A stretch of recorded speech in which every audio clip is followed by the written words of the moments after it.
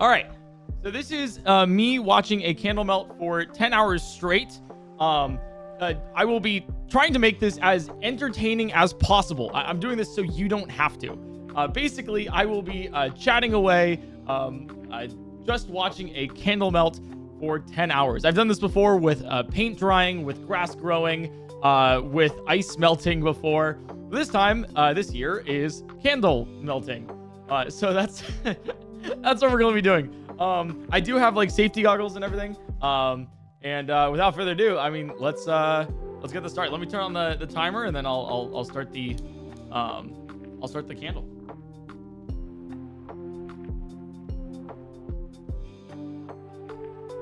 Awesome. Okay, cool. And then let me really quick pause TTS. So my chat can only talk to me through text to speech because I cannot actually see them. So we'll start this right here. There it is. Awesome. All right, cool. I also have a couple safety glasses. So in case you're like, wow, PointCrow, you shouldn't be looking at a candle for that long. Newsflash. I have proper PPE, so I will be actually able to look at this for the duration of 10 hours. Yeah. So anyways, if you guys are watching this on YouTube, because this will be uploaded to YouTube pretty much raw, I subscribe. We put a lot of effort into like all of my videos and everything, and this is a kind of yearly tradition that we do.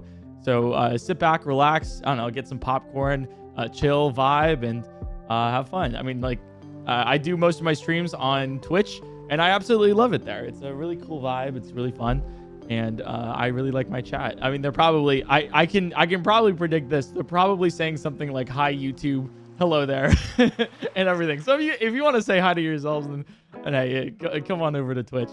But yeah, welcome in to this year's 10-hour of watching something absolutely mundane stream. We didn't do a one last year because there were so many things that like got in the way. Like unfortunately, I was really busy trying to do a lot of like Tears of the Kingdom came out last year. Nintendo took down 55 million views worth of my videos, which was I think 28 of my videos. They reinstated one of them. I can talk about that in a second. If you are interested, some of the topics that I plan on covering today are, hey, if you ever want to do YouTube or Twitch, here's how you do it. This is the secret to it. It's not really a secret. It's pretty well known. But I'll just like tell you how I do my stuff, all the back end and everything. And then I'm going to tell you like the things that I enjoy, like the books that I've been reading, the shows I've been watching, tropes and things, and like future plans I have for the channel, things that we're doing this year. My life, how things have been going. We're going to talk about pretty much like anything and everything and anything. And then my chat, with TTS, text to speech, they can sort of ask me questions or just chime in for fun during this whole thing. And yeah, I have a couple different glasses here. They're all different PPE usage. And so I want to make sure that they're like actually proper, so I don't like burn a hole like in my retina. And if I ever have like any eye strain, then I also have just like welder's glasses here to like actually like look this through. I wonder if I can double up, triple up my glasses here. Ta-da! Now I'm extra safe. How do I look?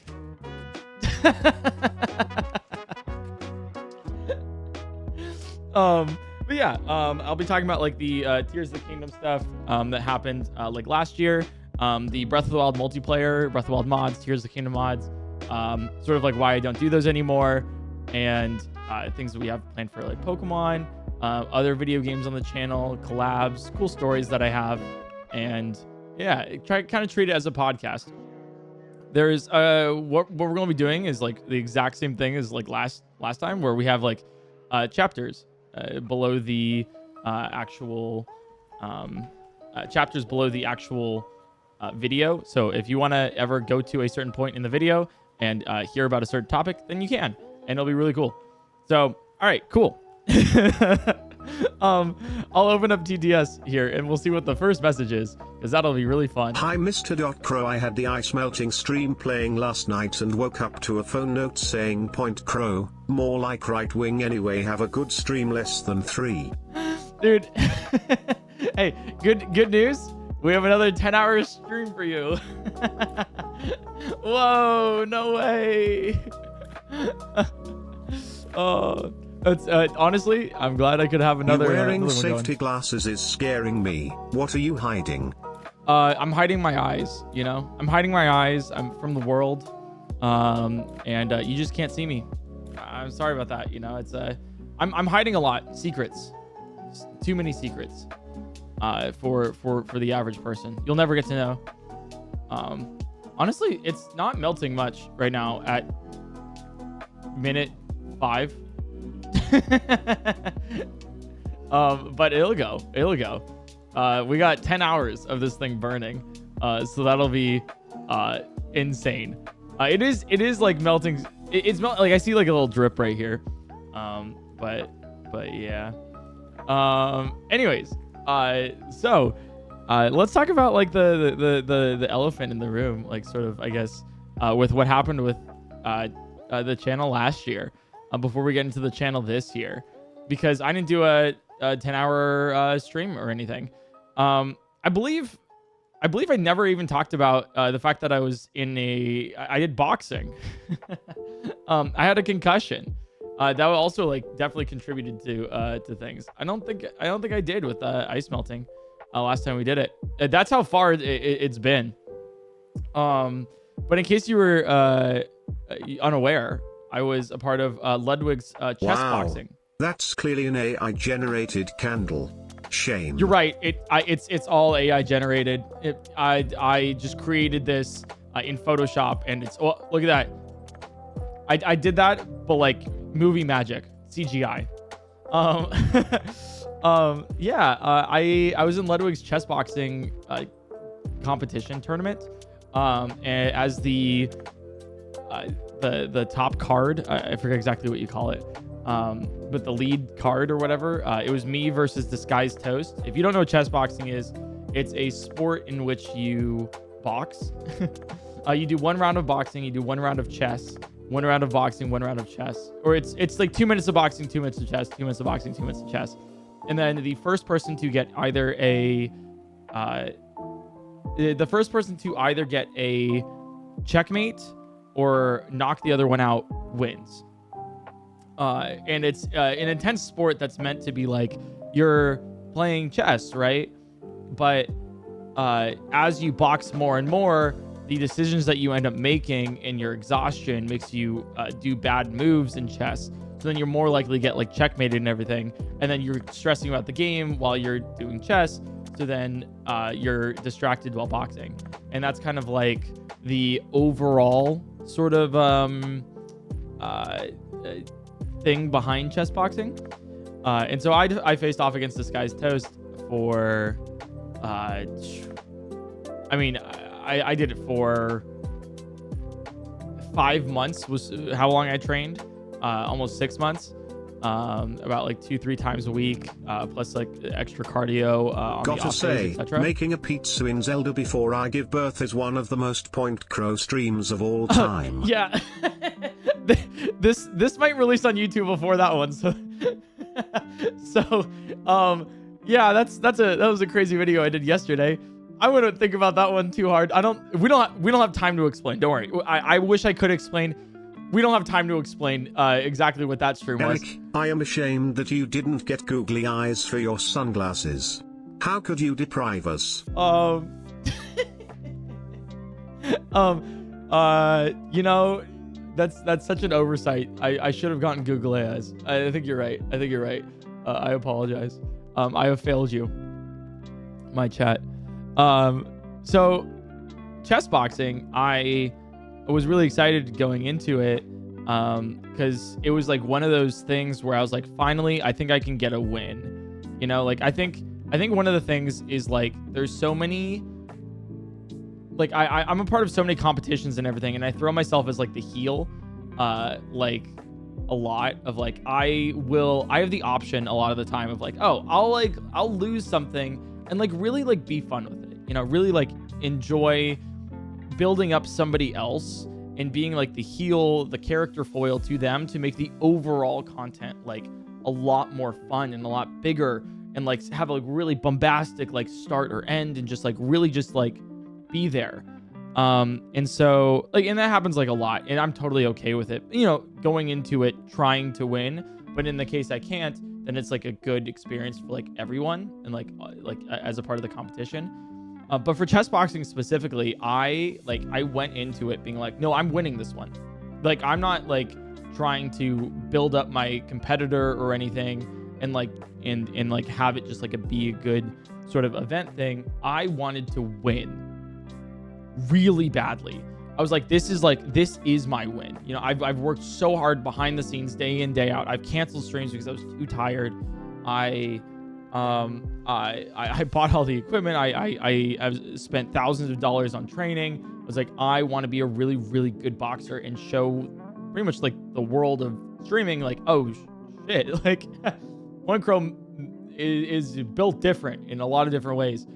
And well, throughout the competition, that first round of chess boxing, I came out swinging, right? Like I immediately knocked Toast down. Like he stumbles behind, trips over his own feet, and basically we have to stop the match because he was not able to pretty much get back up. So that great, cool. I just gotta get like 2 more of those and then I win. And the man was in not a good shape afterwards, especially after chess, because I did a perfect opening. I managed to pretty much corner him as well. But then it started going a little bit downhill because the second round of boxing, I didn't knock him down again. He was like taking the punches as well as anybody could. And what I was doing personally is my strategy was, I'm not very good at, I didn't have contacts or anything. I had my glasses off, and I can't really gauge depth that well when I don't have my glasses on. And so I was swinging.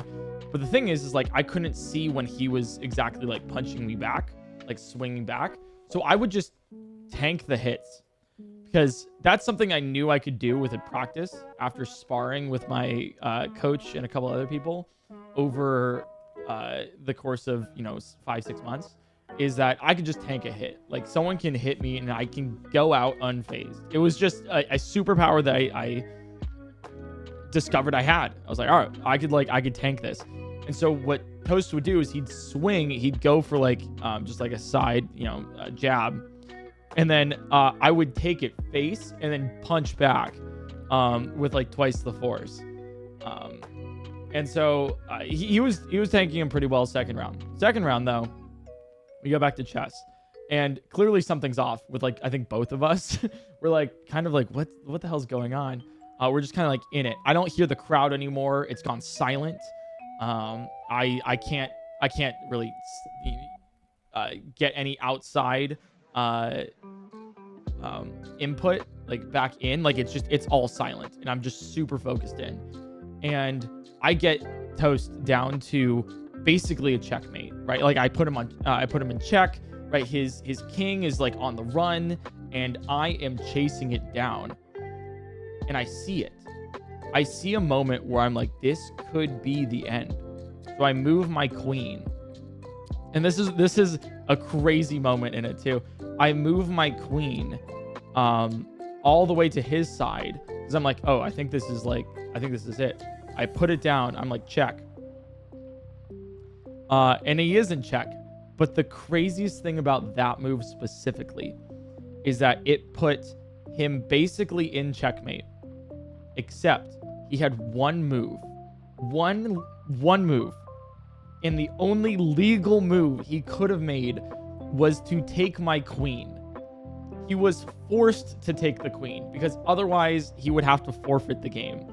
And if I moved my queen one square, earlier, like towards me, instead of the one square farther, then it would have been checkmate. I had checkmate and won. I'd mate and won.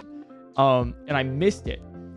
Because my vision, my mind, everything was foggy and cloudy, due to the boxing.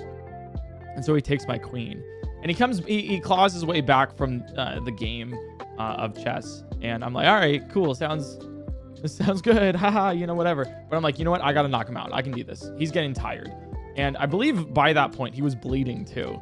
So we go into round 3 of boxing, and the man has like a bloody lip. He has some blood somewhere. I forget exactly, because keep in mind, I'll get to the point later, but I don't remember much. And later I would learn that before round 3 started, Toast would talk to his coach. And he was like, I can't do this, man. He's like, I don't want to, like, I'm going to get beat down. Like, I don't feel good. Like, I'm not equipped for this right now. Like, he's just going to beat the hell out of me. Like, I'm not going to do well. He's like, I think I won out. And his coach like sits him down and like convinces, he's like, dude, you have one more round. If you can you don't even have to thrive in this. If you can survive one more round with PointCrow in the ring, I think you have it. You clawed your way back from chess, and you might as well finish it out. You got to do it. And so Toast, makes the decision, and he's like, all right, one more round. And dude, I'm swinging, because I think we both know here, because it's the last round of boxing. There's only 3 rounds of boxing. And we kind of both know, we're like, this is the last round. Either I get the knockout here, or I'm screwed in chess. And then he's like, I have to survive in boxing, and if I have to survive in boxing, and if I don't, then I'm out. So we basically go at it, and I'm pummeling him. I'm pummeling him, going. Oh, I also skipped the whole part in round 1 where I accidentally punched his nuts, but don't worry about that. We don't have time to explain that one. No, I just aimed a little bit too low, because I had like depth problems. So when I did my uppercut, I started it a little bit too close to him. So then by the time that like I actually like went to get into his stomach, I was a little bit too close. So then I hit his nuts. So I felt really bad about that. I felt really bad.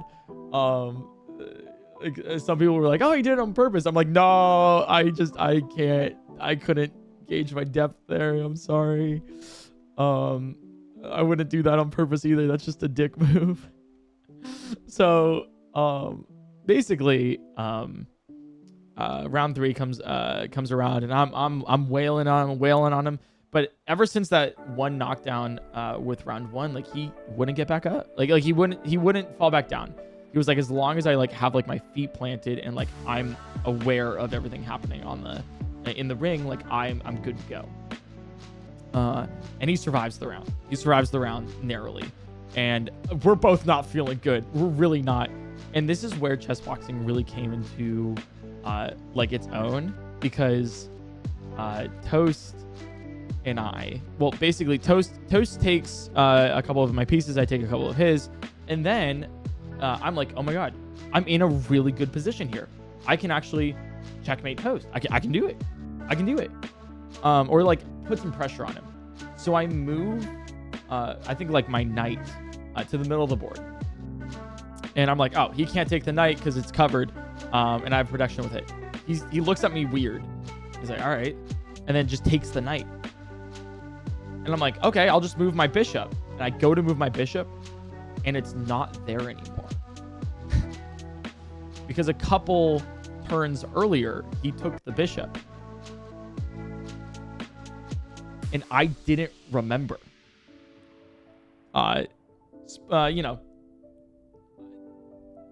We'll get more into that in a second, but basically, unfortunately, Toast, I think, checkmates me, and the only checkmate of the entire tournament, with a crazy queen blunder and a fiery couple boxing rounds.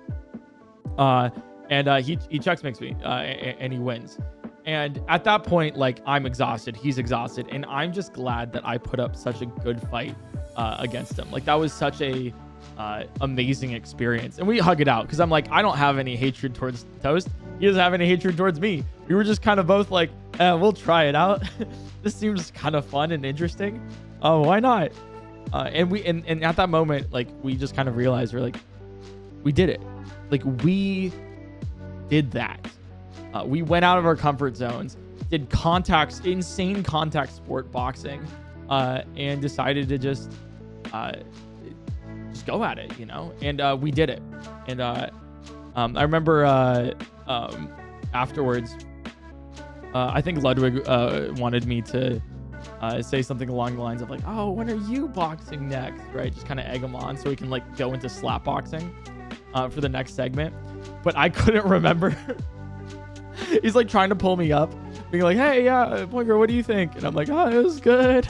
And he's like, yeah, any other thoughts? And I'm like, oh, when are you boxing, by the way? And he's like, oh, funny you mentioned that. And I like go back to sit back down on toast because I'm like, I don't feel so good. I'm like, I'm not doing well. Turns out, we get back to the locker room after the end of the match, and we're both like sitting in chairs, and we're actually like not looking good. Like, we're really not actually looking good. And some doctors come in, EMTs, paramedics. I don't know, actually. This is where my memory really does get a lot more foggy. And that's a little scary, like, to not remember things.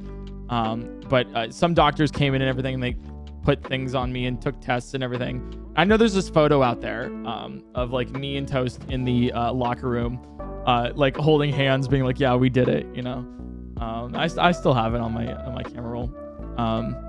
And the reason why I don't remember, like, and you can see it specifically with that bishop I was talking about earlier in round 3, or round 2. I don't remember. I had a concussion. I fully had a concussion. Like, it was just, it was one. And Toast also had a concussion. So we gave each other concussions over the course of over boxing. And I don't remember much, but I do remember this of the doctor. Like, I remember what would happen is I would take my hand and put it towards my forehead and put a lot of pressure on it. And the only reason I wasn't like clawing at like everything was because when I would put pressure on my forehead, it would relieve the pain of the massive headache that I had. And I had to like look down and everything. It was weird. But I remember like the doctor like propping up my head and like looking at me. He's like, look at me. And I'm like, I could not focus and everything. And he's like, look at me. And I believe Adam, my friend Adam, who was like allowed in the locker room because guy, was there, and he was like essentially being like telling Adam as well. He's like, Eric cannot go to sleep. Like, he needs to be up for the next 6 hours, because if you go to sleep, you might not wake back up again. And that is the closest I've been to like death. Not in like a, I want to make this very clear too. Like the Ludwig's events that he hosts and everything, because I know this is like kind of a reflection, incredibly safe. Like, he had doctors on standby. Like, we had like everything ready for in case something happened.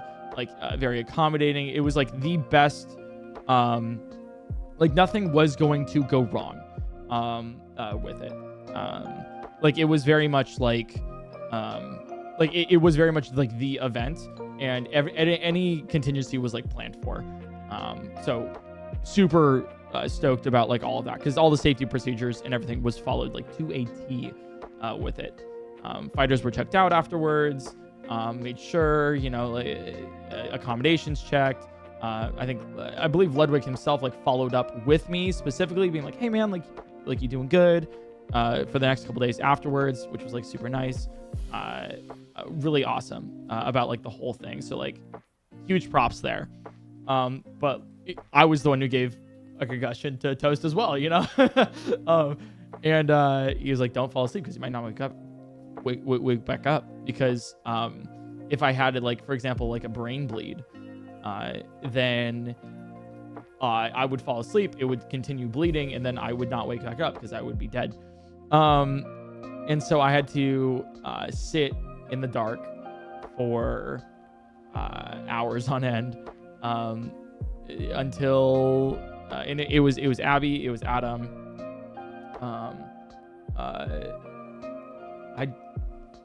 I don't remember. That's the thing. I don't remember who was in the room or anything. I just remember it was dark. And I had to just sit there and not watch TV because it hurt. And just sit there for like 6 hours at my place after boxing late at night just to make sure I wouldn't die. And that was a crazy experience. For the next couple of weeks, I obviously it was weird because I found things that I just forgot how to do. But in the other way, it was just interesting because I never had a concussion before. But the craziest thing, and there's two things about this story, and then I'll conclude it, is what happened immediately afterwards, and then what happened a week afterwards too. What happened immediately afterwards was once I got the concussion, I realized this was a familiar feeling that I've had before. And it was something that I didn't recognize what it was until I actually got, I was told, hey, this feeling that you have right now is a concussion. And the fact of the matter is that I actually ended up having a concussion before the match, about 2 weeks before. I ended up boxing a couple of people for sparring reasons to really get the feeling of getting hit, because the worst thing you can do before a boxing match in front of a lot of people, etc., is to get hit for the first time and not know how to take what's the thing? It's everyone has a plan until they get punched in the face, right? So until you get really punched in the face for the first time, you don't really know what's going on.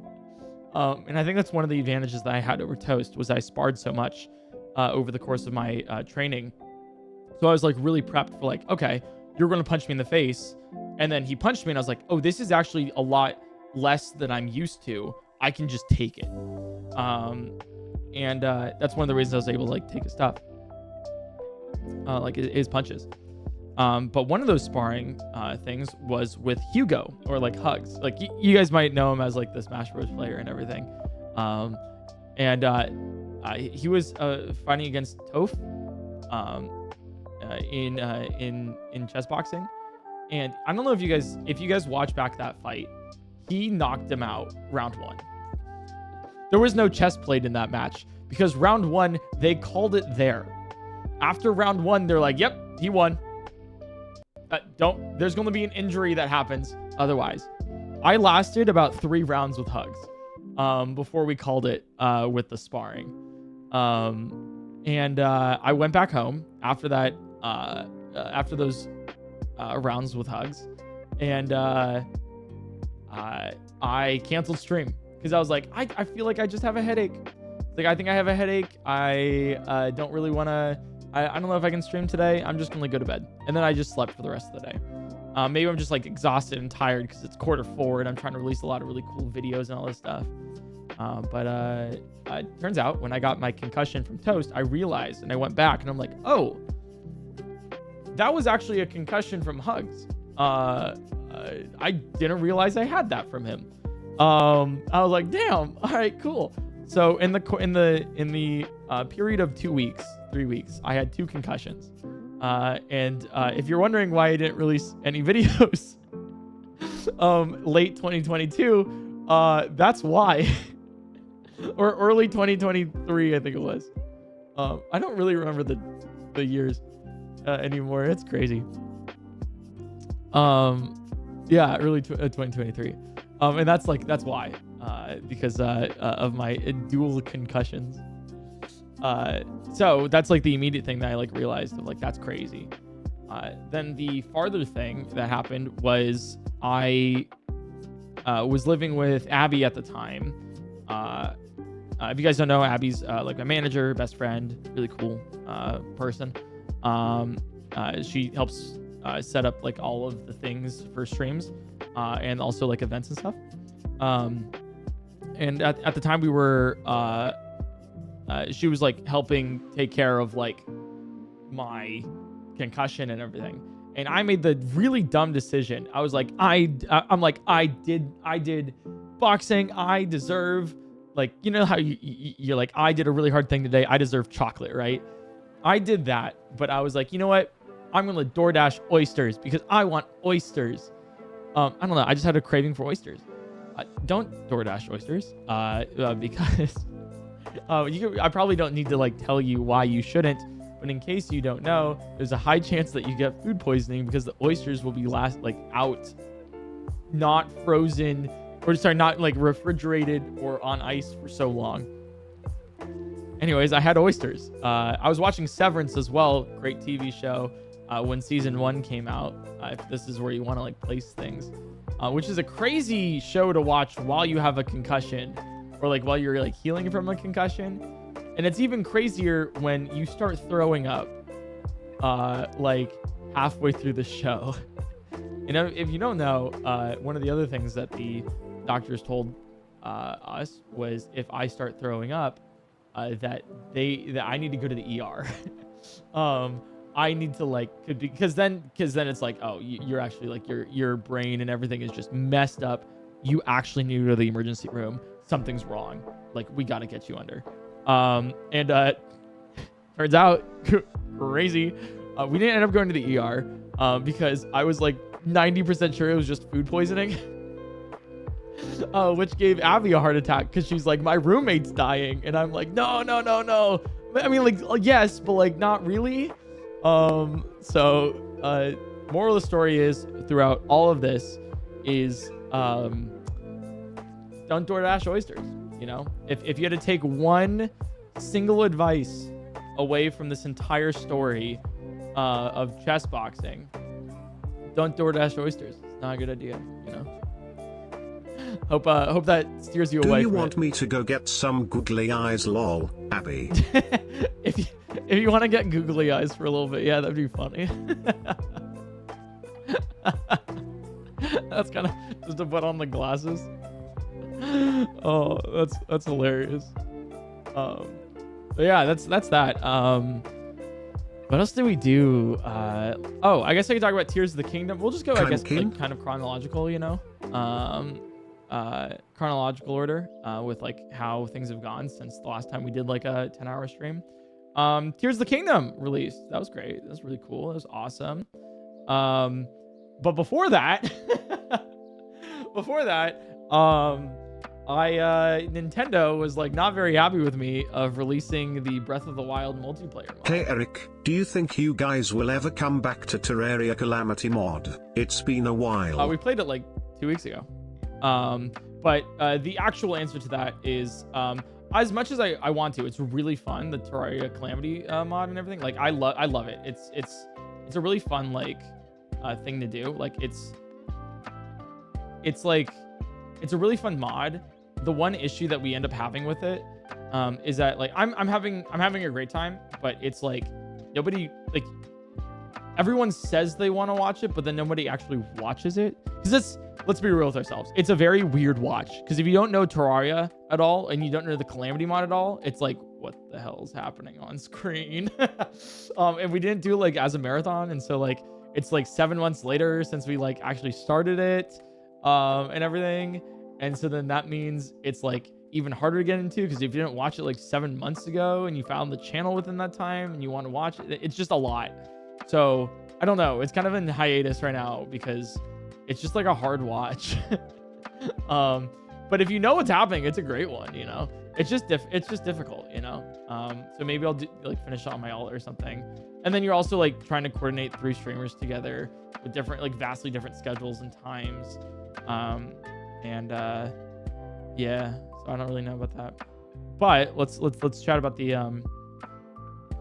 Breath of the Wild multiplayer mod. So a lot of people keep asking me like, where is it? Like, I want it. I want to play, etc.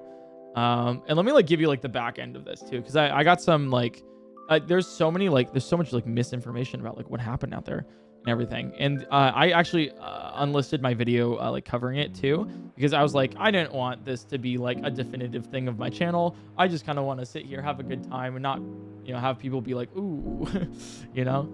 But I ended up, let's start with this. I ended up like making, I started modding a bunch of like Zelda games, right? Like Breath of the Wild mainly. And that's how like a lot of people found my channel, which is really cool. That's really awesome. I love that. And so I was like, you know what? Let's make the holy grail of mods, the multiplayer mod, where you can play Breath of the Wild multiplayer. It's gonna be so fun. It's gonna be so cool. And so I reached out initially to a couple of the modders that I know for Zelda mods, and I was like, hey, do you think you can make some a Breath of the Wild multiplayer mod? I'd like to do that. And every single one of them said, no, that is impossible. We will not be able to do it. And so I kept reaching out, and over the couple months, like everyone I reached out to said, no, we can't do it. So I was like, oh shoot. All right, let me just like Hail Mary this. Let me just like send it out. But I need to make it like sort of like bombastic. I can't be like, hey, can someone do this? Haha. Because then that's not going to be anywhere. So I was like, I'm going to put my money where my mouth is. And I'm going to be like, hey, it's low, a low amount of money, for like the development and everything. But, this is what I can put up. I will put up $10,000 for someone who can make a Breath of the Wild multiplayer mod. And immediately, it was a vast amount of hate towards me, like a ton of it, unexpected in so many different ways, because people took it and twisted it in some odd, like they were doing backflips for it. The first one that was like, the first one was like, that's impossible, dude. Like, why are you even trying? And I'm like, well, you don't know if you don't try. Like, come on, like. And that was like fine, because it's like, okay, I guess that's whatever. I tried already through normal channels. I guess I'm just, whatever. And then the other thing I remember this was it was a Destiny 2 developer. I forget their name. They're unimportant. But they were like, they took it as, wow, that's such a low amount to develop this mod. You're underpaying developers. How dare you? And I was like, no, I'm not paying anybody. Like, no, it's not even underpaying. Nobody's taking the bounty. Like, it's also a volunteer kind of gig. And so if you think it's too low, then you don't have to do anything about it. That's why it's a bounty. And then the bounty also, if you read it, promises that upon creation, like I guess I don't know if it did have it specifically, but with the intention of is like, hey, you have a proof of concept. Let me then hire you to work on the mod, and I will pay you hourly to do it. Yeah, that was like a whole discourse about it, and like I had like devs just like dogpiling on me, and I was for underpaying people, and I'm like, I think you can ask anybody who works for me. I don't underpay people. In some cases, I will offer them money. I'm like, hey, thanks for doing this. I'm sorry that it was an inconvenience. Here, have an extra blah, blah, blah. And they're like, I don't know. Like, nope, I did my job. And I'm like, no, but like, please take my money. And like oftentimes, when I like commission art or stuff, I'll be like, how much would you like for this? And they'll say like, oh, I'll $50 for this. I'm like, how about 100? 50 is way too low, and so I was like, that's just an odd thing to crucify me for, with it. But sure, why not? I guess. And then, miraculously, out of nowhere, two developers, Sweet and Alex, came to me and they were like, hey, we have a proof of concept. Check it out. And like a couple months later, like, we have a proof of concept. Check it out. Look at this. And they then sent me the proof of concept, and they're like, yeah. And I was like, I want to work with you. And so I was like, let's develop this into like a fully functional thing, for fun. And so then I was like, okay, I'm going to pay you X dollars per hour. Does this sound good to work on this? And they were like, yes, that sounds great. And then we started developing the mod. And there's two things about that. The first thing is that I keep seeing discourse about online about like moderators and stuff. Is the first thing is there's still a lot of people in the Breath of the Wild modding community, or just Breath of the Wild in general, that when they're like PointCrow's Breath of the Wild multiplayer mod, they will insistently say, no, PointCrow doesn't, no, it's not PointCrow's mod. PointCrow just paid for it.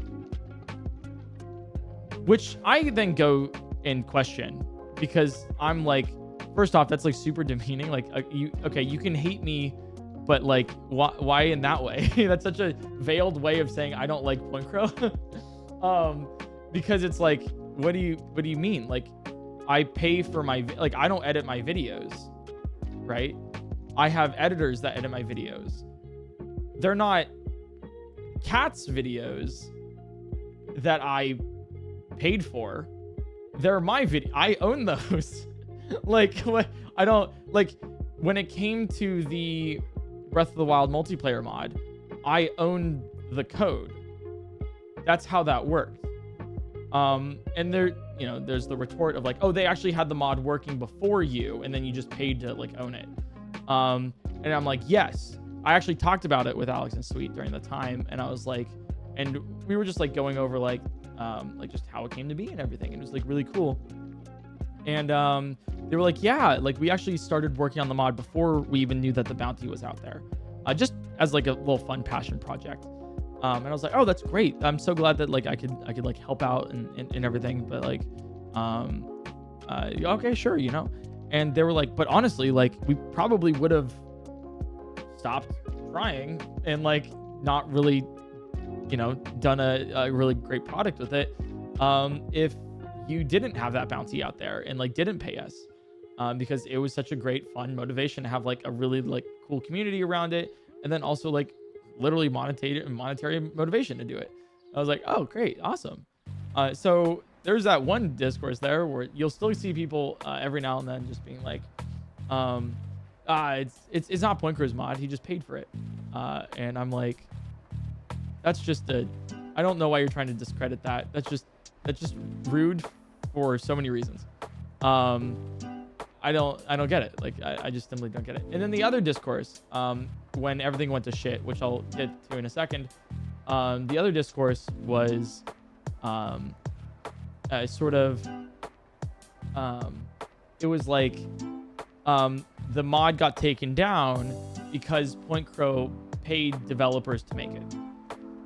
And I don't know if you guys remember this, but this is the crux of being a content creator, because I was on one side getting a lot of people yelling at me to release mods, and you know, people were like, oh, why don't you pay developers more to make these mods, because they put such hard work into them and everything.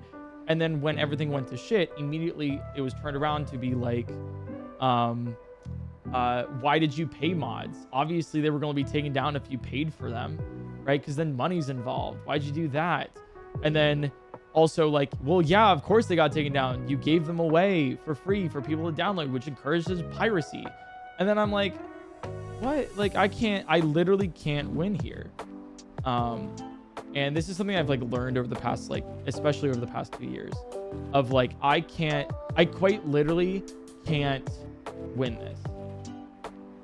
Like if I tried, I'm just going to do what I'm going to do, and people are going to hate on it because they just don't like me or the content for some reason, or they just want to be right or feel right and can't recognize that I'm also a human being with a lot of flaws. Like, I will make mistakes. I think one of those mistakes with the Breath of the Wild multiplayer mod was being extremely loud about the release. Hey guys, we're doing this, especially right near the Tears of the Kingdom stuff, because Nintendo probably felt threatened that it was maybe some sort of like, people will get confused on whether or not it's like part of the actual vanilla game, and if not, then it might turn them towards like piracy, which I definitely did not promote, unlike what a lot of people thought I was doing. And it was just such a muddy thing. But anyways, over the, you know, I keep making videos about it and everything. People are like begging me to release it and all this, and I'm like, hell yeah. And so eventually I do release the mod. 3 days later, Nintendo sends copyright strikes to 29 of my videos. They send copyright strikes to 4 of my videos, all Breath of the Wild multiplayer. I contest them because I'm like, that's actually incorrect. And the, once again, discourse about this, it was just so muddy. People wanted to be right about so many things. But the thing is like, another really misconception is like Nintendo took down these videos because, like, you know, they weren't happy with the mod. And that's true. They weren't happy with the mod, but they didn't send a cease and desist for the mod. They weren't like, stop doing this mod, we're taking down the mod, everything else. They went around a really shitty way, where they're like, we own the game of Zelda, and you are playing the game of Zelda on YouTube. And we own the game, and we're gonna copyright claim you, because we didn't give you permission to play the game on your stream, or on YouTube. And yeah, that's it. It wasn't anything that their actual claim, their actual like legal battle here was not about the mod. They went a different way, and they're like, oh no, it's about your use of video games in your videos, which is a very, very different distinction. So then so I contested it because obviously I'm like, no, this is under fair use. I am allowed to do this in the jurisdiction of the United States, where these videos were filmed. This is, you know, a lot of people were like, and I have a very good copyright lawyer for this stuff. So I was like, yeah, like this is something that I am very confident that I am in the right in. So then Nintendo, then in retaliation, was like, you know what? Not only are we going to send out a strike on your channel, we're going to copyright claim 29 other videos, or 24 other videos, 5 other videos, whatever, here to really show you that we mean business. And we're going to send you another strike as well. And so I had 2 strikes on my YouTube channel. Third means the YouTube channel gets deleted, essentially. And so they were kind of like holding me by the balls, being like, yeah, no, we own you. We own you. And I'm like, you can't do this because we looked up Nintendo terms of service and everything, and just like literally all the stuff that you sign that when you play a game and everything. And there's a specific thing that Nintendo has on their website saying, yeah, no, you're allowed to make YouTube videos about our video games. You're allowed to make videos about our about our video games, especially if it's in your own way, and commentating videos and all this stuff. And I was like, it's one thing to send a cease and desist, because I'm like, yeah, no, fair. You don't want me to do this. I get you. I will stop. It is another thing to use your copyright power and a threat of, to delete everything that I have to get rid of something else. And I'm like, that's, it's just so muddy. I could have contested again and got the videos back up. But then Nintendo would actually have to file an international lawsuit with me. And no matter how much I would be like in the right about it, I would probably just die to legal fees. I don't have that much money to fight that. So I was like, I'm just gonna take the loss of those. And I was like, you know what? I'm not gonna play any more Zelda mods ever. It's not gonna happen. I prefer to have a good channel and to make other content. So I'm not going to play any more Zelda mods. And so if you ever look at my Zelda videos now, nothing is modded. There's no mods. Challenges, yes. Mods, no. And that is why.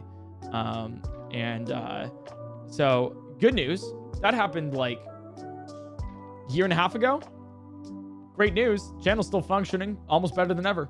So if you ever want a Zelda mod video and you're wondering where they are, blame Nintendo. Don't blame me. We had a lot of really cool ideas, like Breath of the Wild Battle Royale, where we had like, I think we ended up having up to 16, 20 people. I think we were able to do. And I wanted to do a full Battle Royale on the Great Plateau. Prop hunt in like Kakariko Village would have been really fun. That was another thing we had planned with it. We did the Speedrunner versus Hunter videos for multiplayer.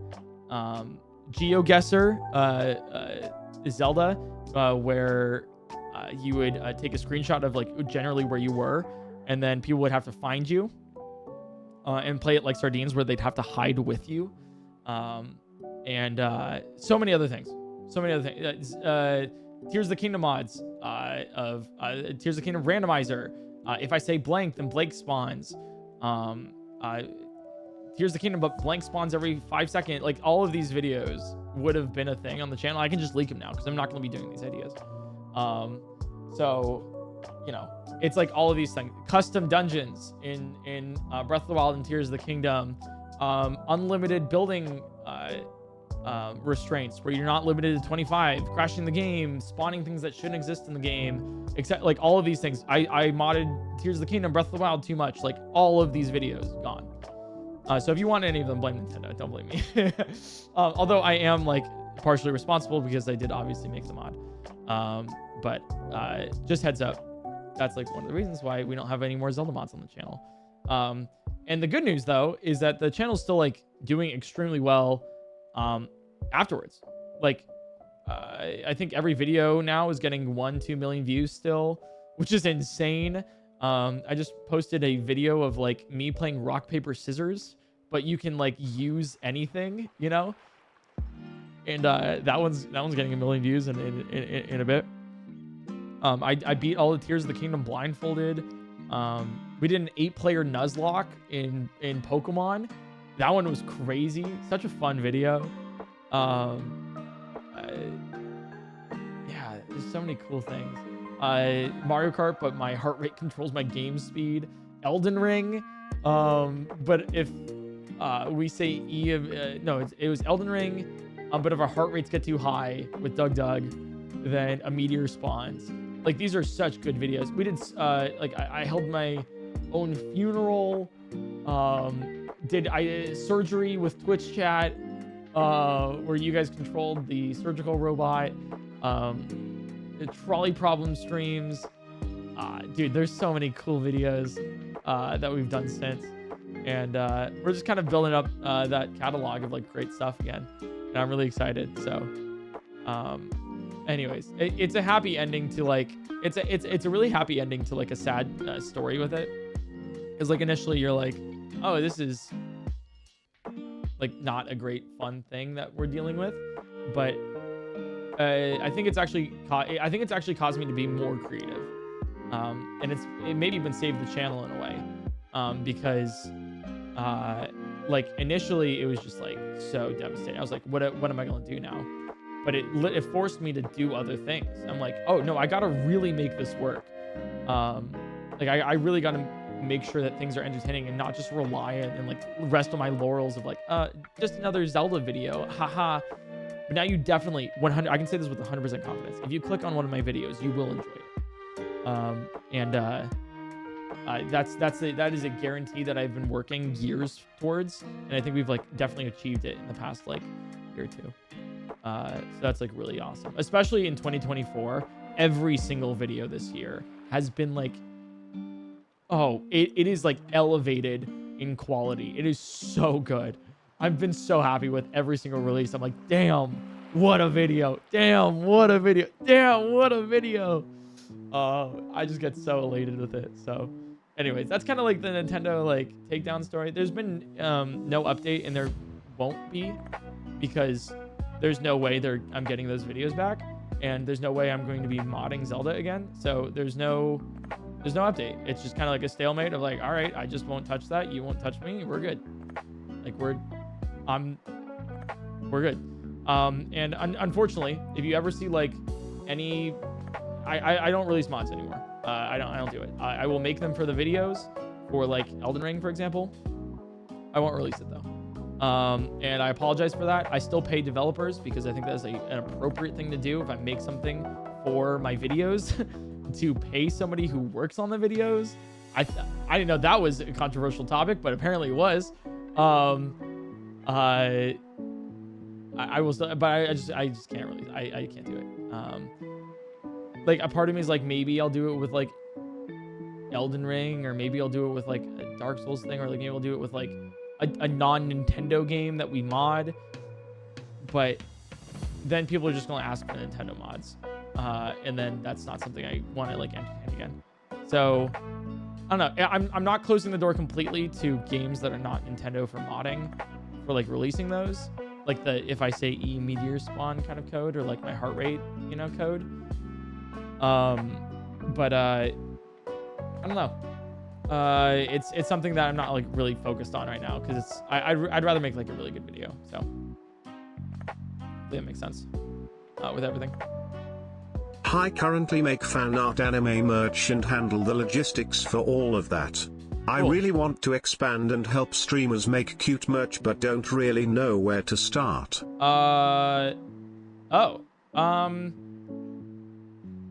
You probably should. Oh, here's the thing. Actually, this is a great question, actually, because this is something I've actually wanted to talk about for a while, and I have the time to do it. Oh my god, whoa! I have 10 hours. I was talking with my friend Sandwich on this the other day, and I'll put it out here. It is pretty easy to work for a creator, like on YouTube or Twitch. It's pretty easy. And I know that's gonna be like, oh, what? Like, how is that easy? What do you mean? How do you get your job? Like, what? No, it's pretty easy. And I say this obviously as a person knowing what I want and what I'm looking for. But the thing is like, you have to make your, it is such a creator's goal most of the time is to increase their audience, their viewers, make a bigger community, make it more fun, interactive, etc. Right? Like just a lot of people just like congregating and like having fun and enjoying what the creator is doing, right? And if you can further that goal in some substantial way, then you will become invaluable to said creator. Let me explain. Currently, let me explain like this. The way that Ludwig, for example, ended up getting one of his shorts editors for YouTube Shorts, TikToks, etc., was they messaged, and I remember this also happened with one of his mainline editors, Polite, but Radstads, his shorts editor, and I'm very good friends with him as well. What he did is he went into Ludwig's DMs and he's like, hey, I want to work for you. And obviously, if you just do that right there, I want to work for you, and you send a DM, everyone's ignoring it because, okay, cool. Anyways, whatever. Like, right? Like, okay. But if you go into DMs and say, hey, I want to work for you. Here's a bunch of examples of things that, here's what I can do for you. I want to make a clips channel, and I want to make clips for you, shorts for you, TikToks for you, and everything. Here's why I'm qualified. Here's what I've noticed about your channel. Here's how I can help. And also here are examples of shorts that I have already made for you if you want to use these. Like, like as a creator, I know what Ludwig responded to that. He was like, holy shit. Like, he's like, damn, okay. Takes a look at the shorts. And he's like, yeah, I could actually just post these on my channel right now. These are really good. Also, you have like insights about these analytics. Tell me more. I'd love to hear. And just immediately, like, Radstads made himself indispensable. He's like, I have noticed in your channel, you are missing this part of like content creation. Like, you are not utilizing this part of the platform, and I can do that for you, and I can do it in a really good way. And here's a physical, actual example. This is something I get in my DMs every now and then of somebody being like, I want to be one of your editors. And that's it. That's where they end up. That's it. I want to be one of your editors. And I'm like, okay. And I just ignore it because I'm like, I don't have time to respond to that. I'm busy doing other things. I already have editors. Why would I want you? But if someone responds like, hey, I want to be one of your editors, and you might be like, I don't want to work for free and everything else. Totally okay. It's not for you then. obviously don't work for free, but if you want like a job with the creator, you probably have to be like, hey, this is example of what I can do for your stuff specifically. So if you were an editor and you're like, hey, I made an edit for you of like this one-off sort of stream video that you made, and here's the things I can do really well. I think this video do specifically well because of these watch retention sort of things. This is the intro I made. I just cobbled this together, blah, blah, blah. And just like really go into it. You can make yourself indispensable. One of my editors, for example, currently, I was like, I would like you to edit videos. You're really good at motion graphics. You're really good at motion graphics. And I like that. That's really cool of you. I bring up this example every now and then to people I work with because there was one week I was like, I don't have a video for you to edit. I guess you just have a week off. And rather than take the week off, my editor was just like, all right, comes back to me a couple days later. I made a PowerPoint of all of the, I went through analytics for myself, and I have found these crucial things about these videos, and these are why these videos didn't do as well as we thought. And actually, you know what? These little things that we did in these videos were really good. We should probably do them again. And I'm like, holy shit. Like that is something where it's like, you were like indispensable. Where it's like, hey, I made some concepts for thumbnails for these next couple of videos in case you want to use them. You don't have to, of course, but like, here's just like an idea for you jumping off for your other stuff. And I'm like, this is just amazing. Like, this is something I needed, but I don't have the resources to go out and seek. But you made yourself invaluable. Yeah, like I want you here on the team. Like, come on. That's actually a fun fact here too. Let me tell you guys exactly what I'm looking for for my stuff, in case you guys are curious. And then I'll answer the question for the merch person who asked the TTS. I'm looking for my clips channel doesn't exist. I'm looking like, dude, I want to like it doesn't exist. Like, I would literally like pay somebody to watch my streams and create small short videos of clips on my clips channel, you know? I want to do that, but nobody has gone out of their way to be like, people have gone out and be like, I want to be an editor. I'm like, all right, cool. I have other things to do. Nobody's gone out of their way to be like, hey, no, I think I can really run this. And this is exactly why I think I can run it. I've done this in the past. I can do this, etc. And I really want, like, with the clips channel, it's not just like sub 1 minute clips. It's like, maybe it might be like a 10-minute bit that I do on stream that doesn't make it into a video, but it's still fun. And people want to watch it, right? Like, that's something that like I think would be really entertaining. But people don't, you know, I just don't have time to like look for somebody right now because I'm busy working on the Supercuts channel, which is a new channel that we just launched for Supercuts, which are giant, long, like 4-hour, 6-hour edited videos. Shout outs to Tears of the Kingdom video that like really like inspired me more to do that. That's the PointCrow playthroughs channel, in case you're curious. But yeah, so that's something I'm looking for. Anything else, even just business with whatever, if you have a good idea for something and you want to work for me, right? Even if it's a no from me, I probably know somebody that would be able to utilize your skills, you know? It's like really just putting yourself out there and being like, this is exactly what I can do for you to make sure that you can have a more successful channel. I hope that makes sense. I don't know if I'm doing a really good explanation of that or anything, but like that is that's that. With the merch stuff for the fan art, I want to make sure good designs, etc. Right? Make designs, make more designs, make better. Just keep doing it. like it's like the same advice I'll give, and I'll do this later in the video too, or like the stream here. I don't know what to call it because this is going on YouTube unedited, but like stream for right now. I'll talk about like starting a YouTube channel, making YouTube videos, like all this stuff later. Of like, here's exactly what you should be doing and like what you can do. But like your first video, for example, on YouTube, it's gonna suck. It's gonna be awful. It's gonna be terrible. Actually, it's gonna be like not good. The second video is going to be also bad. But it's going to be better than the first, because if you were doing it properly, you were learning off of the mistakes that you made with the first video.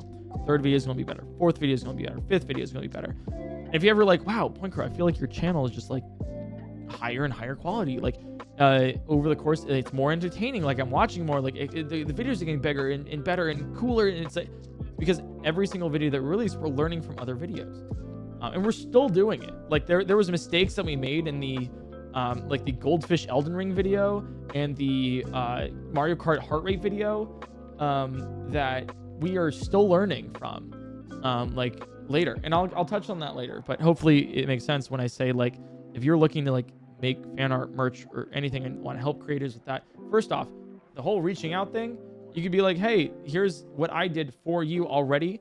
You can use this if you want. I did this for you and I can do more.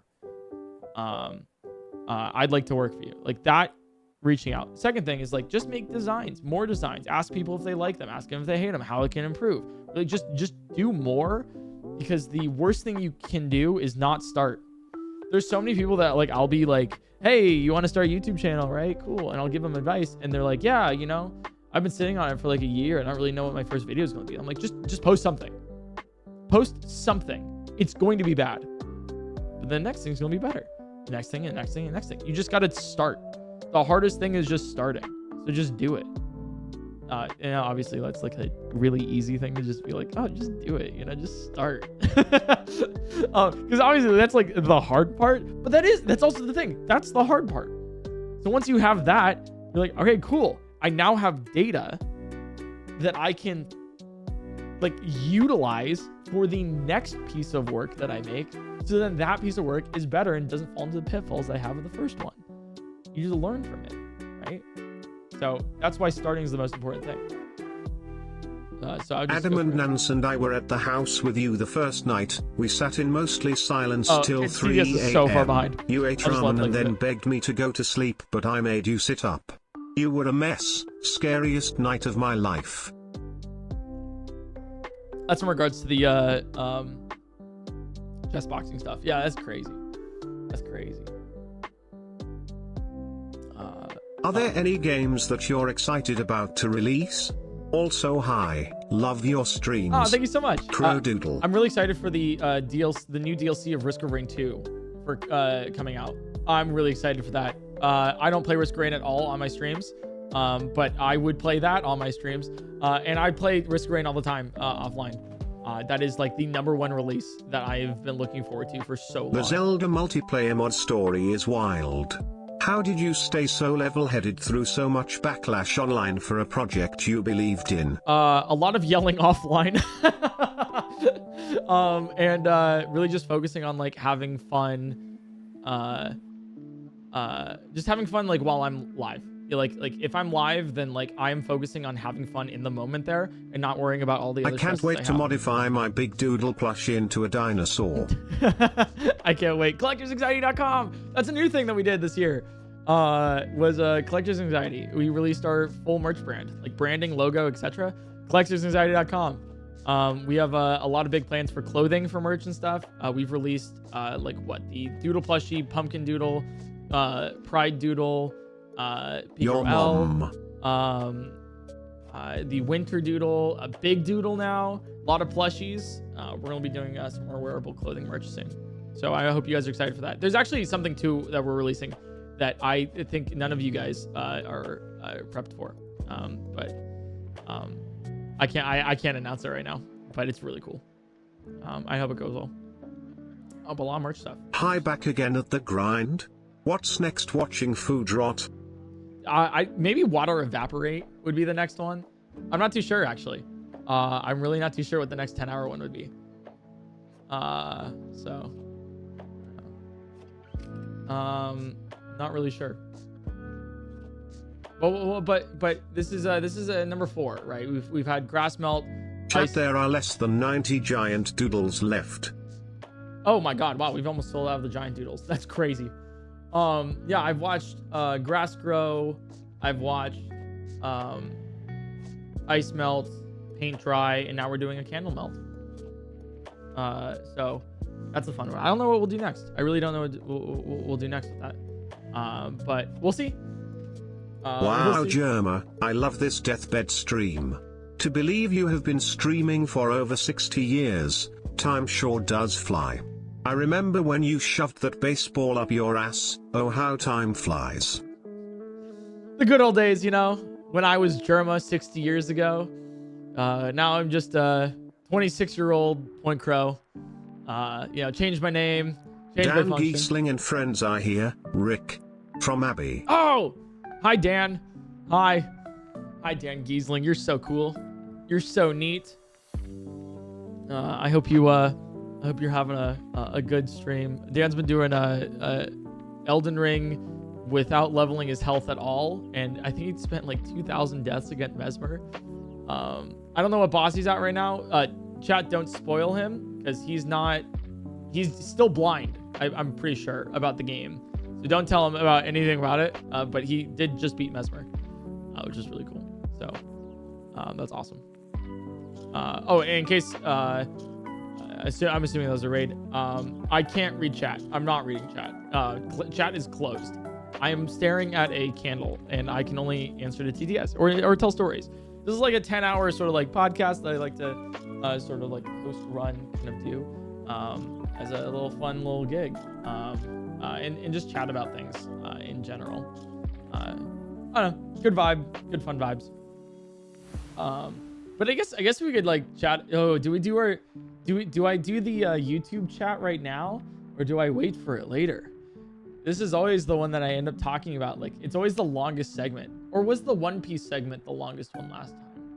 Anyways. Okay. Let's do the YouTube one right now. Why not, you know? Starting a YouTube channel. So there's a couple things in life where I'm like, okay, like I think okay.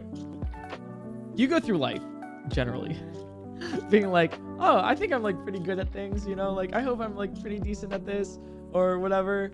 I think I'm like kind of adept at that. And there's like a few things where you can like definitively say like, no, I'm good at this. Like I know exactly what I know exactly what I'm talking about. Like I have my degree in material science engineering. And I'm like pretty confident I'm like okay at chemistry, right? If you told me things, I could hold my own.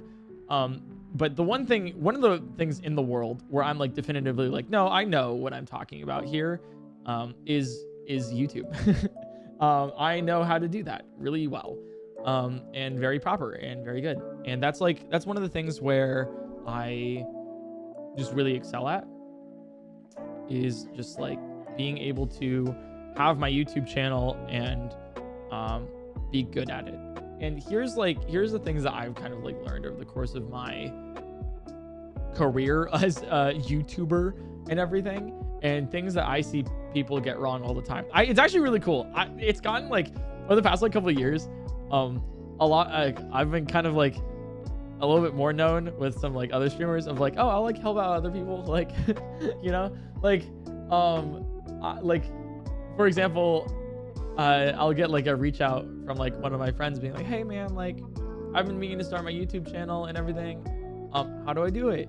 And I'll just like, I'll set aside like 3 hours during like a night to be like, all right, let's go over everything. Let's do it. Start from scratch. Let's go with it. What do you want to do? Let me help you out with it. And I'll just like sit down and be like, all right, let's start this. And let's call every week and like figure this out. And then like other people will come to me and be like, oh, hey, like you as well. Like, you know, and like I'll help with thumbnails and everything. It's like, I don't know. I just like, I enjoy it. The thing is like, it's not only that I'm good at it, it's just that I enjoy it so much. Like it is one of the most fun things in the world to me, is to deal with data. And that's what YouTube is data. It's analytics. It's really like, it is all that, pouring over stats. And it is so fun. It's like, and stats comes like super easy to me too. It is one of those like subjects where I'm like a whiz at it. And so I could talk about like YouTube for hours and hours on it. crazy thing that we have going on here. Oh boy, what do we have? 9 more hours. Strap in.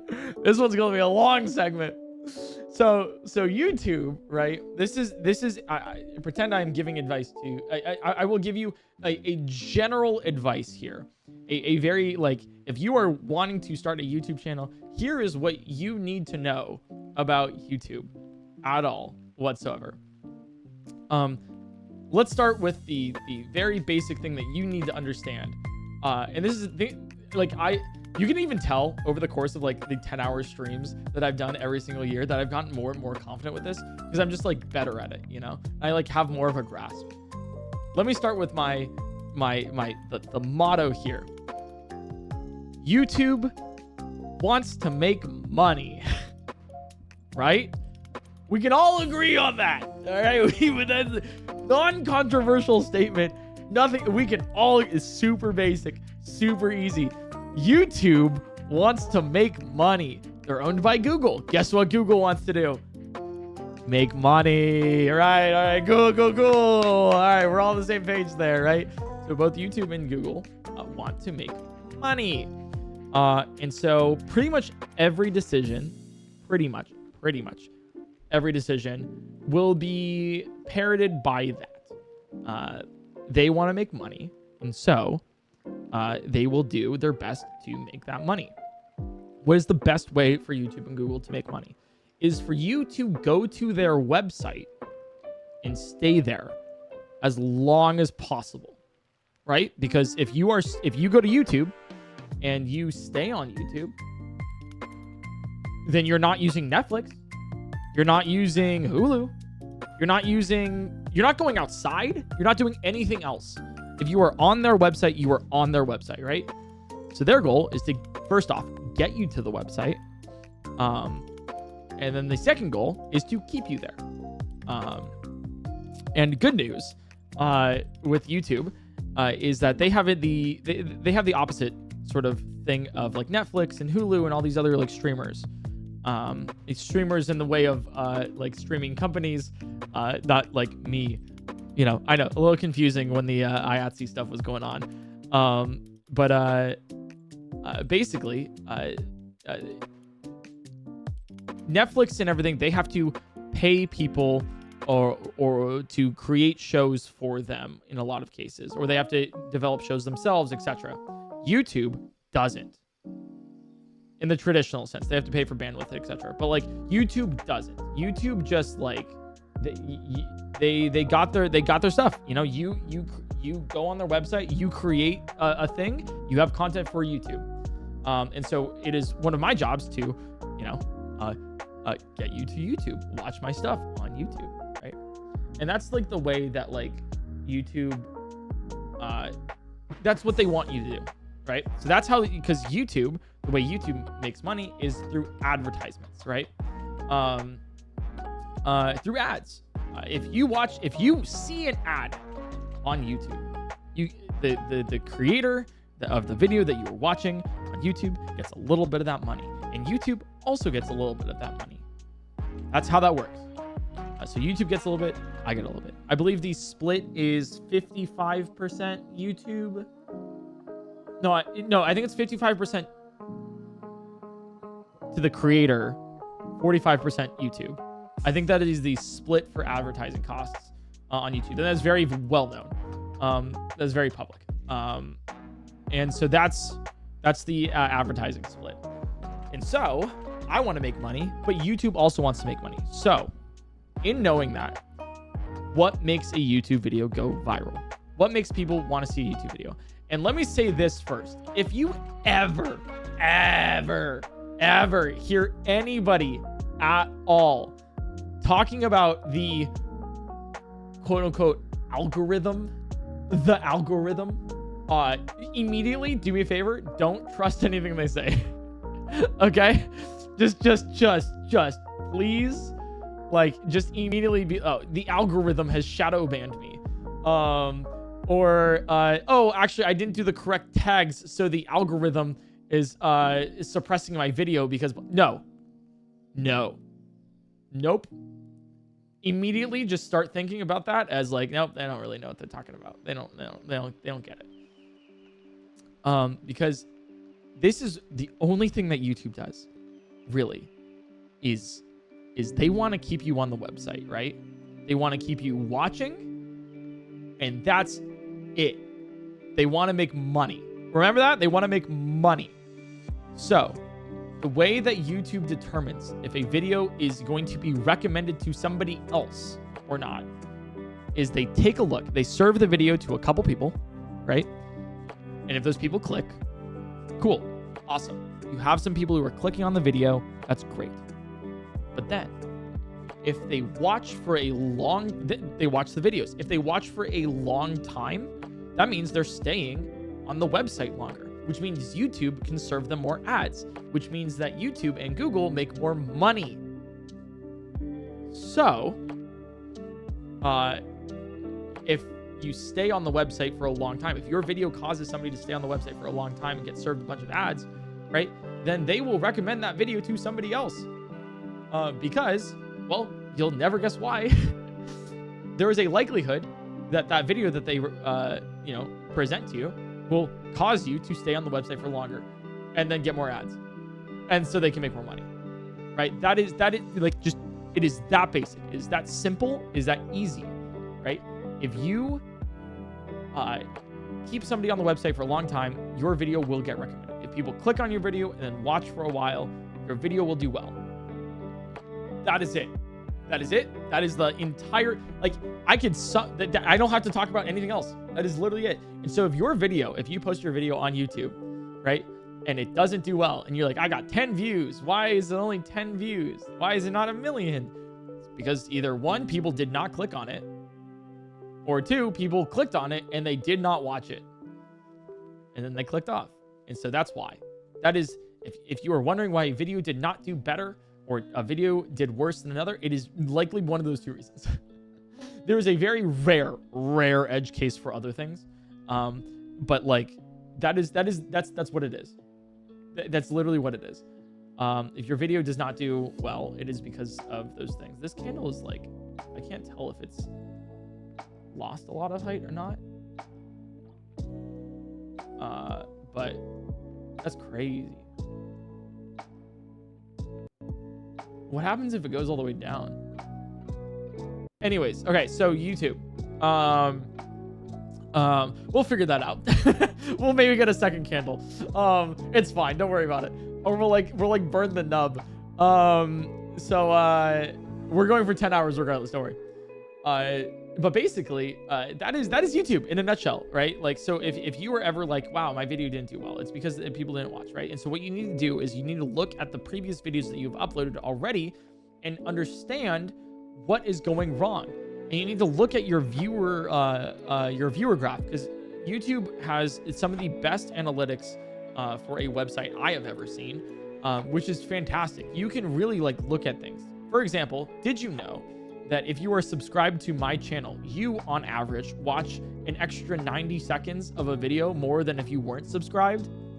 That is why I personally like to ask more people to subscribe, because you are more involved in the community, in the videos, and you feel more invested.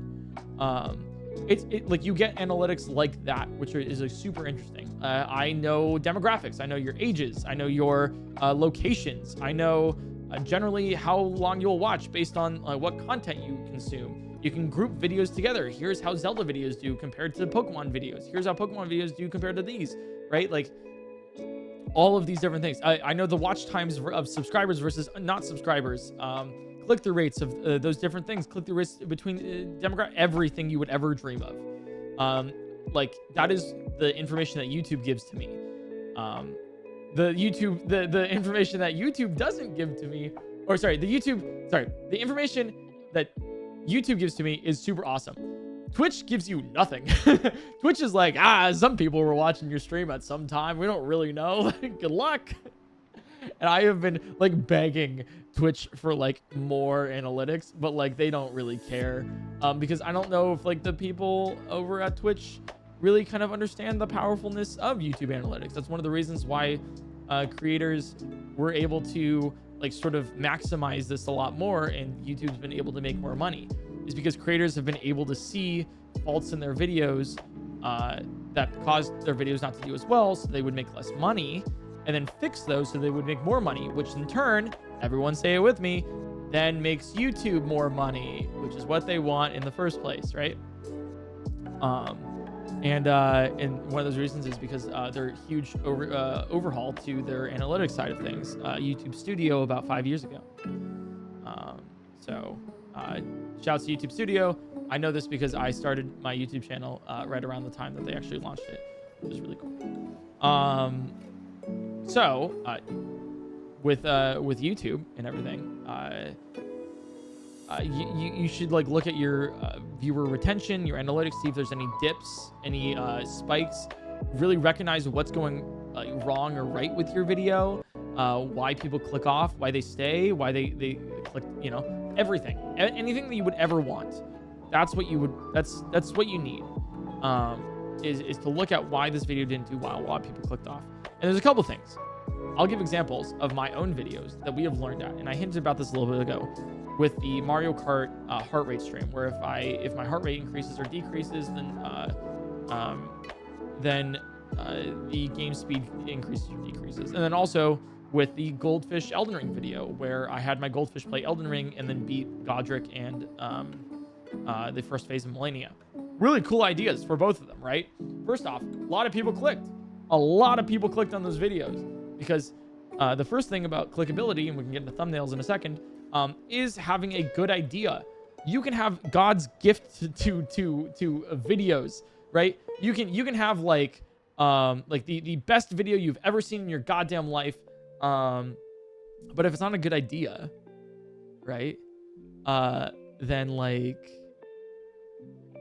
nobody's gonna click on it, and it's not gonna be like fun to watch, So it starts with like the ideas, right? Like they're all really good ideas. So like both of those are really good ideas. So they got people to click. There's like, oh, I want to see a Goldfish play Elden Ring. How the hell does that happen? Or like your heart rate controls your game speed. How does that work? I'd love to see that, right?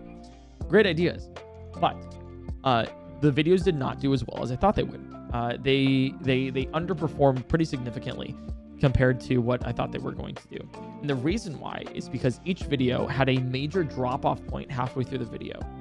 Major drop-off, where about like half the people that were watching at that point clicked off. They're like, all right, I'm good. I'm done. I don't want to watch anymore. I'm going to watch something else. That's literally, that's an actual thing that happened. If you watch those videos, you might be like, you're either one of two people. If you watch those videos, either you're like, I have no idea what you're talking about, or like, exactly because you also clicked off at that point. For the Mario Kart heart rate video, it was when I almost beat the challenge halfway through. I got to the very final track, and then I lost. And then I was like, all right, let's strap back in. Let's get into this challenge, and we'll do it again. And then the next half of the video is me trying to get back to that point. And the reason why is because people were taking a look at that, and they were like, oh, I don't have to watch the rest of the video. I've already seen that video now. Like, it's already gone. It's there. Like we have already watched it. There's no reason to watch the second half of the video because I've already seen that first half. That's something where I learned, for example, if you are you should not show in a video that you are about to beat the challenge and then not beat it and then go back and then beat it, because then it's like, I've already seen everything. Like, this isn't entertaining. Like, this isn't interesting anymore, right? It's already it's gone. The second thing is with the Goldfish Elden Ring video is we had, initially we had it of Margit, Godric, and Millennia, all three things that we had Tortellini beat. But then I decided to not include Margit because I was like, oh, it's kind of dragging on a little bit. It's a little bit samey. But the thing is what happened with the video was we had Tortellini beat Godric, and it was like, oh my god, yeah, he beat Godric, let's go, hell yeah. And then I was like, okay, now guys, let's see if we can beat the hardest boss in Elden Ring, Millennia. And people clicked off. Now you might be like, why do people click off? That sounds like so interesting. It's the hardest boss. Well, it's like you've already seen the video. It's just going to be a little bit more of the same. The transition between bosses didn't like it wasn't smooth. It didn't work out. Like the transition wasn't going to work. And then also like you've seen like the Mario Kart video, you've seen it already. Like it's the same exact thing basically. So then why would you want to watch more? And so because there was a major click off point on both of those videos for those things, the videos didn't do as well. And that's just the fact there. So, for example, we learned from that in the PokeRogue video, because in PokeRogue, there's two kind of things, the classic mode and the endless mode. And for the video, we initially were like, okay, we beat classic mode. Now let's do endless mode. And we're like, whoa. No, because people are going to click off right after we beat classic mode because they've already seen what they want to see. They got a victory. They got the video. But with endless mode, right, it's a little bit different. We want to see how far it is. So what we did was we were like, no, classic mode, that beginning segment is just it's just the tutorial. We're just setting up. We're just getting things. We're learning the game, etc. Now let's actually start the run endless mode. So we just turned the entire first half of the video into prep for the second half, which then had a super flat, like incredibly flat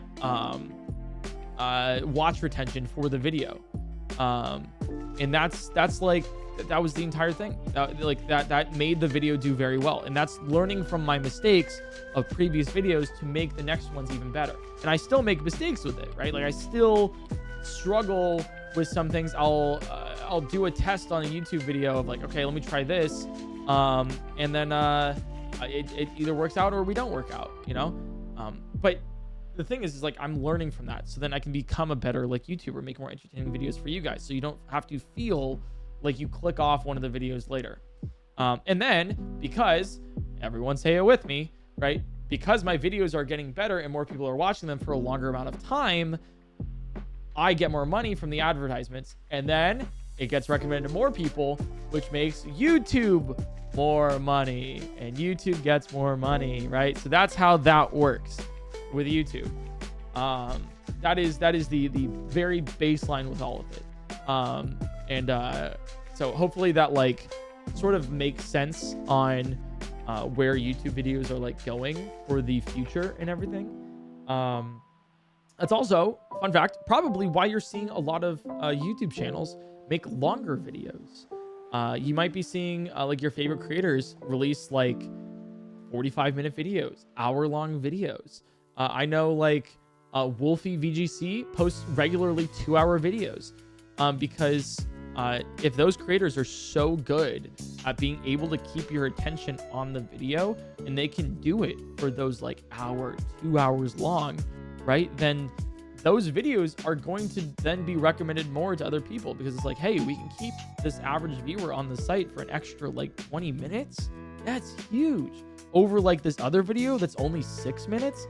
Yeah, we'll do the first, we'll recommend the first video over the second. Yeah, of course. You're probably gonna like that one a little bit more. And that's where things are trending. So extremely long form videos are like make a return on YouTube, especially because of that fact. And it's one of the reasons that I have even started this new channel. So obviously I'm posting like really awesome, like long challenges on my main YouTube channel.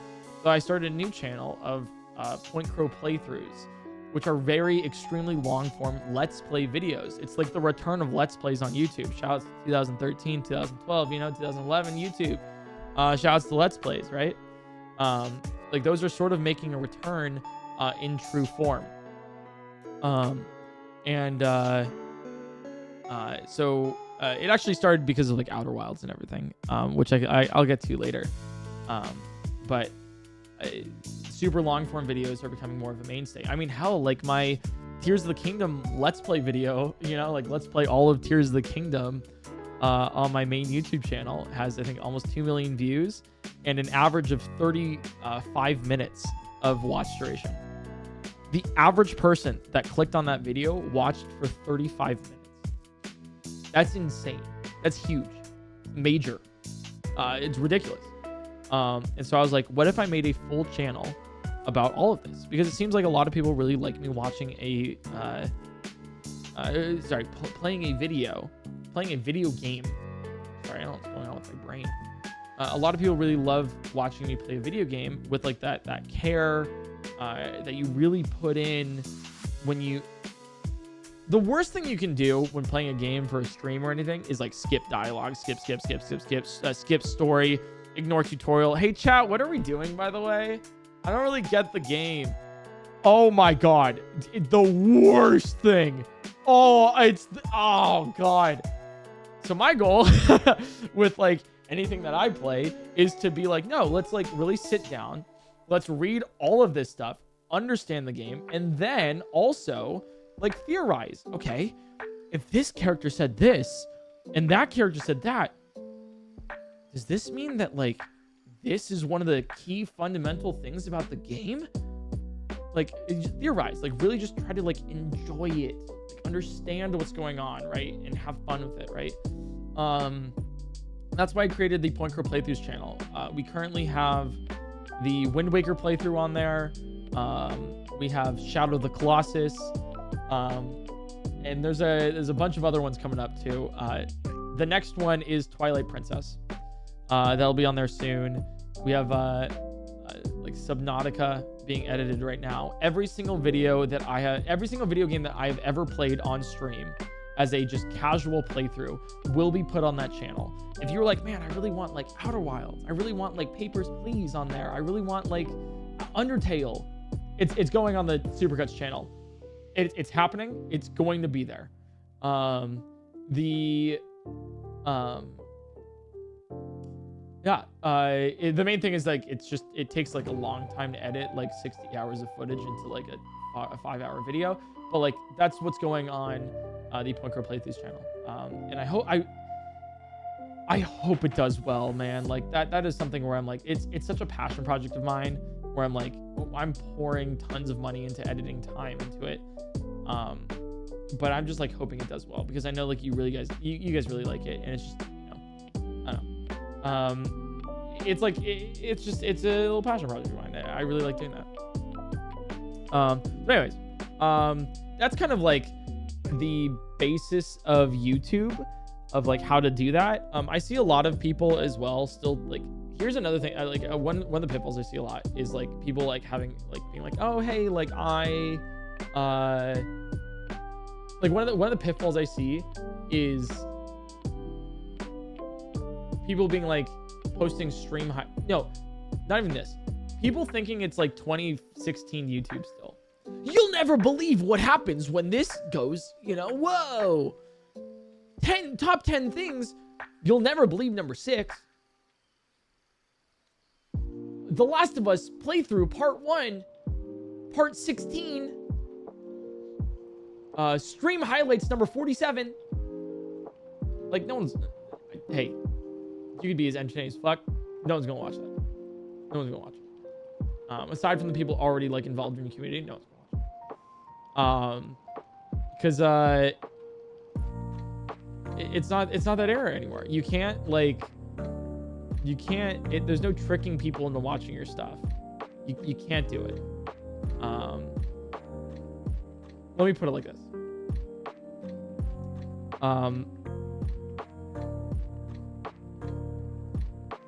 The reason why you can't have stream highlights number 47, because a couple of reasons. Number 47 implies that there are 46 other videos that you need the context for to watch number 47. And if you just watch 47, you won't understand what's going on there because there's 46 other ones. If you're like, okay, and you might be like, but it's like a highlights video. Like, you don't really care. Right, what about this? Wind Waker playthrough number 17. Well, you're not going to watch 17 unless you watch 1 through 16. Right? So then why would you click on number 17? And then you don't click on the video, you don't watch it, YouTube never recommends it. Because nobody's watching it. Because you have the other 16 to watch. You're going to fall off before then. So don't post those. Post it all in one video. So then if you are interested at all, you get all of the clicks on that one video, and then they'll watch all of it. You'd rather post an 8-hour video than part 57,000 of Pokemon Unbound. Like, no, what? No, don't do that. The other thing is clickbait. You'll never believe what happens when blank happens, right? YouTube recently released a really awesome tool for creators to use called A/B testing. If you don't know what A/B testing is, it's a classic marketing tool where you release something into the masses and you see which does better, A or B, with marketing. And then whichever one does better over the course of time, then you just choose, okay, B did better. We'll choose B to now market to everybody. That's A/B testing. So basically, what YouTube did is they did A/B testing with thumbnails. You might be asking, wow, PointCrow, your thumbnails change often. Wow. Also, speaking of the candle's going crazy right now. Damn, that thing's burning. But like that, like, man, like your thumbnails change all the time, man. Like I see, like, why'd you change it? I really like the thumbnail. I see that all the time. I'm not doing it. It's automatically doing it with YouTube, because YouTube A/B testing is A/B testing thumbnails. So it serves a select group of people thumbnail 1, and then selects a separate group of people thumbnail 2. And then it decides between those two which one's the better thumbnail to show a general audience. And that is A/B testing thumbnails. And the interesting thing that you might think of, and that confuses literally everybody, is everyone's like, oh, it's A/B testing. Whichever group clicks on the thumbnail more is probably the winner. That's incorrect. It's wrong. And let me explain why. So, you can have thumbnail B be clicked less than thumbnail A and still win. The reason why is because you're testing for watch time. So based on it, so assuming you click on thumbnail A or thumbnail B, you're testing to see which group watches the video longer based on the thumbnail they clicked, which means that the thumbnail, and this might sound weird to some of you, the thumbnail matters for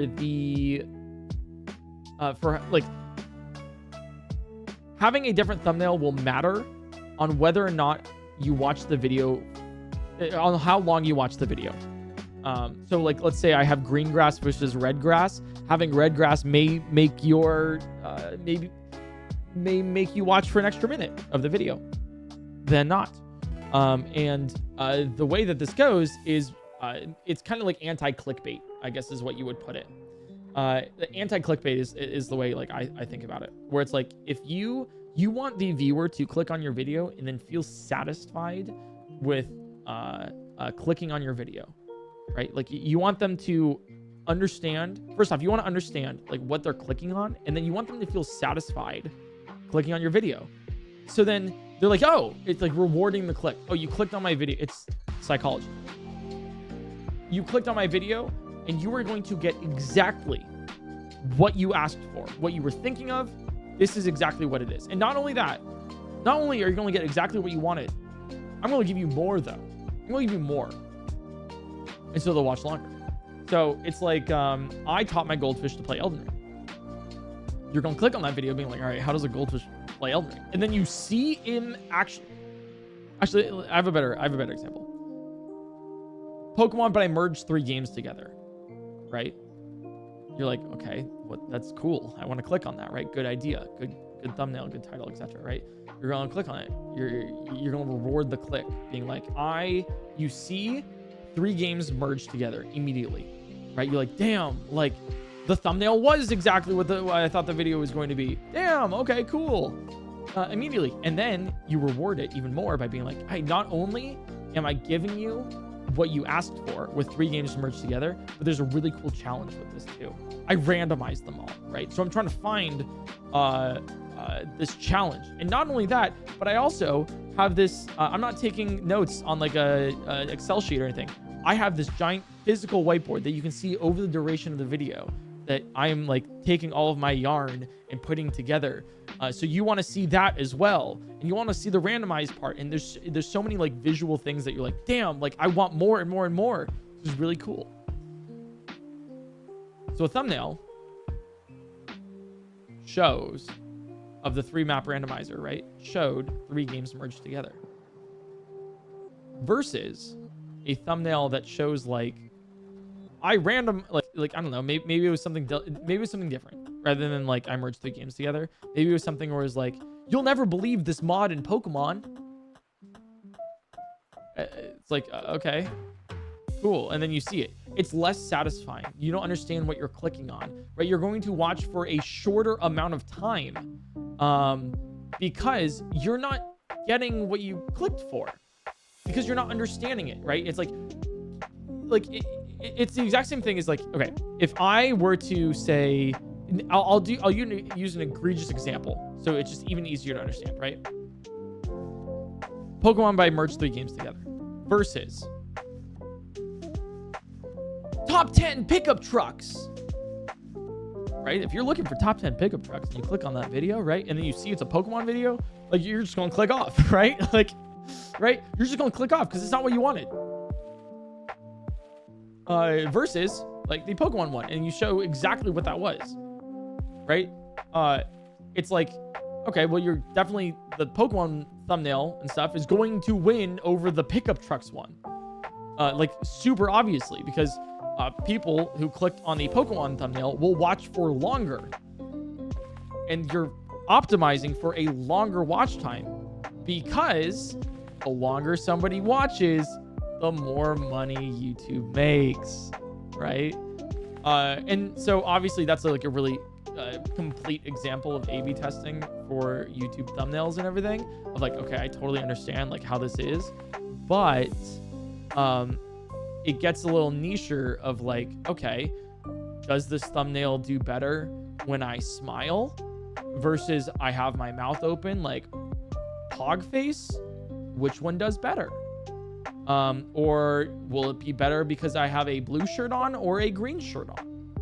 What's going to be better then? And it's not like based on like how much you click, it's just how long you stay. So it's this viewer satisfaction based on click because of anti-clickbait. If you give the viewer exactly what they want, exactly what they think, then they'll watch for longer. Because I don't want to dupe you guys. All of my stuff's real. Like my heart rate controls my game speed. It does. You can literally see it. It's exactly what you think it is. And then I give you more. So then you want to stay around for even longer after you do click on it, right? So that's kind of like the goal of A/B testing for thumbnails and stuff. So if you see like streamers and stuff or YouTubers do that often, it's because they're trying to optimize for longer watch time by anti-clickbait. So whenever anybody comes to me saying, hey, I want to do this thumbnail and this title for this video, they'll be like, I'll give you like an example, like a Balatro video, like with poker. And there's like a mod of like, whoa, I added so many things to Balatro, you wouldn't believe it, right? And I'm like, no, don't do that. That's like 2016 clickbait kind of shit, right? Like, no, just be like, I added 1,000 mods to Balatro to see if the game would crash or something. Just say what you're doing. Just say what you're doing as the title. That is what you're doing. That's what it is, right? And then show that in the thumbnail. Just show 1,000 mods of Balatro so it doesn't even look the same, right? That's all you need. It is super. Keep it simple, right? Don't overcomplicate things by trying to bring people. No. If your idea is good enough, right? It'll just be there. You got this. You know, like people will join because that idea is good.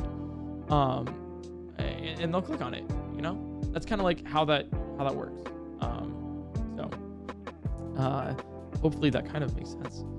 And then we'll get into thumbnails a little bit. I see a lot of thumbnails that are shit. On YouTube, I see a lot of them. They're awful. And I don't know how people click on them. And the main thing that I see so many people just doing, like in general, is and I can say this because I'm good at it. This is what I meant by the very beginning about like this entire conversation, where I'm like, I think I'm pretty good at blah, blah, blah, but I know my shit when it comes to YouTube. I mean this. I will tell people when I think their thumbnail is bad. Not like unprompted. If they come to me and say, hey, do you want anything about this thumbnail? I'll say it's bad. I won't just like DM random YouTubers being like, I hate your thumbnail. That would just be crazy. Like I'll just be completely honest with it. Because like a lot of the time, like thumbnails need to be simple. There's a couple general rules. There really shouldn't be more than like 3 main subjects in your thumbnail, or it's too busy. Things need to be really big because you need to be able to see thumbnails small. That's one of the other things that you need to do, right? Like that's just like how that works too. Like you need to be able to like do that. Text. Why would you have text on your thumbnail that says what your title is if you have the title? Like if I imagine if every like if I said Pokemon, but I merged 3 games together, and then on the thumbnail there's 3 games merged here. Why? You don't need that. That brings absolutely nothing to the table. You're just putting your title in the thumbnail. You have the title already. Don't repeat it. You don't need to. The only time text is like really important is if you're doing like, I survived 100 days in a zombie apocalypse, right? And then like in the title, you're like, this is what day 37 looks like. And you're like, right? Like that's appropriate to have day 37 on there. Or like Mario Kart, but I control my heart rate, or my heart rate controls my game speed. I should probably have like, okay, this is what 100 BPM looks like versus, or 80 BPM looks like versus 200 BPM. So it's appropriate to have that text on screen. But there's only 2 subjects. There's only having the 80 BPM and then the 200. It's 2 subjects right there. Super easy. Like that's what you need to do for it. Like you want it easy, plain, simple. The other thing I see a lot is thumbnails not grounded in realism. You're doing like a video game thumbnail or just a person thumbnail and everything, and it looks off because it's not grounded in realism. It doesn't look real. It looks like a floating object, like T-posing in the middle of the sky, right? And there's a couple reasons. One, your background glow to separate the foreground from the background is too high. Like it looks like someone took a sticker and slapped it on the middle of the thumbnail. The second thing, no shadows. Everyone misses shadows, right? Whenever you have a light source casted upon something, it gets a shadow, right? That is something that occurs. And if you don't have that shadow, you won't recognize it like consciously. Unconsciously, your brain will be like, there's something not right here. Shadows, lighting, incredibly important for your thumbnails. Ground it in realism. If something is stepping on grass, that grass is smushed, right? Make sure that that's there, etc. Right? Like that's how that is.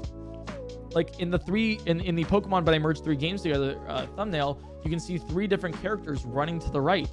And initially, if you didn't have the shadows underneath them, cast from an above ground sun onto the pathway, then they would just look like 3 different like stickers just slapped onto a image, which would just look odd. But because they have the shadows there, you can understand different depth, right? So you can understand that the middle character is a little bit farther away from the camera than the center character, than the center, the right and left ones.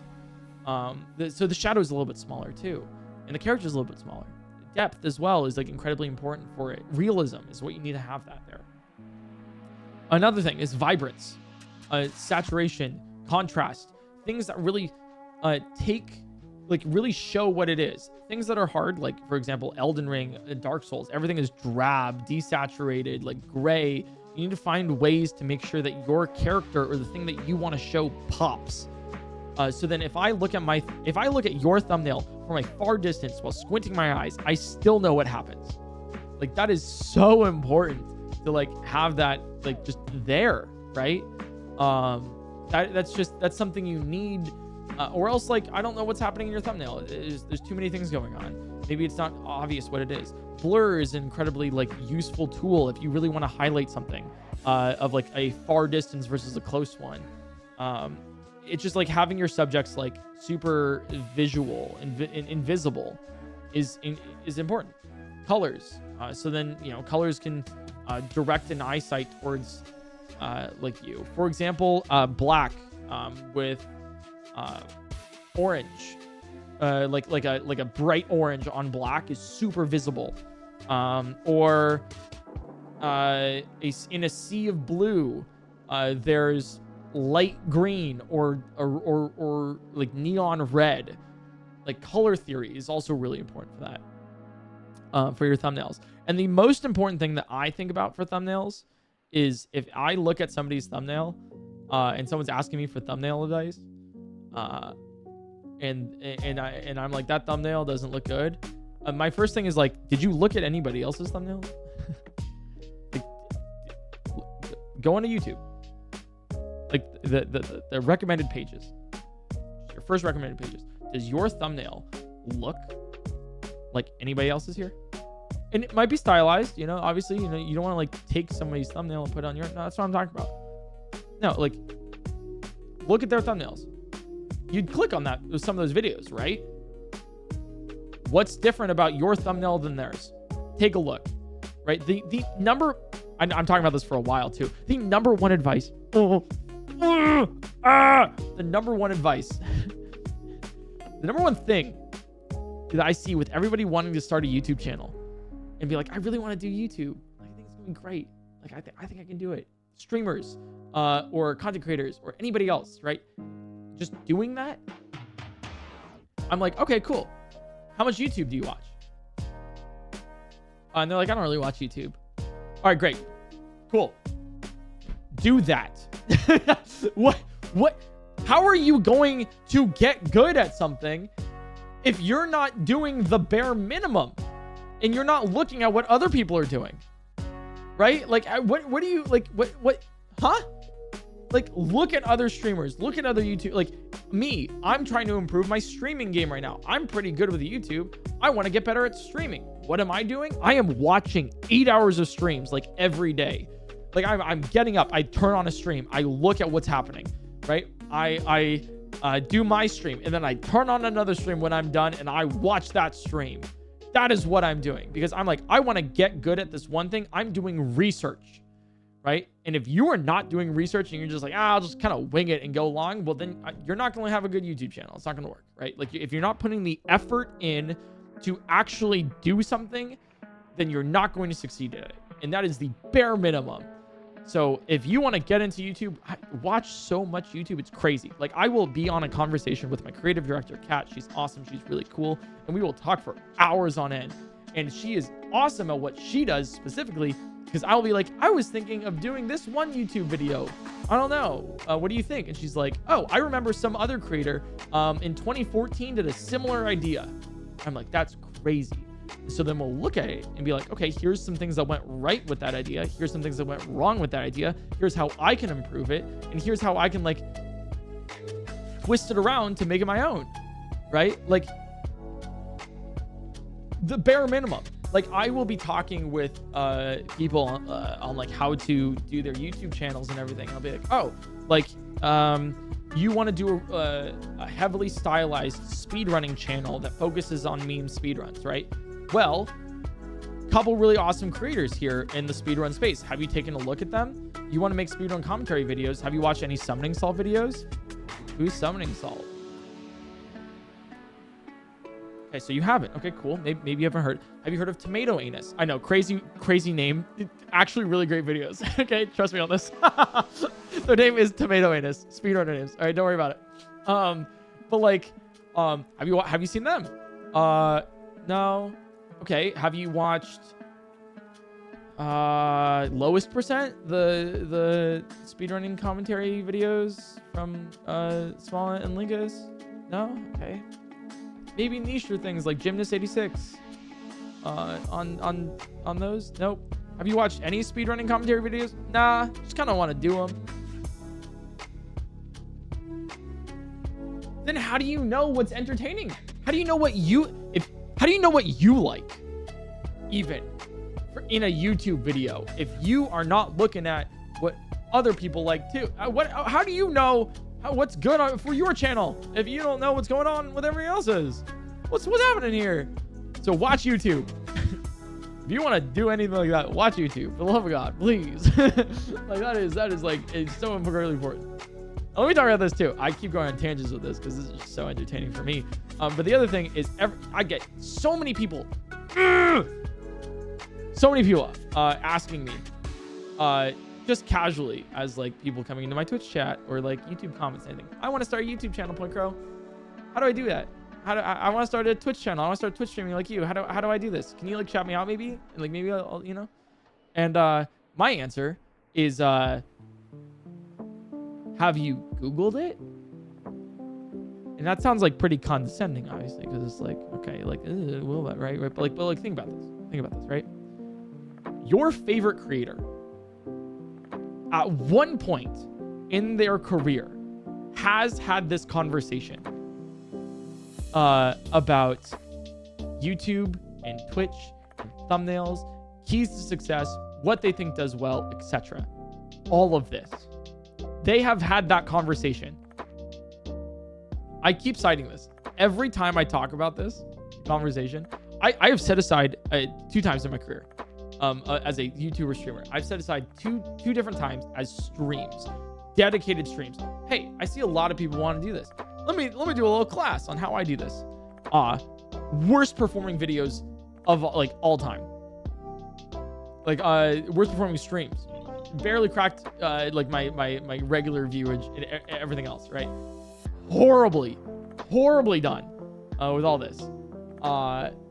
Like, I mean, horribly like received is what I meant by that. Just like not great, you know? And the thing is like they're still available. And even if it's not your favorite creator, I know every single person has, like, I know Ludwig's talked about this. Schlatt has a little bit, like, Jimmy Beast, even though there's some stuff going on over there with like this business practices. I'm not going to talk about that. I'm just going to say like as like the creator here. Like all of this information is available for free and incredibly like relevant and like incredibly readily available for you to like consume. So just look for it. If you were wondering about something, anything, the information is available for you and it is tried to be like as available to you as possible. You just need to look for it. And this is not just even like YouTube streaming or Twitch or anything, whatever. This is anything available. If you want to know what's happening in this stream at all, or any of my streams, there is a title of it. And sometimes I will write a description on the screen itself of what I am doing in that current moment. And if you take 2 seconds, I'm not even joking, out of your day to attempt to search for the information first before asking somebody. There's nothing wrong with asking somebody for information. That is something that is there's nothing worse than somebody not asking somebody for information on things that they don't know. You want to learn and get educated, and that's like incredibly appropriate, and that's commendable even. But if you don't take the time out a little bit beforehand to like try to get the information yourself, when you then ask immediately afterwards, you're going to look like an idiot. It's just gonna happen, right? You know, obviously everyone makes mistakes too. I've done this plenty of times, but like, you know, like you want to search for the information first. And so if you want to do anything in life at all, critically think about it. Really try to like learn, understand, get into those pitfalls, and try to solve these problems yourself a little bit before having somebody before asking somebody else for help initially. And the main reason for that is because then like you'll learn things about yourself. You'll be smarter, get more tools in your arsenal to tackle problems in the future, and then just overall just be happier. You know, like and then like if for example you just like ask a really like obvious conscious question of like is he live right now? Is this a live stream? Like well, then like, and you don't get that answer because it's like such an obvious answer that's like, yeah, you can figure it out in like 2 seconds if you just like look, it says live, right? Versus like not live or whatever, right? Like then you're gonna get frustrated, and then that's not on anybody else but you. Like that frustration is not a frustration at people not answering your question, for example. It's a frustration. It is misguided frustration at yourself that you are applying onto other people for your own ignorance. And that's, I don't know. So what I guess I'm saying here is that, like, if you have any like questions, obviously I'll take them right now as TTS. Oh yeah, right. But specifically, it's like if you want any of this information, it is readily available. If you want to learn how to do chemical engineering, MIT has free courses online for you to look at and take completely. There's nobody stopping you except for you from doing what you want. You know, that's what so if you want to start a YouTube channel and everything, like, I will probably recommend people watch this part of the video of my stream here, because I am talking about this at length. But I guarantee you 90% of the people that I will recommend that to won't even try. They won't even look. 90% of the people won't look at this. They won't take the advice. They'll ask again. They'll give up, and they won't even start. And then they're unhappy. And then that's not, the only person they have to blame is themselves. We've gone from YouTube advice to just critically thinking advice. But it's more like the reason why I've been able to come up with all these conclusions about YouTube is through thorough testing and data-driven conclusions, that I have discovered based on my own problem solving, because I was curious about something. And that's like a really powerful thing. Oh, food. Oh, I'll take food. Thank you. Appreciate it.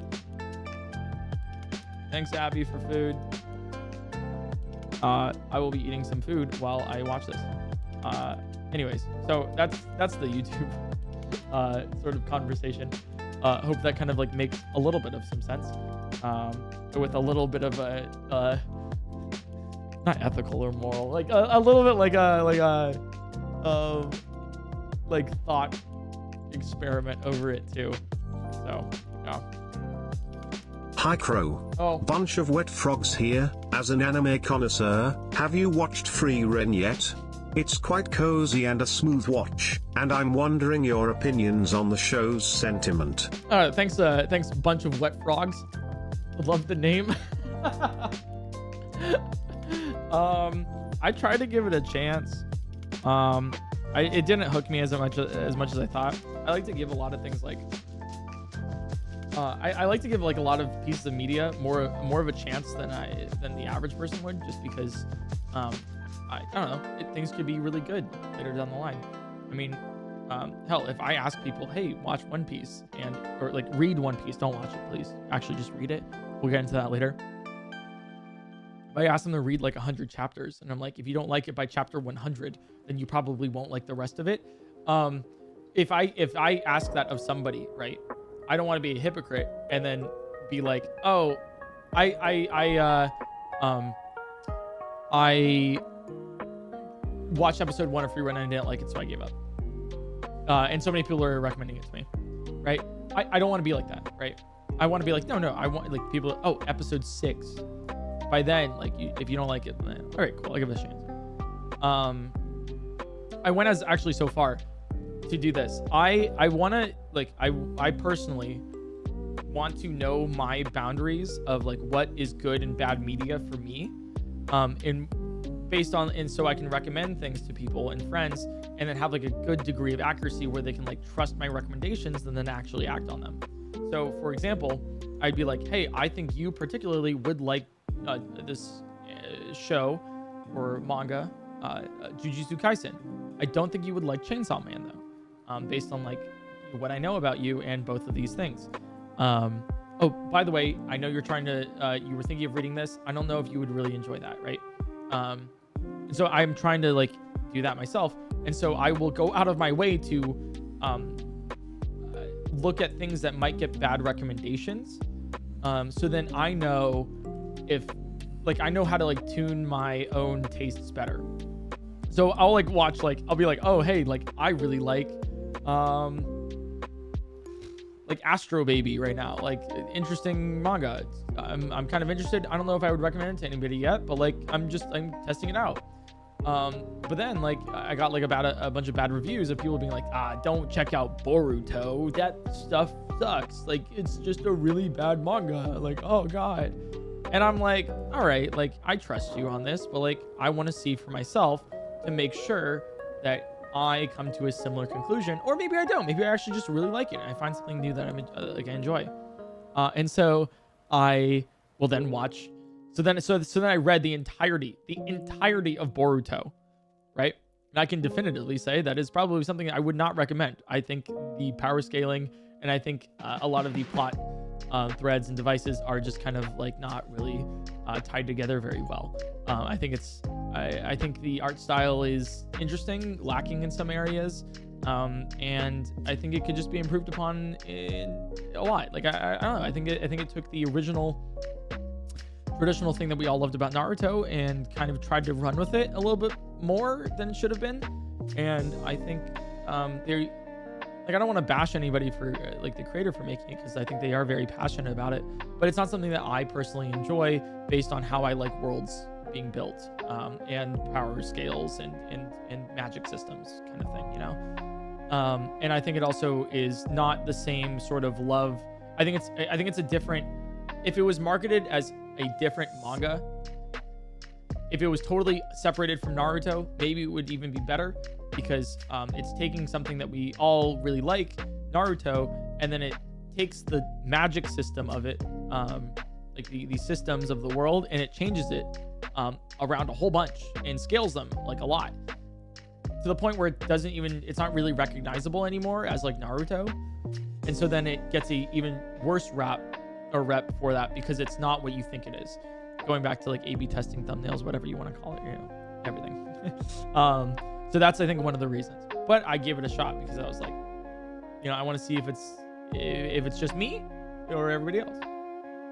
I don't know, just PointCrow things, I guess. Hi, Mr. Craw. How do I become like a language on Twitch? Oh, I'm trying that.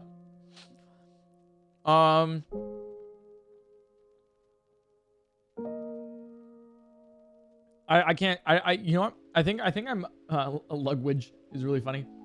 I think I am currently still learning about Twitch. I think I'm like for the past like couple weeks, couple months even. I've like really sat down and been like, I am good at YouTube. I don't think I'm that good at Twitch. Like my streams are entertaining. I can definitively say that. I think they are very entertaining. Even like if I can make watching a candle melt for 10 hours straight entertaining, all right, I think my streams are entertaining, you know, like, you know, but I'm not like good at it. Like I can't like go off the rip and be like, nah, this is a banging stream. I know everyone's gonna show, like, this is the things I need to do, blah, blah, blah. I don't know. I don't know. Like I'm very unaware when it comes to that. Number one, Twitch doesn't give me analytics. Number two, like I just haven't done my studies on it. Like I haven't like sat down and really like researched like what makes things fun. You know, that's my job. I'm a content creator. I want to make things entertaining. I want you guys to enjoy things. I want to have fun doing them. And that's like the main one thing that I before I do literally anything at all, it doesn't even go like, is this like going to be a viral video or whatever? No. I go, am I going to have fun doing this? Because if I don't have fun, then I won't do it. Like that's the bare minimum. Because it's so easy to see when somebody just like phones something in to be like, yeah, I guess I'll just do it because like people like it. Well, eventually people aren't gonna like it because you don't. You know, like it's so obvious when you see like a streamer sitting there playing a game or doing something and they clearly aren't having fun. And then you're not gonna have fun if they're not having fun. Like why would you do that? You know, it's not a good vibe. So the main thing I do is like, will I have fun doing this? Yes. Okay, cool. Now we can like start thinking if it's a good idea or not, you know? Like that's the main thing. So am I having fun watching a candle melt for 10 hours straight? Yes. Definitively, yes. that's like that is if I do a stream, if I do a video, and you were ever wondering, man, is he having fun? Yes, even if it doesn't look like I am, right? Okay, like either I'm like maybe it's a low, maybe I like lost a competition or something, and I'm like, oh, damn, that sucks, right? I am still having fun. It is within that loss that I will find like something out of, right? It is those highs and lows, that competition, that like whatever, like I will still be having fun with it, you know?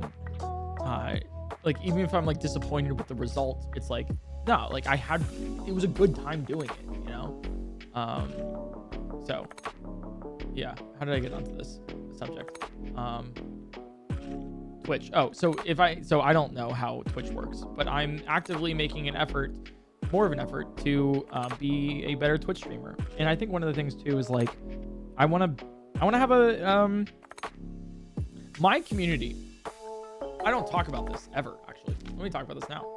My community, my viewers, I don't know what's you know, audience, whatever, is smaller than it should be. And you might be like, what do you mean? Do I not count? What are you talking about? I'm here. I'm watching this on Twitch and on YouTube. The amount of people that are like, hey, I made like a fan art thing for you, or like, hey, I wrote like a poem. I don't know. Jesus. Like, you know, like all of that of like, hey, I made this cool video, you know, like I clip thing and everything, right? Like that area, like that like little community there of like people just even just chatting of like, hey, you watch PointCrow? Hey, I watch PointCrow's videos too. Like, hey, what's your favorite one? Like that doesn't happen like nearly as much as like similar streamers of my size or content creators of my size. I think one of those reasons is like I haven't really like engaged with them much. You know, I just kind of like release a video and say, all right, have fun, and then I like leave. You know, and I'm like, all right, see ya. So one of the efforts that I want to make more is like, at least like the latter half of this year and the beginning of next, is like really just being like, no, like I like this isn't just me. Like you guys are in the videos too. Like you guys are literally on screen like right now. You're on. I show like TTS moments that we have between each of us, and it's really fun. And like I joke off of you guys, and I chat with you guys, and it's really fun like on streams. And you guys are like a part of the content, but like I want to like be more engaged with it. You know, I really want to like make more of an effort to be like, nah, like you're a PointCrow viewer, like you're a PointCrow viewer. Like you're having fun here, like with all the other like like you recognize regulars. You know, you're like, hey, like what's going on? Like bottom percentage Rattata, like how's it going? Or like what's up, Dax the Liar? How's that hanging? You know, like I recognize regulars in my chat. You know, like I know, like Personal Ants, right? Like I get you. Like P Slide Classic, you don't talk much, but like you do sub. It's like 3 years now. Like I know it. Like it's just Lynn. And I remember like old viewers too, like Aspen, like shout outs to you, you know, like I will recognize that, but like I don't know, I think I need to make like more of an effort to like have more of a community and everything, and I don't really know how to do that. So I'm like, what I'm doing right now is researching more into like, I don't know, how do I have more fun with my viewers? How do I like make it like more of a entertaining time for everybody to like be involved with like my streams? So, and I mean, literally one of the things like one of the things of like, you know, like, hey, if you want to like just get involved, like have fun. I don't know. I just want to have more fun is the goal here. And I think one of those ways is like to just like get more involved with like the viewers that I have and like talk with. And so, yeah, I don't know if I like put that in like a good way or anything. But hopefully that kind of makes sense of like, if you make fan art, for example, of a really fun stream, I want to show it on stream. I want to do that. I think it's a fun idea. I want to, if you're like passionate about like, I don't know, candles, and you're like, yo, you got to order this candle, right? Like I'll make a bit out of it, you know? Oh, we'll order the goddamn candle and it'll be fun as hell, you know? That's like I'll use an example here of a couple streamers. The whole coffee song that like Doug was like that like Doug's chat loves and everything is one streamer who was like super into, he was like, I love this video, man. You gotta get this video. You gotta get this video. And his chat like was like, no, we gotta get this video. And eventually, like over the course of like several weeks, he ended up like acquiring the license to like use said video or said song in his videos, and like he has the song licenses now. He paid for them. Like it's hilarious, right? Or like the whole like Ludwig's like memes about like the tungsten cube and everything, right? Where it's like that's just like become like someone's got super passionate about like Ludwig getting a tungsten cube, a cube made of tungsten. That's it, right? And started making memes about it, videos, etc. And now he's like integrating that into stuff. And so I'm like, you know what? Like it's like things like that I want to do more and get involved more with my community, like my viewers, because I think it'd be really fun, you know. So I'm trying to do like more research into that, I guess. I don't know how else to put it. I don't know if I'm like even speaking this well. We're about like 2 hours in, but yeah. Was reminiscing earlier about the paint drying stream, and told my father the green glass door riddle. It's been an hour and he's still stumped Lamau. Oh, the green glass door video? That's really funny. Yeah, if you want to see that, that was in I told riddles last time. That was really funny. I don't have any new ones for you guys today. But if I think of any, Hey, it's me, your friend. I've been thinking about starting YouTube. Let me know when you can allocate the necessary 3 hours. Thanks. Have a good day. Amen. Amen. Oh yes. Pray to the almighty YouTube gods. This is good food. This is good. I should be eating. Ooh. Hey Eric, did you know if you replace the O's in Scooby-Doo with E's, it spells Skibidi? That's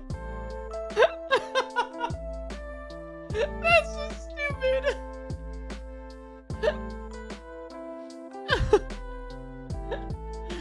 Oh yeah. Skibidi. I'm so proud of you. Shut up, talk about something hip with the kids. The Skibidi toilet rizzling up the Rizzler. Does baby Gronk Livy done like the Phantom Tax?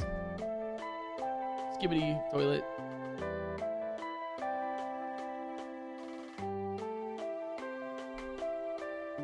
Are you looking forward to Echoes of Wisdom? TTS on.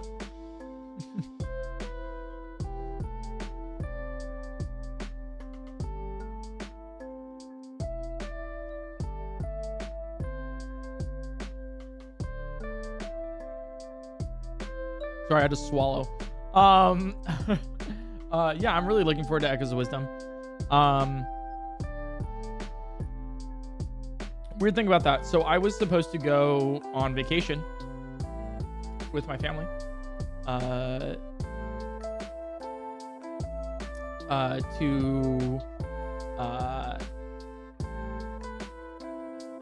I actually won't say just in case. But like, I was supposed to go on like vacation with my family to another continent, and I had to make a very hard decision, because Echoes of Wisdom, the new Zelda game, would come out during my vacation. So I was like, okay, let's figure this out. So I talked to the family. I was like, okay, I really want to go on this vacation with you guys. It's been like a while since we've gone on a family vacation. I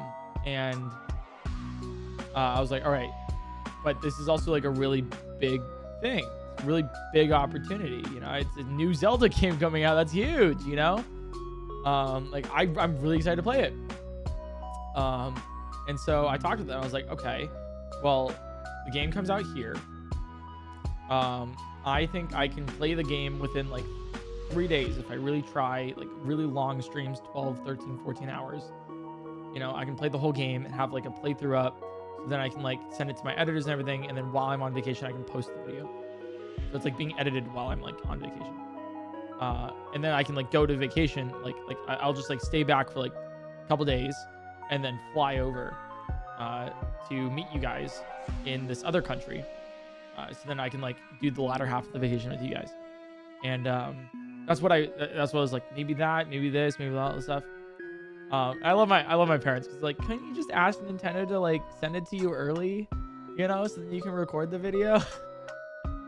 I'm like, I love you guys. Like, I'm like, that's so sweet. No, I can't do that. I was like, no, I can't. I wish I could though, but like,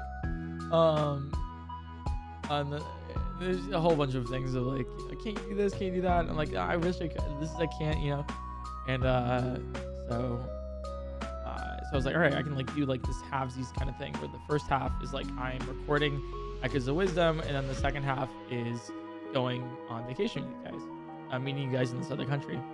The flight's like 20 plus hours long too, so I'd lose like half a day, or I'd lose like a day and a half of like time zones and everything.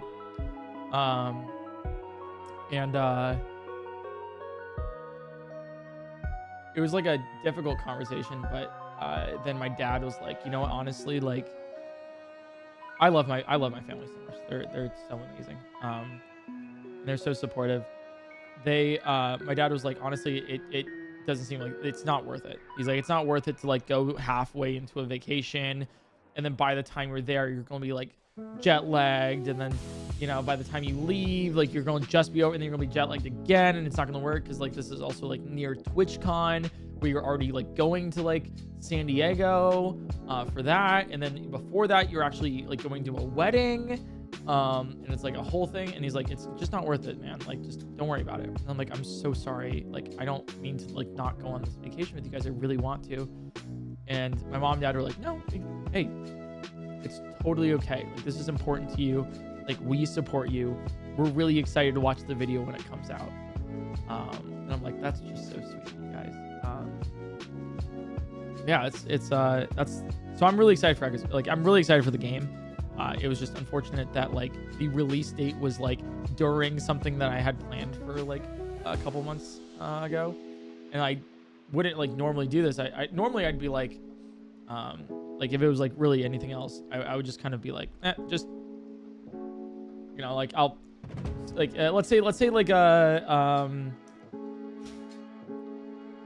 let's say the new Risk of Rain DLC came out while I was like, and they're like, oh, it's going to be like while you're on vacation. I'd be like, you know what, I'll just play when I get back. Whatever. But this one was like so large where I was like, I rather than be like, I want to do this and not do anything else, haha, I was like, I came at it with like, let's figure this out together as a family, you know, like let's really just try this. Like what can we do to make sure that like I can still go on this vacation, and then also like get this really awesome like cool business opportunity, and like also, you know, because I know a lot of people really want to see me play this too, and like I want to make them happy as well. Like I really want to like, you know, be like, because I know like when Echoes of Wisdom comes out, a lot of you guys are going to be looking towards my channel and me to be like, oh, I really want to see my favorite streamer like play this game, I'm really excited, and I want to be excited with you, you know. So I was like, this is really difficult, so we just had to like come to that conclusion of like, oh, I'm not going on that vacation anymore. But I was like, you know, I'll pay for the next vacation next year, and that one's like, there can't be another Zelda game that comes out during that year, right? Like and the monkey paw curls, you know. Me when I say I want another Zelda game, it's like it comes out while you're supposed to be on vacation. So I'm really excited for Echoes of Wisdom. I had to make like a weird decision besides that, but I'm really lucky that I have like a very supportive family about all of it. So that was probably a longer explanation than you wanted, but hopefully that kind of makes sense. Bald people are just people with hair, but without hair, if you think about it. So we go from like a really heartfelt conversation to true though, so true. Dude, I've been saying this. This is why I like my viewers. This is why I like Twitch. This is so fun. Was there any thumbnail that surprised you to work better? Most of the thumbnails that we have for a channel, I pretty much like know generally will work the best. I don't know, the recent one was like kind of like a strange one where I was like with the rock paper scissors, where the thumbnail is a rock, scissors, and then a gun. I thought the one with the I thought the one with the dolphin, lobster, and Erlenmeyer flask would have been like more popular, but I guess that won't surprise me. I don't know. I don't really A/B test with thumbnails that I don't think will do well, so I don't get really surprised too much. A good tip that I know from art for checking contrast is to turn the image black and white and making sure it's not all similar shades of gray. Oh, that's cool. That's a really good one. Good idea.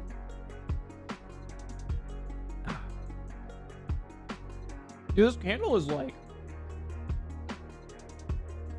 it's melting all right, you know? Like, it's going. I've lost so much sleep to watching streams this week that I'm now sick.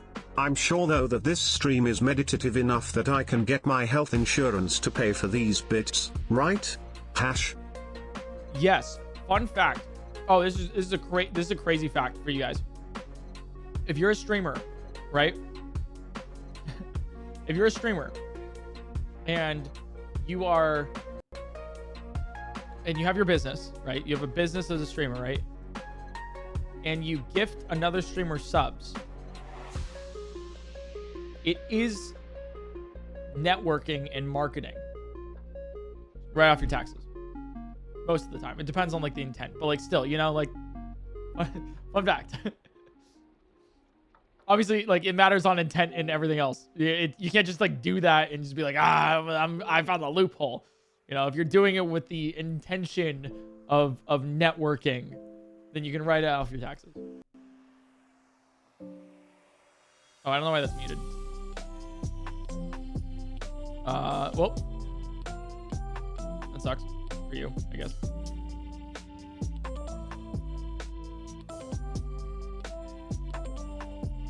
Why is it?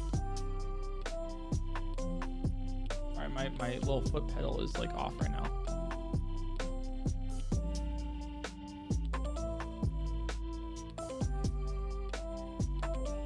There it is. Okay, that should be better. Oopsies. Shouts to the people who got scammed. Shouts to you guys. Or TTS. Appreciate you all. You know. What's a PointCrow stream without a little gambling, you know? Easy. Hey Mr. Collector's Anxiety, are you gonna be playing the new Zelda when it comes out? Yes. Also, how do you feel about the concept? I like the concept a lot. I like it a lot. Gives me big Link's Awakening vibes mixed with like Breath of the Wild, Tears of the Kingdom. I think they're trying to push the medium, and that's pretty cool. So. Hey Crow, getting into voice acting. All the professionals are telling me that taking improv classes is a really good idea to help get into characters. Would you say that it's also a very good idea for streaming and content creation? Also, I miss our dates with YouTube chat. Oh, well, hey, hopefully you'll get your dates with YouTube chat soon. I think so. I don't know. Like, the thing is like, I've been recommended, like, people have recommended improv classes to me like a ton, and I do plan on taking those in the future just to get better at my job. So, yeah, probably. I'm not too sure. I can't really talk too much on it. So, I know, the big the big proponent, I'll do it like this. I want to say this as like not a name drop, but just as a example of why I think that it is important. So if you take it from that way, then I think we'll be good. So my creative director, Kat, very tired Kat, she's really awesome. She used to work for Ethan Nestor, and then she worked for another popular creator before that, and then before that she worked for Markiplier, and so she has like, it's very early like YouTube days, like super early, right? It was actually her first editing gig, which was crazy. The reason why I mention this is because she's the one specifically recommending me to take improv classes, because she knows, for example, like Mark did that because he wanted to get better at improv, and the way that you do that is by taking classes and trying to improve it, researching, putting yourself into that space, and then trying to improve upon it. So yeah. Hey Eric, I know what kind of reputation it gets. But if you really see fantastic fan art / fan content, please do check out Tumblr. There is a large murder there making great, wholesome stuff. I have been recommended not to check out Tumblr for the opposite reasons. Hey Eric, what are you eating? Can you send me some in a first-class envelope? Please and thank you. You know what? If you look at it, you can get it in the. Yep, I'll send it in the mail. I got you. It's just pasta. Really good.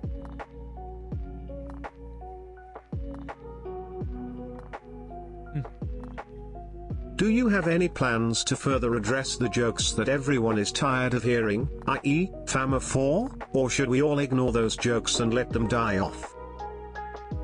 That's such a weird problem.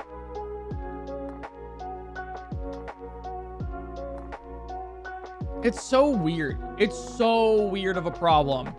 How do I put it?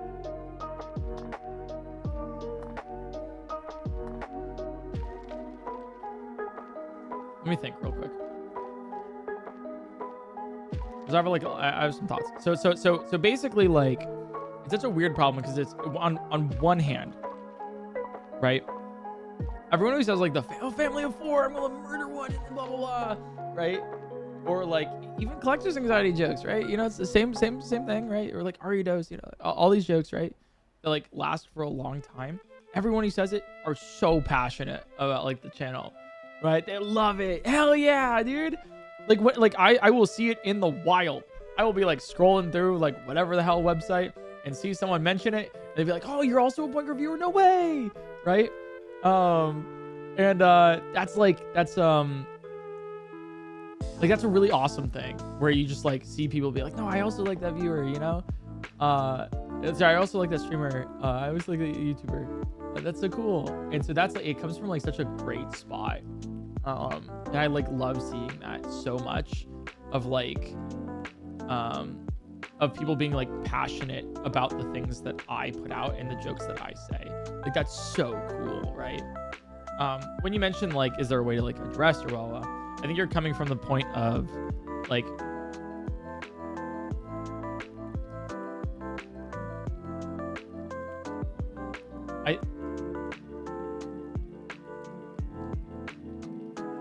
I don't, sorry, I'm trying to like choose my words here. It's a very weird problem because it's like the joke is 2 years old since it started, of like family of 4, for example, right? It was fun. It was funny, right? It's great. But a lot of the times what I like include in my videos and stuff are like new things, and new fun ways to like interact with the current playground of content that we currently have, right? And a lot of the times people will come in saying something like that because they're like, family 4, can I be in a video? I'm like, that's not how that is. That's not how that works.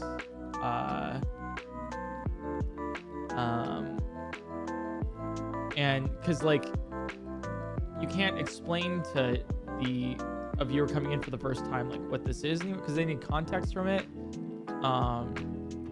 Sorry if you don't know what this is. So there was a joke about 2 years ago where there's a whole TTS sling of like, oh, I love, you know, some guy randomly came in to stream, I love watching your streams while murdering a family of 4. And I'm like, whoa, what the hell happened here? I'm sorry, that went from 0 to 100 real quick. Will you explain? And then like people kept building on the joke of I love watching your streams while watching somebody murder a family of 4. Right? It's like, oh, I love watching your streams by while being at the mortuary for a family of 4. I don't know what happened there, right? And, like kept building. It was hilarious, so funny. And then when the video comes out, right, and everyone loves it too. Get a bunch of people like repeating the jokes, trying to build on it, trying to everything. So fun. 2 years later, people are still saying, they'll just come into stream and be like, hey, I just murdered a family of 4. By the way, can I be in video? Haha, love his stuff. And I'm like, it doesn't have the charm anymore of what it initially was. It's just kind of been like, okay, I'm glad you like the videos. We were in the middle of something over here. We're gonna get back to that real quick. It's kind of like comedy has time and a place with it. It's such a weird problem because it's like, I don't know.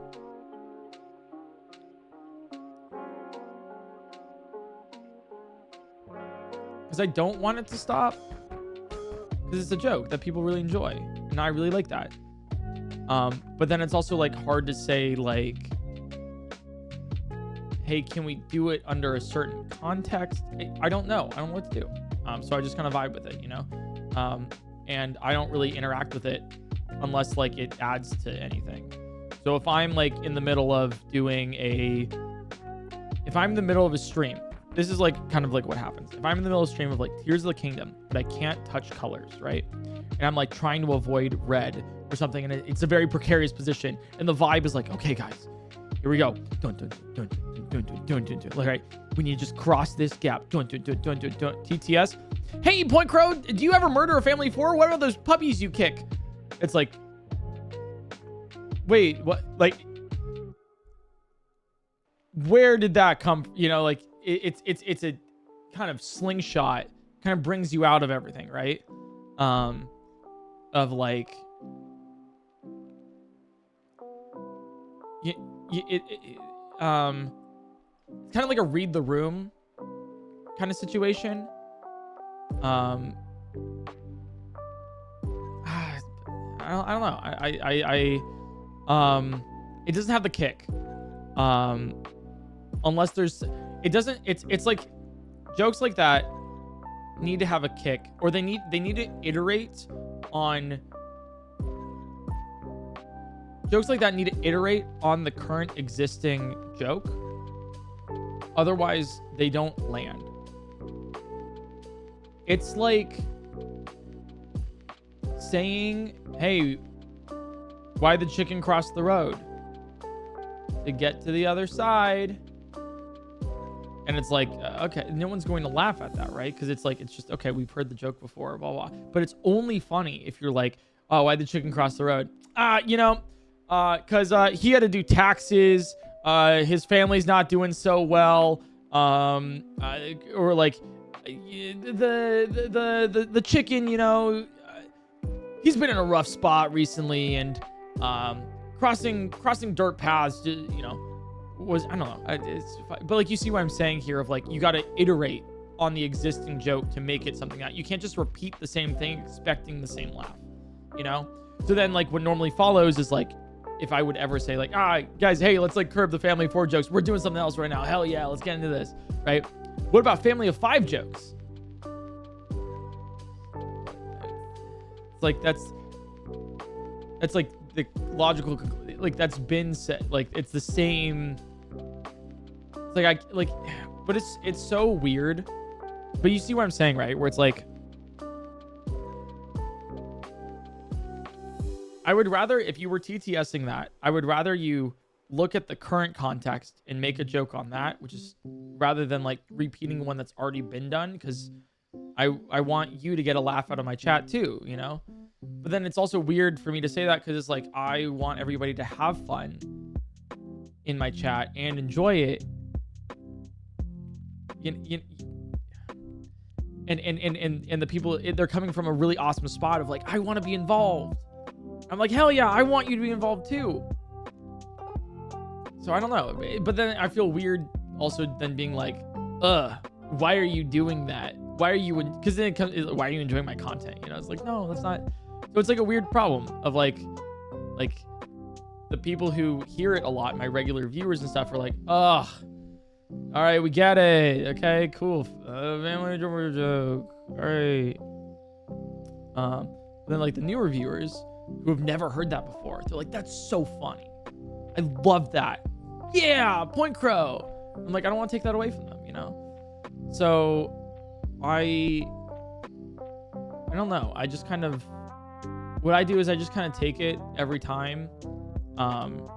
Like I take it per message, per instance, and I'm just kind of like, was it funny in the context? Yeah, hell yeah, I'll laugh at it. I'll build on it. Was it not funny? Yeah, okay, then I just will kind of ignore it and just kind of move along and do whatever else I was doing already.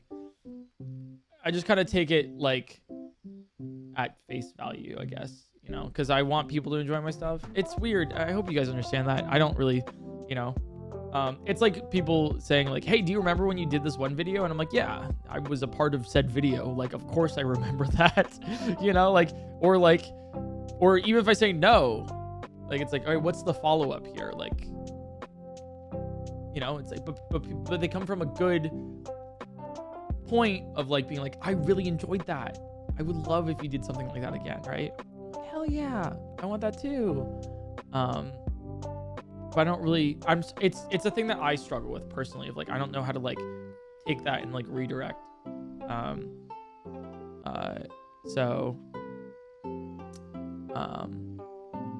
Yeah, I guess I may be talking about this too long, but it's just a weird, because people care, and like, I don't know. I just wish that the energy would go from repeating old jokes that won't most likely get a laugh or even be in video or like or anything else, and just like directing that towards like things that are happening right now in the context.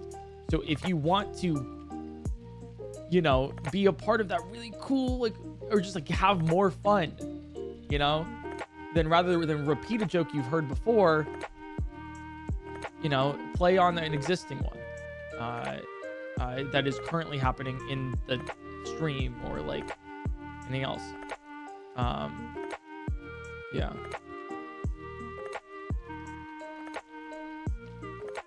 I think that's my explanation. I think it's my explanation for it. So it's fun. I don't want anyone to like come across like, I don't want this segment to come across as like, ugh, gross. I just want to come across as like, I want to have the most fun possible with you guys. And if you are able to tell a family of 4 joke, right, and build on it with an existing thing and get people to laugh at that, go for it. Hell yeah. Hell it. TTS it. Little hell yes. But because it's such an old joke and people just tend to repeat old, like the same thing, it normally doesn't. So go for it if you want to. Hell yeah, like I'm down. But just realize that it's like maybe like it's just, you know, just repeating the same thing isn't just going to be funny. You know, I don't know. That probably makes sense. Anyways, I'm going to move on. That candle's very long, but where's the girth? It's not about the girth, you know. It's all about the length when you think about it. It's with a old pencil dick, you know. Call me that in college.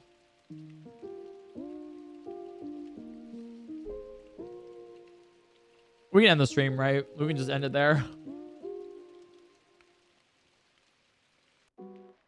Eric, I'm so touched you chose to light a memorial candle on this, the day of my best friend's gruesome murder. He was killed alongside his 3 other family members. Okay. All right, that's all right. That's see that's a good one, right? See that's okay. See That's funny. That's funny. How integral do you feel Botwood Zelda as a whole has been to your success? Extremely. Nobody would be watching me if I wasn't able to do cool things in Breath of the Wild. Tears of the Kingdom. You know, take it or leave it.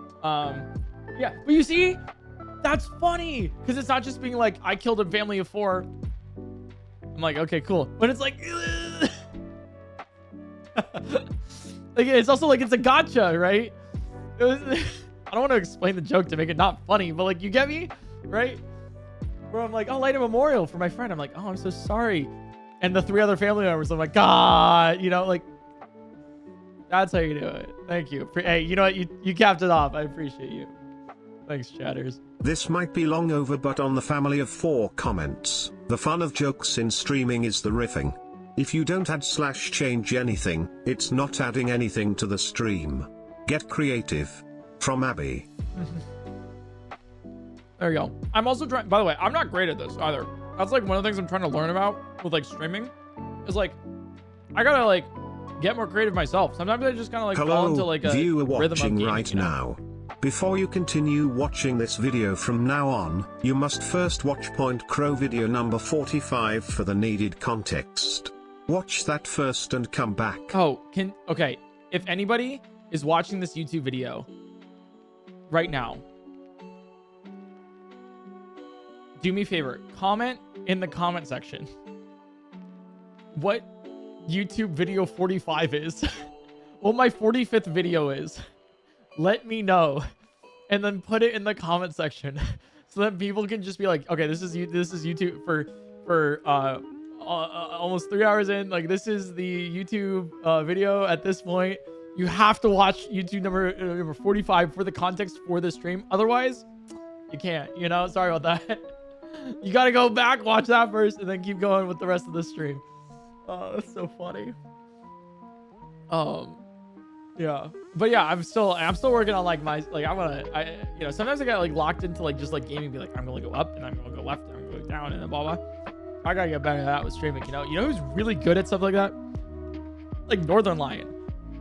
Mans will talk about everything and any dude. The man's has like a quip for everything, and I'm like, how the hell does he do that? Like he is the most knowledgeable about the most ridiculous things. He's like, oh yeah, Kate Winslet was in this one movie with Jared Leto. I don't know movies or whatever. And he's like, oh yeah, which was also in blah blah blah. That's a Rush Hour joke, right guys? And it's like, where did that come from? How did you make that connection in your brain? Which is crazy. And you know what's even crazier too? I have been watching Northern Light. I told him this once. I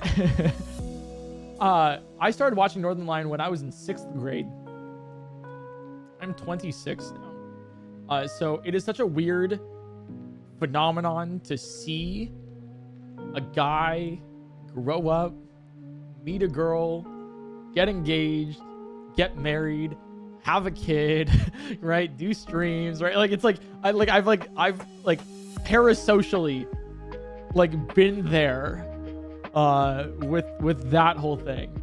So that's crazy. Anyways, if he sees this, you're old. So can't wait for that to happen to me in like a couple of years. I love murdering a family of 4 for making family of 4 jokes while watching your stream. So that's like an example of like a family 4 joke that's just kind of like, all right, cool. What am I supposed to say to that? Like, cool? Like, haha. But I'm also like, hey, I'm glad you like the stream. You know, like, you feel me, right? Just to like make it like a little bit of like, okay, haha, a little bit of a different. You don't need family of 4 when you have a romantic dinner for 1. Thank you. Thank you. Me and my coffee and pasta. The absolutely beautiful, beautiful combo here. Thank you very much. Ah. All right. Okay, Eric. Yo. Between you and the candle, who has reach and who has flexibility? Between me and the candle. Oh! Look at that! Dude, that's so... Wait, can I... I'll turn it. I'll put the candle back on if I can blow it away. All right.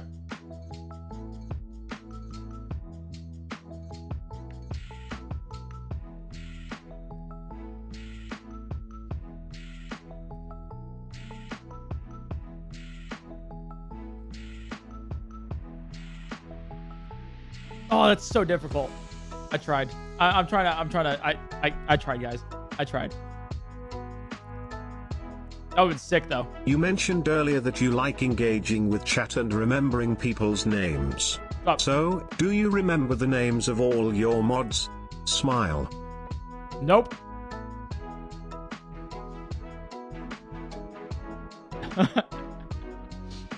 I'll always forget at least one. And that's just a fact.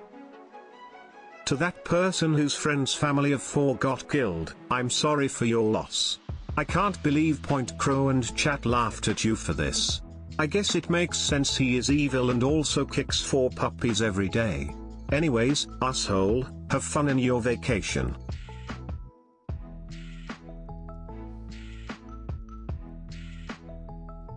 See, it's like...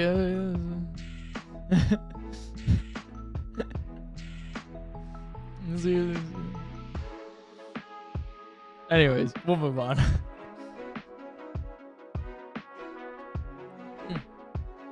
Oh, sweet. Just kinda crazy you are letting that food get cold. Like, think of how many people that could feed. Sorry, the shite jokes are preventing you from eating.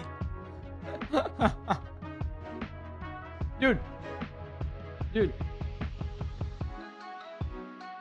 The wax. There's a wax thing right here. It's dripping now. It's also like, I don't know if you guys can tell this, but the candle's like a lot less tall now than it used to be. Like, it's a lot less tall. Are we even going to make it 10 hours with this candle? Huh. Like, the wax is like there. I mean, yeah, that's like what a candle is. But like, you feel me though? Like, it's like going, you know? Your name is Jimothy. I'm naming the candle Jimothy.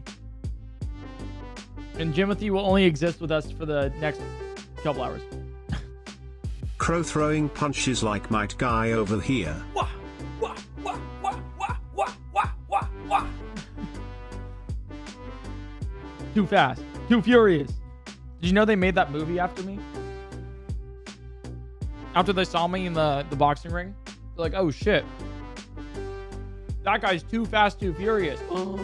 We have a name for the movie. Yeah, you can't keep making the same joke over and over again. It gets old. Anyway, we met at TwitchCon and I told you I had just lost my wallet. I came in here a few months ago and let you know that I got my wallet back. Just wanted to... Yo! It's Wallet Guy! That's how you do it. Alright. Nobody on YouTube is going to get this reference, right? So I have to explain the context for it, right? I have to explain the context for it. So Wallet Guy, this is a reoccurring bit. So Wallet Guy, last TwitchCon, which great, I have good news about TwitchCon for you guys too. Last TwitchCon, which is the convention for Twitch, I met this guy. I always forget how to Janake. Jananoke. Jay is what I'll call him for now. Who was like, hey man, like, glad to meet you, you know? But I lost my wallet. Like, he's like, I'm glad I got to see you. Like, unfortunately, like, I lost my wallet. Like, I was like, oh shoot, like, yeah, like, I hope you find it, you know? Took picture, everything, etc. Right? Really fun. Comes in a stream like a couple days later, after TwitchCon. He's like, hey, I don't know if you remember me, but I'm the guy from TwitchCon who lost his wallet. I just wanted to let you know that I did find my wallet. I do have my wallet. I'm like, yeah, let's go. Hell yeah. Came in the next day, right? Or like maybe like a week later. He's like, hey, don't know if you remember me. I'm the guy who lost his wallet at TwitchCon. I just want to let you know that I still actually have my wallet. Just want to keep you informed. Like, oh, okay, cool. And then proceeds for the next like couple months, every single day of stream would come in at some point saying, hey, just wanted to let you know that I still actually do have my wallet. It has not been lost since. And it's like, if I don't have anything, right, at least I have Wallet Guy, the guy who still has his wallet. And that's Wallet Guy right there. Let's go. Oh my god. So anyways, that's the Wallet Guy lore. And then there's a whole Wallet Guy extended universe now that's like appeared over the past couple months, where there's like Wallet Guy fan who's like a fan of Wallet Guy, and then there's Wallet Guy fan who's a fan of Wallet Guy fan, but turns out doesn't actually like Wallet Guy fan anymore because Wallet Guy fan wanted to make an extended universe character called Purse Girl. And Purse Girl was like an upcoming movie that didn't do well because there's Purse Girl analysts who analyzed the movie of Purse Girl and was like, actually, this isn't good. But there's a Purse Girl analyst fan who's like crazy. The Wallet Guy extended universe is like insane. There's like a Google Doc that somebody made of it. I'll see. It's probably in the Discord somewhere. But they made a full Google Doc of it. And I'm listed as a side character. They're like main characters, Wallet Guy fan, and Wallet Guy fan, right? Like in the drama between them. And then side character, PointCrow. He's just kind of there sometimes and helps out with the lore. And I'm like, excuse me? I'm a side character in this own saga? I understand. No, that's cool. No, that's cool. That's whatever. So... by the way, TwitchCon, good news, great news. If you guys remember, Yes or No Yes, the game show that I held during the subathon, about like 2 years ago, that went really well. That was really cool. Did I even talk about PointCrow Party last ice melting stream? I don't know if I did. Anyways,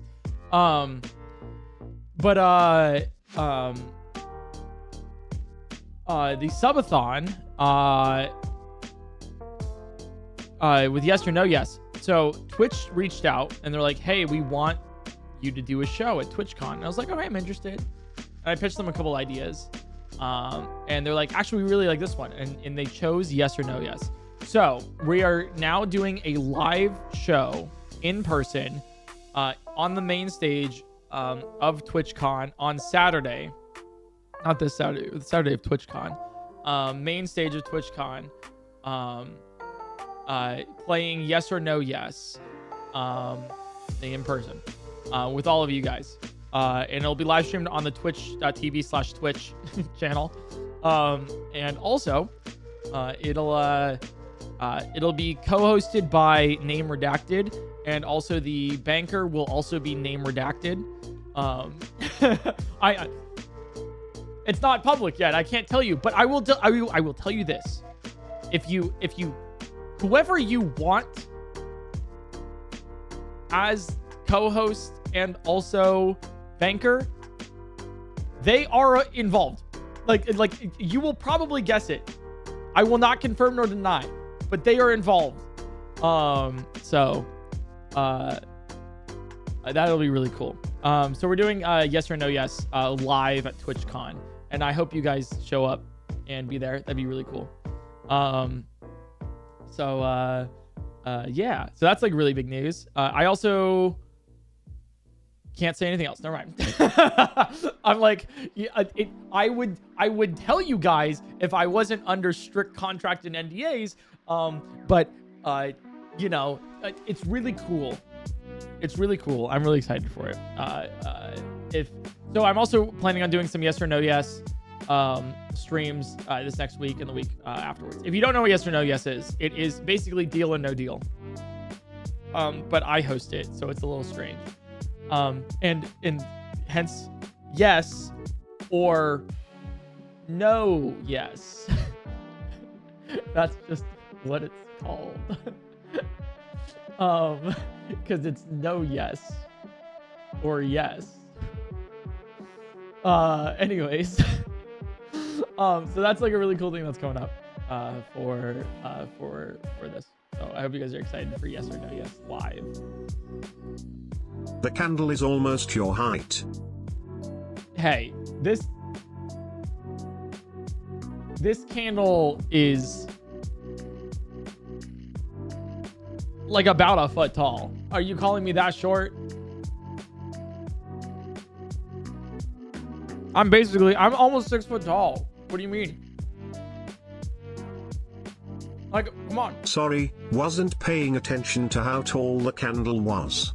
I was too busy watching your food get cold. It's not that cold. I'm sorry. I'm trying to talk to you guys and like podcast while I'm watching this candle melt. My bad. Guys, I finally understand why he can't name his moderators. He's too busy remembering Dax, Ratata, and his new best friend, Jimothy the Candle. Hey, Jimothy, got me up. Wow. Love Jimothy the Candle. Ride or die right here. Only got limited time on this earth with him. I burn candles for days to test this. Time to cry. True. I think this candle will last for 10 hours, right? Probably. I don't know. It was like this big before. That's like a third. It'll probably be at the nubbins, like for 10, you know? I'm new to your content. The YouTube video I watched of you was talking about how being a murderer was prerequisite to watching your streams. So I decided to come over, and now everyone is talking about murdering families of 4. I feel like I fit right in.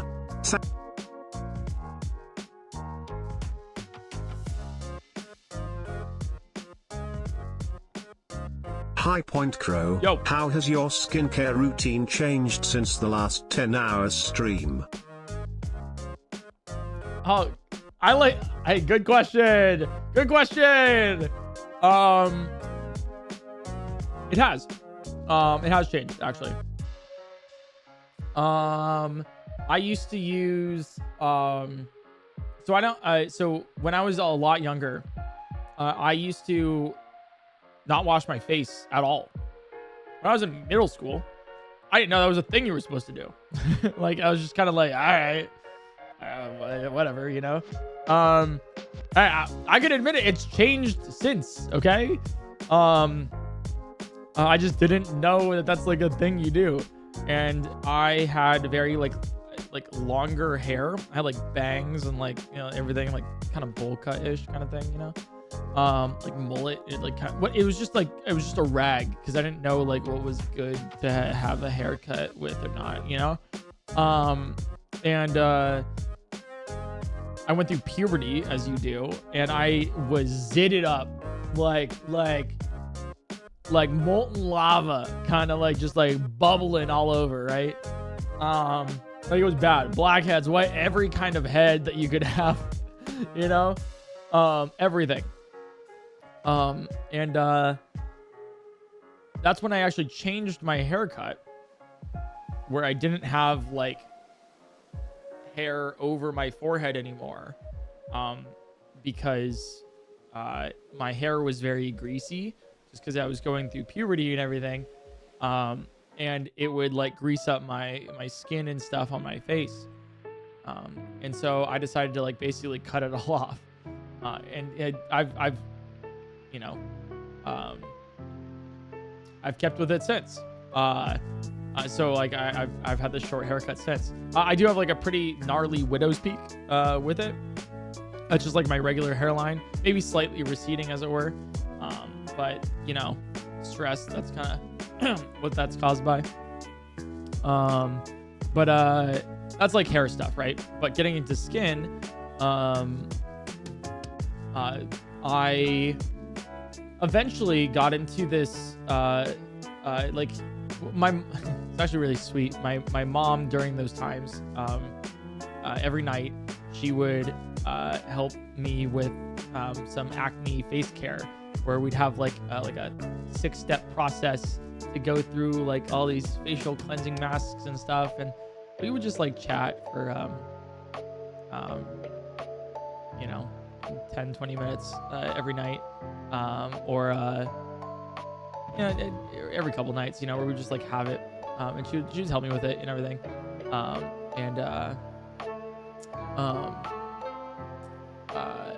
but it was like a lot, so I didn't want to do it myself because I was lazy.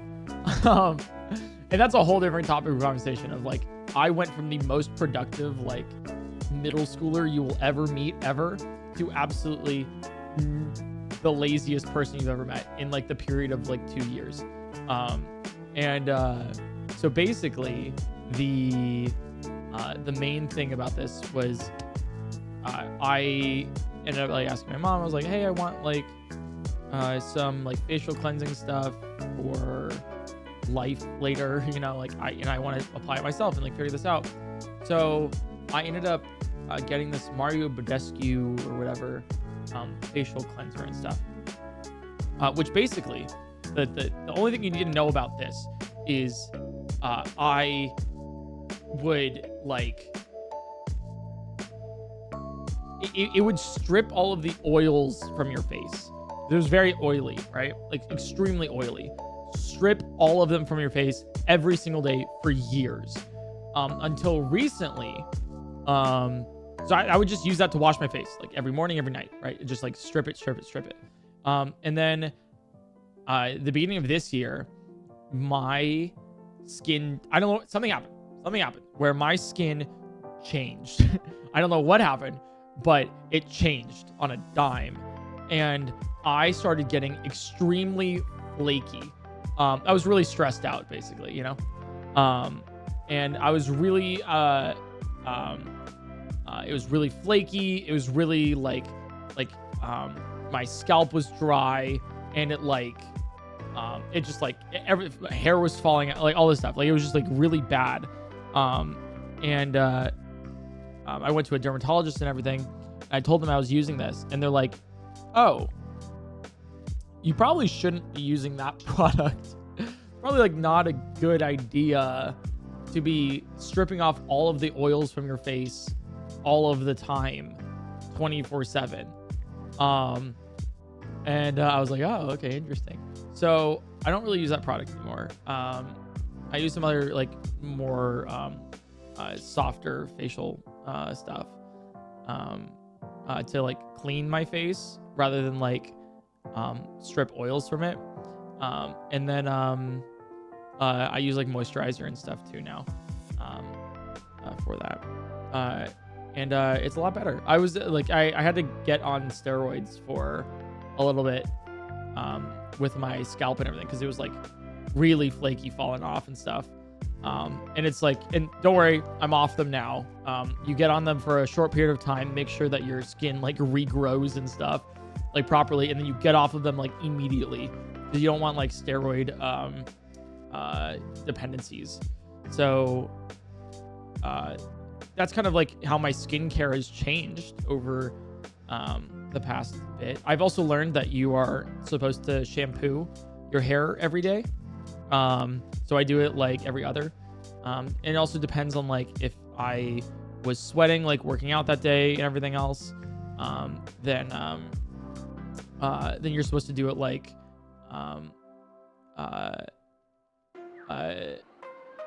then like I do it to like, you know, like wash. So like if I'm like outside playing basketball and everything, then I'll like still obviously like clean my hair and shampoo and condition and everything, but like you don't do that like every day. So I learned that, you know. Yeah. So that's like what I've done, if you care. I don't know why you would, but like, I guess if you know, hopefully I told that story pretty well. Let me go into the laziness, right? Oh, that's such a fun story. How I went from like the most productive person in the history of the entire world to pretty much like bare minimum student. So basically what happened was in middle school, this is like when this big change happened. It wasn't like because of like puberty or anything, but this big change happened where I was doing work for every single one of my classes, trying to get straight A's as much as I can, kind of like in competition, like with my sister, because she was also like very good at her studies and very good at her classes and everything, and I wanted to be like on the same level, if not better than her. So I would study, and it got to the point where in I think it was 7th grade or 8th grade, religion class, because that's a thing. Religion class, every single week. Every single class that we had, we would have religion class every other day. We would have all of our classes every other day. So you'd have math day 1, math day 3, and then math day 5, and etc. Right? Like you'd have every, and then you'd have like science day 2, science day 4, science day 6. So I would have religion every other day, and for like literature classes and stuff, it's like, okay, like read this book on Monday, and then next Monday like we'll talk about it and like do all the stuff, and stuff like that. And then like same thing with math. It's like, okay, I'll give you homework on Monday. It's due by Friday. Make sure you have it at the end of the week. But with religion class, for some reason, they like the teacher was like, no, my class is the most important class that you should be paying attention to and studying in. So I'm going. Every teacher said that, which is fair, except for this one. And my most important class, and so you need to prioritize my work. And they would give like so much stuff of work. Like that's not English. Maybe I need to pay more attention in literature. But like so much work of like we had to do large presentations, diagrams, billboards, trifolds, everything under the sun to describe like parables and like the biblical stories and all this stuff, and explain the significance and reasoning and like, and not even stuff like that about the Bible, but just like, here's what courage is about. And it's like, whatever, right? I'm not religious. I don't care. If anything, that made me not. I was going into classes like that. I used to be a religious guy, being like, God, I pray to you or whatever. And now I'm like, no, like, nah, that's not, nope. So in case you're curious about that, that's a fun thing. I don't think I've ever really talked about. But yeah, I kind of grew out of it. Yeah, I just kind of, hey, totally okay if that's, something that you practice, preach, whatever, but not for me, that's just, I've seen way, I don't know. It's just, I don't want to get into it too much, but hey, totally okay if that's for you. It's not for me. But basically, it was like, but like these dioramas, trifolds and everything, right? It was every single day. Monday, you need a trifold diorama, whatever, with presentation by Wednesday. Thanks for like, we would submit it. Thanks, cool. I'll go grade this. Now you have to make now you have to go visit one of the churches around your blah blah blah and interview the pastor and then like let us know what that is. Need that by Friday. And it's like my mom's running around to like all these like material stores trying to get us all these things. Like I'm painting like as like one of my things, ignoring my math homework, like all like everything else, right? To the point where like halfway through that semester, I'm like, I don't care. I got burnt out as a 7th grader. Burnt out. Not even like homework burnt out, but like just burnt out in general. I was like, I don't care. I don't want to do any of this. Like, fuck this, whatever, right? Especially since like I was the tryhard, right? Trying to do everything in my class and everything. And then we would have constant group projects too that I would be having to do at the last minute because nobody else did it, right? So I would be just trying to kill it. And then it got to the point where I'm like, I don't care. I don't have to do this homework. I'll just kind of coast, whatever. I'd rather do something else. And then I would focus on my other studies. And I still got an A in religion class because it's that class, but it really was like the start of, I could be lazy and make it through. And so that's what happened. I am anything but now. But that was like a huge like thing in like, it was just kind of like a huge deal in my like education of like, kind of like putting too much work onto a student where the goal of it is to give the student work rather than teach them the underlying principles that you're trying to educate them about. Yeah. Let me talk about this too, because I think this is a little fun conversation, like tangentially, is I see it like as a engineer, as someone who has his engineering degree, I get a lot of people like, I always see the discourse about like, I get it now too. I get it as someone who has now been through this, of somebody like you're sitting in like math class, right? Sitting in math class, and they're like, let me teach you the Pythagorean theorem. And then immediately everyone will have this thought at some point. They'll be like, when am I ever going to use this in life? When am I ever going to, I don't care. When am I going to use this? Why am I going to need to know the acute angle of a triangle to determine the obtuse part of the, whatever, right? Like, when am I going to use this? The answer is you won't. Most likely. The majority of people probably won't. However, it is still incredibly important to learn for 2 reasons. 1, going back to the whole YouTube talk that we had earlier, it helps you solve puzzles and problems. You are presented with an obstacle that you have no prior tools to solve. How do you acquire those tools in order to pass this problem? That's so important for you to know. The other thing is like, you might actually use it. I'm doing YouTube, but I'm using statistics, probability, regular theory. That's what I'm doing, because that's something that I chose to like get into more. It is so important. Like, how are you going to do your, like, everyone's like, oh, I don't know how to do my taxes, and like, I don't know how to calculate compounding interest and all this stuff. It wasn't taught to me in school. It totally was. Are they going to teach you how to fill a 1099? No. Obviously, like that's a little bit more niche, but they do tell you how, like, what good investment is, or like how to, deal with finances if you were just paying attention in like classic algebra. Like, that's like actually something really important. And so it's like, you might not use the exact application, like proving theories in geometry, but you will use like the tools that you gain by doing that stuff to go through life as you work. And I think that if there is any discourse about like, actually you're wrong, PointCrow, in this case, I think you need to reevaluate your own critical thinking skills.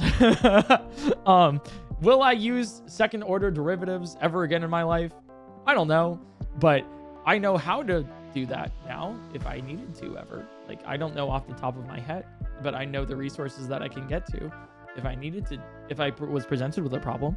Like, I was going through my classes in like college, being like, I'm never going to have to find the heat flux throughout an object. When am I going to do that? Guess what? Literally in the next like couple months, during my work as a making railguns and stuff, I ended up having to do that exact problem. And I was like, this is actually like a real world application for this. That's so cool. And obviously that's like a very niche problem towards like somebody who's actually doing engineering. But like if you're talking about it for like, let's say you're going through algebra and you're like, I want to be an actor. It's like totally different. Well, it's still like important to know algebra because it's problem solving. And you will still be using algebra through your life. Like, even if you don't think you're going to be doing so, there's so many times where it's like, I'm trying to calculate a percentage of something and people just don't know how to do it. It's like a super simple thing of like, hey,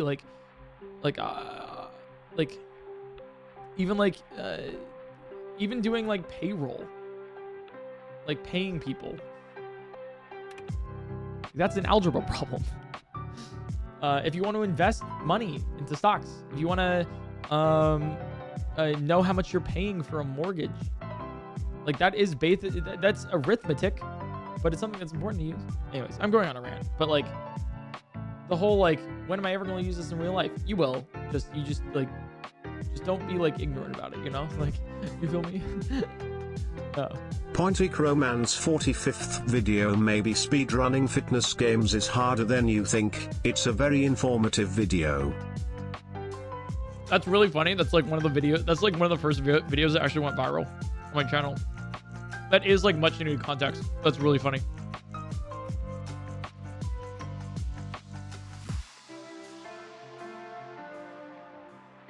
If Wallet Guy ever misplaces his wallet again, imagine chat's reaction after hearing that kind of update.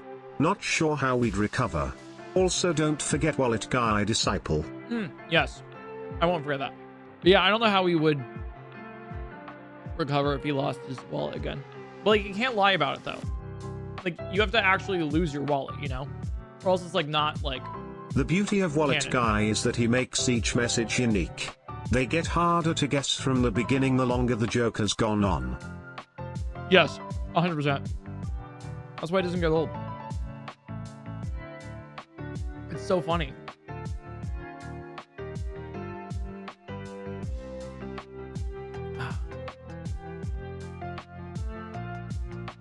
It's John Cena. Boo-boo-doo-boo. Boo-boo-doo-boo. Dude, it's so much smaller than it was before.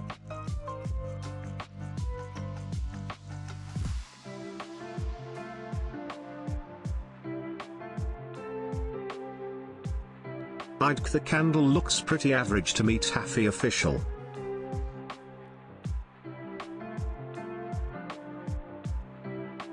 It's unrealistic. It's an unrealistic. It's way too big, you know. No, nobody likes a candle this big.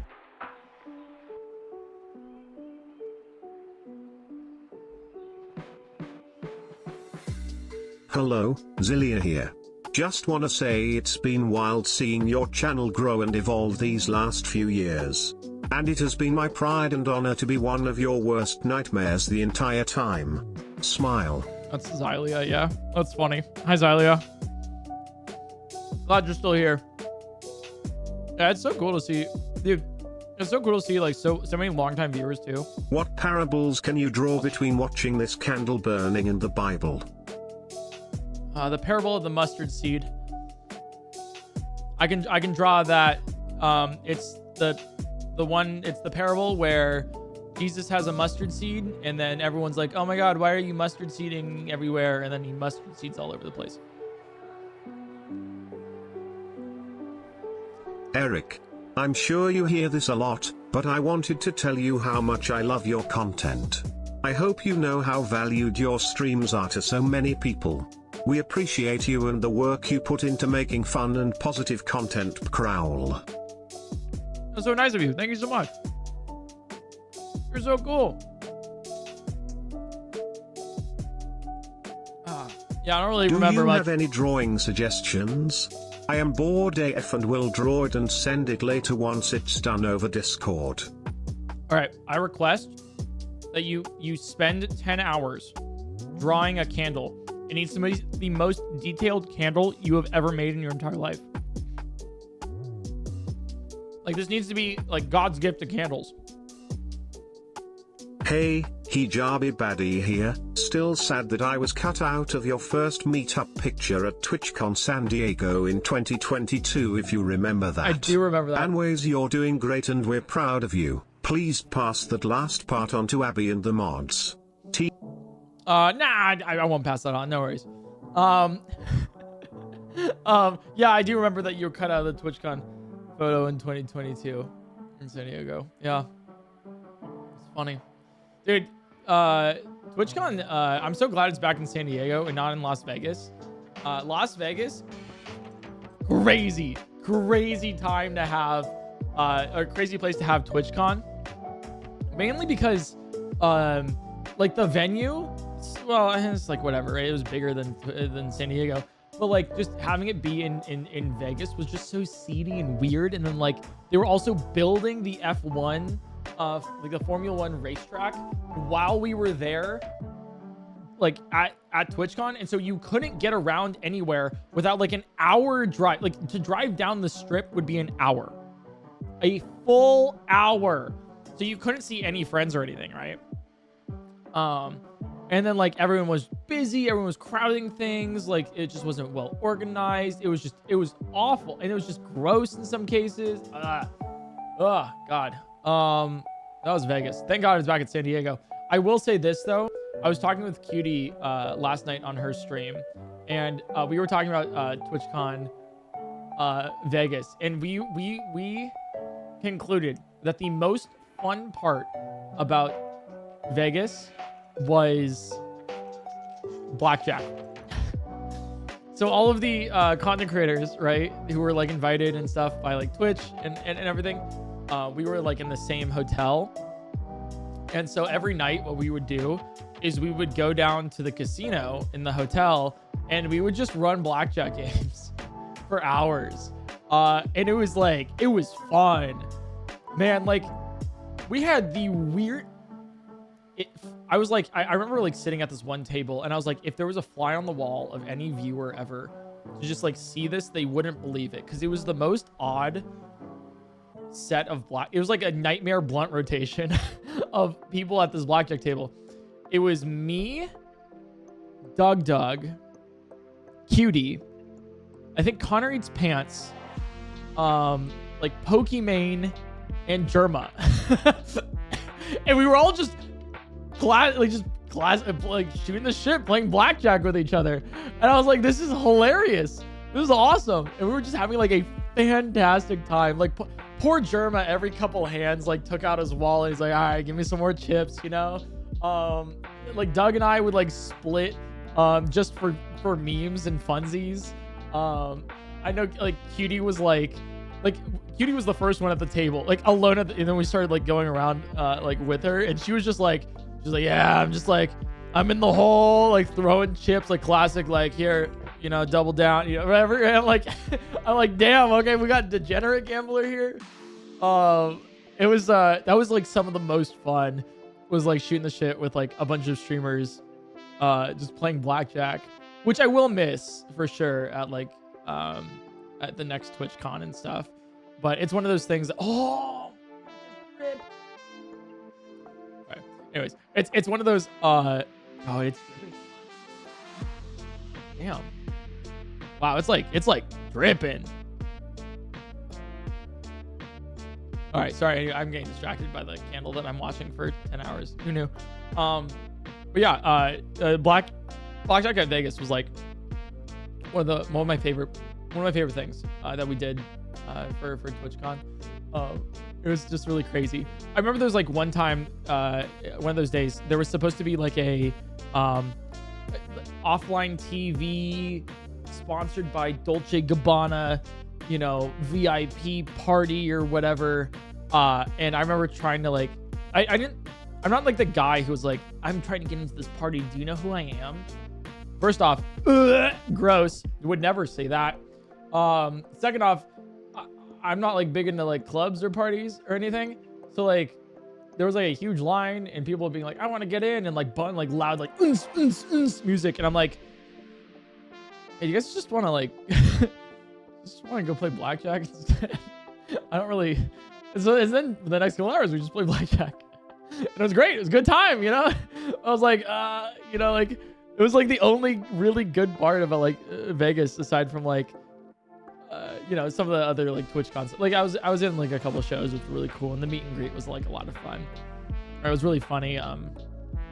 We were slotted for an hour for the meet and greet, and ended up going over like an extra 30 minutes because I was like, no, wait, these guys waited in line. Like if you're waiting in line for like a while, like and then you're kicked out, like that sucks. So I was like, I'm gonna stay here. I'm gonna say hi to all my viewers because they came here to say hi to me. I was like, no. So that was really cool. Hypothetically, if Twitch were to give me a longer time slot this upcoming year for TwitchCon, hypothetically, right? You know, that would be really cool if they did that. You know, so if you were going to TwitchCon, you would have a good chance of saying hi to me if they did that. But I can't confirm nor deny if they have done that yet. Sorry, I had a cough there, you know? So anyways, yeah, that'd be crazy if a friend asked for a longer time and actually got it. That would be crazy. Anyway. Paint, ice, grass, candle. Long ago, the four nations lived in harmony. Then, everything changed when the boredom attacked. Only PointCrow, the master of watching things, could stop them, but for real, as a 4-ish year Vaver, it's... Oh my god. Oh my god. You're so right though. Because watching paint dry is air. Watching grass grow is earth. Watching ice melt is water. Watching a candle melt is fire. Oh my god. I can't believe it. We've completed it. Am I the Avatar? Master of all the elements? I gotta shave my head now. You're not only good at your job, but you do a great job of fostering a great community. It's so chill here. I wouldn't have stuck around without the creative content and the kick-ass chat. Y'all are a regular part of my day now, and it rules, Dax. Oh, that's awesome. That's so cool. I love that.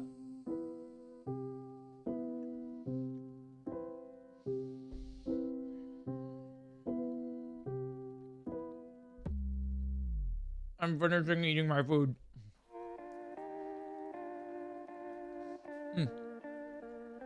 Right? Oh. I think we're actually like caught up on TDS. That's sick. That took 3.5 hours, but we did it.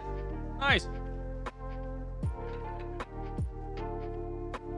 All right, nice. Let's see. What else do I got for you guys today? Do we start One Piece? You know what? No. We're waiting. I'll do that in a second. All right. It's a tradition that we talk about it. Okay. It's a tradition that we talk about One Piece. You know what? Fuck it. I'll just say it right now. All right. We'll go and do it. All right. So One Piece. The reason why I talk about it so much and so often, and like make it a point to like tell you guys about it specifically for streams like this, is because it's something that I personally care so much about. And you might be like, oh, One Piece watcher, whatever. No. Give me a chance. Okay. Let me explain. And I will tell you why not only this means so much to me, but why it should also mean so much to you. Yeah. I will also preface this by saying I will recommend this generally to a lot of you right now.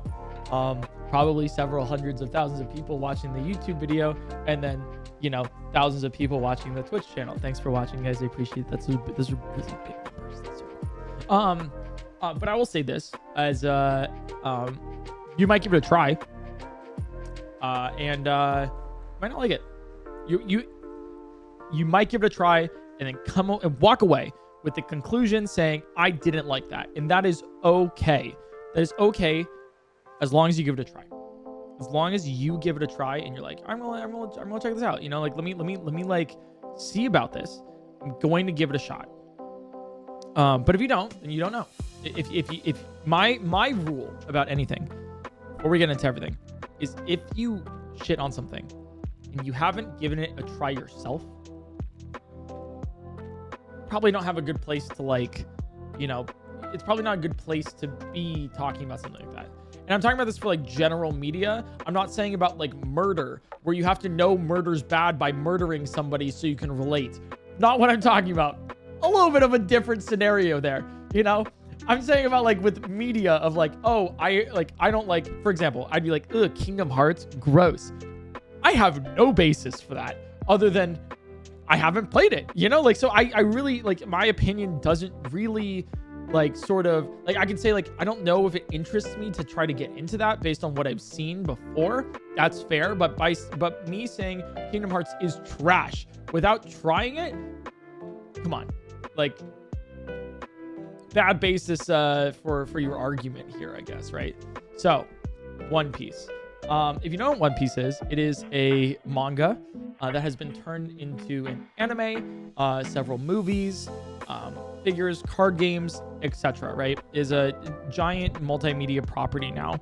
But it all starts with a manga, a book, comic book, as you would say, by Ichiro Oda, who is just creating a story. And I think it is one of the greatest pieces of media of all time. Of all time. And I think right now, and I'll explain it to you why and why you should give it a chance. You might not like it. Just give it a chance, right? And when I say my recommendation, I mean don't watch it. Don't watch it. The anime sucks. Awful. The reason why is because the anime started about 20 years ago on like 4Kids TV or whatever, right? Or Funimation, whatever, right? Like just it was censored. It was old. It's like the animation quality is like a still frame for 5 minutes while talking over with somebody else, right? Like it's really not, it's not kept up with the times. And so if you go into it, you might be turned away by the actual quality of it rather than the story itself. So if you want to witness it in like a thing that does keep up with times, I would give it a shot by reading it. You can read it on the Shonen Jump app. If you go on the App Store for either Google Play or Apple Store from iPhone, I believe it is $2 a month, maybe $3, right? And you might be like, microtransactions, that's so much. Oh my God. I've been reading the Brandon Sanderson book series recently, Stormlight Archive and everything. I just finished Mistborn and all that. I'll get into my Brandon Sanderson stuff later. But I've been reading a lot of that, and each one of those books like $20. So that's a lot. But you can get a full year of Shonen Jump for about the same price. Maybe a little bit more. And that means the entirety on your phone, on your tablet, whatever you want, of One Piece, just for you guys. It's a wildly good deal, and I'm shocked that if you bought Volume 1, buying Volume 1, the physical copy of Volume 1 of One Piece is more expensive than half a year of the Shonen Jump app. Which is crazy. so just you get access to like all 1,100 chapters, right? So that's an incredible value. I am not sponsored. I am required to tell you whenever I am asked to, like, whenever I'm doing an ad, I'm required to tell you I'm not. I want to make that very clear. So read it. That's where I'm going. Whenever I recommend it, read. Okay. So One Piece means a lot to me because I personally am a guy who loves world building. I love immersing myself into a new piece of media in order to like engross myself into, like, you know, I want to get lost in it. I want to care about the characters. I want to like, oh my God, I can't believe they did that. Or like, yes, please, of course. You know, like I want to get involved. I want to care. I want to be engrossed in it. You know, I want to live in this world that has been made up by the author. That is my goal when I get into reading something. And I want a good story that has like some a compelling narrative where I can get involved. And that's what One Piece really brings. I started it initially I was a Naruto fan, you know, like I would try to stay up to Adult Swim on Cartoon Network. And I remember when they were airing the Genin exams, is it? The Chunin exams, when they were just getting. And I remember like seeing Rock Lee versus Gaara, like their battle, like live, you know, not live, but like when it was airing like on Cartoon Network. And so I was, oh, hell yeah, right? You know, cheering them on. I remember going to Ralph's, the grocery store near me, when I was younger. And, you know, we had like a little, we had a little, like, not policy, but like, you know, every now and then, like whenever my mom would take my sister and I onto errands, you know, we would end up begging my mom of like, oh, can we just have one thing? And this is something that like I've carried into my adult life, where it's like, and I'm very lucky that I can do this. Not everyone can, of course. But like whenever we would go out and my mom would bring us on errands, my sister and I would get like one thing that we can buy, like one thing, as a like, thanks for, be kind of like, hey, thanks for dealing with like us going on errands so you're not bored. And so whenever I like go to like a cool new place, like with friends, like for example, like going to like H Mart or something, you know, cool new place, but whatever. I'll be like, all right, you got to get your one thing, which is one new crazy thing that you have not tried before. So then you're getting your regular like groceries, for example, like, all right, I'm getting my like flank steak, I'm getting like my chicken, I'm getting whatever, right? And then you get like something weird and new. Like, what does like lobster chips taste like, you know? And then you never know, you might like it, or you just might hate it. It's a good experience, right? But it's like your one thing. And so my one thing that I had when I was younger was we went to Ralph's and we were walking up and down the magazine aisle for some reason, because I think my mom had to get like a card for like a birthday or something. And I saw plastered right there in the center was Naruto. And I was like, oh, I know that guy. This was in 2006, by the way. 2007. It was in 2007. It's early 2007. I remember this because I picked up the magazine and I was like, Mom, can I have this? And she's like, all right, you know, like, is that your one thing? Yeah, that's my one thing. And so I picked it up, you know, and brought it to the cash register, bought it out and everything. And I still have it. That's the thing. The reason why I know that it was mid 2007 is because I still have that magazine. It was the Shonen Jump magazine, the print version when they ran those like a lot. They still do, but like not as much anymore because it's gone largely digital. But I still have that Shonen Jump magazine of Naruto, and it was I think the chapter they were on with Naruto was, I think they were in, oh my god,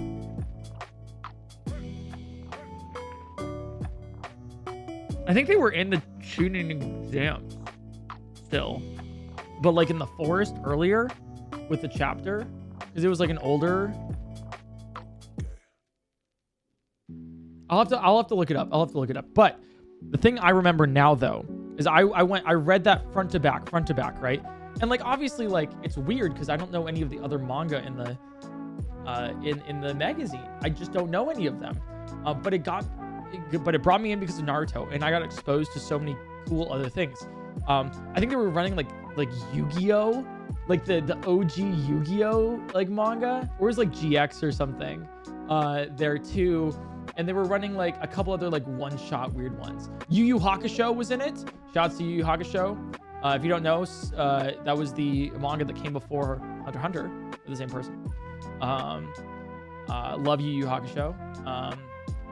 If you guys ever like tournament arcs in manga, Yu Yu Hakusho was the one that definitely popularized it. So shouts to that. But in the magazine was One Piece. And it was chapter 123, where they are on, oh God, what's the island called? I won't spoil it, but like there's, try not to spoil it without like, it's past Whiskey Peak. It was called Little Garden. I think it was Little Garden. I think that's what it was called. Where they were on Little Garden. And that was the first exposure I've ever had to One Piece. And I loved it. I thought it was so cool. I thought it was so neat. There was cool powers I didn't really understand because I obviously didn't read the first 123 chapters. But I loved it. And I begged my parents to get me a subscription to Shonen Jump. And back then it was like $25 or so per month. And this is like a couple years ago. So it's not $25 now where I can just pop a 20 and call it a day, right? You know, it's like, this is a lot. This is like the equivalence of like $60 right now, you know? Like it's a lot per month for Shonen Jump. And I had to beg them for it. And turns out like, they ended up getting it for me because I got good grades. I got good grades. They're like, hey, you know what? We'll buy you a subscription to Shonen Jump if you get A's in your classes, all A's in your classes for the semester. And I worked hard. I got those A's to get that subscription, and then I'd get the magazine every single month, and I would keep up with One Piece. And I was there at the end of Yu Yu Hakusho when that finished. Then when they dropped Yu-Gi-Oh, when they added a couple other one shots, you know, when everything else was going on. Yeah. What was it? It was Gourmet Hunter, was it called? Oh shoot. Anyways, there's a lot. But where I'm getting at this is the one consistent part was One Piece. I would read One Piece, everything with Naruto. Went to Shippuden. I remember going to Borders bookstore, not Barnes and Noble. I was a Borders guy. I went into Borders. I would buy volumes of Naruto that I still have. And getting some One Piece. I remember and that's when I got Naruto like volumes 1 through 29. Like I would spend, like I was like consistently like the gift you would give me for Christmas was Borders gift cards, because I would just immediately go to Borders and then spend it on new volumes of Naruto to read them. And I have like, I think volumes 1 through 29 or something like that. And one of those days I was like, you know what? There's this other really cool manga in Shonen Jump, and I'm curious about it. Sure. And I bought volume 1 through 3 of One Piece. It was a mega book where it was all 3 volumes in one book. And I was like, all right, I'm going to give it a shot. And I started reading all of One Piece. And this was also back when there wasn't like Shonen Jump app or anything out. And I ran out of money because I was like 13 and I didn't do my chores for my allowance. And you know, like, and so I didn't have money, right? So I just ran out. And so what I would do is and Shonen Jump didn't exist at like a cheap price like it does now or anything. And so I would go online to forums and hope that somebody uploaded a scanned copy of the newest chapters so that I could read them, because I couldn't afford it otherwise. So I ended up catching up to One Piece that way, and I ended up buying all of the volumes since. I think I have every single volume of One Piece. I ended up retroactively going back and buying all of them again, because I was like, first off, like, gotta support, you know, my favorite creator in that way. And like, it was kind of like a, hey, I know I did a bad thing earlier, but like, you still got the money. Like, when I was like in my mind, I was like, I'm going to do this, but like when I have the money, like I'm going to pay for it, I promise. And then I did, and that made me very happy. But I ended up catching up with it and everything, and it's just been a constant in my life since I've ever been like a child. And it is one of those stories. This is where I get into the story, but don't worry, no spoilers in chat. I please, from the bottom of my heart, please do not spoil it for any. This thing is crazy. Oh my god, it is going. Is this gonna last 10 hours? This thing's like flaring up. Damn, it just like a lot of that wax just left. Oh my god. Okay, so yeah, like it's you know, oh, it used to be that tall. We're not even halfway. So One Piece, the story about it that I love so much, and please do not spoil it for anybody, please. And there's a reason why I'm going to make this plea to you as a regular, like just an average person being like, I don't really know what this is. There's a reason I'm going to make this plea to you right now, is because you don't have time. You don't have time. And I will explain that in a second, but you don't. You need to get into it now.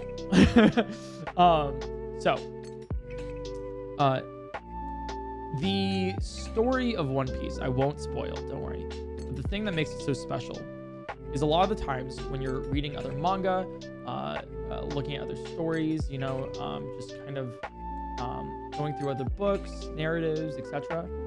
A lot of the time what will happen is you will follow the events of the main characters. And you might not notice this, but upon reflection, upon finishing it, you might realize that the world really kind of revolves around those characters.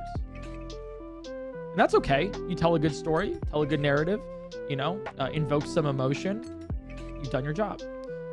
But in case you really want to engross yourself into a world, a lot of the time, the world revolves around the characters. Events won't happen outside of the characters knowing what they are. That's totally okay. But in One Piece, the thing I love is that sometimes the characters, the crew, the team, have to make decisions. And these aren't just like one-off decisions. Oh, this is so easy, haha, you know, I can just do this, right? No, these are like, some of these are like kind of morally complex decisions on like, what should you do here? And based on those actions, they have lasting consequences for the rest of the story. Like if you, for example, kill a guy, we'll use a random example, okay? You kill a guy, chapter 30 or something, right? You're like, whatever, bad guy, haha, teehee, whatever, and then move on. Well, later in like chapter 400, that family's coming to get your revenge. Like they have not forgotten about that day, because that was incredibly impactful to them. And they have gone around the world doing other things in order for them to forward their own stories and get revenge against you, the man who killed them, like their family member, right? It's like things like that. That's an aggressive thing, but it's like, or you make a decision of like, you know what? I know you want to join my crew, for example, but not right now, maybe later, right? Well, that person is going to go around the world doing their own thing, right? Like your actions have consequences for the rest of the world and they have to deal with it. And that's one thing that's really cool about One Piece, is that constantly, like over and over and over again, you are reading the story, and the things that are happening currently as we stand are recontextualizing previous chapters. There's this one arc, I won't say what it is or anything, but if you know One Piece, you know it. There's this one arc that a lot of people, that when they read for the first time, are like, this was a cool arc, but kind of mid. You know, the whole story of it, this little like arc story was like, it was like all right, not really exciting to me, but just kind of okay, you know. But the thing is the cool thing about that one arc is that every couple months after that, there is a new piece of information that comes out that recontextualize that whole arc to be something so extraordinary, something so different, something where it's like, I can't believe this was foreshadowed so early. That's why it felt at the time so useless and so like weirdly contrived or weirdly blah blah blah. It's because no, like that's how it would feel for the main characters as well, because they don't really understand it. But upon these recontextualizations, upon these new revelations that come to be, it's like, no, that was planned since the very beginning. And that's why it feels so weird. And that's one of the really cool things about it, is that like the more you learn, the better it is. And the more you read, the more rewarded you are for already reading. And so that's like something that I really like about it, is it just like keeps on giving the more you go. That, and also, you ever hate like reading something like, and you're like, oh, it's not finished, so I don't know if it's good. The cool thing about this is that it's been very public and very like well known about this, is that the author of One Piece has very explicitly come out and said, no, I know the ending. I know all the major story beats. I know everything. I have had this planned out for years, 20 plus years now. All I need to do is just tell the story. So there's no real part of the story that's just being like, okay, cool, now what? Okay, now what? Okay, now we have this, now what? We're trying to figure it out like with the consumers of like, okay, I'm just gonna do this plot twist just to get them more involved. Like, no. It's all planned. The reason why that one arc wasn't as like important as you thought is because the characters, it wasn't. But that was planned out, because that was planned foreshadowing. There was and I won't say this either, but later in the recent chapters, there was recently like a revelation about, and I kid you not, chapter 1, where it was like, oh, that's why they did that. And it in every single character isn't just like a one-dimensional character. Everyone has motivations for what they do and how they got there. Obviously, there's like some that aren't as fleshed out as others, right? But there's moral dilemmas where it's like your villain is doing it because they think it's actually the best case for them, because there's no other option they could have gone with, or if there was, it's their character flaw. But they're not like evil for the sake of being in opposition to your protagonists. That's just how they are, and they're just against your protagonists. There are moral questions throughout all of it, that's one of the things that I personally just really love.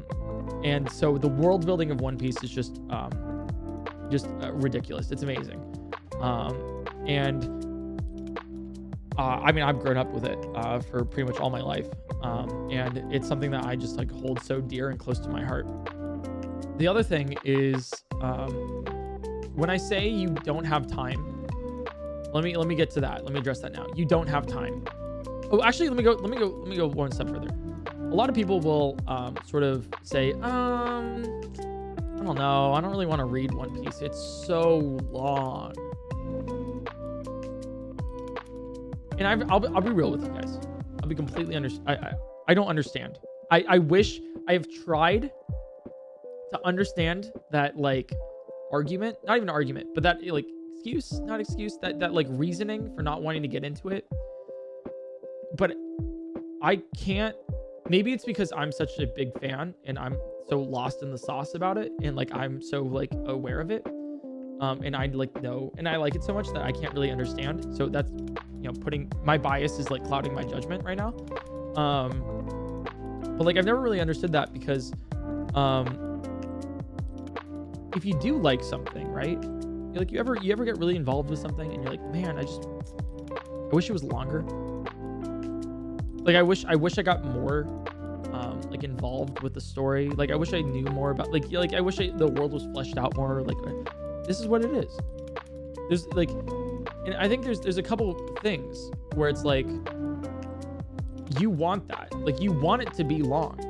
You want it to be an involved story. I think there might be some concern there that the story, like, being so long means it's drawn out and stretched and everything. It's not. I'll tell you that. It's really not.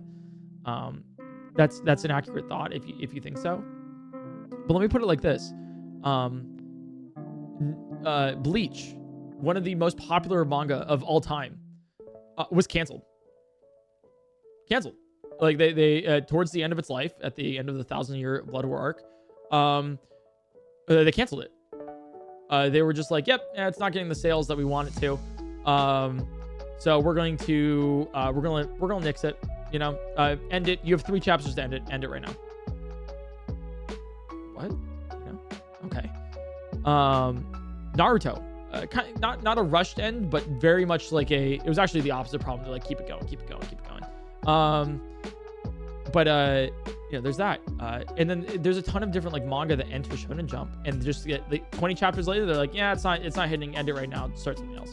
We need more space in the magazine. It's pretty cutthroat of like what remains on Shonen Jump and what doesn't. And the fact that One Piece has largely remained one of the top-selling manga of all time, and has largely remained unchanged due to editing,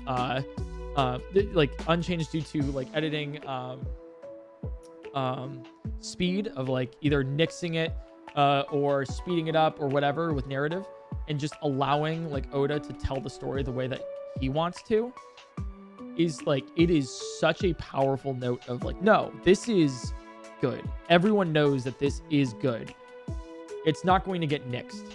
It's not gonna, the fact that it's gone for so long without something like that means that it is such a quality story that you should check it out. And so let me get into the thing of like, you only have so much time, and you really only do have so much time. Like, you're running out of time because it's going to end. It's going to end. We are in the last arc, pretty much. Maybe the last 2 arcs, 2 or 3. It's going to end, and the thing is, don't you want to be there? First off, I'll appeal to that. Like, don't you want to be there when it ends? Like,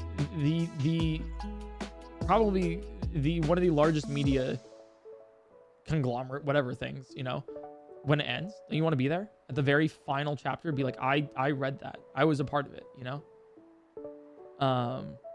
Don't you, like, one of the big things is getting the one. I want to be the king of the pirates. I want to get the One Piece, right? This giant treasure, right? Do you want to know what that is?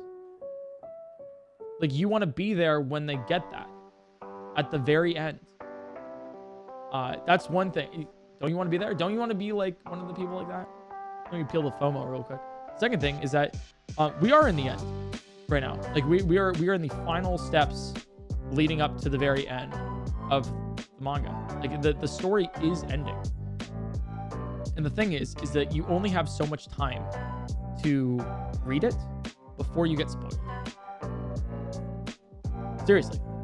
Up until about a year or 2 ago, you couldn't really spoil One Piece. Like, you really couldn't. You could be like, oh, this happens in this arc, and you'd be like, okay, I don't know what any of that means. Like, you'd just be like, okay. Like, cool, sure, I guess. And then something came out. A huge revelation in the story. One of the biggest one, that changed everything, happened about a year and a half ago, almost 2 years ago. And if you look for it, you can get spoiled. It'll change the way you read the entire manga now. Like, just knowing that fact, this one piece of information will recontextualize everything in a way that you're not supposed to know when you read on the first way. So you could get spoiled right now. And I am like hoping that my friends that are reading right now don't get spoiled for that. Really. because it's like, it's one of those things where you read all of it, you get up to this point, they tell you this information, you're like, oh my God, you want to read all of it again. But if you know that going into it the first time, you're not going to get that experience. And it's going to be a lesser experience for you because you didn't get into it sooner. And that's just something maybe you're okay with that. Maybe you're okay with that. But I'm just telling you right now, as we know, that's something, you know? Also, let me give you some FOMO with that. You weren't there when that happened. You weren't a part of those Discord groups, Twitter. You weren't part of your friend group. You weren't part of like all these other people. Like even my Twitch chat, when it happened, we were like, I went live and I was like, holy shit, guys. I can't say anything, but like it happened and oh my God, right? You weren't there when that happened. And there's other really cool things that are happening right now where you could be it, you know? It's just one of those things where there's some really awesome like lore involved, world building, things that we have been wondering for years. I mean, I've been wanting this for, you know, like 15, 16 years now, like of my life. Well, actually 18 years of my life. About all these questions that I have about One Piece and the story. And so, basically, what I'm trying to like kind of come across here is we're in the end and you don't have time to read it. But let me tell you to start now. I know it's really fun too. Every now and then I get like people coming to my streams, saying, hey PointCrow, you know, I just watched your ice melting stream and you said to give One Piece a try. And you know what? I tried it out and initially I didn't really like it, but like, you know what? I kept with it and it's like one of my favorite things now. Thank you so much for telling me to try it out. And I'm like, oh, thank you. I'm like, oh, I'm so glad I could like give you a new favorite media. That means so much, you know? And I'm just so glad that I could like get people like into like what I'm into as well. But yeah, it's one of those like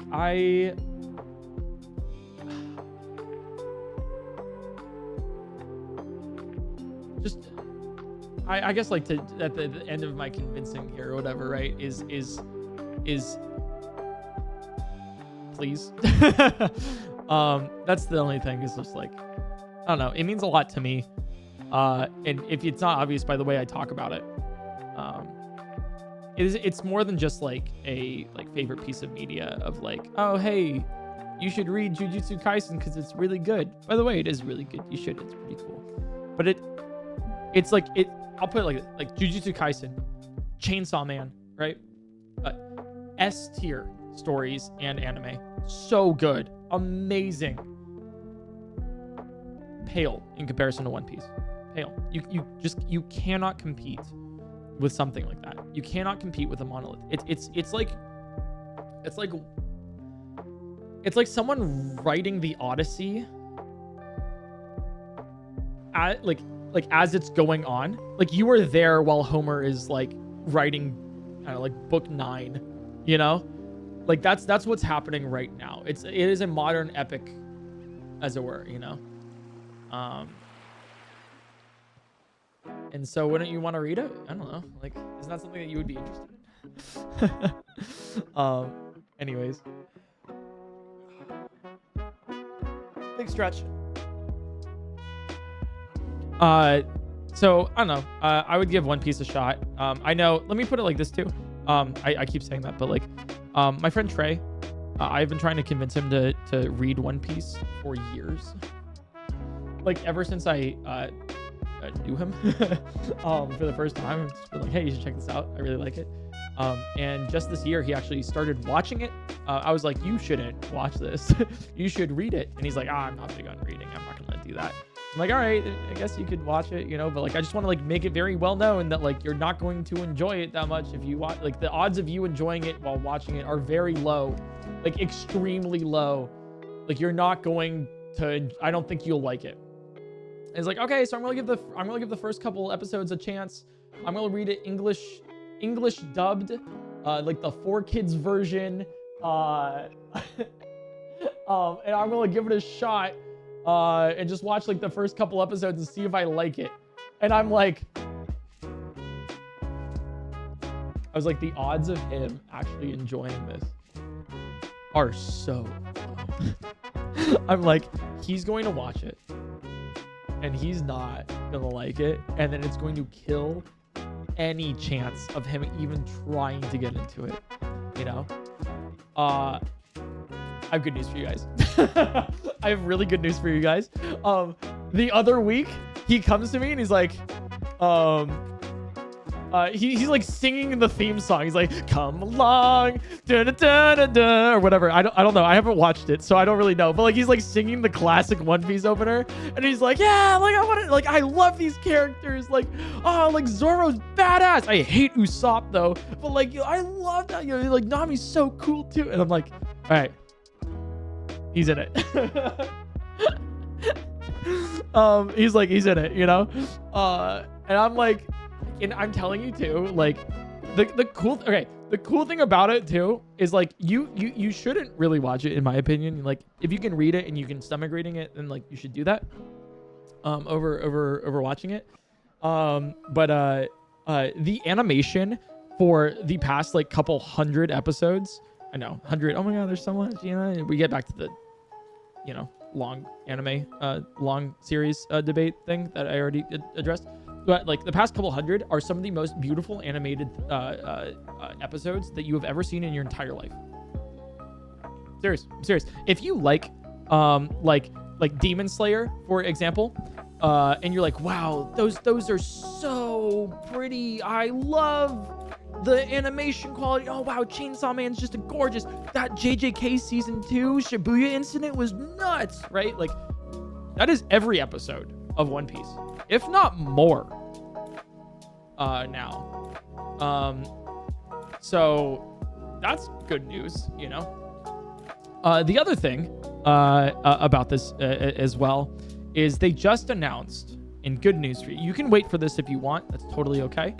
I mean, you can not take my advice on any of this if you want. That's also totally okay.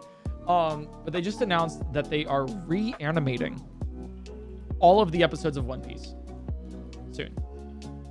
So they are starting from chapter 1 and reanimating it all with the current technology that we have for it.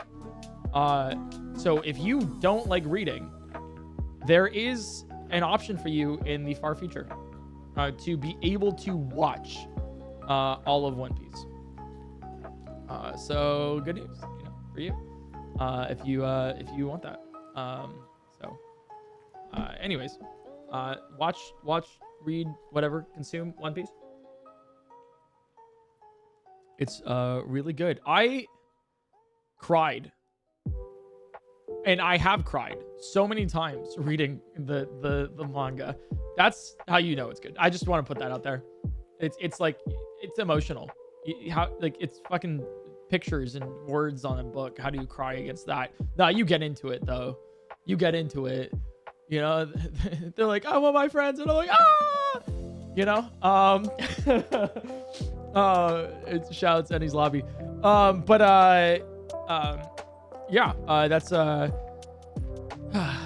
it's yeah. A fun fact too. This is a little cool thing. It's like that I love myself. You know, about I love this about like my life right now. Is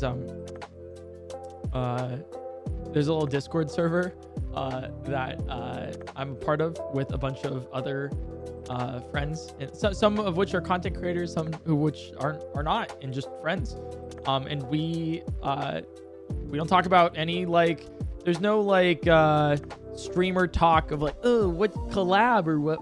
No. It's just like, it's just One Piece. It's just you know, it's just that. And it's really just like every chapter that gets released, we have a new channel, and we just chat in the channel about the new chapter. It's our little book club that we have over the chapters of One Piece. And I remember when that big reveal that I won't say happened, we all hopped into a Discord call and collectively like screamed for 10 minutes. I remember specifically it happened. Like I read it, and then Abby was living with me at the time, and so I went. I don't even know if she knows this. I went into my closet and popped in headphones, went into the call and started yelling about it. Because I was like, she's not caught up. Like, I can't like spoil that for her. And so I was like, really just kind of like, really excited about it, and everything. Anyways, I thought you guys would enjoy that fact about One Piece and my current stuff. So, yeah, give it a shot. This is my yearly sort of like, hey, just heads up. I'm not going to promise that you're going to regret it if you don't, but it doesn't hurt to try. So, anyways, yeah, pretty cool. I started reading One Piece because you recommended it so highly during the ice melting stream. I'm now all caught up and will recommend it to anyone, so thanks. Yeah, exactly. I'm so glad you're all caught up. That's so cool. Yeah, like, you got it. It's so good. It's like, everyone I've recommended to and they've given it a shot, they've all liked it. I have a 100% success rate. I usually play your streams when I'm going to sleep to reduce anxiety. I love the 10-hour ones, cause I can still wake up and the stream is on. Do you have any favorite classical composers? Grieg. Yeah, I guess it's more like modern-ish, but like Grieg is one of my favorite. Wedding Day of Trollhagen is S tier piece. Hey, on the topic of anime, you should give Murasame to Iruma-kun a try. Definitely my favorite anime/manga of all time. I don't know if you'd like it, but I'm always trying to spread the agenda lamau. It's essentially My Hero Academia. Oh shoot, it cut off because it was too long. I'll give it a try. That's one of the things. If I recommend something to somebody and they recommend something back, I'm like, all right, I'll try out your thing, because that's how I would want like it to be to me as well. Like if I recommend you guys One Piece, right? And you guys are like, well, you should try this out too. Yeah, I'll try it out. Because like that's the same energy that I want to put into the world, Chat, it has been 4 hours since we last saw Eric PointCrow's eyes. My memory is fading. Does he even have eyes? I'm not sure anymore. What is real? I only know candle and sunglasses. I have to wear the sunglasses because like otherwise it's going to burn a hole in my retinas. All right? And these aren't just regular sunglasses, by the way. These are like actual PPE. Hi, it's Abby. I texted you, but I think we should cut the wick a little to slow down the flame because now I'm scared we won't make it to 10. Sure. Are you still here? Oh, I don't know if you are. Sure. Do you want to do it or should I do it?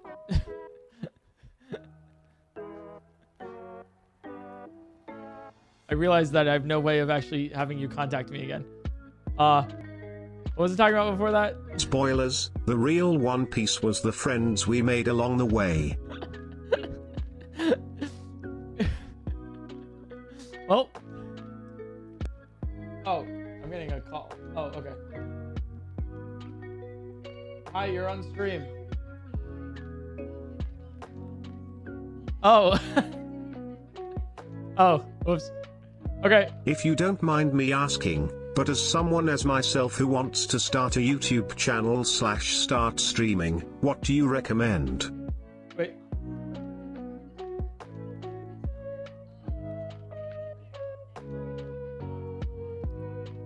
Okay, sure. I'll do that.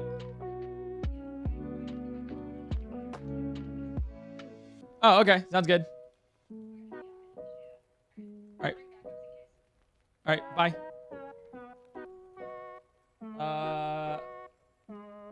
Okay. So, what was it? It was, YouTube advice. Hour 2. Check out hour 2. That's my recommendation. Okay, chat. So I'm going to really quick, I'm going to keep this burning, blow it out, cut the wick slightly, put it back on fire, and we're good. So I'm going to go real quick and grab scissors. Yeah, 1 second.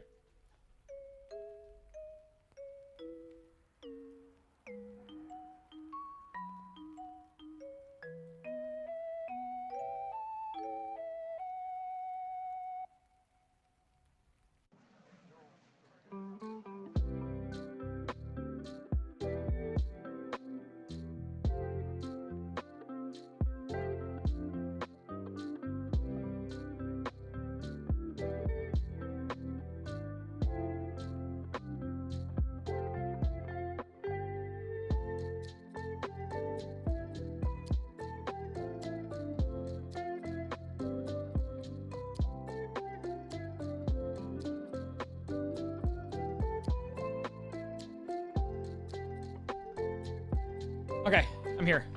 I'm back. Cool. Sorry about that, guys. I wanted, sometimes I'll have to do that. I made the liberty of going to the bathroom real quick too, because there's only so much time I can actually hold it in for 10 hours. All right. So blow it out, cut, and then fire. Yeah.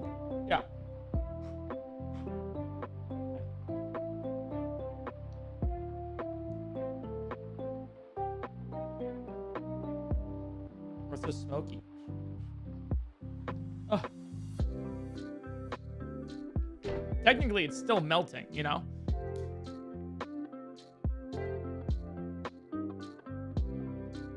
it is. There we go. Yay! That might have been too much. Hey, it'll be fine. Because it'll melt like a whole bunch, and then this will be good. So we just did a wick cut at like halfway through, so this should last for the rest of the 10 hours. Yeah, that's pretty good actually. I think it's pretty good. Not me being trapped in a room with wax fumes for 10 hours. Maybe that's why I'm gonna go insane. I always like hallucinate when we do these things. Anyways, so all right, I got the weirdest job on the planet. You and Doug should grow out your hair so you can compete to be the least bald. I did that during the subathon. I was rewatching some of the subathon VODs a while ago when we did the stream that doesn't like end until time goes down. I ended up rewatching some of those subathon VODs, and damn, my hair was grown out, because I made it a point. I wanted to specifically, one of the funniest things about doing the long 525-hour stream was that I would not shave or cut my hair or anything to show the passage of time. And oh my God, did I look deranged. Oh, look. Wait, look. The fire is going a little bit more. Look. Are you going to GalaxyCon in San Jose this weekend? Luffy's voice actor, Charles Martinet, and many BNH voice actors will be there too. I will also be there. Maybe I can also get your autograph for 300 bits. I won't be at GalaxyCon. I don't really go to conventions aside from like TwitchCon and maybe like PAX. I went to PAX last year. Or this year. I went to PAX this year. It was this year.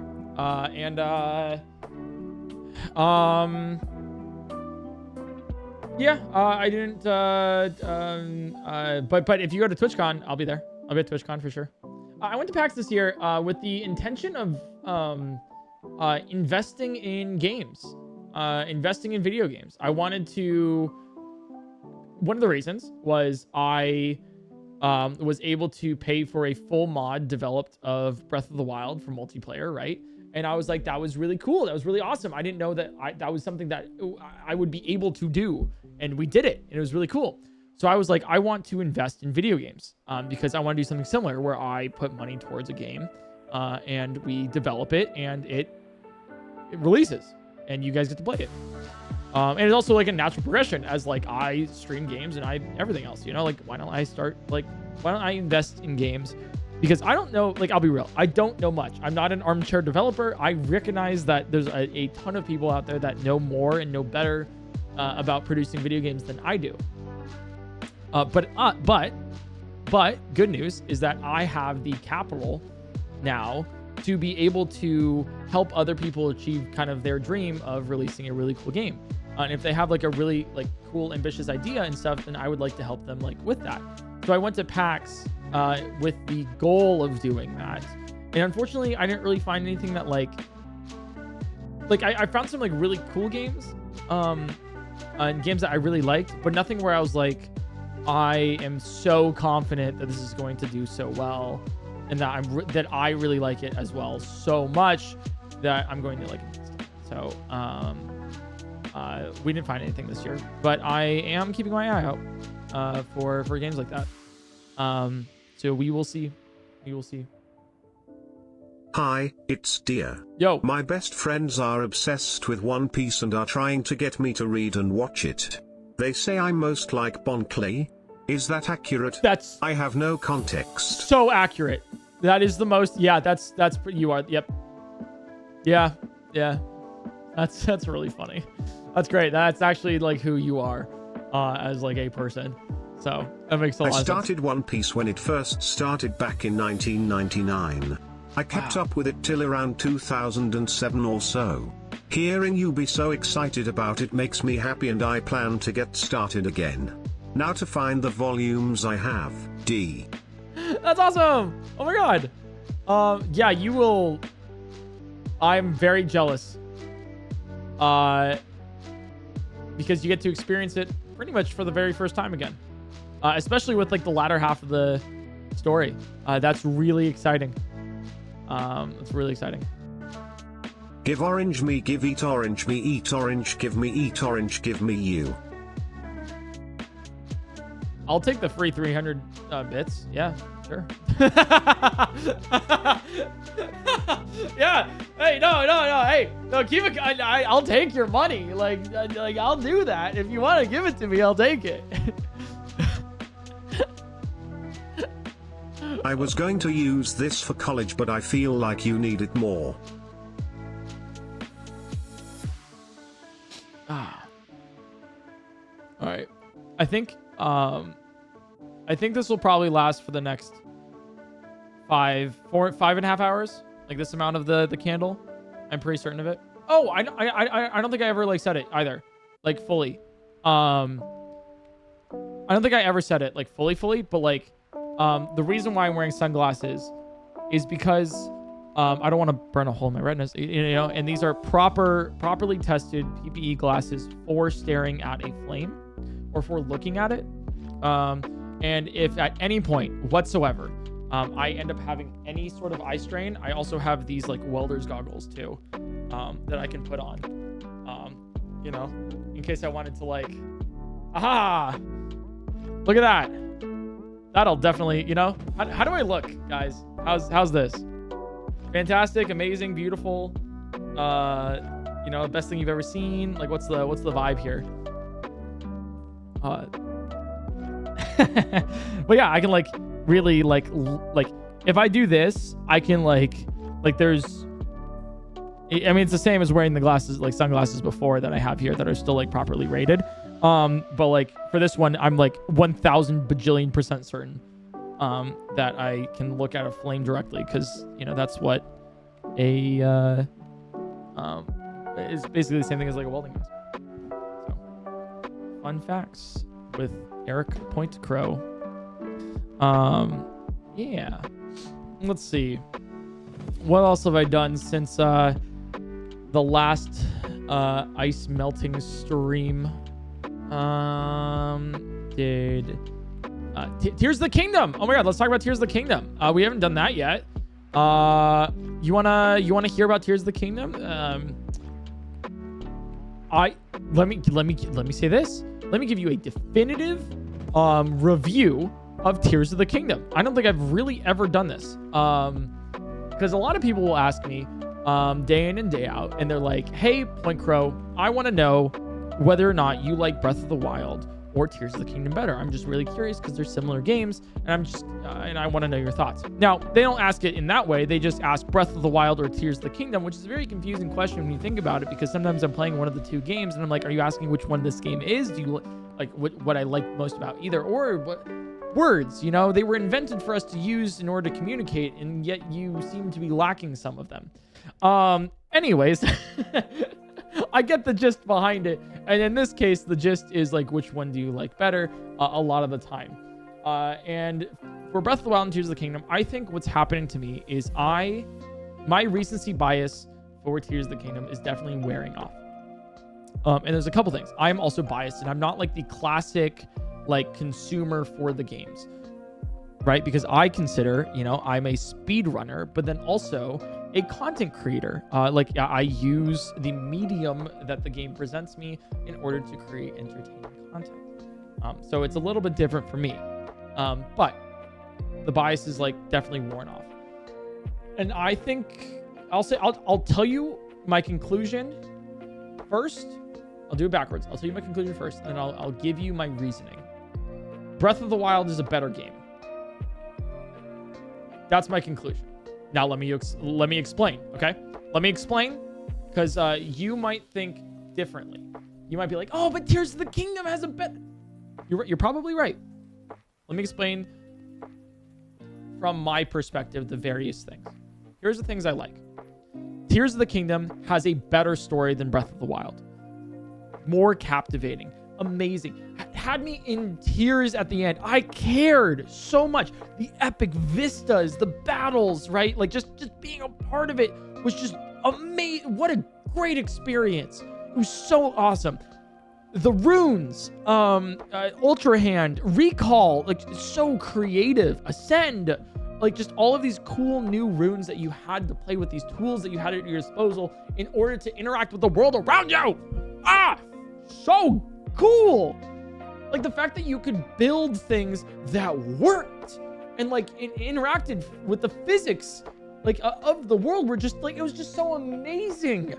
Like in Recall, it has like a snapshot of every single physics object ever in the single history of the game. Like that's so cool. There's so many the monster parts that kind of like that was a really cool gameplay cycle where you kill a monster, you get their item, you can fuse it together to kill a monster and everything else. It made you feel so much less bad about like losing items in like due to durability. Like you were down to lose items because they were so much cooler and you would get new items by doing it. You wanted like new combinations and there were so many cool things to do. The world was more fleshed out and filled over, and it was amazing. Tears of the Kingdom, like really just like it was so cool. And then also the realization that all of the marketing was focusing on the Sky Islands, and then you went underground to the depths and you're like, oh, this isn't 2 layers, it's 3. Like what? So cool. I loved that. Building vehicles, Zonai items. I'm just trying to think of so many other things that it was really neat. So I want to get that across with Tears of the Kingdom. But that being said, let me put this here. I've thought about this for a long time, and for a really long while, and I think the only person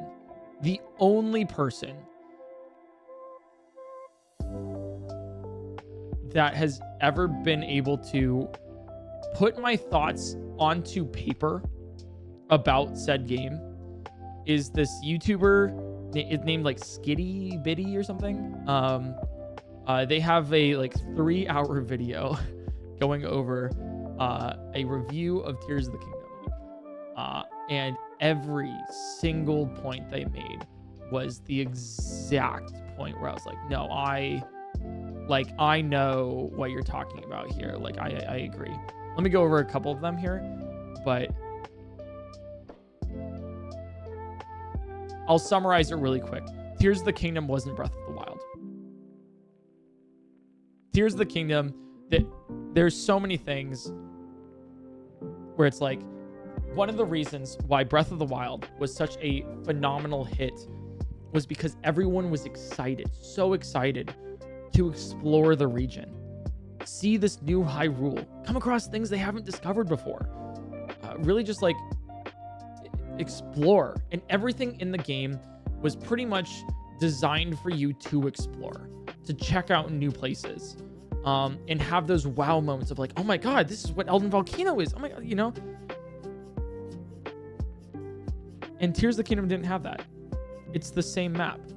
Like, yeah, you can spruce it up with Sky Islands, which not many of them, by the way, or the Depths, which is just an inverted surface. I mean, cool, but like, once you realize that all the light routes are in the same spot as the shrines, there's no reason for you to explore because you know exactly where everything is.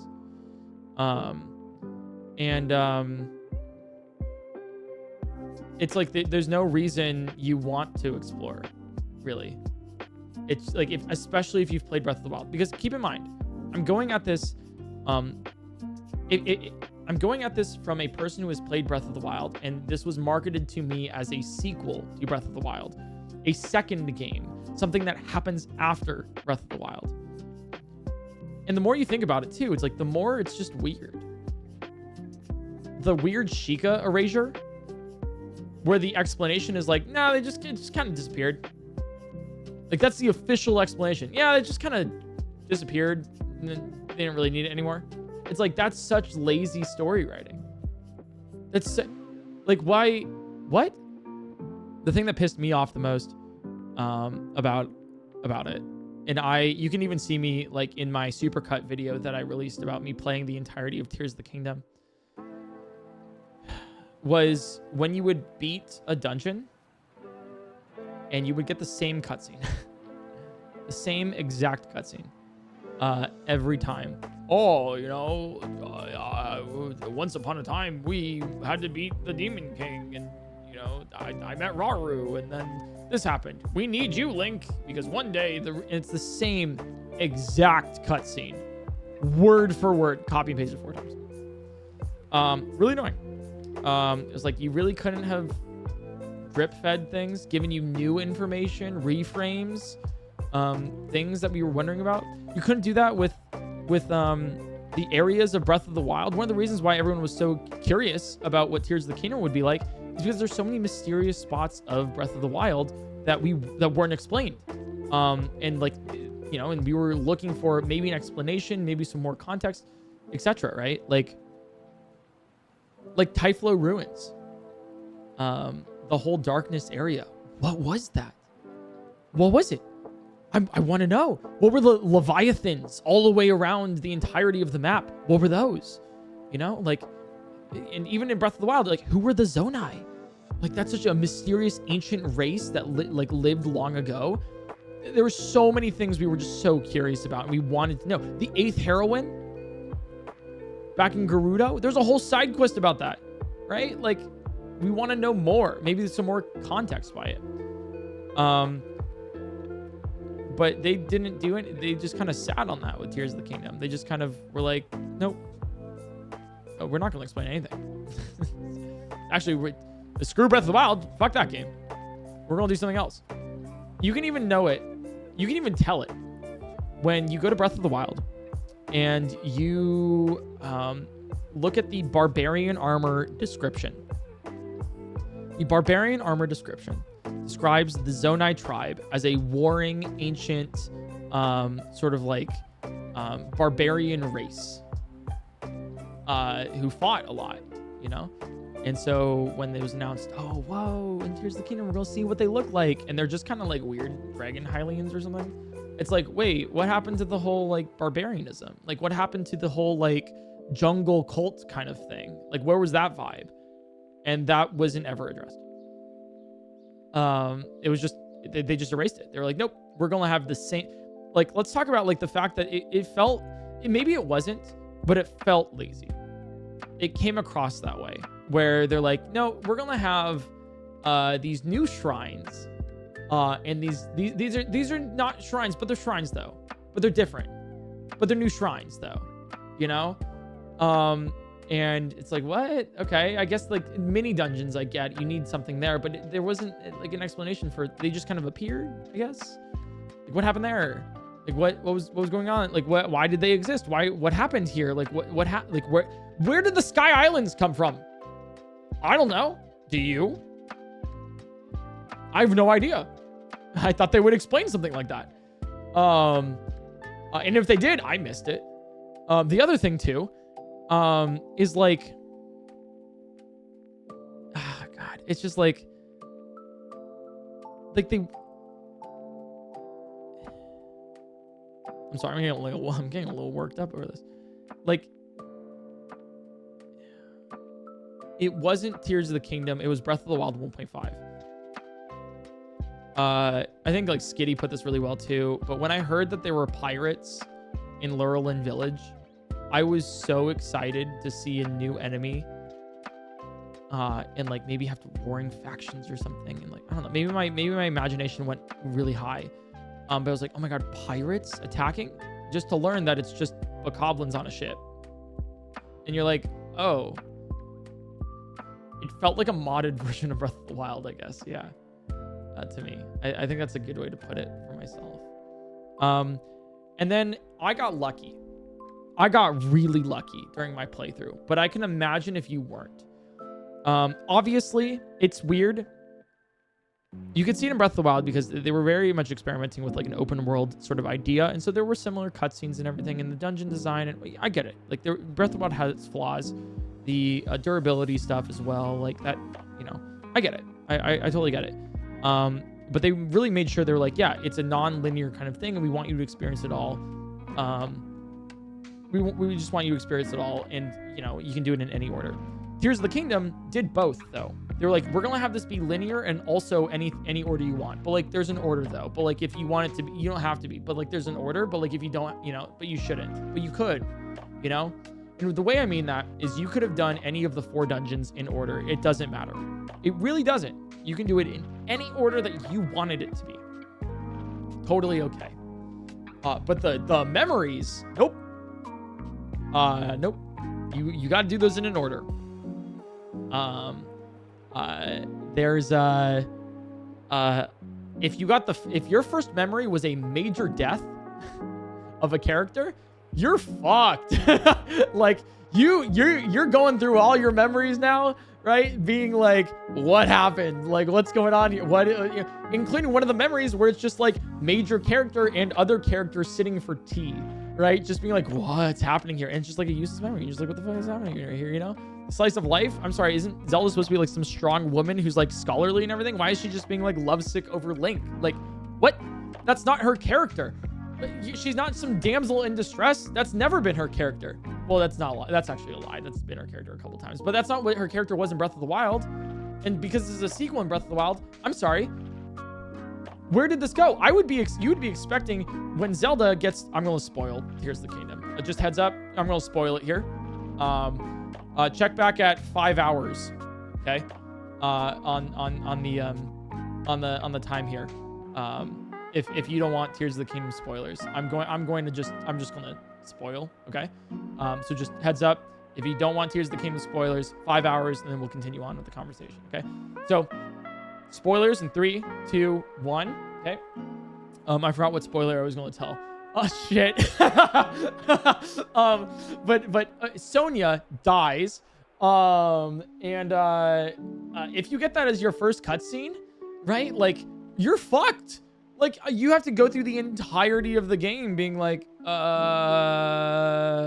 does Sonya die? Like you want to. Oh, I remember exactly what I was going to say. When Zelda gets teleported into the past, right, and you discover that's the past and everything, right? Like, her immediate character, that was in Breath of the Wild, would not just be like, man, I wish Link would save me. I wish we could figure something out. It's like, no. It's how do we get back? Let me research things. Give me all your books. Where are the Zonai right now? Like just scholarly. That's what she is. Help through education. That's like her character arc. Like if whatever Minoru says, hey, if you eat a dragon stone, you become a dragon. Haha. Right? Rather than Zelda being like, okay. Haha.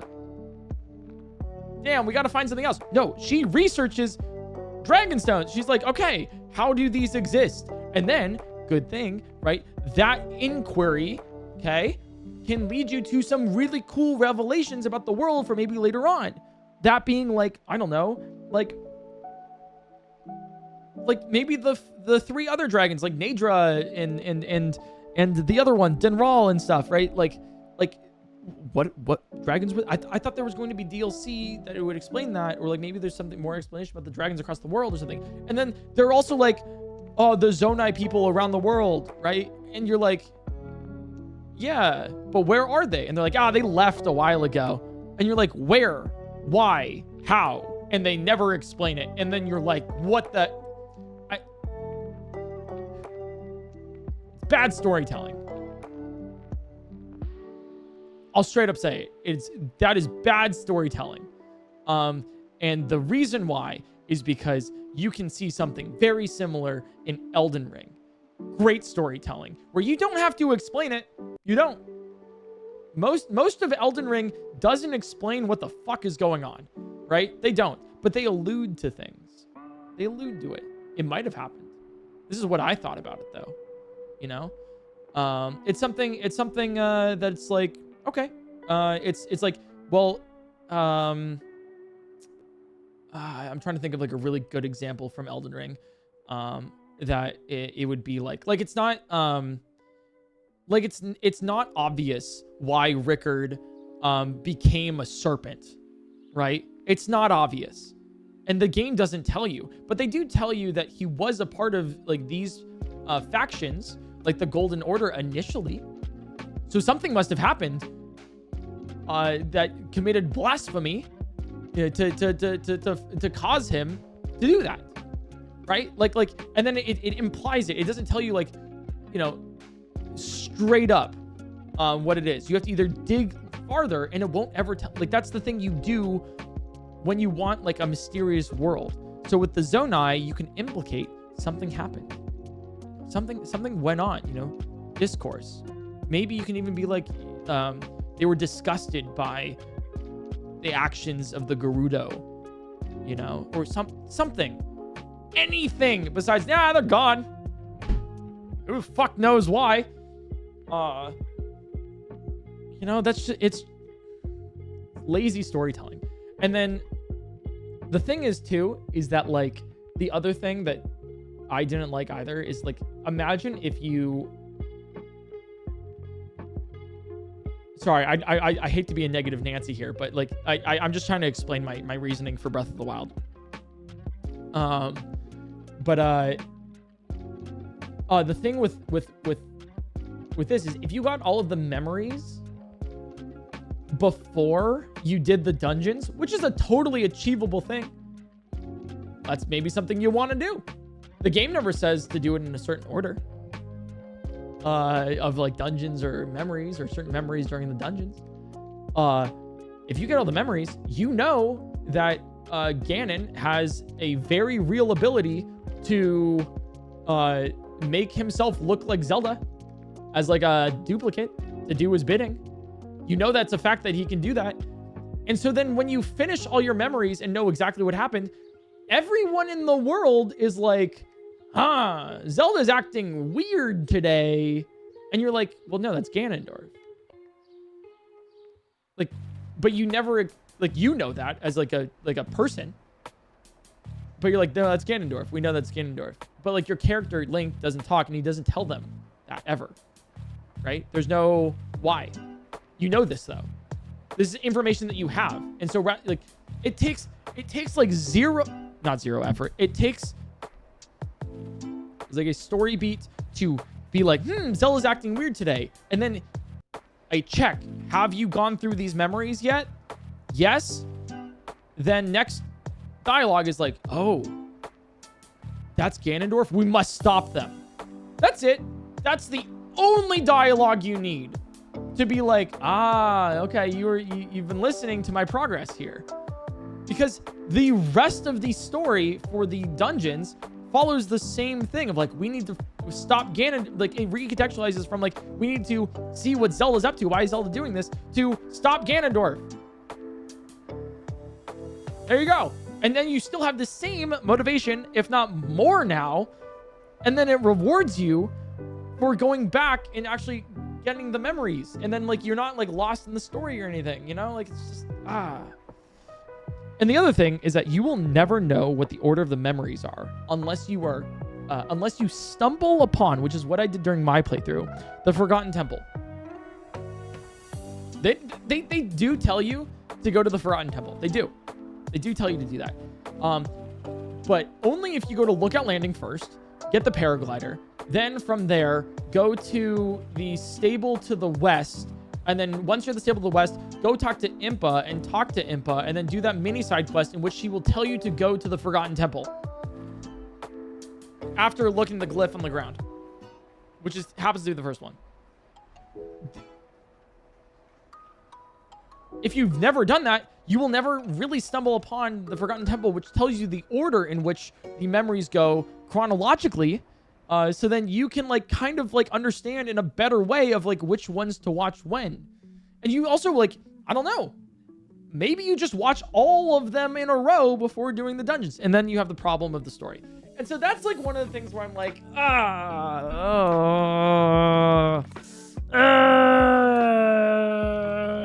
like it could have been better. The lead up to the end, phenomenal. The fight with the dragons, everything. The end is phenomenal. Amazing, right? I mean, except for the part where like Ganon like eats his dragon stone and he's just like, I'm not gonna lose. I feel like that could have like actually had a little bit more build up, because he like initially says like, I'm going to rule over all of Hyrule, but then we know from the memories that like him eating the Dragonstone makes him lose like all sense of self, which then prevents him from being a king. So that's like kind of like a little bit of a weird plot hole. So then you're like, so I feel like that would have been better if he got more like mad of like, no, like I would like a character change of like, I might not be king now, but I'd rather take you down with me, you know, kind of like that. So it's like more of an epic fight of like, he is literally casting away everything just to beat you, because you've already beaten him. You've beaten him like now twice, and you're going to win. And he's doing a last ditch attempt. And he's like, I'm going to get rid of my one desire to rule everything in order to defeat you. And that's just a better character arc, because he's like, no, I'm going to become a dragon. Haha. And I'm still going to be king. And it's like, that's not how that works, because we know from the context of the memories, this happens. You know? The other thing is the, like, it's just, I don't know. Like that's, and then when you save Zelda and she becomes back to a human again, that feels a little like, like if you take yourself out of it, you're like, oh, that's so cute. Oh my God, I love it. Like finally they get to be together. Oh my God, haha. But like from like a powers perspective, so dragon stuff isn't reversible. Like what? And that's where you can get into the context of like Zelda. Maybe if she's like, if like maybe there's like a maybe in her research of Dragonstones, she finds a fatal flaw in how they work. And so so then she's waiting 10,000 years or whatever for this one thing to happen in hopes that it eventually does, right? To become to stop being a dragon, rather than just like, with the power of love. And it just seems contrived. And then you're just like, okay, cool, you know. And this is upon like a reflection, you know. For like all of this, you know, obviously like during the moment you're not really thinking about this, but when you kind of come back to like a replayability standard, it's like not really, you know. Durability systems and stuff, I really do like how they did with the items. I think that was so great that you can like attach weapons and stuff. I thought that was really cool. I really liked using all of my weapons and stuff. It was really neat. I think the way that they did with pristine weapons was a bad choice. I learned recently, the game doesn't tell you this, I learned recently that you were only able to get a pristine version of a weapon if you break a dirty version of the weapon that hasn't been fused. So if you want like a royal claymore that's not rusted, you have to not fuse anything to the royal claymore, and then you have to break the royal claymore, and then it'll eventually appear in the depths for you to grab. And then you can fuse something to the now pristine royal claymore. Didn't know that at all. So if you went through the entirety of Tears of the Kingdom with just a bunch of traveler's weapons in the depths, and you were wondering why they keep giving you shit pristine items, it's because you never broke a rusted item without fusing it. So yeah. Fun fact about that. So I'm like, that's just a very poor decision. And it doesn't reward you for exploring it all. And it's just a weird, it doesn't make sense. It's never explained to you properly.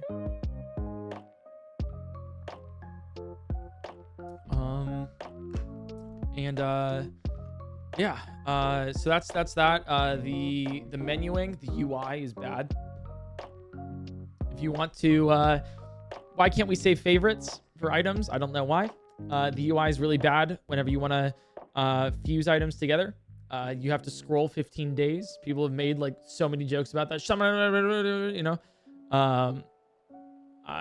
over the UI there. There's so many.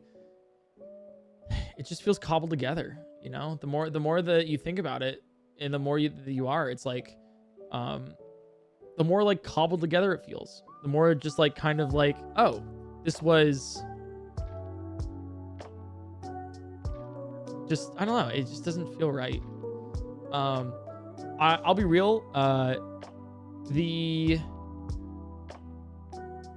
was hype when they had the construct for Minoru. Great dungeon, by the way. Amazing. That dungeon design for building Minoru was fucking awesome. Oh, that was so cool. It was so creative. But Minoru sucks, so it was just kind of like, oh, we get to build a mech. Oh, the mech kind of, oh, okay. And then you never use it again. But the dungeon design was great for that. I might be, this might be a little controversial. But I liked the Tears of the Kingdom dungeon design. I think, I don't think it's as good as classic Zelda dungeons, like the Skyward Sword ones that we got. Skyward Sword dungeons are just peak. Those are just so good.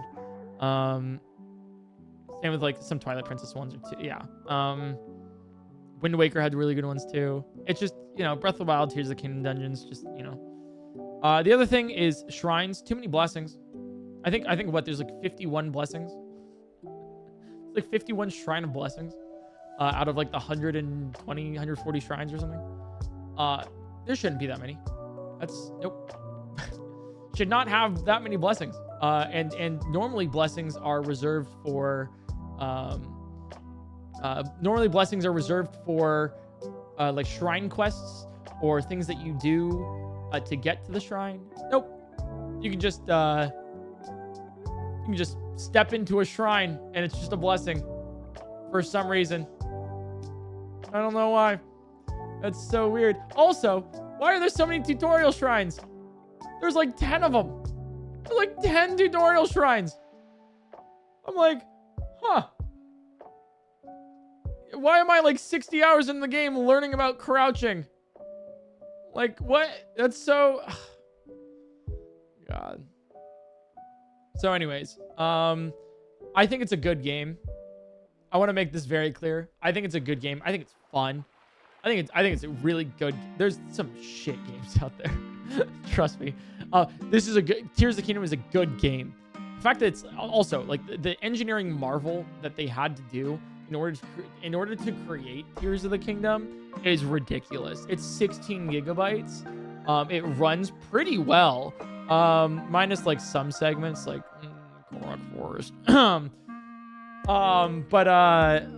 Runs pretty well, pretty smoothly. There's some really cool mechanics in it that I love. It's just the more I think about it, the more mad I get over what we were sort of like.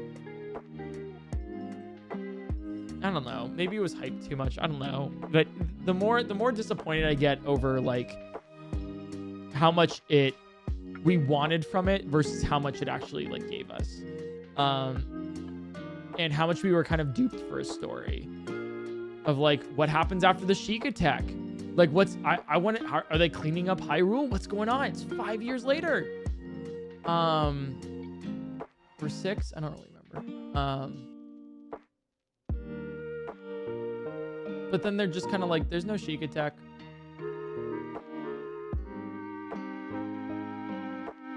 That's it. They just kind of cleaned it. It just went away. And it's like, really? Like, that's your explanation? There's no tie-in. It feels like It feels like Breath of the Wild was a tech demo for Tears of the Kingdom. And then Tears of the Kingdom was the Breath of the Wild 1.5. Like, it didn't feel like a sequel. It felt like they were just trying to build on something more, but then, like, they weren't respecting the environment they built in the first place. You know? And the fact, I think it was a real detriment that they used the same map for it and then called it a sequel. I think if they changed that up, I think it would have been better. I'm glad they took their time with it. It's better to release a good game than it's better to release a late game. What's the a quality late game than like a no,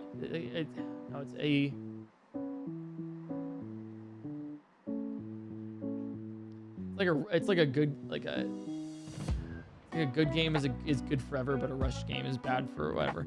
Anyways, I forgot the actual thing.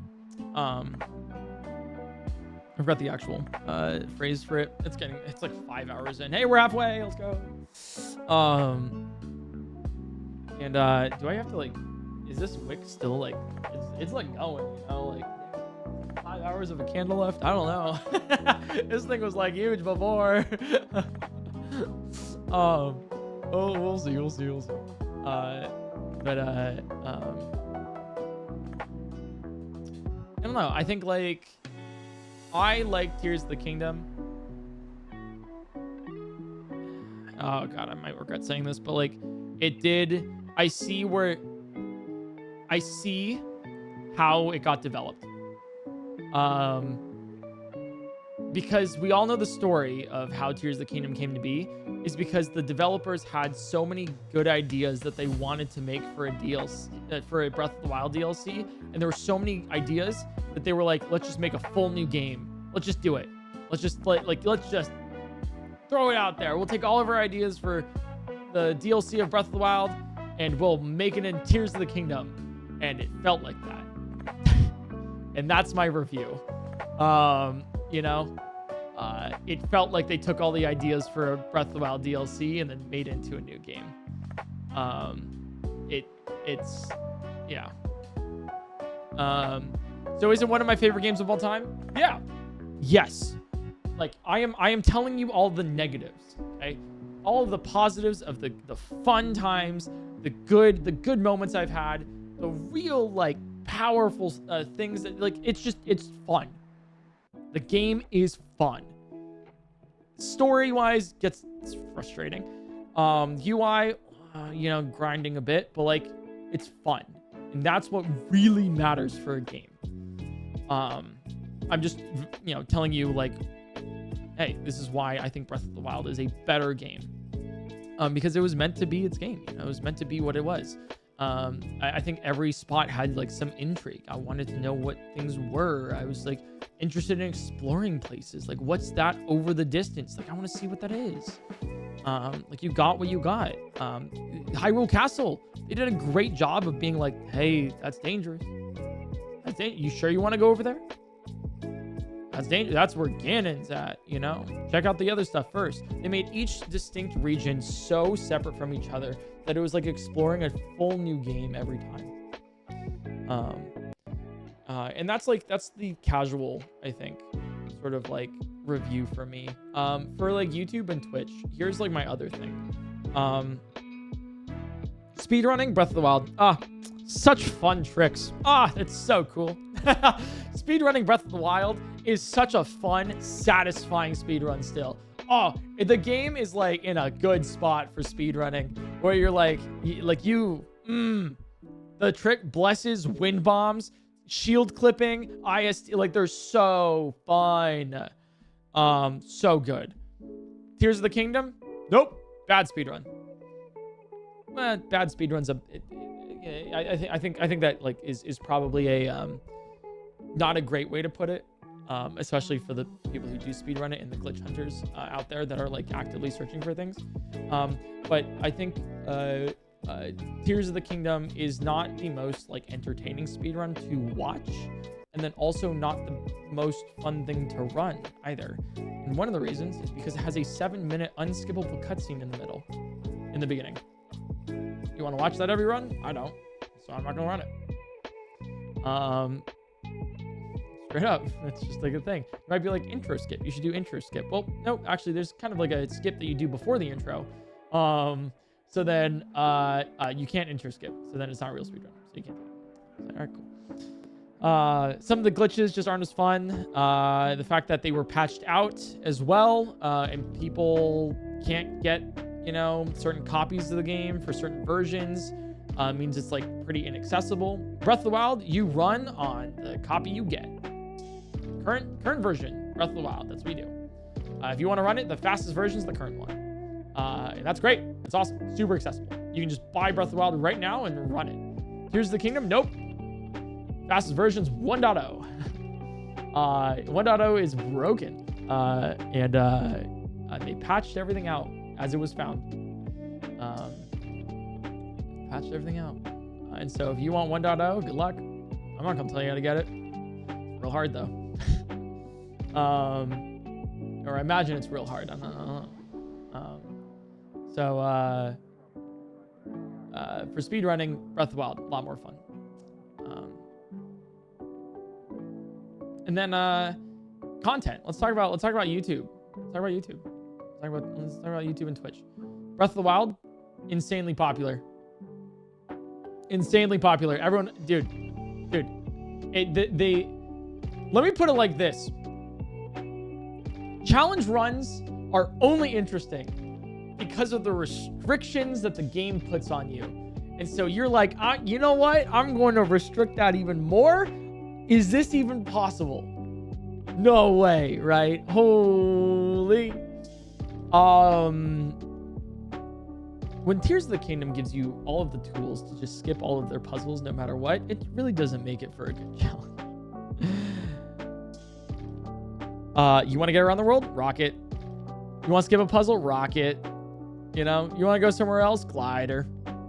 You know, it's like you really don't have to finish any puzzle in Tears of the Kingdom if you don't want to.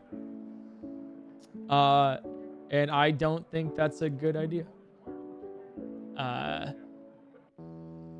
don't know. It feels like with a lot of the puzzles in Tears of the Kingdom, it was just like, oops, developers forgot about recall. Oopsies. It's like, what? Huh? It's like, that's what? Or like, oh, rocket till the end. Oh, oops. Like, it's like, no, like puzzles are a puzzle for a reason. You have to solve it. Yes, there's multiple ways to solve a puzzle. But skipping it entirely is like, dude, like that's a puzzle design error. That's not a player error, you know? Like if you give players the tools to do what they want to do, they will skip the puzzle if they can. And then be like, haha, look, I outsmarted it, which is a fun, cool thing to do, you know? Oh my God. But if it's every puzzle, that's a problem. And so when it comes to challenge runs and stuff, and Tears of the Kingdom, Breath of the Wild has so many different restrictions on you already because you are quite literally in an apocalyptic world with no tools. Tears of the Kingdom overwhelms you with so many tools and so many options that any challenge that you would want to run or any like restriction that you would impose on yourself is easily exploited with something else. Like straight up, no paraglider, gliders. Just use gliders. You know? Easy. Like just do that. No Zonite devices, don't need them. You know, you can just use Ultra Hands, fuse things together, whatever. Like it's just so. It makes a lot of the challenges that you would do in Tears of the Kingdom not as fun.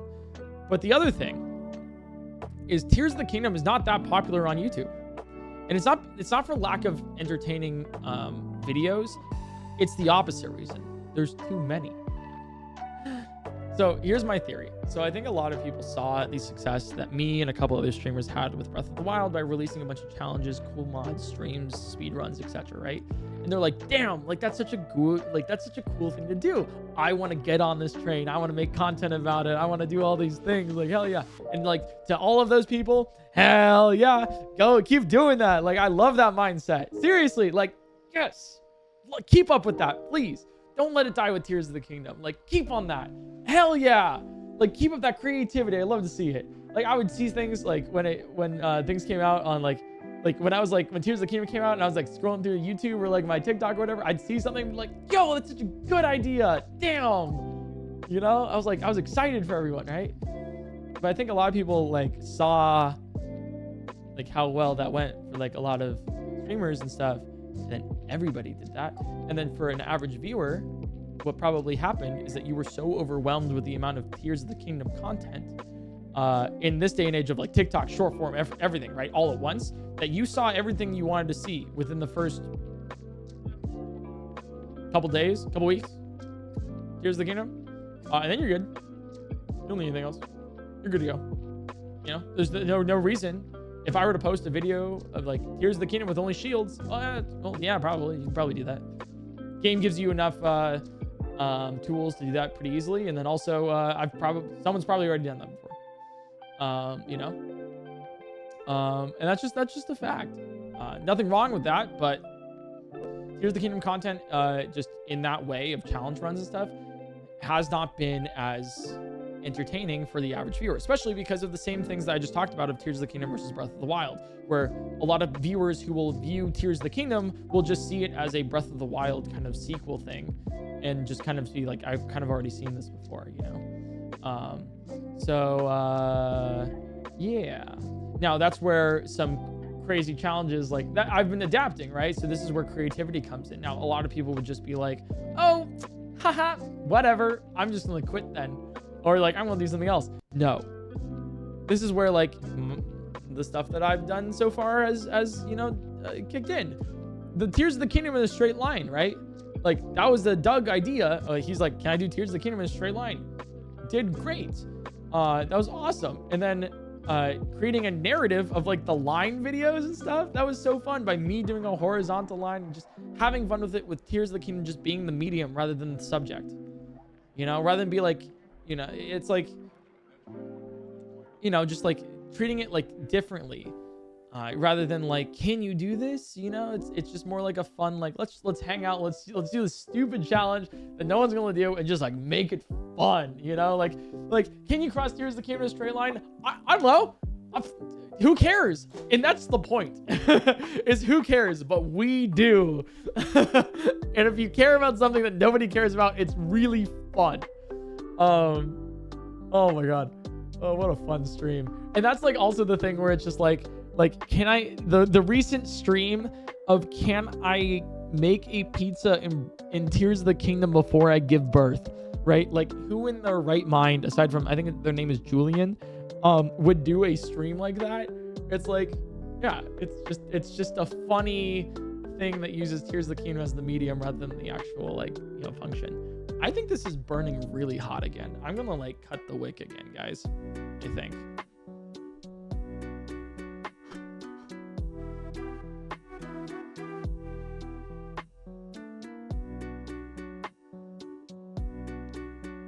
Oh. It's still melting. It's literally still melting as we're talking because of heat. That's how heat works.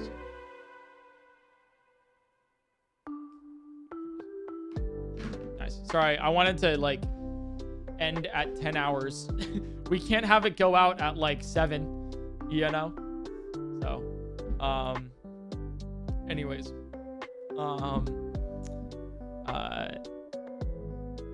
yeah, so that's where Tears of the Kingdom is like, where it's like, I am doing my best to make Tears of the Kingdom content as entertaining as possible, despite the odds. And I think I've succeeded, incredibly well. So I would recommend checking out Burritos, who is a fantastic creator. Like a lot of the people who are like doing Tears of the Kingdom challenges and everything, they've kind of like, I don't know where they went. You know, it's like they kind of doubled down on that and then just like fell off a cliff. But there's some other creators that are like being incredibly like creative of it, with their implementation of like how these things work. Like Burritos is a fantastic YouTuber that's doing some great Tears of the Kingdom content. Timber, as well, great glitch hunter and everything, doing things that like are Tears of the Kingdom specific, but like specifically in such a great way that it's unique to them. It's really building on it. I would give it a shot if you guys want to. Great creators. I think you guys would really enjoy, if you wanted to see what I mean. But yeah, so I'm just kind of doing, you know, my own thing in Tears of the Kingdom. Now, obviously you'd be like, oh, do the mods and stuff. And like Hour One would disagree with you. Yeah, it's kind of like, it's like I'm trying to still give you guys fun Zelda content that you would be as excited to watch as I am to play,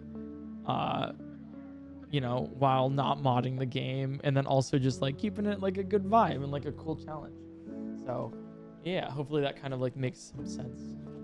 All right, so anyways, that's the other reason for Tears of the Kingdom Breath of the Wild, whereas like from a very just content perspective, Breath of the Wild is just, you know, easier to make content in, you know. Tears of the Kingdom, I'm still like figuring that one out, and I can definitely do it. We have some great ones coming up. I mean, I have RT Games Baby in a Blender controller, so we're gonna be doing some crazy stuff with that one, with Zelda.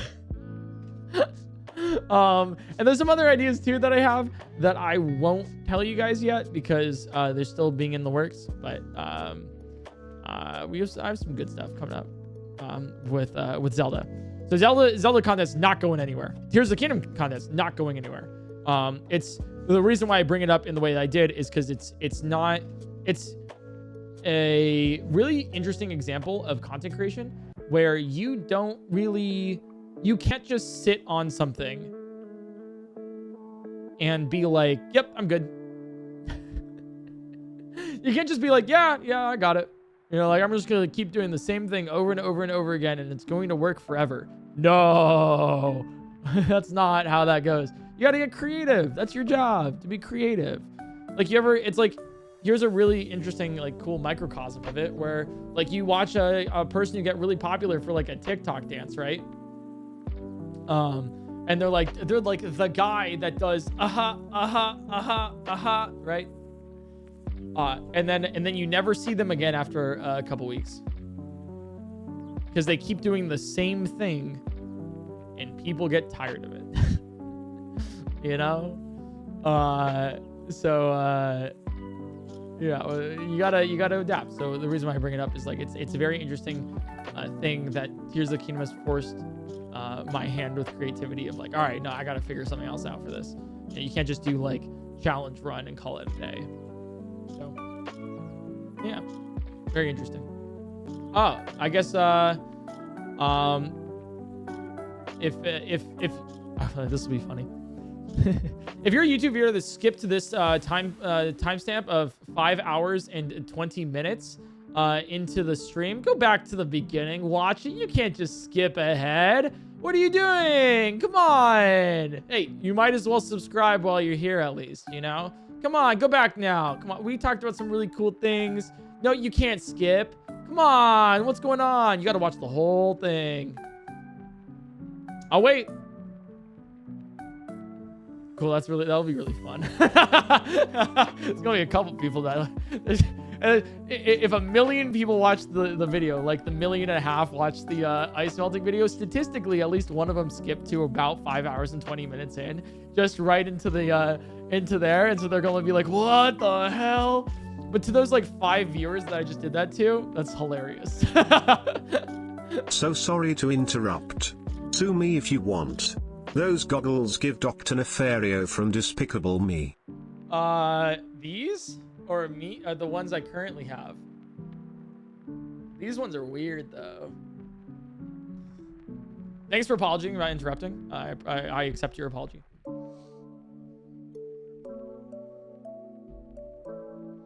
Okay, Crow.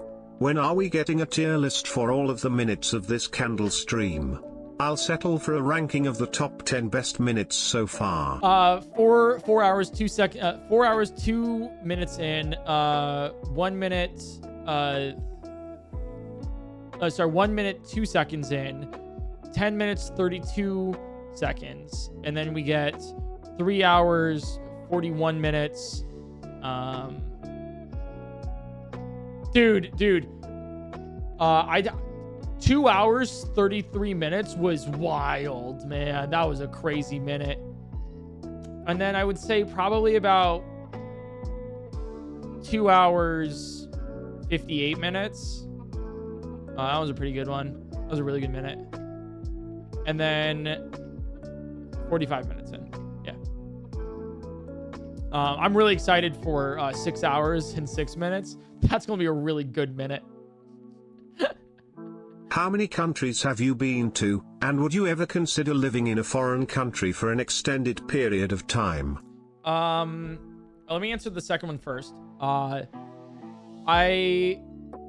thought about it. I don't know. I kind of like living in the US. It's familiar. I would do it.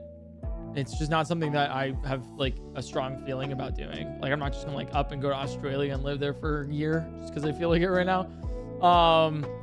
But yeah, it's like I don't know. I like to travel, so I don't know about I'd visit. I don't know about living. It seems a little bit. It seems like a headache with like international like. With customs and learning different laws, and I don't know. It's just like maybe, but not now. Eventually, maybe. Sounds fun. I do everything once, you know, so I probably would. Countries I've been to. I've been to Mexico. I've been to Italy.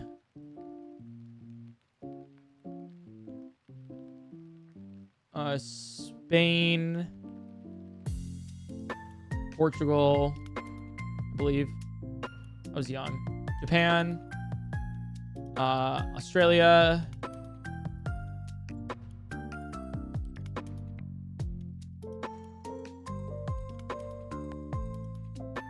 why am I blanking on all the places I've been?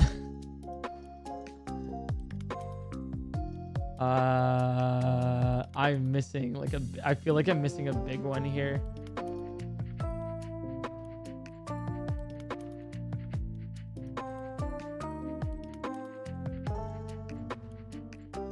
Been to Germany, I believe. I was young.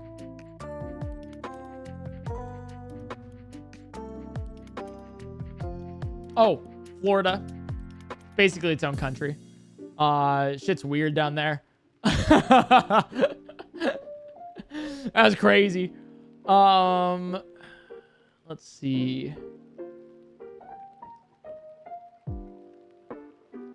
I'm so missing so many countries that I've been to.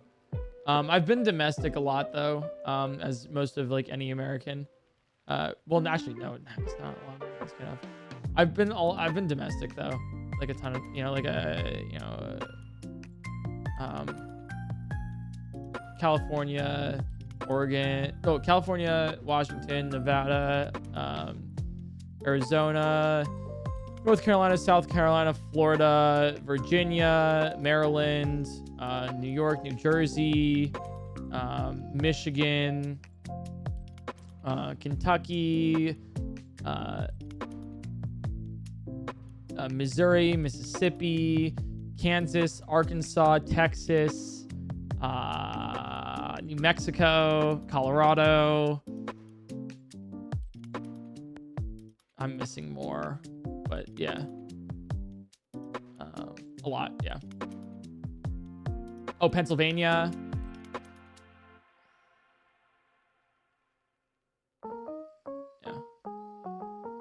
This stream has gone on so long that when it started Twitch still hadn't removed Jabasted. Oh, it's the Jabasted guy. Or Jabasted. Oh my god. Hi. You're very passionate about a Jabasted emote, aren't you? Hey Crow, just came out as a trans girl. When do I get good at fighting games and programming? Give it like... First off, congratulations. That's huge.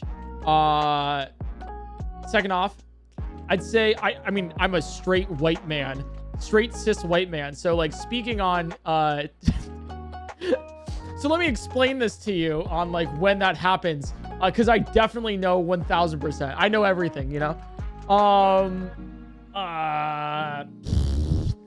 Give it 2 weeks and you should be good. You'll have some like inklings of like, oh my god, like I'm feeling like programming in like Python right now, like fighting games too. Like what, like what if I ran like Chun-Li, you know, like.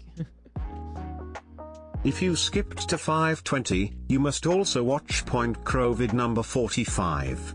It explains everything and sets the events in place for the post-concussion era of the Pointyverse. Dude, the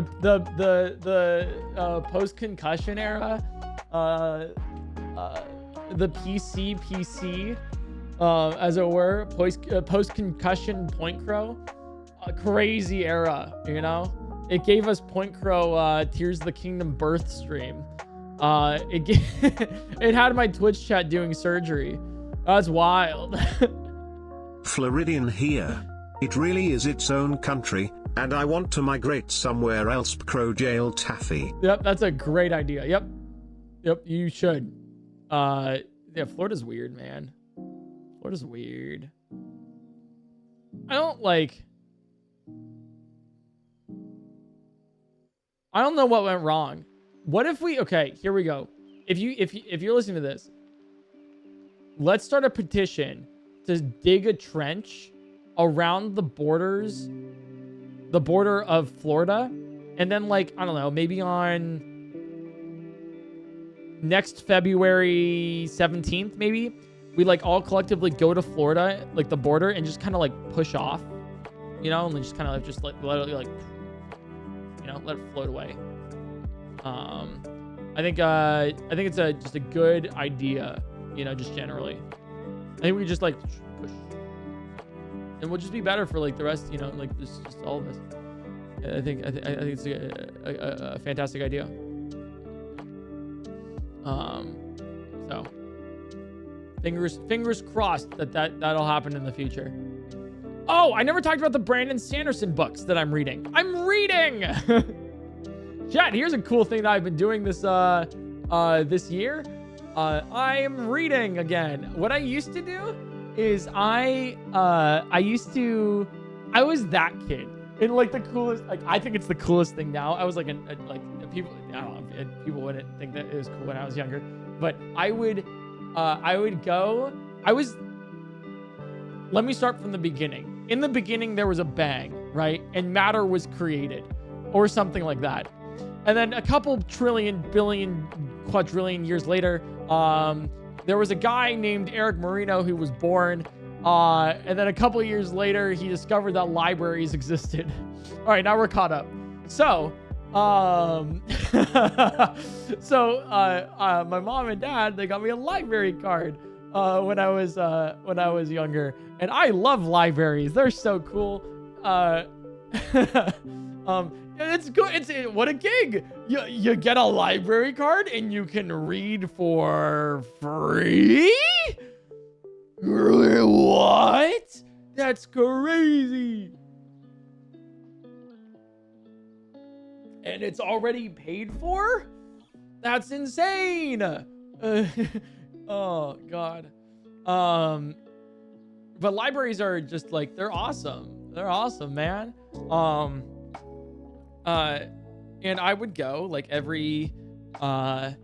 I'd go every week to the library. My parents would take my sister and I to the library, and they'd be like, all right, go grab some books, whatever you want. And my sister and I, we would go to the kids section, the young adult section, and we would just pick out books that looked really cool. And that's where we would get your Animorphs, you know, your Captain Underpants sections, you know, and Magic Treehouse, those books, all marketed towards the young adults and everything.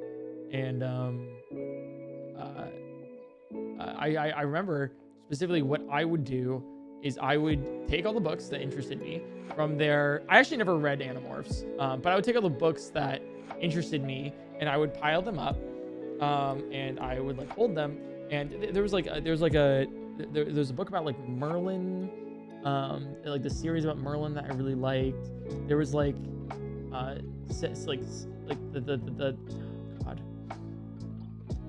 There was this one where it was about Senna, I think it was, and a bunch of gods in an alternate universe. Senna?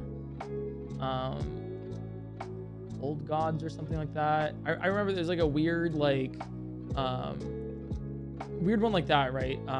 And then let me see. I remember picking up Game of Thrones when I was 12.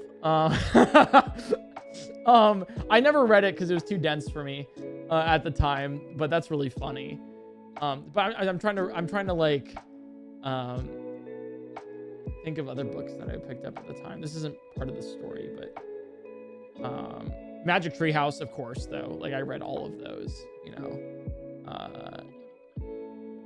That was great. I read up to like I think 36. But anyways, the important thing here is I would walk out of the library with books taller than I was, right? So I was like the little kid where I was like struggling to hold all the books, you know. And then I would go up. I'd wait in the line for the library so I could like check them out. And then I'd go there and I'd like slide the books like from the top of it, like of my pile onto the desk. Because keep in mind, I'm short, right? And the desk is way up here. So I just like push the top ones on there and I'd lift up and push them again. It was like a really like efficient way of putting the books down so they can like, you know, check them out and everything. But then I'd go home and I would immediately like open a book. I'd open a book and I would just read it then and there and I would finish it that night. I would read one book pretty much every day. I'd go through them real fast because I just loved reading. That was like the thing that I would love to do. And then we would come back the next week.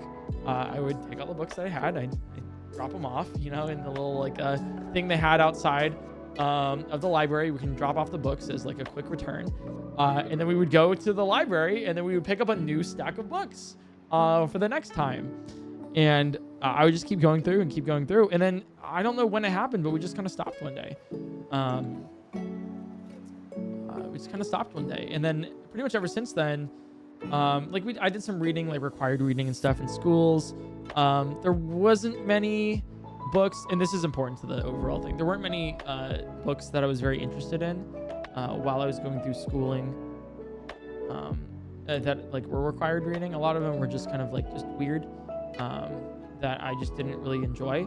But there were some like occasional ones that I was like, damn, like this was like actually like a really good read. I had to read Brave New World. I really loved that book. I thought it was really interesting. The Giver actually was pretty good. There's a giant spider. I just realized I looked right here. There's a giant spider right. Holy God. What the fuck?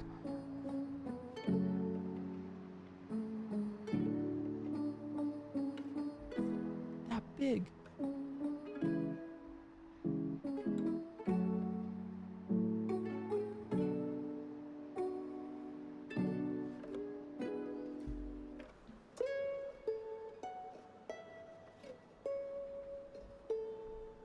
Hey, let's make a deal, okay?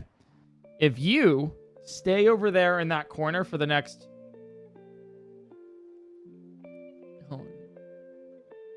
4.5 hours, okay? You get to stay alive. If you move past that area, okay, your designated spot, you're going to the big spider web in the sky, okay? All right. Stay. Because I have an important thing to do. Anyways. I have something very important that I'm doing right now. And you were distracting me, Spider. What was I saying? Important. Oh, books that I really liked.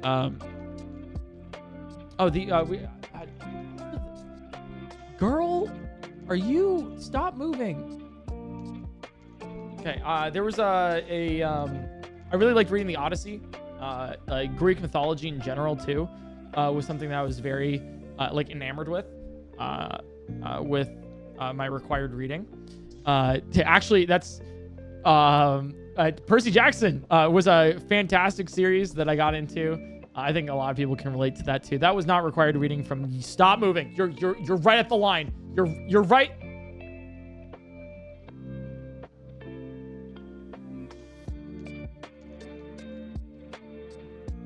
My 6 eyes are watching your... Okay, okay. 1 second.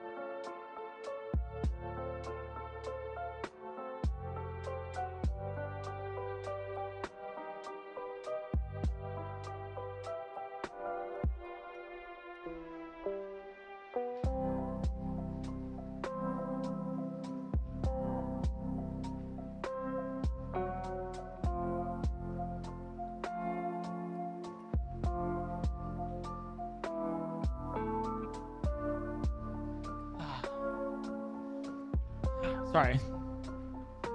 Weird arc. Anyways, where was I? Right.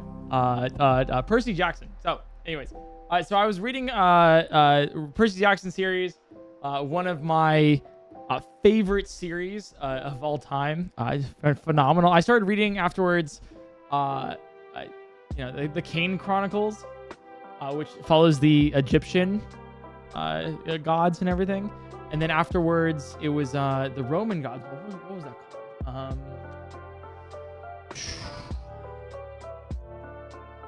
I think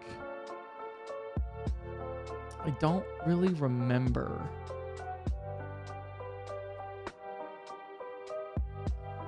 It's Percy Jackson, the Olympians, the Kane Chronicles, and then it's it's the Roman ones. I forgot exactly what they're called. It's been a hot second. But I stopped about halfway through because I think I just grew out of it. And that's actually like that was also like pretty much the end of my reading in my youth, was like right at the end of the Roman part of the Percy Jackson stuff. But importantly, very importantly, I required reading kind of like kept it up in Greek mythology, Olympians, etc. Like really like kept that going. Besides that, there wasn't much. But then for a while there was Secret History, I think is what it was called. Was a really good book I had to read in college. It was about Dionysus cults, which was really neat.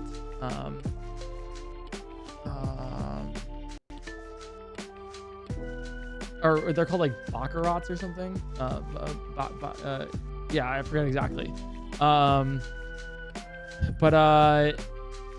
Yeah, that was a really good one. I'm trying to think. That was like pretty much it. And then for a while there, for years, I just stopped reading. I just didn't have any books that I wanted to read. Obviously, I was reading manga throughout all of this, but I mean in a traditional like just words on paper, not picture books, kind of like deal. Because like let's be real here. Manga is like picture books though, but like for adults in a lot of cases. So you want to put it like that. So I wasn't like, I got out of reading basically. It's like over the course, like I had a huge reading part in my youth, and then I just kind of like went back, and it just kind of like stopped there because I was busy doing other things. I was so like, I didn't have time for anything else. And it's same thing happened with video games. Like I stopped playing video games around the same time. I just like stopped all of that media, and I just did other things. I did sports, I was like a jock for a bit, believe it or not. I still am. What's up? Sorry, I can't hear you guys over my screen. I'm just talking to myself. I can't even read chat. Like it's not even a good bit when I can't see your reactions. It's just me talking to myself with this candle here, and I'm just like, what's going on? Oh, I'm losing my mind. Oh, okay. Anyways, it's like, hey, why run bits if you can't make yourself laugh, right? So that's what jokes are, right? Anyways. So I recently actually Abby got me back into reading. She, for Christmas this last year in 2023, gave me a book, and I was like, all right, sounds good. I don't know if I'm gonna read this later, whatever, cool, sure. But I saw that the book was Mistborn. And it was a book that was recommended to me a couple times, but I was just kind of like, whatever. And then Abby's the one who actually like got me the book. She's like, no, you should read this. Like I've heard it's really good. I think you would like this. I remember you talking about how much you loved reading and everything when you were younger. Check it out. All right, cool. Sat on my bookshelf for a couple weeks. And then I popped it open. And then I was like, you know what? Screw it. I have some free time, tonight, let me see what this is all about. And it took me a bit, I'll be real, to get through the first couple chapters. And it's not because the book is boring or anything. It's because I realized that my attention span was shot. Like it was gone. If I wasn't getting like dopamine instantly, like boom, boom, boom, boom, boom, boom, boom, then I wasn't enjoying it. And I realized that like while reading this, and I was like, oh no, that's awful. So I had to like really train myself over the like next couple of weeks to like sit down and just read. I would turn off my phone, throw it in another room, turn off the lights, just have a lamp open, no access to TV, nothing. Internet unplugged, everything else. I just wanted to read. And that's all I could do. And so sometimes I would read a page and then I'd like take a break. I'm not even joking. This is how real like where I was like, oh, we're actually like so fucked as like a society. We're so screwed. With the oncoming like epidemic of attention span, disintegration. Where I had to take a break from reading a book to make sure I could actually focus on reading said book. And then eventually I started making my way through Mistborn, and what a great book. It has some phenomenal. I'm not going to spoil anything about the Brandon Sanderson stuff. Just heads up in case you guys are curious. But I made it through Mistborn, and fantastic world building. It really reminded me of like what I loved about just media in general. Of like, it had great magic systems in the way of like it made sense. It was logical. Like with one character doing another thing, like one character doing one thing, it makes sense. People were flawed. People made bad decisions based on like preconceived notions. Like it was like people were complex. There wasn't like just big bad for the sake of big bad. Like everything made sense. And then I learned it was a trilogy, and I was like, oh my god, this was book one. I thought this was just one book. What are you talking about? I was like, oh, goody me. I get 2 more of these. So then I read book 2, and I read book 3, and I was like, oh boy, this is. And then the end. I kid you not. I am getting through halfway through book 3. Okay. Once again, no spoilers. Okay. I'm halfway through book 3. I'll just tell you this. How the hell does this end? I have no idea. I'm like, there's no way that like Brandon Sanderson, author of this book, right, is able to wrap up all of the plot threads that we have here in the next 200 pages. No, not happening. I have no idea how he's going to do this. And guess what? He did. Man, what a satisfying read and a phenomenal ending to the entire trilogy. It was just like, just wrapped in a ball and delivered to you with just the love and care that you would always hope with a story. And you're like, this was so well thought out the entire time. You had the idea from book 1 and you set that up. I was like, wow, like I didn't think you could do it. And yet you did. And you wrapped up all the plot threads. You wrapped them all up. You're like, maybe left 1 or 2 open. So in case you wanted to continue the story later, you could. But like those were like unimportant in a way of like, it wasn't good for the narrative to include those, so you didn't have to. It was just so good. And then I looked it up and there were more. So what I ended up doing is I looked up like Brandon Sanderson, the author's recommendation for the books, because apparently there's a thing called the Cosmere, right? And that is the best way I'll put this is a terrible way to put it. But I will put it like this anyways, because it will make the most sense to the most amount of people. It is like a Marvel Cinematic Universe of books. That is what I have heard. I do not know. And I don't know either, but it's kind of like, it's like a shared universe between different stories of books around it. Right. And I looked, and I was like, hey, like, what's the Brandon Sanderson like reading order to get into this? And there's a full reading order. And so I'll just tell you the books. You don't have to,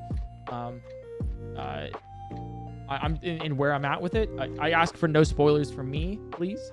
Because I really want to get through these and like really enjoy it the way that you probably did the first time. So just heads up. But I read Mistborn 1, 2, and 3.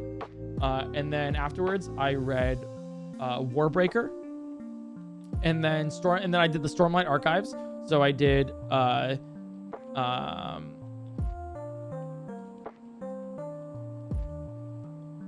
what's it of Kings? Way of Kings, which is book 1. And then Words of Radiance, book 2. And currently I'm taking a break from Stormlight Archive and reading Elantris. And then I'm going to be reading Arcanum Unbounded. And then I'm going to read book 3 and book 4 of Stormlight Archive. And then I'm going to do things like Tress and Yumi, the Nightmare Painter, and the Sunlit Man and everything. And then maybe Stormlight 5, which is coming out apparently in December. So I'm currently on Elantris right now. That one's a little bit more of a harder read, not because it's like long. The Stormlight Archive books are 1,000 pages each. I think the first one's 1,000 pages, the second one's like 1,100 pages, third one's like 1,250, and the fourth one's like 1,500, whatever. You know, they're like they're tomes, you know. But Elantris is like, it's a smaller one. I think it's like about 500 pages, 500 pages, and it's more of a tougher read because it's, I think, the first book that he did publish. Apparently it has some references later on that I would enjoy. That's all like I know. But it's a little bit more because it's not as like refined. You know, it's not his like 20th book. It's like his first. So there's, you know, more things that like to think about with that. But the cool thing is I'm not going to spoil anything for you guys. I want to keep saying this. But I've already had some of those aha moments. And that's one of the things I love about One Piece particularly is like oh my God, no way. There's like a moment, and you guys probably, if you read this in book 2, towards the end where you're like, right? And I'd made that noise in person by myself, here, in, just in my living room. And I was like, oh, there, you know, and that was great. So, if you are planning on getting to any of the Brandon Sanderson books, I can't give you a I can't really recommend it right now because I'd prefer to finish it myself first before I give like a full recommendation. But I can at least say if you were looking for a good 3-book trilogy to get into of high fantasy, then I would recommend the Mistborn trilogy. So just had, you know, good idea there. I think it's a good one. I can't speak for Stormlight Archive and like the other books of like Wartbreaker and like Elantris. You know, I can't really speak to that yet because I'm not finished yet. And I want you guys to like, if you're looking for my review on that, I would say so far they're good, but like wait for my official thing once I'm done with it, and like caught up before, you know, like you take my word to like thing. Because I don't know, who knows? It could be really bad for all I know, but it's not going to be because it's actually so good so far. But that's what I've been doing. You know, whenever I end stream, like every night, I'll read like at least a chapter or 2 of a book. Kind of nice thing, you know. Turn on my little lamp, and shut off the internet, and then read a chapter or 2, and it's like a really nice calming way to end a day. And so that's one of the things I've been doing recently. Because if you guys have noticed too, I've been streaming less. Been streaming a lot less, and by a lot less I mean I've been streaming for 4 days a week instead of 5,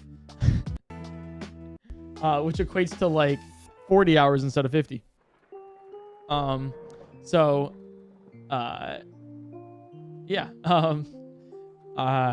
I've realized because what I used to do was stream Sunday, Monday, Tuesday, Wednesday, Thursday at 1 p.m. Pacific time, in case you want my streaming schedule, on Twitch, right?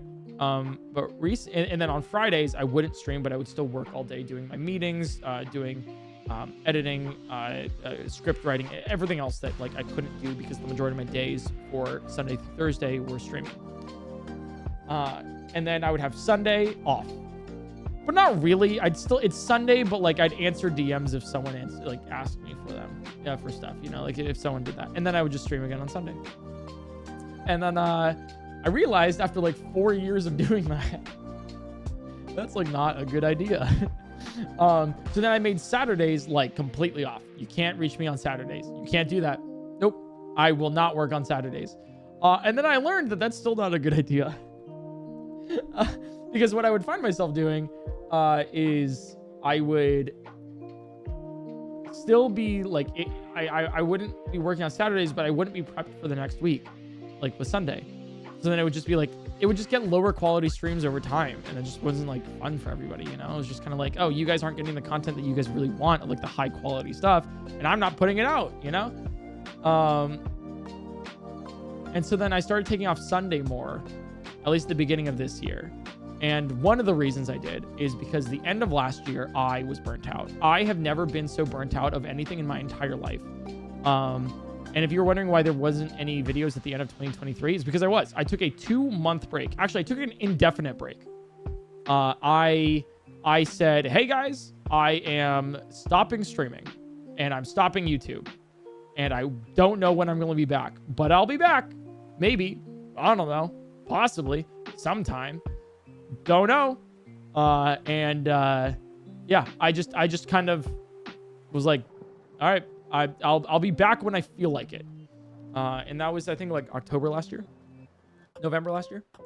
Something like that.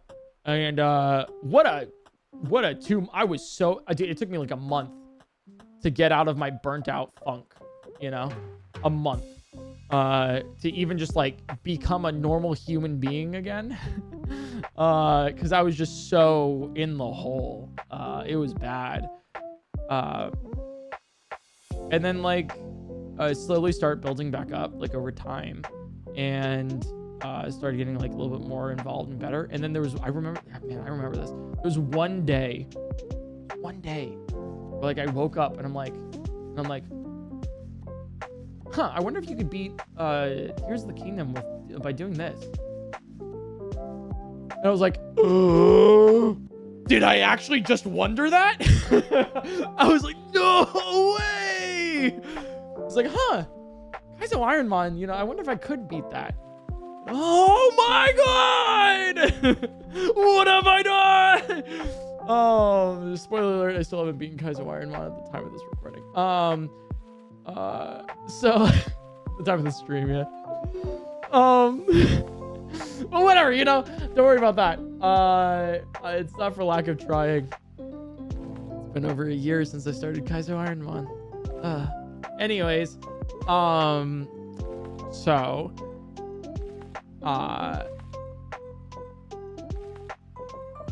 yeah, I ended up taking I was like, all right, Sundays are going to be optional for streams, as in like if I feel like a Sunday stream, I'll do a Sunday stream.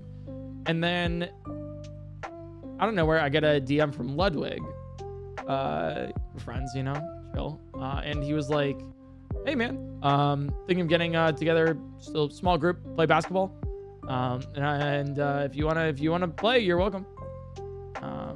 And the last time I played basketball was third grade, where I got a participation trophy for being there. I don't think I was played. I don't really remember. I was in third grade, but like I just existed on the team, and that's what the trophy was for. I still have it. I'll see if I can find it again. But I was like, sure, I'll give it a shot. Whatever. I don't even know how to play pickup, and it was just fun, you know, because it wasn't like, I don't know, you always like have a little bit of a tentative sort of like, okay, there's like a thing with a bunch of like streamers and creators and stuff. Is it going to be like, are we just going to like talk about like videos the entire time? Like what's going to happen here? Like what's this? And it wasn't. It was just like, hey, we're just friends, you know, like we're all just friends. We're all just chilling. We're just involved. You want to play basketball? Let's play basketball. You know, sure. It was just fun. And for the past like 7-8 months, pretty much every Sunday or Saturday, sometimes it changes. Sometimes Friday, sometimes Thursday. It changes like per week, but we'll play basketball. We'll just chill like as friends playing basketball, and it's a lot of fun, and it's a good like rest. And so then I decided, I was like, since the majority of these times I'm playing basketball on like Saturdays, Sundays, or you know, everything, I'm like, you know what, I'm just not going to stream that day. And so I've been, for the first time in 5 years, taking 2-day weekends. Who knew that 2-day weekends is like a really good strategy to not burn yourself out? Oh my God. No way. What? Because you get one day, right, to like rest up from the previous week, and then the next day to just chill. And then you can work again the next week because you're not like trying to make up for sleep and everything. Wow. I'm gonna cut this again. It's getting low, gamers.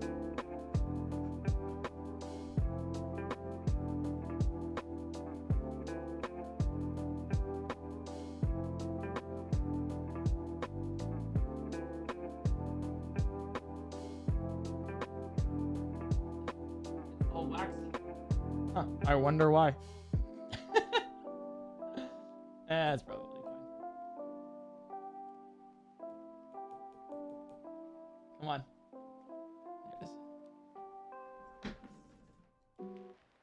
Cut!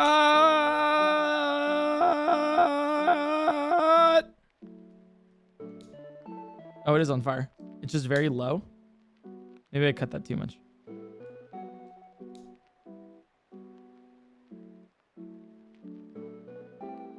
Look, guys, the candle's melting.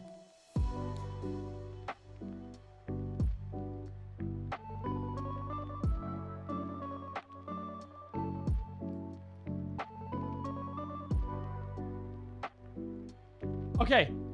It is lit. It is the tiny... Oh, never mind. I was like, it's the tiniest flame you ever did see. There it is. Ah, we got it.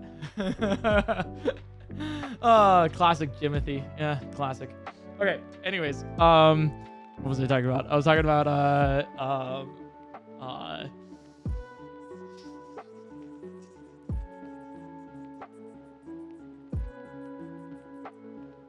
I don't remember.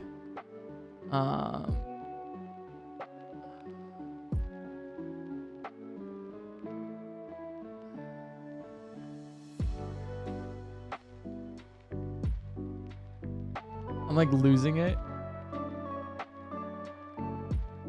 Dude, it's already so... This thing, I don't know if this thing's lasting another 4 hours.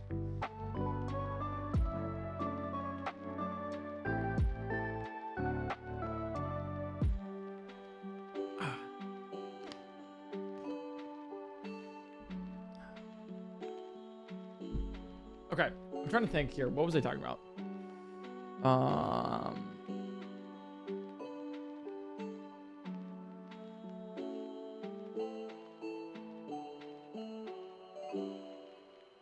About January burnout. Oh, 2-day weekends. Crazy. So I started taking 2-day weekends to make sure that I don't get burnt out, and it's been working like pretty well. Because then I also have now more time to like plan streams, do more entertaining streams for you guys on Twitch here, and all that, which is pretty nice. It's pretty good. Also, cool news. I've been multi-streaming more on Twitch and YouTube. So I've been streaming on both Twitch and YouTube for occasionally on certain streams sometimes. And it's a very interesting vibe. And I'm going to get into some things here of like communities and like and viewers and audience. And I want to preface this by saying, I like you guys. You guys are pretty cool. Haha. You know, you guys are pretty cool. YouTube streaming and Twitch streaming like simultaneously. That's so, dude, it's so cool. It's so fun too, because like, when I'm streaming on both Twitch and YouTube, you guys seem to really like it. Like a lot. But I also like it too, because I have 2 chats. It's one chat to me personally. But it's like 2 different chats too. And it's like, it's more fun. With more people. Like there's more bits to run. And it's just like more entertaining for all of us. I don't know. It's just like, it's like a cool vibe. So I do really like multi-streaming. There's obviously some caveats that I like have to figure out on how to do it. Because a lot of people that watch on YouTube, have never really seen a stream before, like ever, and like as a YouTube stream, and they're really excited and like really, really energetic and like can't wait to be a part of a YouTube stream. But it's not like it's weird because it's like it's not like they've never been a part of it, so they don't know like the culture that we have here, like on Twitch, for example. And then a lot of and so it's like it's like a weird sort of like vibe of like, no, like this is so cool, like, you know, I'm glad you're here, but like I don't know how to put it. It's like it's just like, oh, you've never seen a live stream before, so you're wondering about how things work, and so let me try to catch you up in like 5 seconds so you can be on par with everybody else, and then you can enjoy it as much as everybody else is as well. So it's like a weird like balancing of like, oh, let's like, you know, let me do both. like let me be entertaining, but like also like tell you like how things are, because it's confusing. Like, what are bits? What are channel points? What are like subscriptions? What does that do? Emotes? How do I use that? Like, I don't know if you've ever used like Twitch for the first time. I mean, we all did technically. That's how that works. But I don't know if you remembered, but like you stopped on the website of Twitch or like YouTube live streaming and you're like, I don't know what the hell this is. Like, there's so much here. Like, I don't get it. Right? So it's like totally fair for somebody to be like really confused. They're like, I want to see my favorite streamer stream. And then they're just like really confused about things, right? So that's like the interesting vibe that I like had to like navigate with like Twitch streaming and YouTube streaming and stuff. I will also say one of the issues with that is YouTube moderation sucks. Oh, it's bad. So we're trying to figure that one out on like how to moderate that properly. And it's not like over moderation of like, oh, we gotta like suppress people. It's more like, hey, like if you say you like children, then maybe you shouldn't be in my chat. Also, YouTube, why are you allowing N-words through? Why is that like a thing that you're like allowing, you know? Or it's like, hey, when we delete a chat, why is it still on the screen there? Finally, oh my God, it took me so long for, like, I was one of the people complaining about this to YouTube. I literally I went to YouTube HQ. I was invited there and they wanted to hear about my thoughts about YouTube live streaming and everything, because I was one of the bigger live streamers. And also one of the people that was coming from like Twitch to like try out this whole multi-streaming kind of thing. And they were like, okay, cool. Like, let's figure this out. And I was like, hey, by the way, we encountered this problem in Tears of the Kingdom. When we banned one of the words during the playthrough for Tears of the Kingdom, because we didn't want me to get spoiled, right? It wasn't just like a word that was banned in chat. No. You couldn't say that word anywhere on my channel. So if I banned the word dog in my chat, for example, on YouTube, you couldn't comment on my Nintendogs video and said, oh, I really liked it when he had that Labrador dog. Nope. That was banned in all the comment sections too. It was banned universally on my channel. You couldn't. And so I was like, hey, do you know that that's a thing? And they're like, what? That's crazy. And I was like, yeah, you got it. They finally fixed that. So that's good. No, they're doing that. They're experimenting with a lot of really cool things that I can't tell you as well because of NDAs. But YouTube's trying, at least. It's not a big focus because YouTube doesn't treat Twitch like, YouTube doesn't think Twitch is their competitor.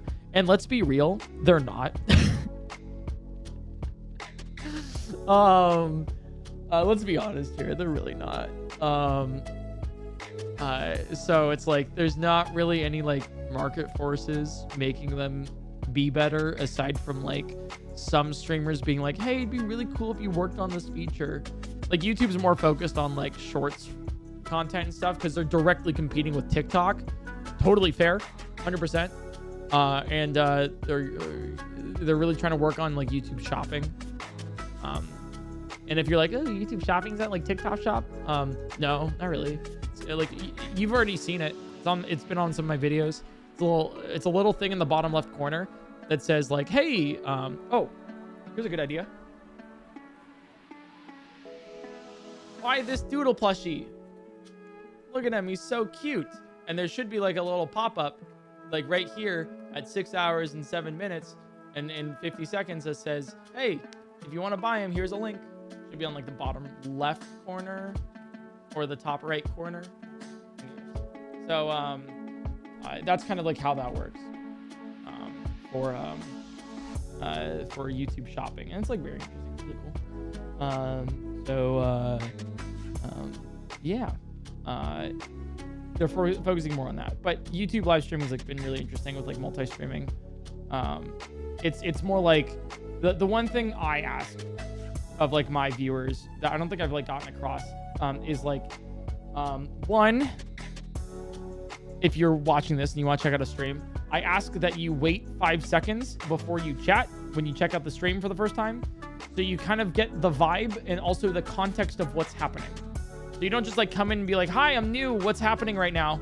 No, that's cool. You can say, hi, I'm new. Like, blah, blah, blah. Just like wait 5 seconds, read the title, see the overlay, see if there's any information you can gather of what is currently going on. And then if you're still confused, then you'd be like, hey, what's going on? And that's really fine.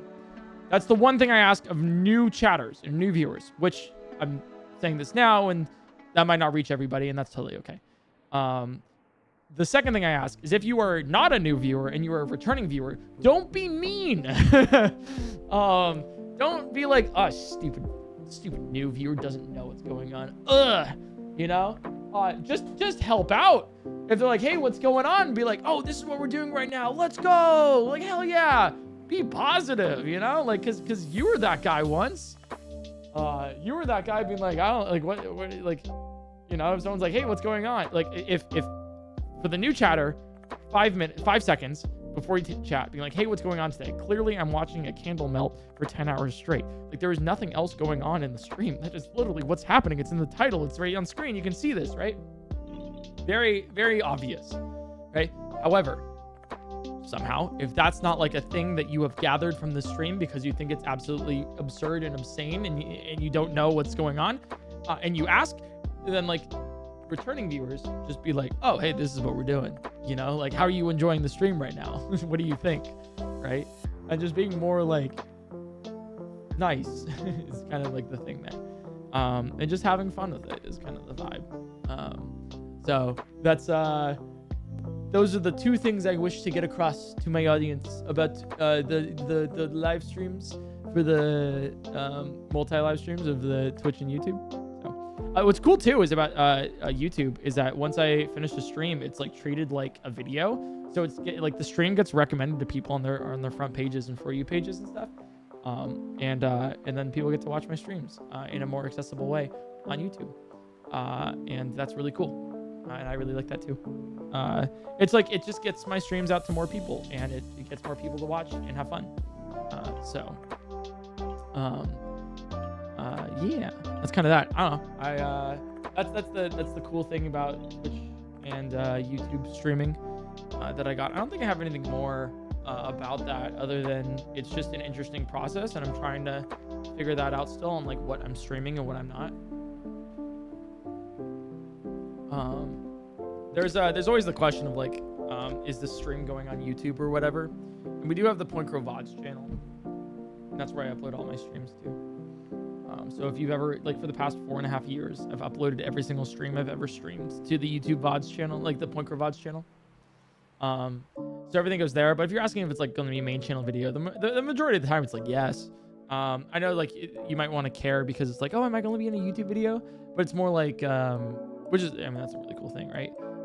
But it's more like, the answer is like, probably, I don't know. I don't really know if something's going to be a YouTube video until like I finish it. Cause it could just be like a really dumb ending. I don't know. I don't know. It's just fun, I guess. It's just kind of like, I don't know. Like if someone asks, is this going to be a YouTube video? Like for example, this, yeah, I'm going to upload all 10 hours straight to YouTube because I think it's funny. But in the case of like, I don't know, maybe the power goes out or something. Like maybe I don't know. Maybe the candle becomes alive and then eats my dog. I don't have a dog. The candle's not gonna come alive. I don't know. Maybe something happens where it makes it like unwatchable for some reason. Oh, maybe I'm losing it. Maybe I'm really just kind of. Maybe we've gotten to this part of the candle live stream, 10-hour live stream.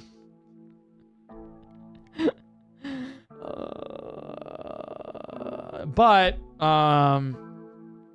I guess the important part about this is I just want people, I don't know, I want people to have fun, and that's what matters. And I don't know if it's going to be a video or not, you know. But yes, maybe, question mark. Hopefully that answers it. So. Your favorite chatter are here. I used the first hours of this stream to make a browser extension that adds rainbow-like filters to Hyrule Guesser. I'll post it on Discord when Google approves it. That's awesome. Please do. That's so sick. I know someone made a Tears of the Kingdom extension for it, but I couldn't get it to work, unfortunately.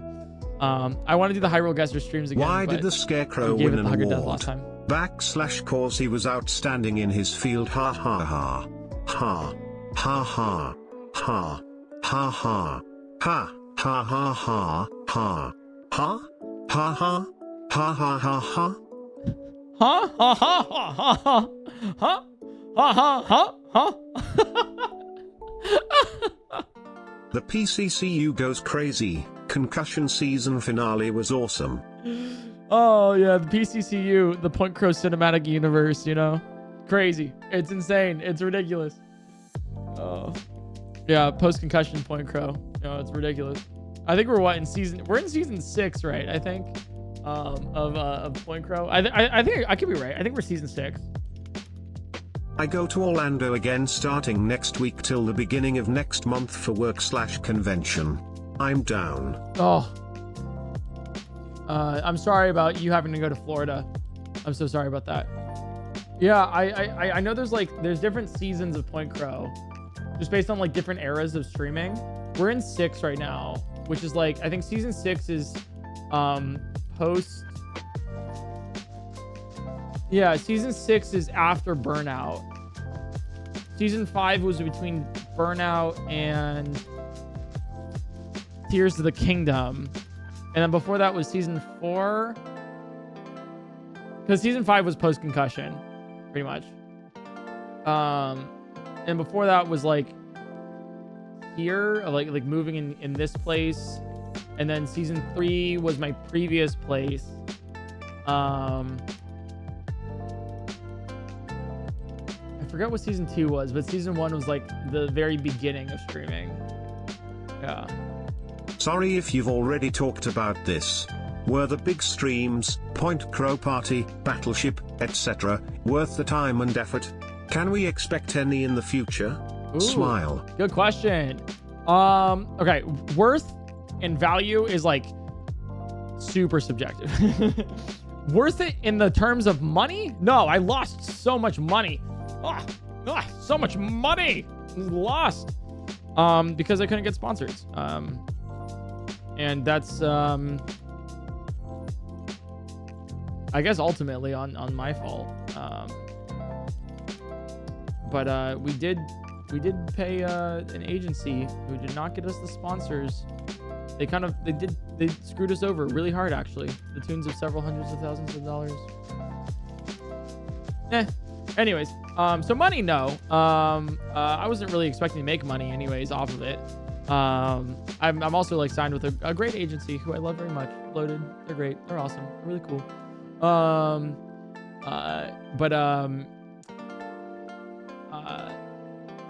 Yeah, basically, yeah, this is not lasting. All right, basically, how do I put this? It was worth it. I wasn't expecting it to make money, and like it lost as much as I was comfortable with losing. Where I was like, okay, we'll still be like good and still fine, but it was worth it in the fact that I got to do something really cool. Like you guys, and it was worth it in the fact of like, it was so worth it when like I saw like I saw your guys' reaction to the things we were doing. And like just the opening shots and everything, and just so many people were, oh my god, no way! Or like the YouTube videos of like, oh, I can't believe you did this. That was like worth any penny I could have spent on it, you know? And that made me so happy. Where I was like, oh yeah, we might be like several blank in the hole, you know? I've already said how much it cost, like on previous streams, whatever, right? But like, it was just that just made it worth it, you know? It just made it so worth it. It was just like seeing the smiles that like you guys had. That was just fun, you know? The thing is, so yes, okay. So the answer is yes, it was worth it, 100%. Did I lose money? Yeah, 100%, right? But like I enjoyed it, and you guys enjoyed it, and I think that's what like mattered to me at the end of the day for those things. Do I wish that I did better marketing for those things? Yeah, I do. I think I wish I let you guys know ahead of time that this thing was happening, like these events were happening more, and really tried to like push it more and everything. Like, oh, I'm doing this really big thing and all this stuff, and like, I don't know, could have done like videos different and all these things. But like, like I think all said and done, like, so worth it, so much fun. And I'm glad you guys seem to have a lot of fun with it too. As for will I be doing more of those again? Yes, but I can't do what I did before, which means if I were to do a big event like that again, I have to have it sponsored. I can't take that loss again. Like I can't lose that much money again. Mainly too, because now I have more people that I pay as like employees on payroll and stuff. Where it's like, I need to make sure that like they're treated well. And eventually, I'd like to, like, I don't know how long the streaming gig is going to last. I'll be real with you guys. Like I think I have like a good 5-10 years left, I think I do, but there's a real possibility that like, I don't know, maybe things fall off. Maybe I'm not as creative anymore. Maybe maybe it's just as simple as you guys don't want to watch anymore. And that's so okay. That is totally fine. That happens. There's so many creators where I'm like, oh man, I'm like binging on your videos. Hell yeah. And then like, I just stop watching them. That's it. Right. And that's something that like, you just got to realize that's just a fact that happens, I mean, you just get bored, and that's really okay. But I got to realize that like, that's a real possibility. And so I need to like probably save up money, like I probably need to put things towards a 401k, probably got to like, save things a little bit, more in the future, and that's something like I gotta think about a little more. So I can't like spend absurd amounts of money on things, as much as I was in the past. I need to make sure that like I, can make some money off of things. I'd like that. I'd like to, I don't know. I think I would like to,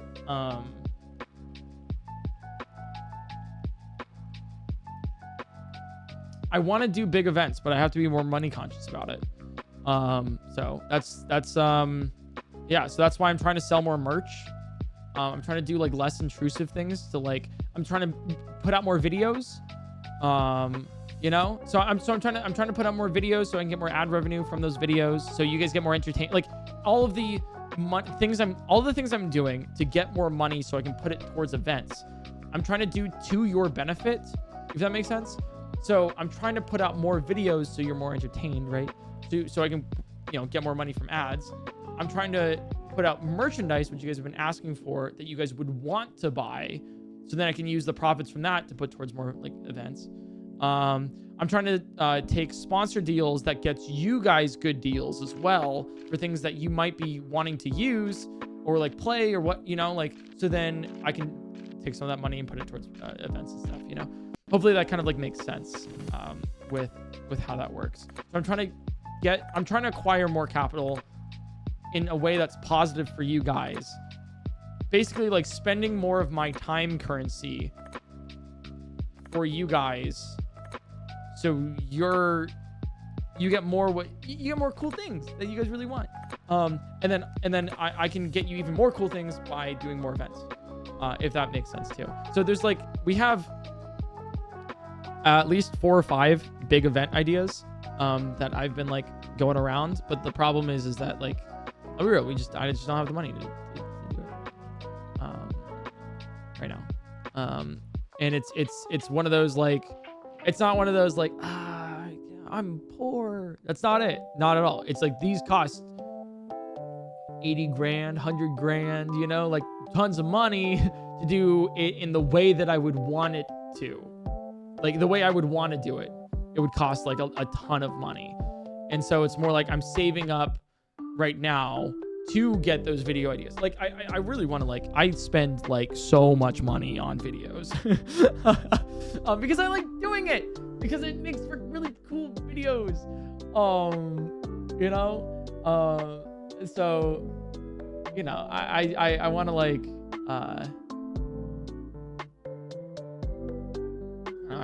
that's what I want to. I just want to make. I want to do cooler and bigger things.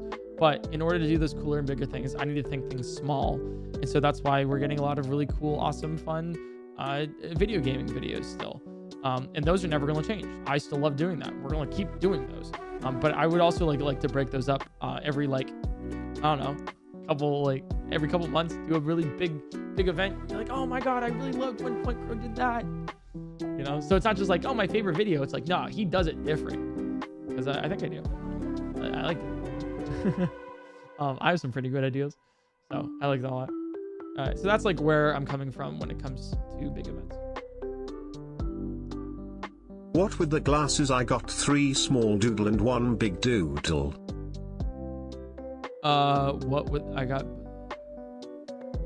What's with these glasses? Oh, I can't look at a flame with your naked eye for this long, or you'll burn a hole in your retina. So safety. Also, I'm glad you bought the big doodle, the big giant chonker doodle. I actually have him right over here. Him. The giant doodle plushie. He's available right now at collectorsanxiety.com. If you want to get him. The thing is that's an interesting one, because he's available right now at collectorsanxiety.com. We bought a couple hundred units of him, and I think there's like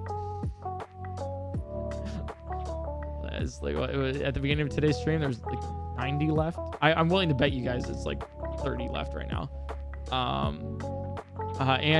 Initially we wanted it to be evergreen, as in like you're always like you can, no matter if you are like seeing it right now or seeing it in a year from now, like it's evergreen. Like you'll always be able to buy the giant doodle, as well as like the small doodles, the regular sized OG doodles. Like you can always buy those no matter what. But the big one, we also wanted like a giant big doodle there too.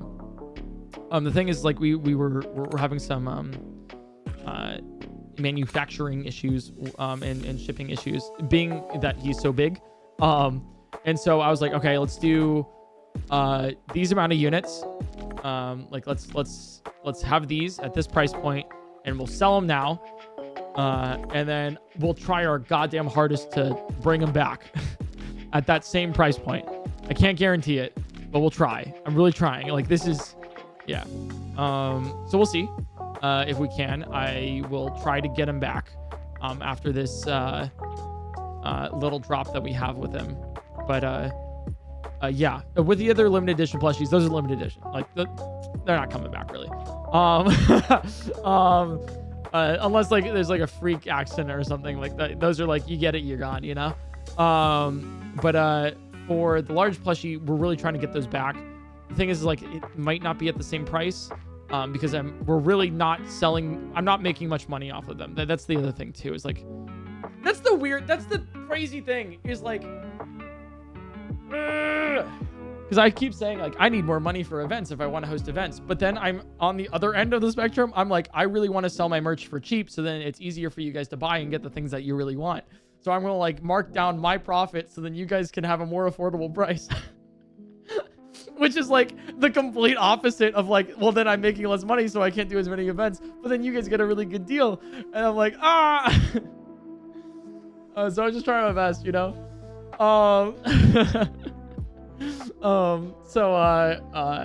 But we're still making money off of them, so don't worry. They're, you know, it's just not as like large as, you know, whereas some of you guys might expect, oh, he's making like $20-$30 per doodle, that's crazy. No, it's like less than 10. Like it's not as much. Yeah, I'm trying to like, you know, I know, because I was like, I could sell them for like $65 or $49. And 49 is more of like an acceptable price, I guess, for like a giant doodle plushie. Hopefully that answers whatever question. Actually, that wasn't even a question. That was just like a random TDS. Thanks for buying the large and the small doodle, though. I appreciate it. We're trying to work on some more clothing merchandise as well, so you can guys like actually get some like clothing stuff that you can wear rather than just like plushies you can hug. But both are really good, anyways. You know. So, yeah. Got 3 small doodle and 1 big doodle. Okay, you actually got 3 small doodles and 1 big doodle. Nice. I have like 20 of them here. Not the large ones, like the small ones. There's like, they permeate through my house. Like every single room has at least 1 doodle of some kind.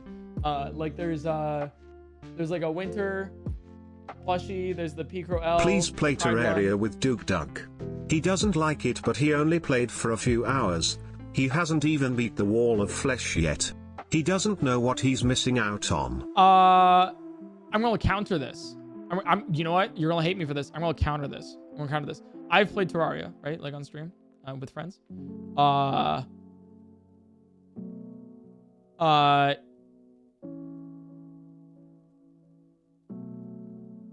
The Terraria lovers, it's a good game. Terraria lovers, you are a very loud minority. Very loud. In a great way. Very passionate about it. I really like playing Terraria Calamity. Very fun. I like playing Terraria with friends. It is not something that I think bodes well for a stream, particularly because it's basically inventory management, the game. And for the average viewer who doesn't know Terraria, they'll come in being like, I don't really understand. Goodbye. And that's okay. And that's totally valid. And also, I can't make Doug do anything. He's his own guy. And if he didn't like it, he didn't like it. You gotta live with it, you know? Show Spider or I don't be live you. Are we really that far back with TTS? Holy shit. Well, Spider's dead, so rip.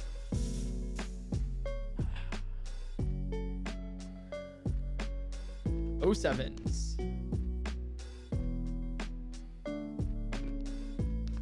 Is this really gonna last another 3.5 hours? I don't know.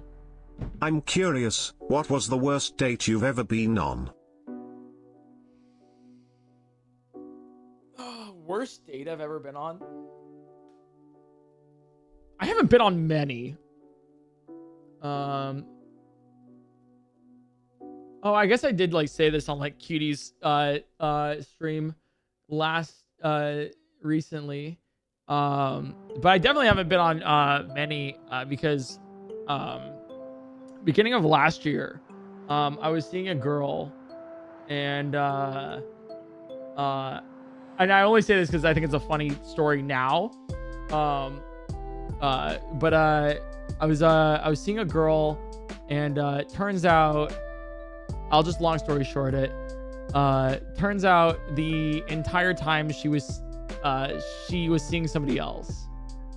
And the funny part of the story is like there was this like that classic sort of moment where me and the other guy, or I guess I was the other guy in this scenario. We both didn't know, because like he was the boyfriend and I was the other guy, but like I thought she was single. Yeah. So he was like, so we hopped on like a call and we were like, hey, so is that? And he was like, yeah, are you? It was like just like the full like the classic like cinema like rom-com sort of like, no, she did it, you know, like no, kind of, you know, like, oh my god.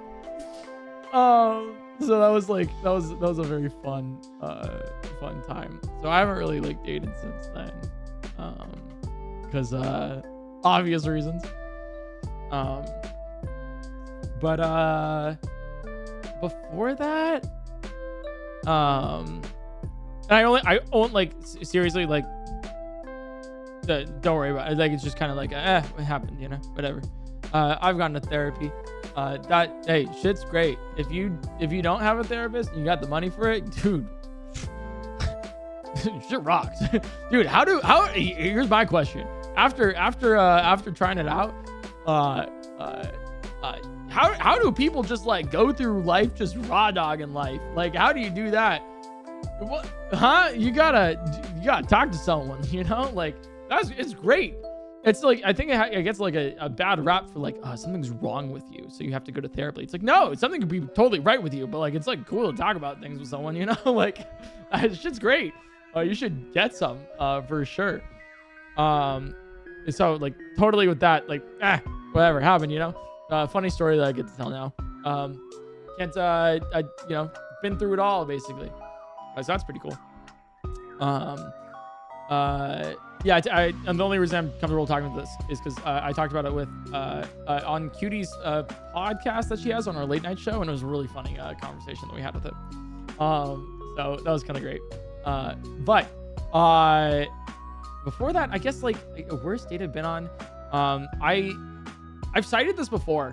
I think it was in one of my videos, but I think one of the worst dates I've ever been on was I went to eat sushi with a girl on a first date that I met on Tinder at the time, and we kind of hit it off and everything. I was like, cool, let's like check it out, sushi. Why not? Sounds fun. And we started talking, and you know, down to earth. She talked about herself a lot, but I was also asking questions about her because I wanted to get to know her more.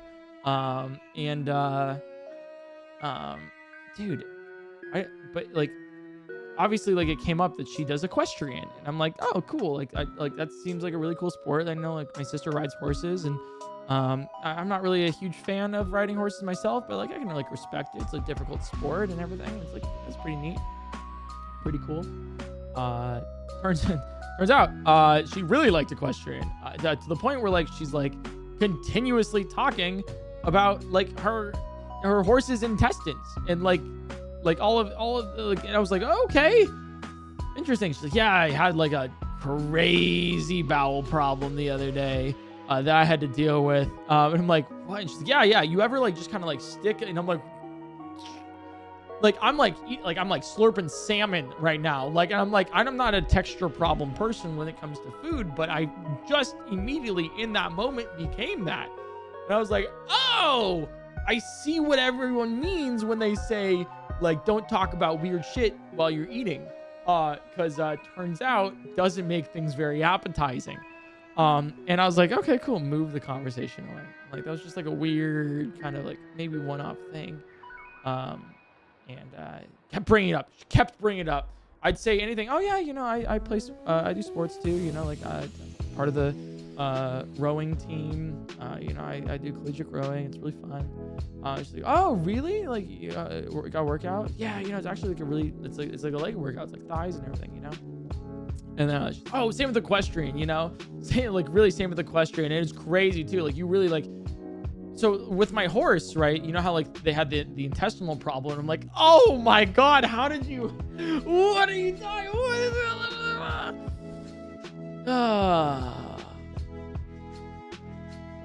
Anyways, I was like, hey, you want to come back to mine? You know, afterwards, because why not? You know, at that point, I guess, I don't know. I was in college. I didn't have the thought there, or I was one. Doesn't matter.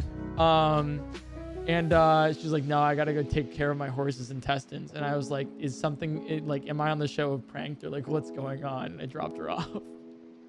So that's that story, you know. Yeah, that's a crazy one. No. Oh, okay. Here, can I grab?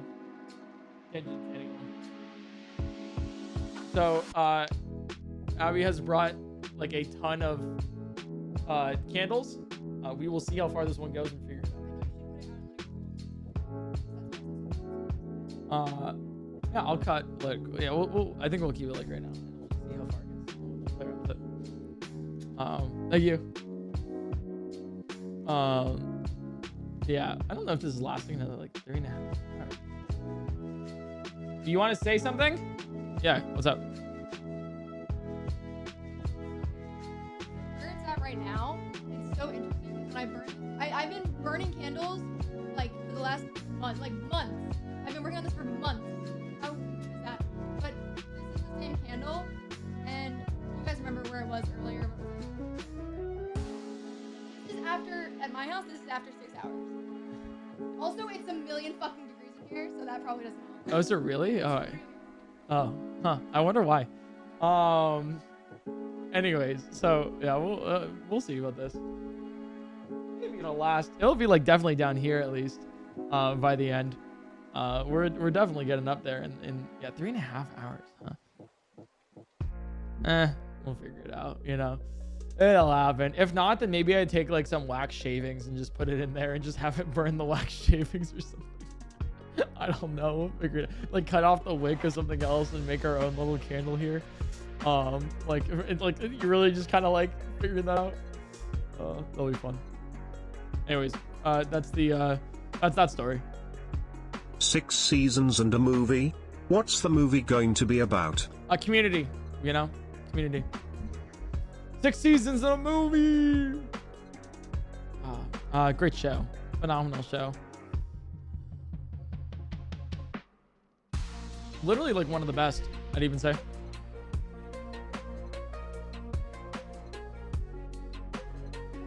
No question here, just appreciation. Thank you for the effort you put into your content and for entertaining us. I believe majority if not all of chat feels the same way. So, thank you. Thank you so much. That's very kind of you. I appreciate it. That's very nice. I'm watching a candle melt. Oh, so much effort. Excited for the 401k fundraiser subathon less than 3, but seriously, yeah, no matter the size of event, the content's been so cool over the past few years. Always excited for what's next, Crow Tree. The problem, the thing that I have the most trouble with is leaking my ideas before I do them. Like, I am just so excited about all the things that I do that I'm like really like I can't wait to tell you about them and everything. Cause like I plan like streams and stuff like a couple weeks in advance. Like Abby was just literally just in here being like months ago, because I wanted to do like the candle melting stream a couple months ago, but then timing didn't work out right. So for like a couple weeks she was like testing candles and testing to see like how much they would go down by melting them, and just literally would light a candle and just see how far it would go down, and then just mark it there and be like, okay, cool, this is at this time, just so we can get a candle that will last like 10 hours. But like it's like I wish I could tell you about, like, so there's like for example, there's a Pokemon idea that I have that we have been working on for 7 months now that I can't tell you about until it's done. So I'm like, I wish. But we do put a lot of really fun, cool love and stuff into our stuffs. If I can't spend money, I'll spend time, you know? Hey PointCrow. Yo. What's Doodle like in real life? They always say don't meet your heroes, so I want to know if he's a good person. You know, if you can still be a smiley, happy little burb after all the things that people do to him, I think he can be considered a pretty good person, you know? If Doodle can be strapped to a semi-truck 18-wheeler and driven down the road and still end up with a smile, I think he's a pretty neat guy. Anyways, we made the giant doodles because you guys kept putting him into blenders and microwaves, so that you physically would be unable to fit him into those crevices. So, checkmate. Hey PointCrow. What's Doodle like in real life? They always say don't meet your heroes, so I want to know if he's a good person. Sorry, you probably had that TTS twice because the pause button and everything. Whoopsies. That's my bad. Haha, tee.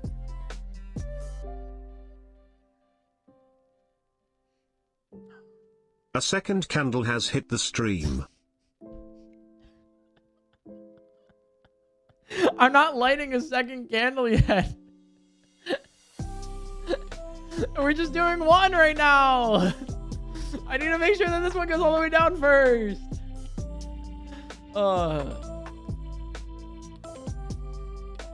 Candle wax can't melt steel beams.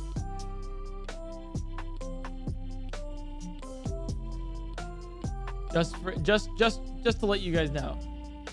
Are we caught up? We might be. Let's go! Second time we're caught up on TTS.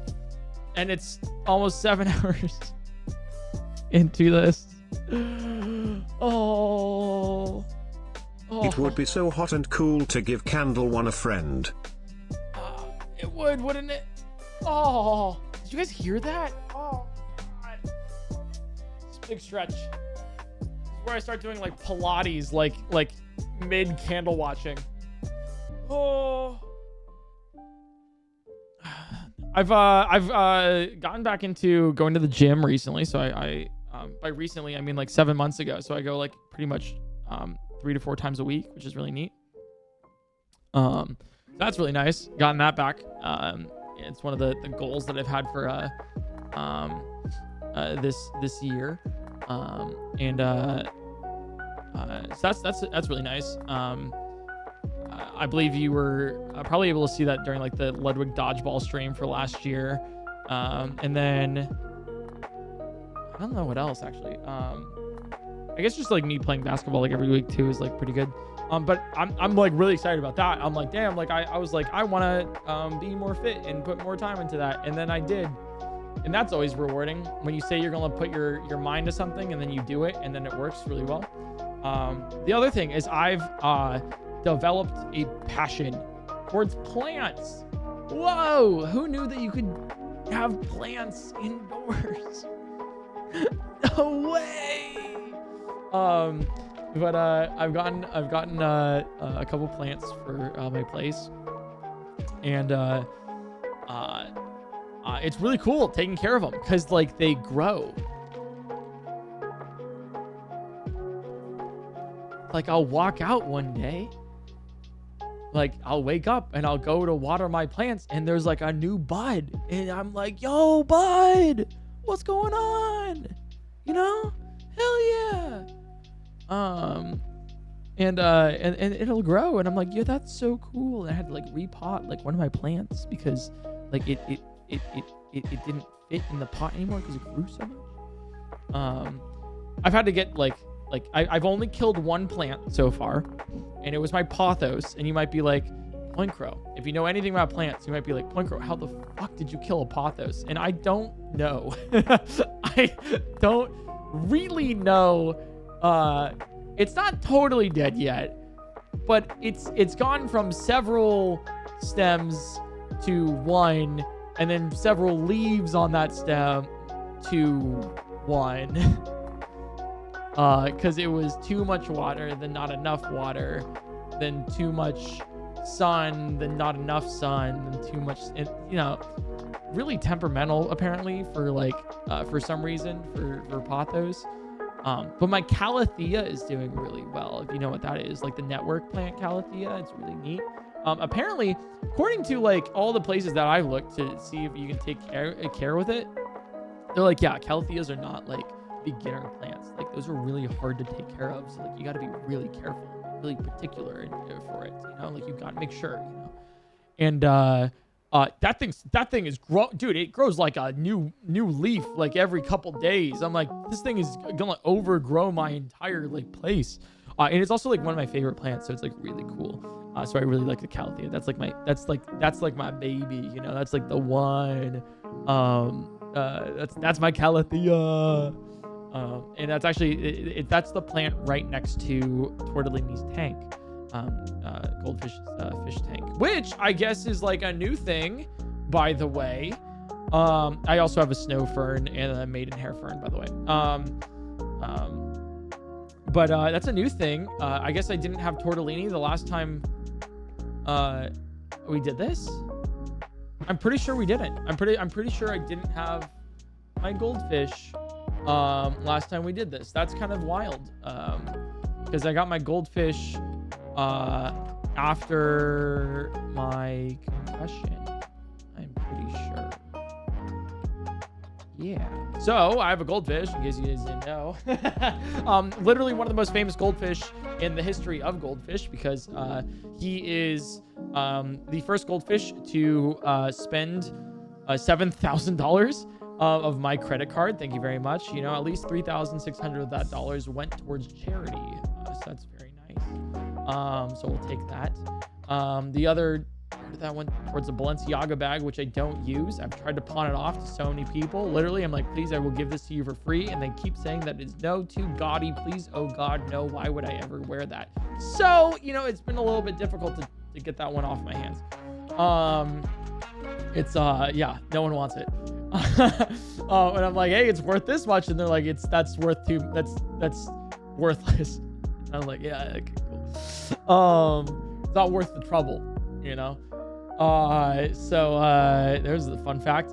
He's also beaten you know, Margit, Godric, and the first phase of Millennia, which is really cool. So he and then recently the final boss of the Elden Ring DLC. He beat the entirety, phase 1 and phase 2, which was really cool. That was neat, you know. I think he might be able to beat all of Millennia too now, but we'll see. He's definitely practiced and everything. That's my goldfish, and it's really cool, you know. It's I love taking care of him. I feed him in the morning, I feed him at night. It's just him right now in the tank, but he's grown a lot. Like he has grown. I used to be like this big, and well, he used to be around like this big, and now he's like about that big. Sorry, let me like towards camera. He used to be about that big, and now he's about like that big. So he's grown like a lot. So much. He is a 20-gallon tank right now, and I am debating getting like a 50 or 60 gallon tank to put him in, because he is growing like a lot, and I want to make sure that he's like, you know, has like a good space to swim around and everything. You normally see with Tortellini's tank in the videos, you normally see that he has nothing in his tank at all. That's like not how it looks like normally. Normally his tank has like a little house, like a little cave that he can go through and everything. He still goes through it. He loves it. A couch, a little TV, a little table. He has some like plants in there too. Fake plants, not real ones, which is still totally fine. Good filter, clean his tank. He has pebbles and everything underneath. And he's happy as he can be. You know, he'll like follow you around in the tank. He's like really interested about people and everything. But I take all of that out so then it can actually be like, I take all of the stuff out so then it can actually be tracked by the program, so we can actually play the games. And I take the filter out as well, but like I do it for a certain amount of time, nothing more than like you know, a couple hours, 8 max, 9 max, you know, with that. Oh, is what? All right, Tortellini's birthday is actually this Saturday, so happy early birthday, Tortellini. That's so cute. There you go. That's adorable. I think he's turning 3. 2. I think he's turning 2. So he's really cute. So anyways, what I want to do though is I want to give him like a 50 or 60 gallon tank, like really a lot of space. I might even get him a friend. I want to get sand, some actual real plants, like some jungle val or something, to like nibble on or something, maybe some duckweed too. And then, like more of like a driftwood kind of thing, shaved down obviously. And like, you know, so there's no like hard edges, so we can't like get scales or fins stuck on it. Yeah, so I was thinking of like really like revamping the tank and everything for him, possibly getting a little friend, because there was one night I was just like sitting at my couch and I couldn't sleep, and so I just had this thought, and I don't know why, but I was like, can goldfish get lonely? And so I like Google it, right? And then I like go on Reddit and I'm looking through all these forums and everything, and they're like, yeah, sometimes. They're like, yeah, goldfish normally like they like to be like with other fish. like, you know. It's totally okay if you just have the goldfish by themselves. Like, they're totally good, but they're definitely a lot happier. Or like you said, they're definitely a little bit happier, you know, if they have like another, like if they have like another friend like in their tank, and I'm like, oh my god, what if I get tortellini a friend? So I'm planning on filming the rest of the tortellini, you know, Elden Ring DLC video first, and then maybe getting him a new tank afterwards, and then that actually might retire him, you know, because the tank, if I want to do any more goldfish controls kind of streams, then you know, you can only have one goldfish in the tank, and I'm not gonna have two there, and I'm not gonna remove one goldfish to put it in the tank unless like I do that over the course of a couple weeks. Like, I could still do it. It would just take like a lot longer in prep and stuff. I guess I could still do it, but I would need to make sure that this goldfish aren't stressed out like at all, and it's like super easy to like, you know, do and everything. I guess I could do like goldfish multiplayer. Like, I could do like one goldfish in one tank and then one goldfish in another tank, and then have like two cameras like on them, and then I guess they can like control a character for each. That'd be kind of fun. Maybe I could do that. But I'd still have to separate the tanks there. And that's like the part where it could stress the goldfish out, and I really don't want to do that. So I want to make sure that that's like good. But anyways, I was thinking of getting like a bigger tank for him and everything. I'm like really excited about that. And I hope he is too, with everything. He doesn't know it, but like, he, you know, I talk with him. I think it's really cute. So, yeah, very cool. Hey, so about making Doodle big to prevent atrocities.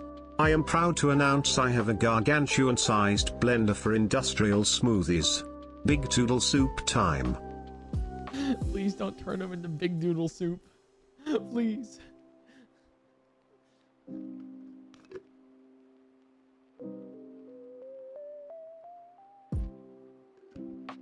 You should play Bendy and the Dark Revival. It's one of my favorite games, and I would love my favorite streamer to play it.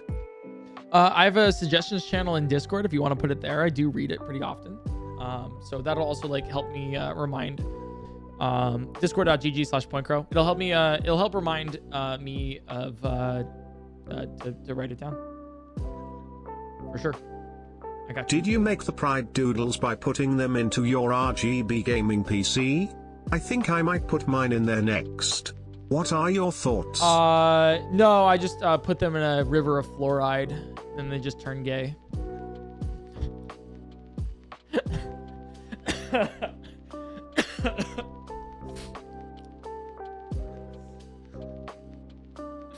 I propagated it this morning from Abby. Propagated my pothos? Oh, hell yeah. Let's go. Thank you. All right, my pothos might still live despite all odds. Thanks. She was helping set up stream and everything today, and ended up cleaning all. I've said this so many times before, but thank you again for all of the amazing content over the years. I hope you know how much it means to many of us, even if it sounds silly. Also, you should know that my mom thinks you're cool. Oh, your mom thinks I'm cool? Hey, you don't need to tell me that. I heard that last night. Am I right? Yeah, is that right? Just, hey, yo, crazy. Also, thanks for the kind words. Thanks for the really nice words that you said before that. Before I said all that stuff about your mom. Anyways. All right. Cool, I just saw the full creator dodgeball VOD the other day, and seeing you be the MVP of Team Chessboxing was so cool. Glad to know you're keeping up with the gym and staying happy and healthy. Hell yeah. That was one of the cooler things too, because like let me speak on this a little bit. I think I talked about it. Oh, when did I talk about this? I talked about it a little bit a while ago. Was it yesterday? But I like for a lot of my content for so long, I would like kind of like treat myself as like did I talk about this already today? Put myself as the heel. I'm having deja vu.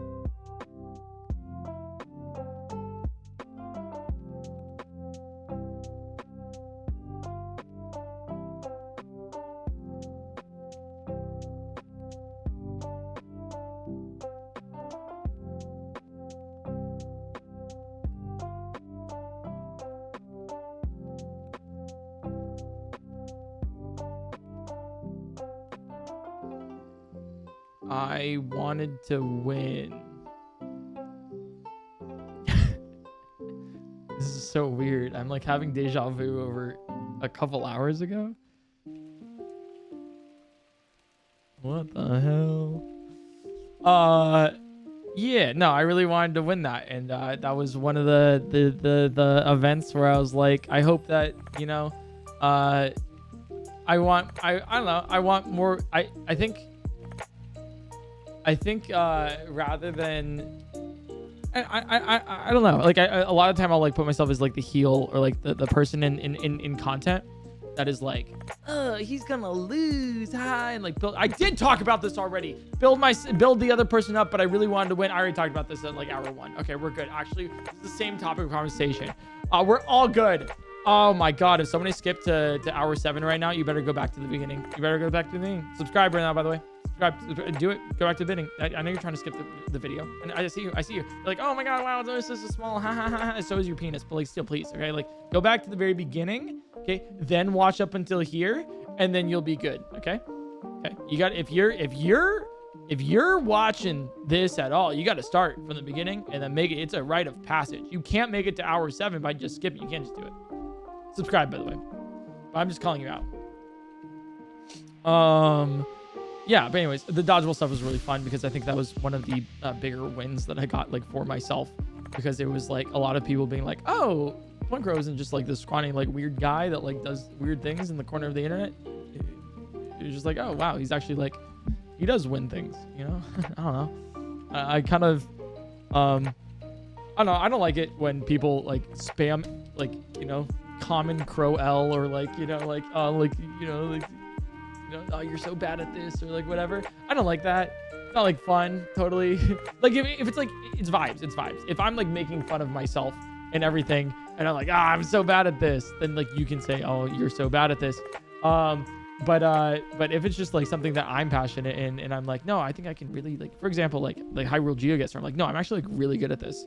I'm like, you know, 9 meters off or whatever. And people are spamming like L Crow, like you suck at this. I'm like, hey man, like I don't like what's like what?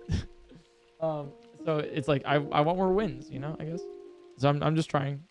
I try my best. Greetings. Dr. Dominic here from yesterday's stream of miracles and war crimes. Just popping in to check on you and the baby Eric. Wanted to make sure you aren't suffering from postpartum depression. Postpartum? I'm not. And the baby, the baby's doing well. Oh my god. What a During stream. your roast, is what Nandra said true about having replaced tortellini 3 times? No!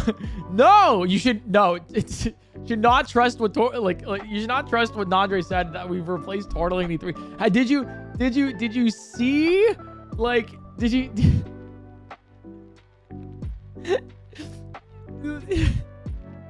Oh my god! Just because you said this is not a joke does not mean that you take it at face value. It was a joke. Dude, the roast was so fun. What a cool event. I want to, when we were talking about events beforehand, like that's like the thing I think I want to do more of, are like smaller sort of events where they don't cost that much and still like hit, you know. That was really fun. I'm really glad we got to do that. If I knew that everyone was going to go so hard, I was nervous because I was like, oh, haha, teehee. If I knew that everyone was going to go so hard, I wouldn't have like written out some of my jokes because I was like, that seems like a little mean, you know, haha, tee hee. But then like when Cutie came on the mic, I was like, oh, that was tame compared to everything that she said. It was such a fun time too because like we could all just like, I don't know, it wasn't, none of it was mean spirited or anything. It was just like, it was all like, okay, like this is all like good, fun, like roasts between friends. And it was just a good vibe between like the entire group. We all had like a lot of fun. And we were like beforehand sharing like not the jokes, but we were like, oh, you're never gonna guess this one, like this one's gonna be crazy, or like going up beforehand being like, I'm so sorry for what I'm about to do to you. And I think the thing about the roast too that was like for me, I was like, every single person had a good stand-up bit, like every one of them. Obviously like Cutie stole the show like she normally does, but it was like, damn, so good. I was just so happy because I was like, it was just funny. Like I had to take like several moments during the actual roast stream to compose myself, lest I, you know, like pass out due to suffocation from lack of breathing, you know, like like that's how good it was, you know, where I was like, oh, this is like so funny.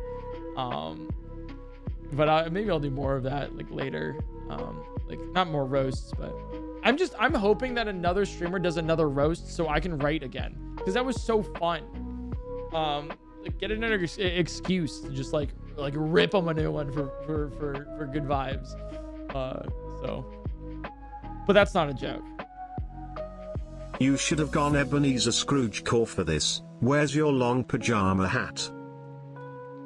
Oh, you mean like with the like have like a little candle holder or whatever with this and like, you know, yeah, I see what you're saying. Issue being, the candle wasn't always this small. It was like about up here, and it's like slowly melted over time, over the past 7 hours. Imagine. It'd be crazy though.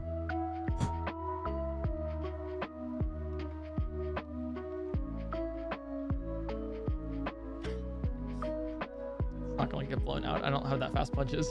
Maybe when I was doing boxing I could, you know, but not right now. Oh, that's not what I meant to do. I meant to do this one. Oopsies. All right, get scammed. Sorry about that. Forgot. Got the muting part. But yeah.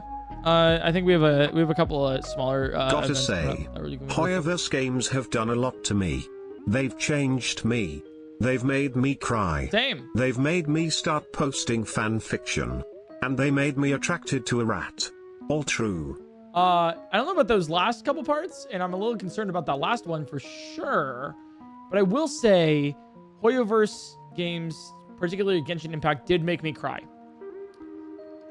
After I saw my bank statement, you know, like they did sponsor a stream of mine, and I'm pretty sure I spent all of the money that they used to sponsor me on the game already. So I just kind of streamed it for free. And that's why I quit Genshin Impact. Because, you know, gotta cool it with that. Gotta make sure that I don't keep spending money that way, because that's not a good vibe, you know? Totally fair. I have a very like addictive personality, where if I am like into something, I'm very into it, I hyperfixate super easily. So far, streaming, content creation has been the longest hyperfixation that I've ever been a part of, which is really cool. Turns out that's just called a career. You know, Pokemon cards for a while was my vice. Yu-Gi-Oh was there.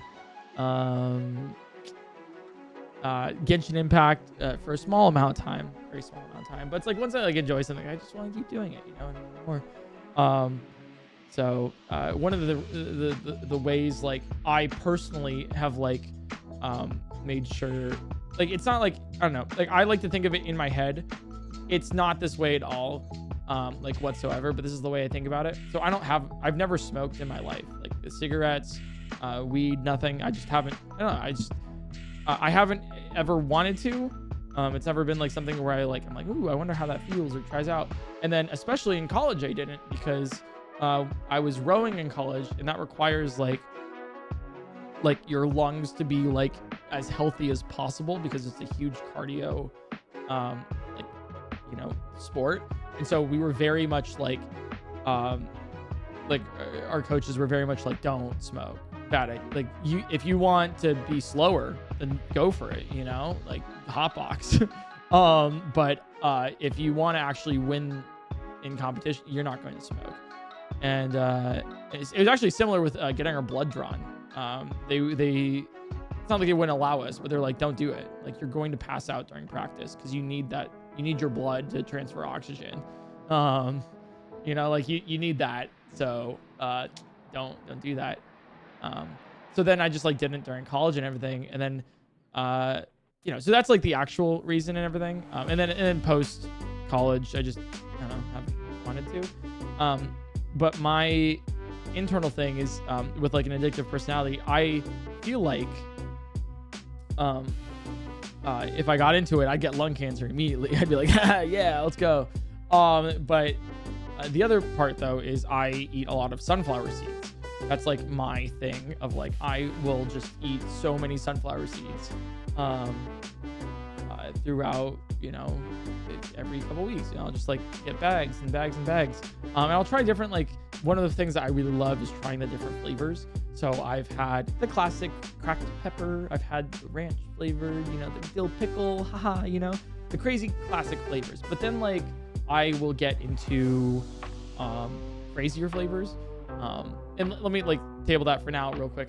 But one of the reasons why I internally am like, oh, I'm not going to smoke in the future is because I have the sunflower seed stuff that I like doing instead. And that kind of in my mind replaces the same slot that it would take if I smoked, for example. So anyways, so untable that. That's the end of that conversation. But the new one is like flavors of sunflower seeds. I like to try new things like a lot. I think it's one of my more favorite things. Just in my life personally, I'm like, yeah, like try new things. Why not? It doesn't hurt a lot sometimes. Most of the time it doesn't hurt. But like, I like to try new things. So if I see a new like sunflower seed flavor, then I will try out. Like I'll try it out. So I've had like, let me see if I can name like all of the ones that I've had. I've had regular sunflower seeds, ranch, dill pickle, cracked pepper, spicy dill pickle. I've had chili lime, Tapatio chili lime, Flamin' Hot Cheetos. I've had Flamin' Lemon Hot Cheetos. I've had Taki flavor. I've had Old Bay seasoning. I've had Taco Supreme. I've had, I think I mentioned barbecue already. I've had cheeseburger flavored. They don't have a hamburger. They have a cheeseburger flavored. There's bacon mac and cheese. There's also buffalo style ranch. It's separate from regular ranch. There's buffalo wing flavor. Frank's Red Hot. There's a lot of hot sauce tie-ins with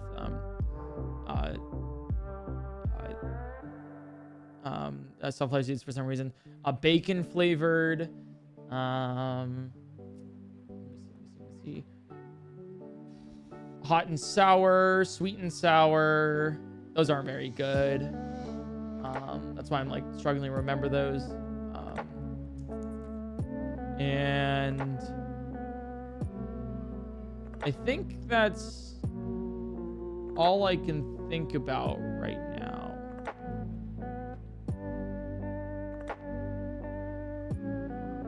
Oh, jalapeno. I've had jalapeno. There we go. That might be the last one actually.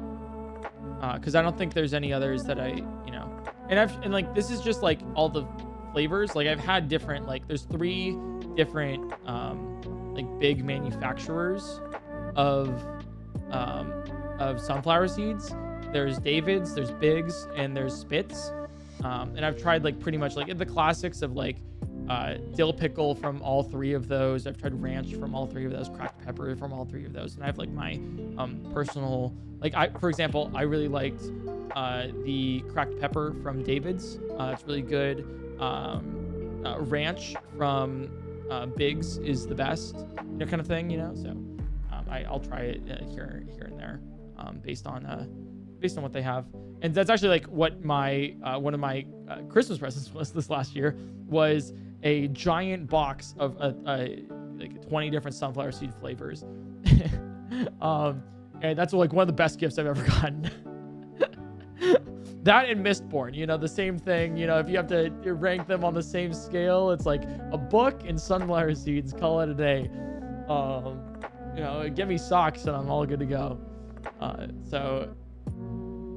That's like my sunflower seed sort of thing. Like, I don't know. I just like really try like new things, new flavors and stuff.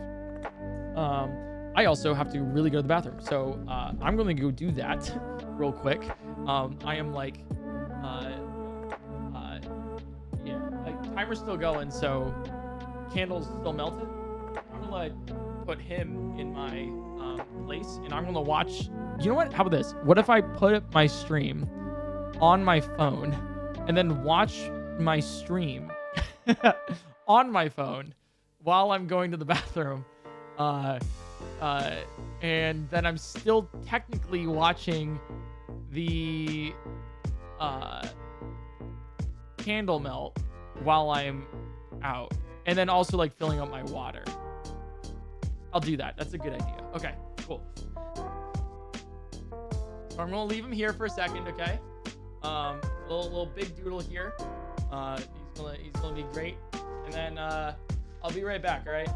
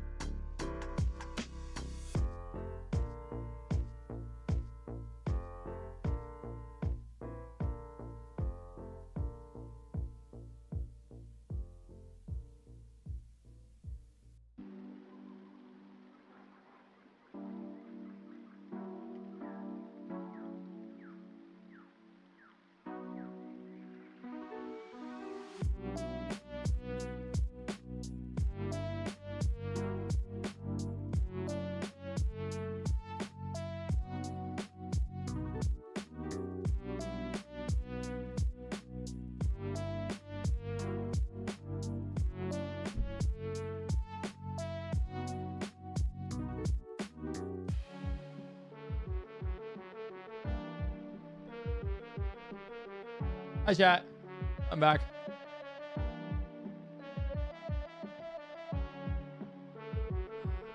All right, cool. Yeah, I was like, I want to watch this candle melt, like as soon as I can. I want to be away from the candle as little time as possible. So I was like, all right, Abby, can you fill up my water while I go to the bathroom, right? Watching, puts it down, on the, do I go into the details of like how I put my phone on the tank so I could watch the stream while I was. It doesn't matter. Okay. Anyways,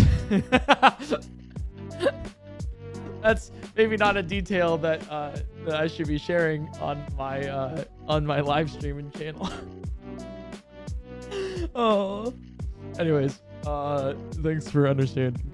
We'll see what happens if it's been all the way down to little nubbins. We'll figure it out. But I will guarantee you guys this. Okay? No matter what happens, I will be watching a candle. Well, probably the candle. It's more, I'll be watching it melt, for 10 hours. Right? We're not just gonna see it. We're gonna figure something out. All right? We're doing it. It's happening. Ever listen to Imagine Dragons? Imagine dragging these nuts across your face. I got them. Come on. Pretty good band, all nuts considered. All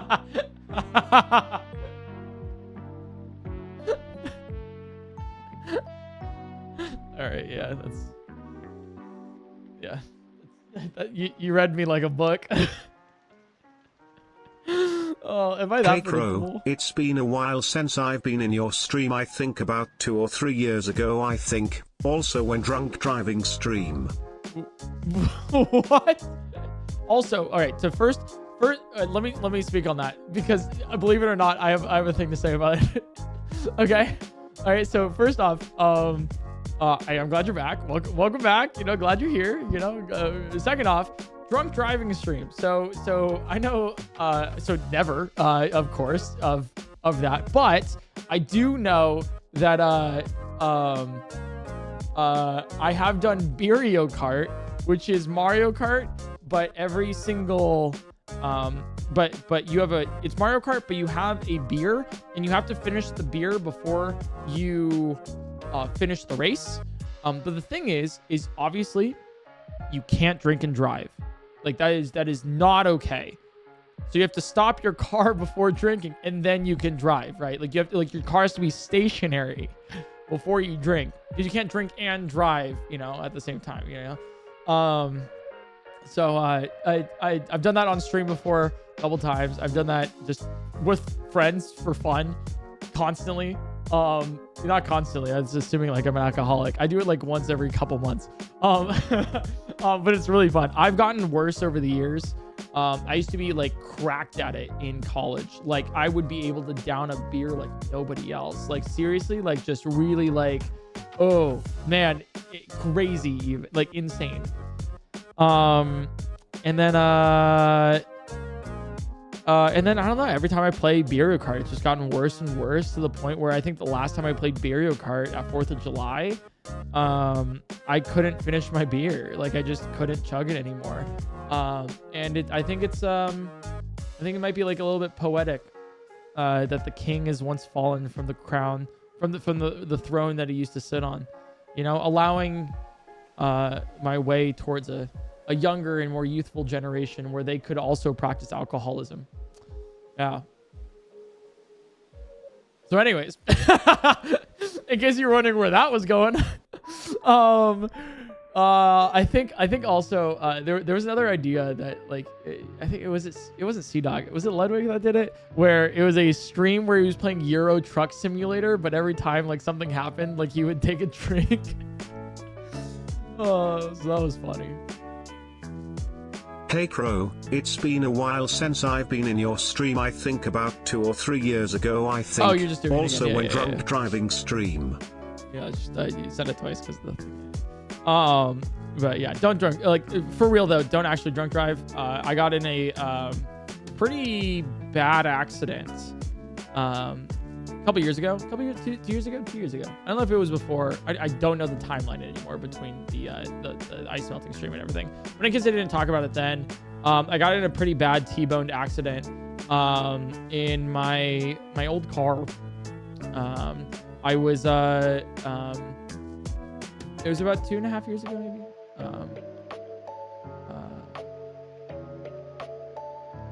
maybe. Anyways, it was basically I was driving back from Ross's house, actually, Rubber Ross's house. So fun fact about that. not relevant to the story, but like just why not? Why not just add that part? I remember, well, I guess because like he felt really bad because it was he was like, oh, I'm so sorry, and it's like literally not his fault at all. He's so sweet. He's such a great guy. And his new dog is Otachi. The cutest thing. Oh my god. So anyways, I was driving back, and I get off on one of the off ramps of a freeway, and waiting at the light. It's late. It's like 2 a.m. And I'm sober, by the way. I know we started this with like a drunk driving thing. I'm dead ass sober. I would never drunk drive. If you want to lose your life, that's like the number one way to do it, you know? Even if you don't die, your life is over, you know? That's like, you know, because you probably killed somebody, you know, if you drunk drive. It's just like a fact right there. So I was sober, and I'm sitting at the light. Abby's in the passenger seat, and light turns green, and I'm like, okay, cool. So I like, you know, accelerate a little bit and go off, and she's like, oh my god, and I'm like, what? So I look towards her, and I remember like her face, and then I look to the side, like over to the driver's window, and I just see lights, and then next thing I know is just like thunk thunk thunk, you know, and we come to like a complete stop. The airbags go off and everything. It turns out I get absolutely just T-boned, going, I think there were 40, 50 miles per hour, right into the driver's side seat of the car. Yeah, it turns out they were coming back from a party, uninsured, no driver's license, like, you know, like not even their car kind of thing. I think underage too. I forget exactly. It's been a while.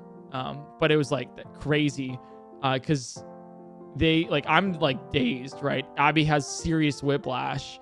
I ended up fine, actually. And this is a really fun fact about car crashes, drunk drivers. And then also, I'll get into it later. Cybertruck versus any other car. But basically, and relevant, trust me. It wasn't a cyber, it was just a modded whatever car. Like I don't know. Anyways, so like basically, like it's one of the reasons why when a drunk driver gets into an accident with somebody else, that the drunk driver is the one that's normally to live and not the other one.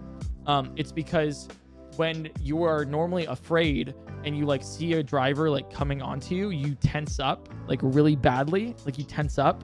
And so then when you get hit, like you like, you know, are jerked around, your muscles ripped, everything else, right? Versus a drunk driver who's super loose and relaxed. And so they'll just like whip with the physics, you know, of the car, and they'll just like go where it goes, instead of like resisting it and then like obviously getting more hurt. And so it's like very evident with what happened with Abby and I, where Abby saw the car coming down the road, tenses up, and me not knowing what she's like yelling at, didn't know what was going on. So I was like, oh, what's going on? Oh, boom, right? So I was like relaxed as hell. I think I still, I don't know if you can see it, but there's like a scar that I have like right here, where the front door indented into my arm there. It didn't do much damage. Like genuinely, it just like ripped a little skin and stuff. It didn't go too far in. But it was just kind of like, it like hit me. It cut me, you know? And that was it. And then Abby had whiplash for the next like couple weeks, couple days. Yeah, I remember like I had to get over, like my door wouldn't open, obviously. So I had to like climb over to the passenger seat and then over to like Abby, who was like in shock. And then like the drivers from the other car were like got out of theirs and they were yelling, how could you run the red light, all this stuff. And like I'm like, what? I'm like dazed, obviously. I'm like, what? I didn't run a red light. I wouldn't run a red light. I was stopped. Like the time on average when you would run a red light, which I have not done, but like I would assume this is like how you would, is like you would run a red light not realizing it's red and going forward from a moving vehicle. You wouldn't be stopped at a red light and then magically start going, because that doesn't register a state change in your head. So then you wouldn't do that. So they tried to like, how did you run a red light and everything, and they're like, what? And so I look over, like my car's totaled. Like I thought it was maybe fixable, but like upon further inspection at like the junkyard where it was towed to, all of the airbags went off in the car. And it wasn't just like the airbags, because you get the airbags at the front, and everything, right? Which those didn't go off. But the airbags along the liner of the side of the car and everything did go off. And that's actually and I'll get into this later. I'm glad that the car was totaled. And I'm glad that they did that. It was a really awesome safety feature in the car that I had. Because it prevented me from dying. So that's nice. Or like serious injury. I'll take that. I'll take a totaled car over like anything else. I'll take a small permanent scar over like, having one arm. And so basically, the cops come over. They don't want to give like insurance information, everything. It was a whole thing. One thing that I was like super mad about was that I was like, hey, like these guys were uninsured and everything. We need this on like the police report of this, because like I did not run a red light here. It's not my fault for any of this. We need like definitive proof that is a thing. And we also need proof that they were not insured and everything, and they don't have a driver's license forever. So then like when I make my claims and stuff for insurance, then I can get most of my money back on my car or anything. And this is where I was like, oh, okay, interesting. Because we were talking to the police officers and like, no, we're not going to write a police report. We only write police reports if there's any serious injury involved. You can just write it yourself and then we'll just approve it. And I'm like, that's not how that's supposed to work. Oh, what? I'm sorry. A police report is a report written by the police of the events that happened there. So then they're the third party. If I'm writing this, I could put whatever the fuck I wanted. And then and then the person who's approving it probably wasn't on the scene at all. And they're just saying, yeah, that sounds about right. And saying yes or no. And I was like, why are you here? like the only thing they did was they forced the person to give over their ID that they had at the time. So I could get their name and like, some information about them.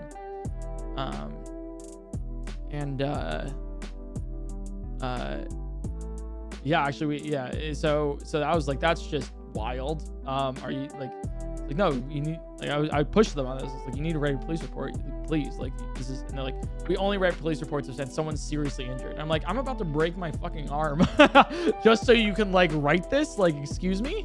Like that's such a, like, why are you here? Why am I was like, what? I don't understand. I was like, that's just odd. I don't know. Maybe I am missing something, but I don't see a world in which that makes any sense to me. Of just write it up real quick. Why don't you? I don't know. Maybe it's something that I don't know. I really don't know. That was the accident I got in. And not my fault, not at all whatsoever. Because we knew this, because later, Abby had the incredibly smart idea to contact a bunch of the local businesses around the area and see if they had any cameras that were pointed outside to see like what happened. And one of them actually did. And they were happy to send it over. They're like, oh, of course, like, and we're like, oh, we'll pay you for, like, thank you so much for your time. And they're like, no, just take it. Like, you're all good. It was very sweet. turns out, you'll never guess, the light was green, and I went when the light was green. Whoa, that's crazy. And they went when the light was red. And it's hard to watch back actually, because it's insane. But yeah, car was totaled. I had to pull teeth with my insurance to get any amount of money off of them.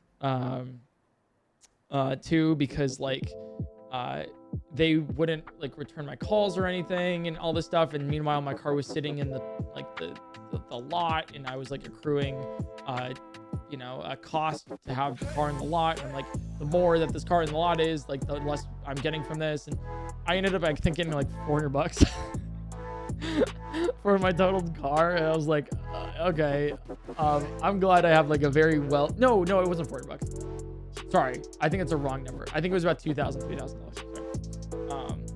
$400 was, I think the money I had left over after I paid the lot for, the car or whatever. No, wait, sorry, I'm remembering this wrong. So I'm a flawed narrative. There was $400 involved somewhere. I think I got $3,000. And then if I gave the lot the car that I had, they would just waive all the fees. And I was like, yeah, I don't want to get rid of this. Like, I don't want to, like, you do it, you get the scrap and everything. But still, I was like not even close to the value of the car, and I was like, okay. That was my first car ever too. That was like the first car I owned. So I was like, oh, like, it was like, for example, it meant a lot to me too. Cause it was like, I got the pink slip for the car, when I graduated.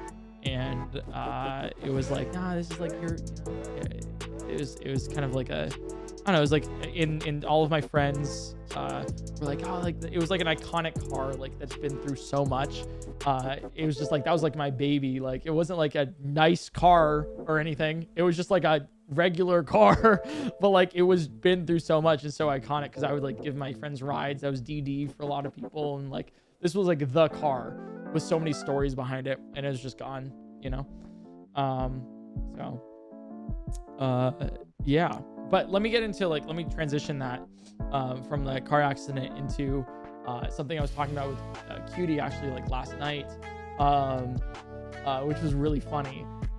But one of the reasons why, like, and we can go back to drunk drivers and everything with like the flailing bodies and stuff, is why like so many people, this is just like a relevant topic of conversation, and something that I'm very passionate about, because I am involved with material science, right? That is the thing that I have my degree in, and this is something extremely relevant. So when the Cybertruck, for example, was sort of produced and like announced and everything, and they were showing crash tests and all this, oh, it's gonna be like a tank, you can't even like blah blah blah, right? And all this stuff. Like a lot of people were like, whoa, this thing is indestructible, oh my god, I can't believe it, like this is one of the safest cars on the road. And all I saw was a walking murder machine, or driving murder machine, because this thing, the only thing that the only thing that the car saves when it hits, okay, it goes against everything you think, right? Because it's like, oh yeah, oh my god, like the car gets into a crash, right? And I'll get into this. The car gets into a crash, and at the end of the crash, the car is fine, right? But the other car looks like a mess. Oh my god, the Cybertruck must be so safe. No way. No. The only thing that car saved in the car crash was the car. That's it. Do you have to, like, is the car totaled? Probably not. Maybe. I don't know. But like, the only thing it saved was the car, not the human inside the car, and definitely not the other person, right? Because cars, if you don't know, have this thing called crumple zones. Because what happens is when a car gets hit or hits something else, right, the front of it or the side or the back, right, will crumple.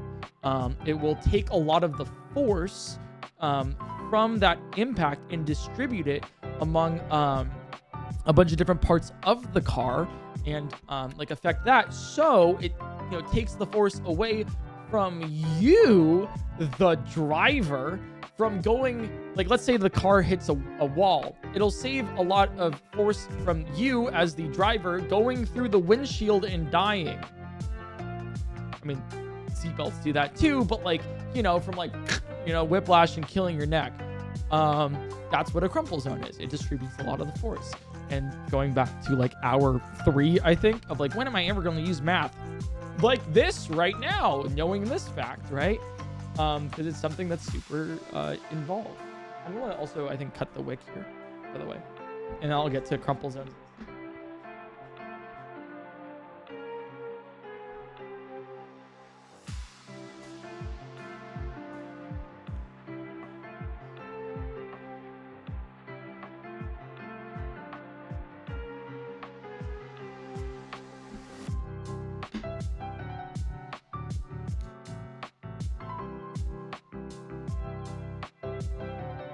There we go. Okay, so just so it doesn't burn as like hot. Anyways, so with crumple zones and everything, so when the Cybertruck, for example, hits like a wall, right? It's rigid. It's a rigid body that does not distribute this force whatsoever, and so your whiplash is going to be insane. And not only that, but whatever the thing it hits is, because it's solid stainless steel, right, that doesn't crumple, that is going to hit that with a maximum force and rip through whatever it is, essentially making any kind of crumple zone that you have in a separate car kind of not as useful. I mean, have you ever seen those like those hard angles on the car too of stainless steel? Those are like spikes that will impale things, That's like not safe. The other thing too is that it's high up. This is like a trend that cars have been doing more and more that is like extremely unsafe. And there needs to be some like institutional changes with crash tests. And obviously this is me talking from, I want to go from me talking of crumple zones and material science and how this works with like force over material, whatever, right? I'm going from expert to mediocre knowledge. So I want to transition you here. So I could be wrong about some of these things. I am correct about that, most likely, to I might be correct about this, kind of, right? I just want to get your, get your trust factor a little bit down here. I believe the way that crash tests work with cars, that they test the car itself for crashes, which is important, right? Like, how does this car deal with a crash? How does it function? What's going on with it? Is there a good chance of a rollover? Like, what if they're swerving? All these things, just to make sure that they are either really safe or really not safe. But if I recall, the thing that they don't really test is real world applications, like if a truck and a regular sized, like a giant lifted truck versus a regular sized Prius sedan, right? Get into a car crash. The truck is running over that smaller car. Like the height difference is immense. And the fact that trends are of cars and car manufacturers are increasing towards bigger and bigger vehicles is not like a welcome one, because it actually makes the roads like less safe for the smaller vehicles. Like some cars will boast, oh, this thing is like a tank. Like you're not going to be able to really make a dent in this, and it's anything that comes against it is going to be like toast. And it's like, well, what about a pedestrian? What about like another car? Like, yeah, the person inside the vehicle might be safe, but like, what about everybody else? Like, huh? What happened there? And so there's like this weird arms race of like making like the self more and more safe, but not everyone on the road collectively. I could be incorrect about this. I'm starting to delve into not perjury.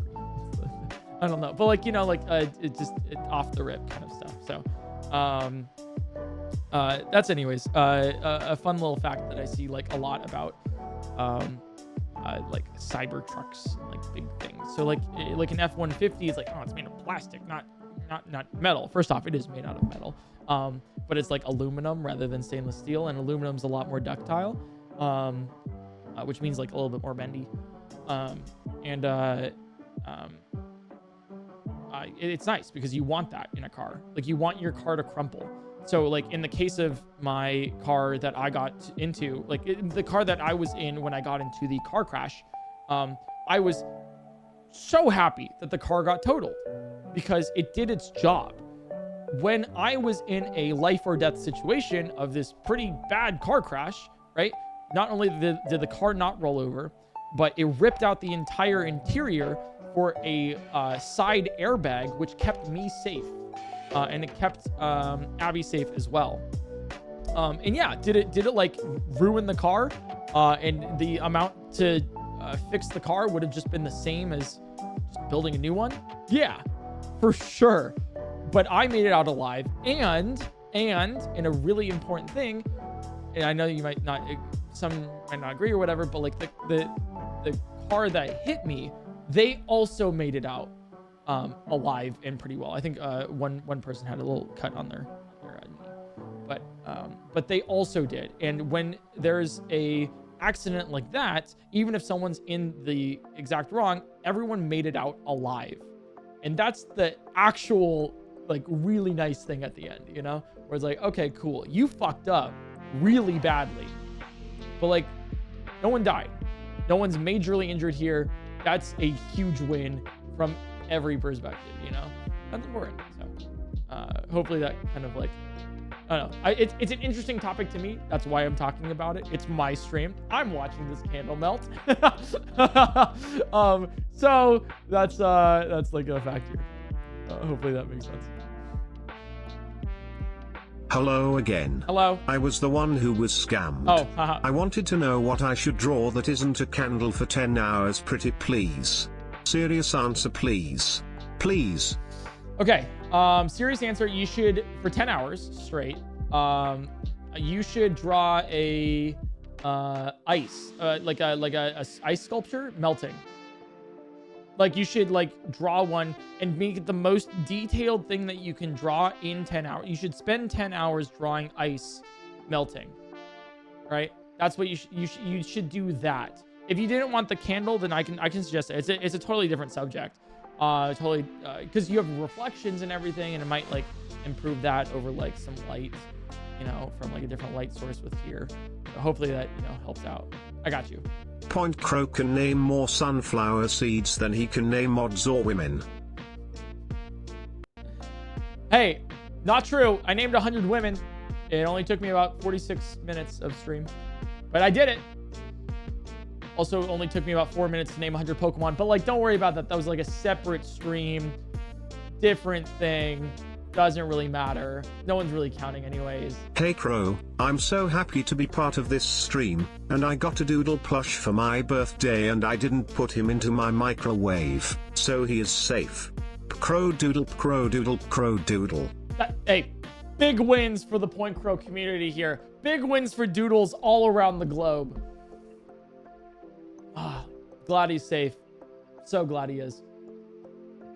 How is he watching the candle if he's blind?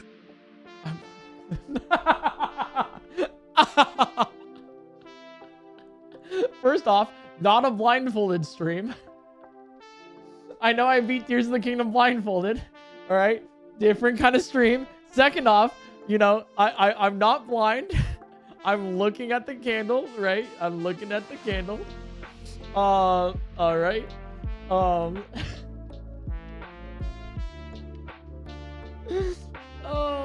like third off, I wish I were blind so I didn't have to do a stream like this. Oh, that's funny.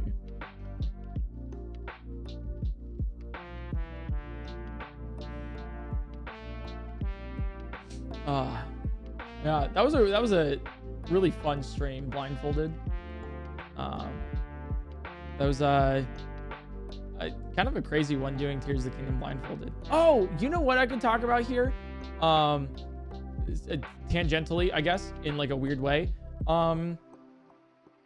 I went to a really cool thing this year, a couple months back. It was a convention called Open Sauce. If you haven't heard of Open Sauce, I think it's only run for 2 years. This was the second year. I think it was second year. And it's a convention for creators, but like engineering creators, where and just makers. You know, it's a maker fair basically, where you go and there's a whole bunch of cool different engineering projects that people are just, you know, going for anywhere from like a big company being like, hey, we made this really cool display that you can do blah blah blah on, to like a guy named Jeff who's just like, I made this in my basement and it's pretty neat. Like literally, like there's just like, I think there was like a University of Colorado there, and like with representatives and everything, and then right next to it was like it was literally like David, who's in. He's like, oh, where can I check you out? And it's like, nah, I'm just like, my name's David. Like that's it, you know, which is like an awesome vibe. Because there's so many like neat things at that fair, and I got to actually speak at the convention. They invited me particularly as a content creator because they wanted me to speak, and it was like, I mean, some of the people involved in this were like Mark Rober, Backyard Scientist, like William Osmond's the one who like hosts all of this, Niall Red, right? Like that kind of like sort of like group of like creators and everything. Like they were speaking out, like they were like having panels and everything. But I was invited to go to this convention, Open Sauce, because they wanted me to speak on a panel, and they wanted me to be on the panel called From Code to Creation, how like you can create ideas to life. And it was really neat, but definitely one of the moments where I was like, I was definitely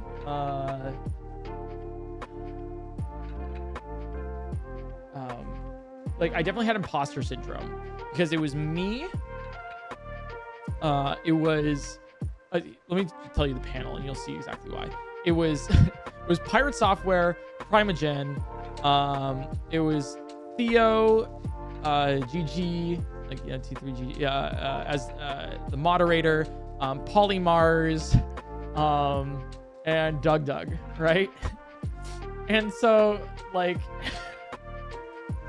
it was like, I was like, because they're making jokes and everything about like, oh yeah, you know, imagine running like C++, couldn't be me. Right? Like, or it's like if statements, what if? They were really cool, by the way. I'm elaborating for a story. They were very sweet. Like they were great. And then I was like, yeah, like I write my code like in Notepad. And they're like, huh? Like Notepad++, right? And I'm like, what is that? No, just Notepad. Like the default like on like your computer, like if you type in Notepad to write notes, like I'll just write like a Lua script in Notepad. That's how I do it, you know? I just do that. And they're like, are you kidding me? I'm like, yeah, that's me. So like going from like them talking about like, yeah, I opened like a backend server port with my .NET framework in GitHub. I'm sorry to all the programmers out there. I'm so sorry. I'm like, yeah, that's such a, yep, relatable. Same. Had to open that socket. All right. Definitely did that. You know, to be or not to be, or for loop or something. I don't really know. So it was literally like going, like we set up the panel. So it went from the most programmer-y stream to the least programmer-y stream. So you went from like Primogen, who's like deep in it of like, you know, I like wrote my own operating software or something. I don't really know. He's really cool though. You should check him out. He to like Polymars and then like Pirate Software and then like Doug and then me. And I'm like, yeah, like I program some things sometimes. Like I know how to do some like simple like Python and like I've done some Lua scripts and JavaScript. I program in C# and C++, right? But like casually, you know, like casually. Like if you're like, hey, PointCrow, why doesn't my code work? I'd be like, fuck if I know. Have you tried setting it on fire? I don't know. Have you tried turning it off and off, turning it off, then turning it back on again? That might work. It's worked for me a couple times. And that's like the extent of the programming knowledge that I have. Like I know how to make an idea that I have. You want to know how I pass variables between programs? Rather than write like an actual like programs to do that or anything. No, I print out the variable as a text file. I write the file, okay? And then the other program reads that text file. And I'm like, that's all I got. That's the, you know, it's a good enough. You know, it works. If it works, it works, you know? And it does. It really does. And so if you are wondering how any of my programs have ever worked on any of my streams, and you're like, wow, he must be a genius programmer, it's all duct taped together. It really is. It's like the same duct tape as like Undertale. And if you're wondering, Undertale has, I think, like 2,000-3,000 like if statements for dialogue or something, where it's like, if you talk to Sans now, then do this. If you talk to Sans right before this, then print this. If you talk to Sans, you know, like it's just all, the entirety of Undertale's code is just all if statements, which is really funny.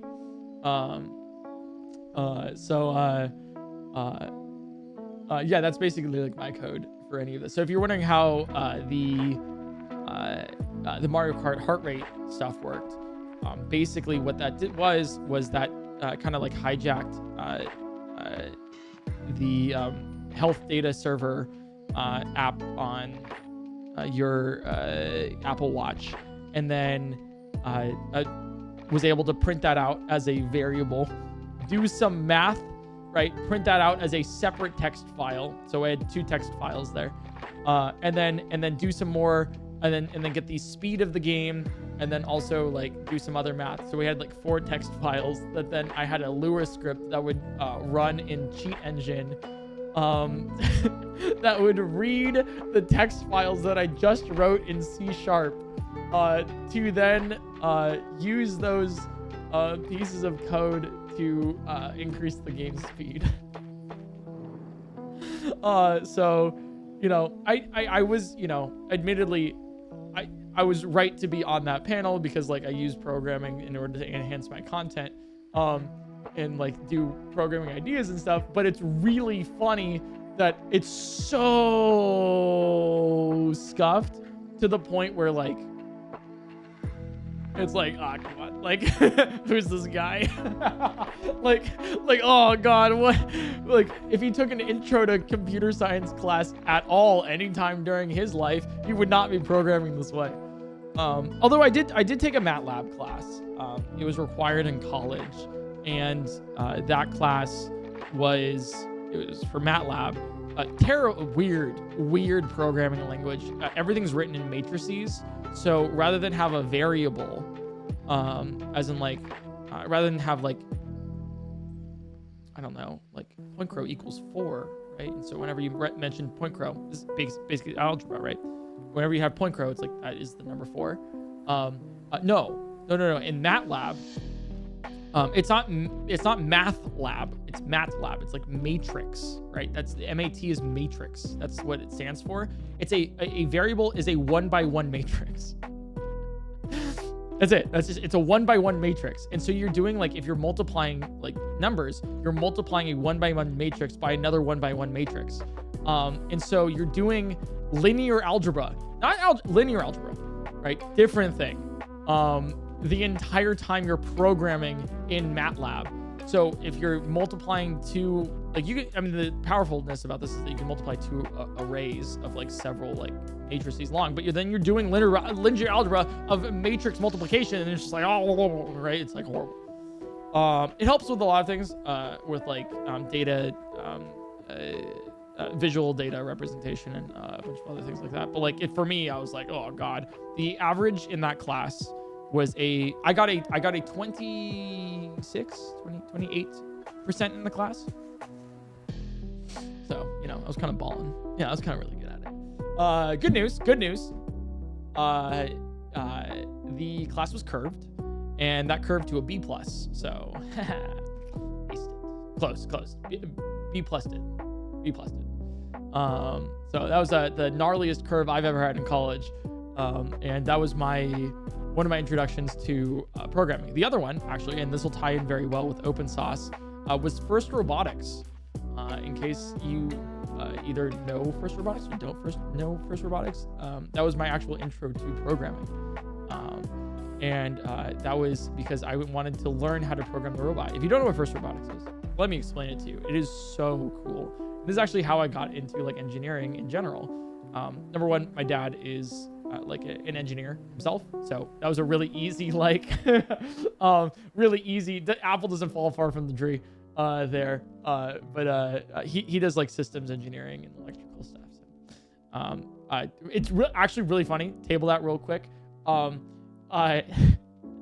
So he has like a degree in electrical engineering, and I think another one in physics. Dad's super smart. He's really cool. I remember he's like, oh my god, you're going to engineering. That's so cool. And I'm interested in chemical engineering, not really like anything else. I don't really want to do mechanical or civil or anything like that, physical stuff. I'd rather do like chemical. It just made more sense to me. But he did electrical engineering. And so I wonder how he felt when the only class I failed in college was circuits. I did so well in my quantum class, like physics, like full like quantum, like that was actually easiest class of mine. It was so fun. I also had a really good professor. Like he worked at CERN, and so I was like, so he's like showing us like, oh hey, here's like where I was last time. He's like, oh hey guys, I have to go like do something about like the Higgs, and I'm like the boson, like Higgs, but like yeah, something about, you know, whatever. It was really funny too, because at the end of the class, like we get to the end of the end of the class, or near the end of the class, and he's like, yep, that's all we know. And we were like, what? And he's like, yep, that's it. We just that's it. And now we're at my research. Like we actually just don't know what comes later. Like we finished. Like that's all we know about physics right now. That's it. So good luck. And I was like, that's so cool. He's like, yeah, if you guys know anything more, like, would love to help out. So I thought that was really cool. But I failed circuits. Not just like circuits, like circuits 1. Intro to circuit, like the intro to circuits. Like that. Like I can't do electrical. I can't do it. It's just not. It doesn't. It is not how my brain is wired. It doesn't make sense to me. It doesn't. I don't know how. Chemistry comes by super easily. Like it's just the thing I can do, you know. But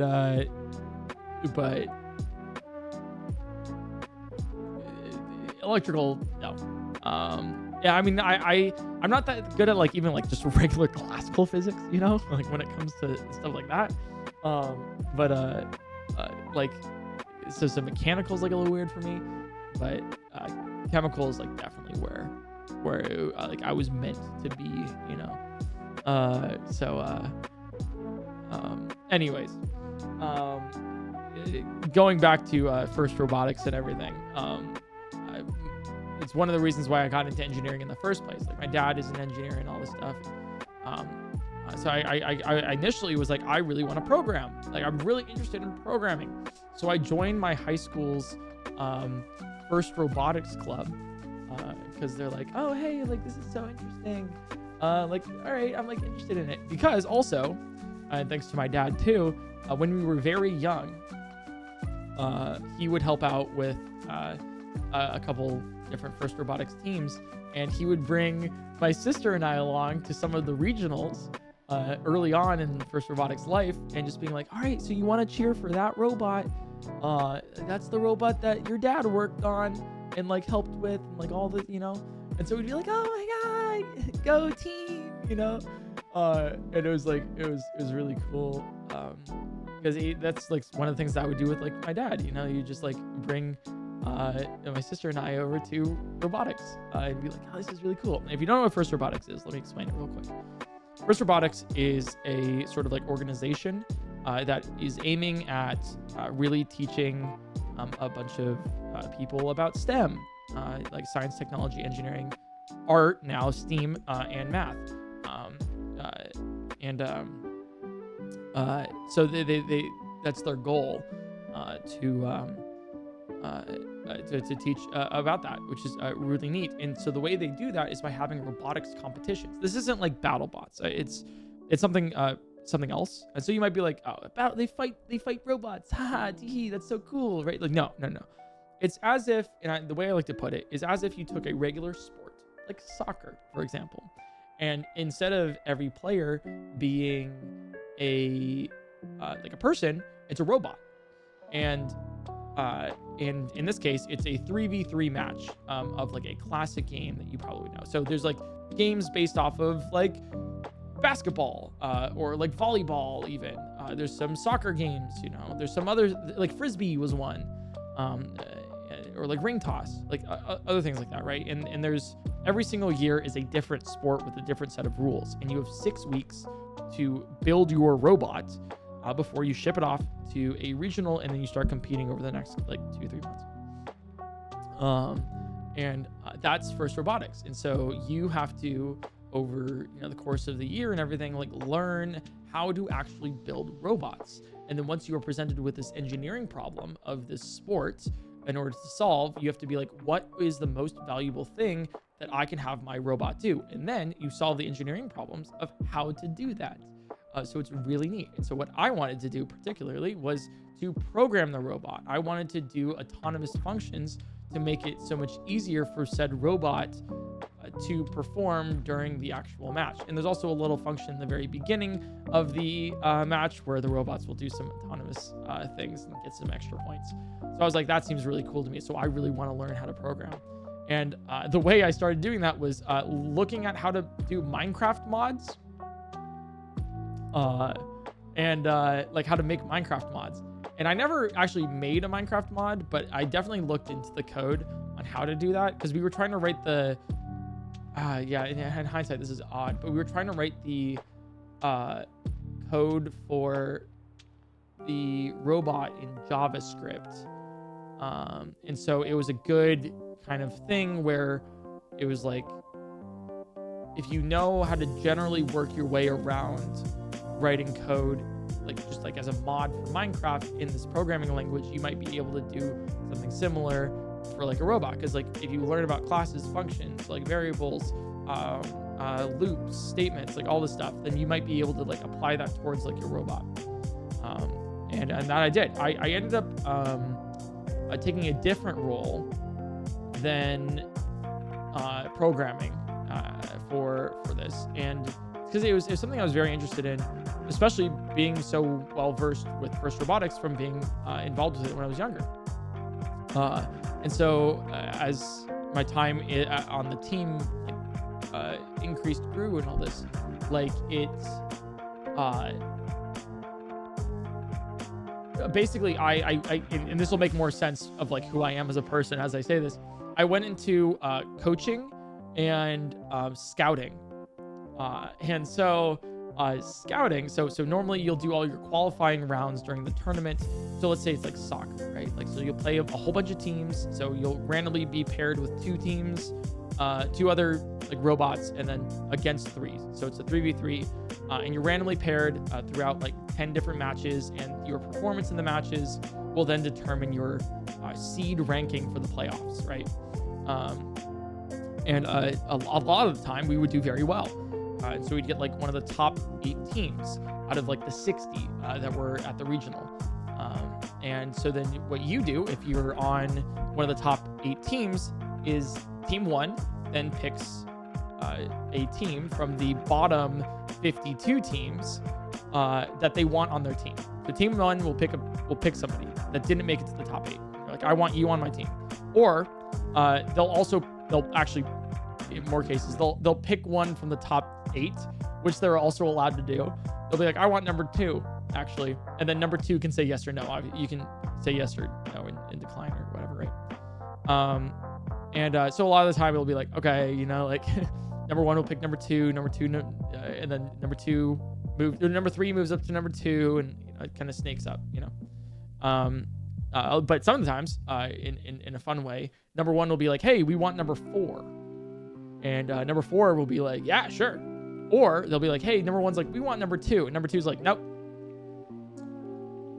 we don't accept Giga Chad, like we want to make our own team. We think we can beat you. So they'd pick all the teams and everything, and then it would snake back up. So 8th place would pick twice. And then they would go back for a 4th time for like alternates. So then you would have 8 teams of 3 at the very top.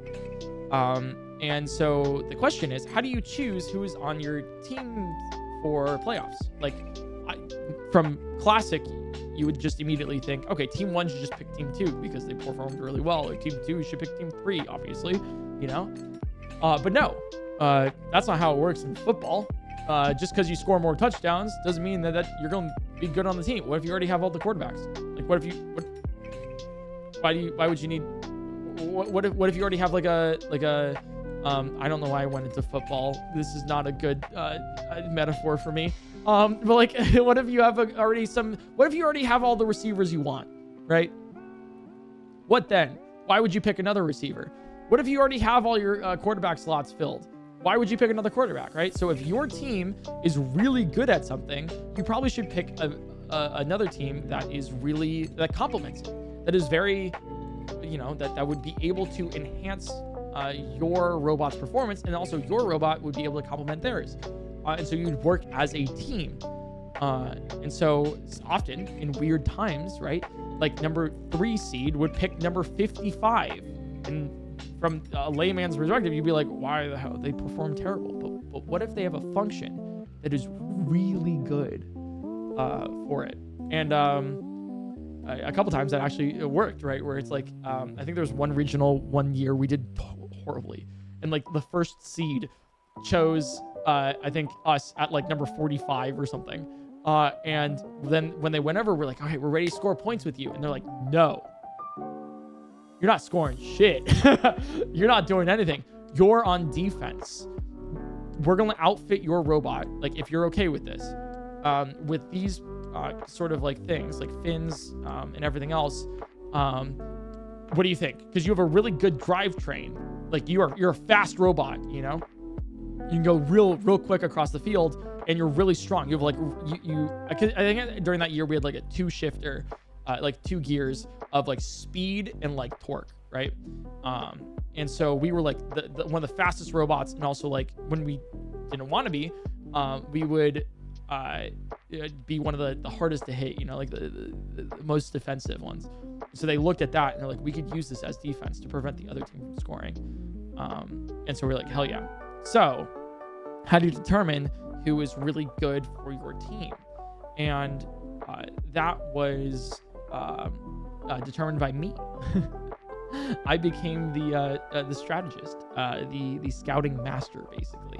I would look at each of our matchups during the qualifiers, and I would know based on their previous performance what were their strongest traits, what were their weakest traits, what we could exploit, what our teammates were good at, what we could do, what they couldn't do. If they had a better function than we would push them forward, right? Then we would stay back, etc. Right? It depends on the game and everything else.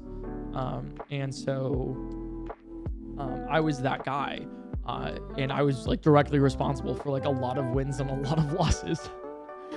Because sometimes you can't do it. You can make your best guess, but sometimes it's wrong.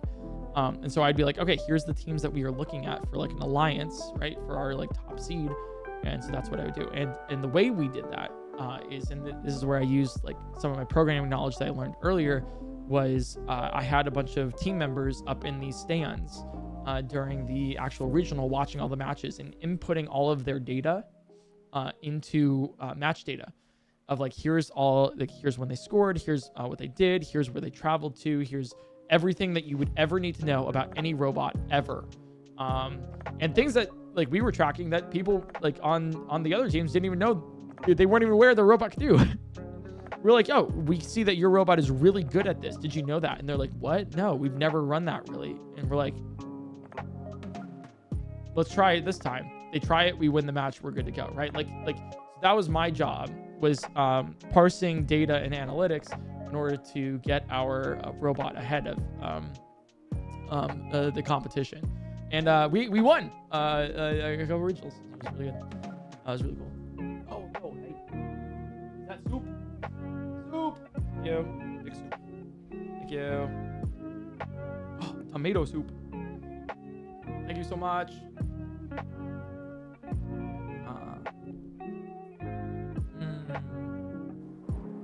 Dinner. So that was like first robotics, and my sort of like position with it, and it got me really interested in like statistics and analytics and everything, and sort of like trends, etc. And you might be like, huh, interesting, this sounds very similar to your conversation at hour 3, I think it was. Where conversation, I'm talking to myself with this candle in front of me, staring at it longingly. Sorry, chat, I can't read you guys, but like I'm assuming you guys are vibing. I hope you guys are.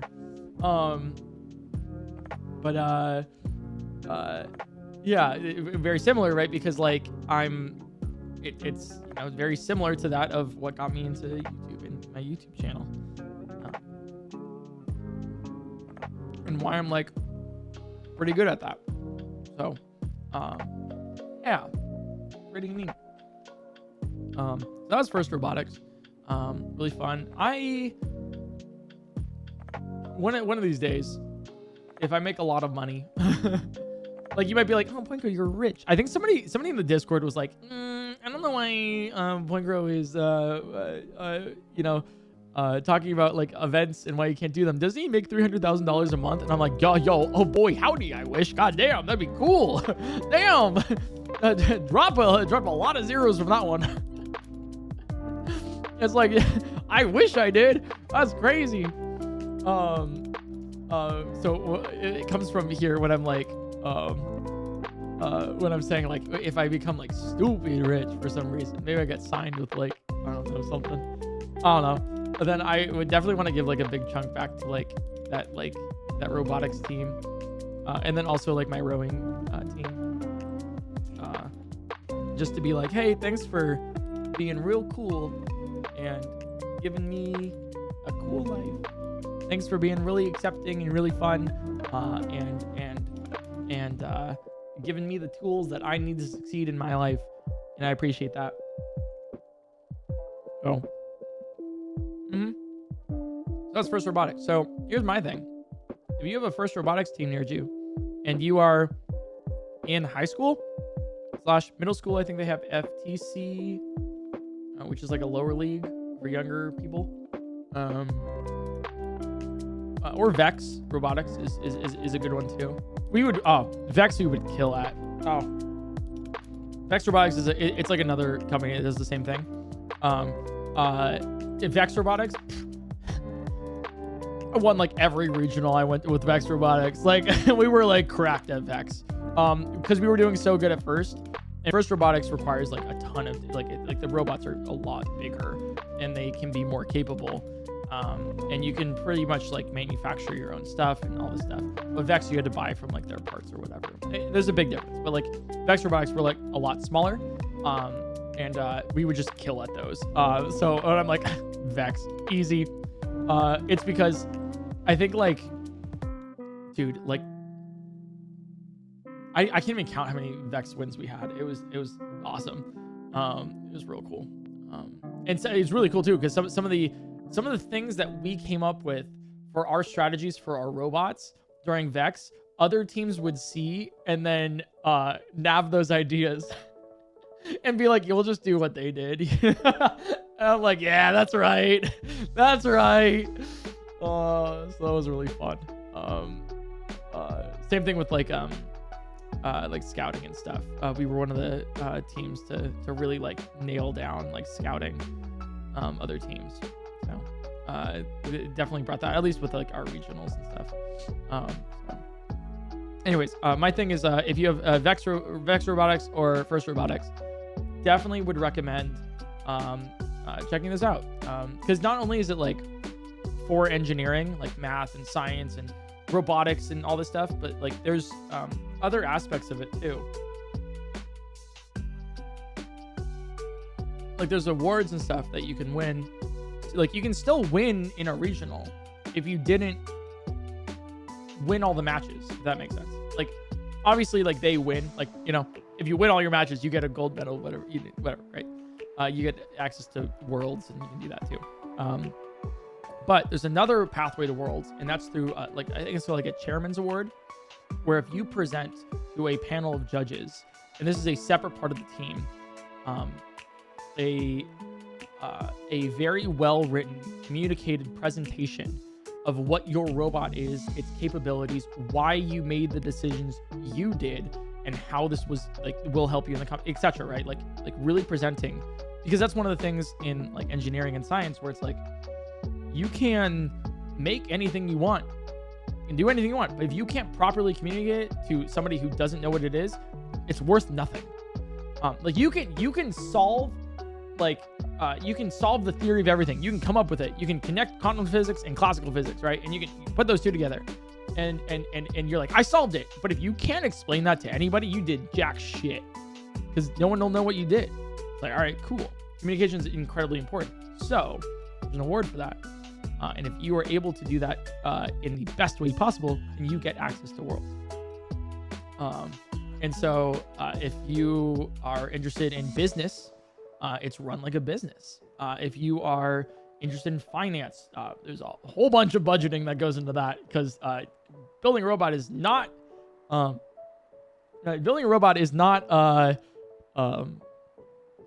do I put, cheap, and it needs sponsors, and you need to acquire sponsors to get money to build said robot. Yeah,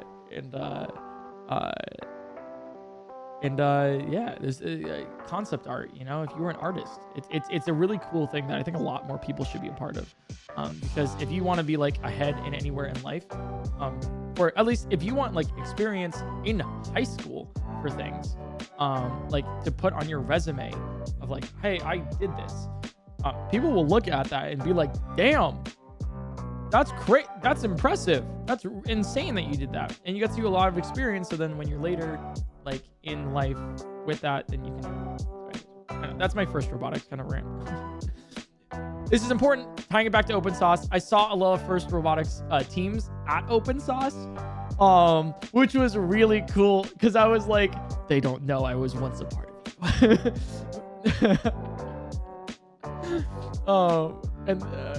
So I was like, I really wanted to go up and be like, hey, I was a part of this team, but like totally the doxes, you know, everything. But like, I was like, this is so cool.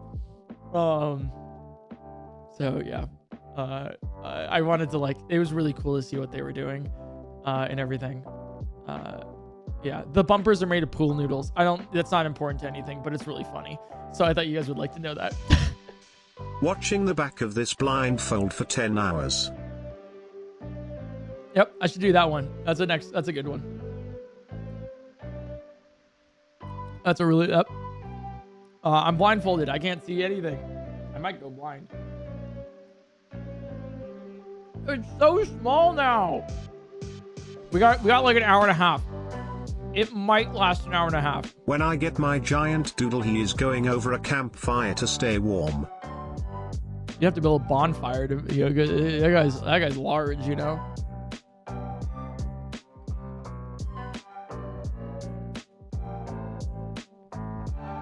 That guy is large.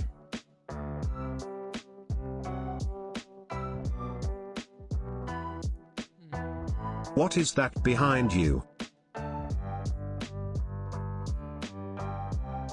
Nothing?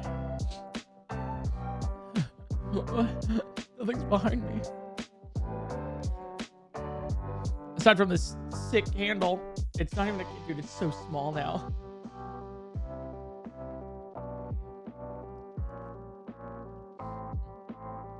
I love the streams. Currently living in Guam, I set my alarm for 5 a.m. so I could be one of the first to order Mega Doodle. Oh my god, that's awesome. I have a friend who's from Guam. He's real cool. He was studying to be a doctor. I should hit him up. I wonder if he did it. Why did the candle keep its job? It had a burning commitment.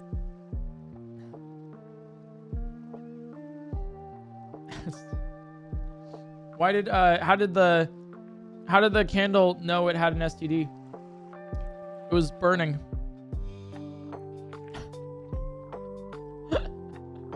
That's it. Was it hard to get into Xavier's school for gifted youngsters? You know, because of the glasses.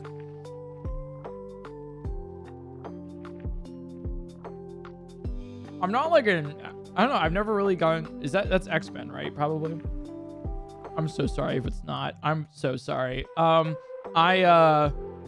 never got into any of that. So I wish I got the reference. It seems cool. Hey honey, new PointCrow speedrun has dropped. Jokes aside, I finally caught you on a stream. Been watching for a while as a YouTube frog for a while. Thank you for the content. You've made my day multiple times. Stand out bloke. Love from... Thank you so much. That's so sweet of you. I don't know why it cuts off sometimes. I gotta fix that. Thank you. Imagine if this is like your first stream. There's probably a couple of people here. That's like, I can't wait to watch my favorite streamer do something really cool in like speedrun or something. And then here it is. Me watching a candle melt for 10 hours. Yep, this is content. Hey Crow. I found you from your Tears Blind playthrough on Fast 50. I've been binging your content ever since and I absolutely love your content. Now I'm on the Subnautica VODs. Oh, you'll love to know that like the supercut's being worked on for Subnautica right now. So, well, sort of. I need to still have that meeting, but it's going to be worked on soon. That's awesome. Oh, you found me because of Fast 50? That's sick. What the hell? You probably watched. Oh, hopefully you watched the full commentated video of Here's Blindfolded, or at least the post Great Sky Island one. Well, I mean, it's the whole thing, but like at least you skip to the post Great Sky Island, because like that's where the strategies become like, oh, that's cool. He's going to all the little different shrines to like, oh my god, how did you do that? You know, that's really neat. Wow, Fast 50, that's crazy. It's always like wild to hear like where people find me from, because like occasionally I'll just do like events because I think they're fun, right? I'll just be like, oh, I'm going to Fast 50, not like totally realizing that like in doing events like Fast 50 and like Cutie's Beyblade tournament coming up and like Ludwig's Streamer Olympics, like I'm just doing it because it's fun. Like obviously it's like a good business decision because people get to like be like, oh hey, this guy seems cool, I'll check him out. It's like a marketing thing. And so like whenever you're like, hey, wow, he came, I found you because of Fast 50, I'm like, oh shoot, that was like a, oh, people, that's like it's like an event that like people can find me from. I'm like, oh, I just want to play Beyblades tomorrow on Cutie stream. Whoops. Giant Doodle will be my 8th Doodle. I'm slowly building my army. Oh, that's awesome. How many doodles do I have out now? We have the main doodle, like the OG, pumpkin, winter, PointCrow L, and then pride. Giant doodle is 6.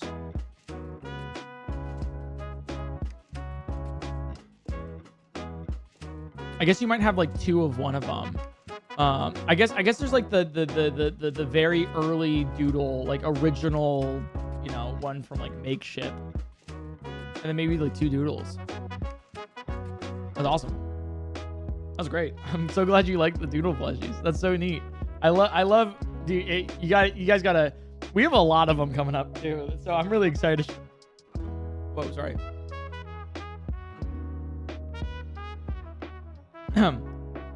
That's really fun. That's really exciting. This hits the spot too. I'm like a soup kind of guy. Like one of my favorite meals is just soup, because you can just kind of put whatever you want in it and it tastes really good.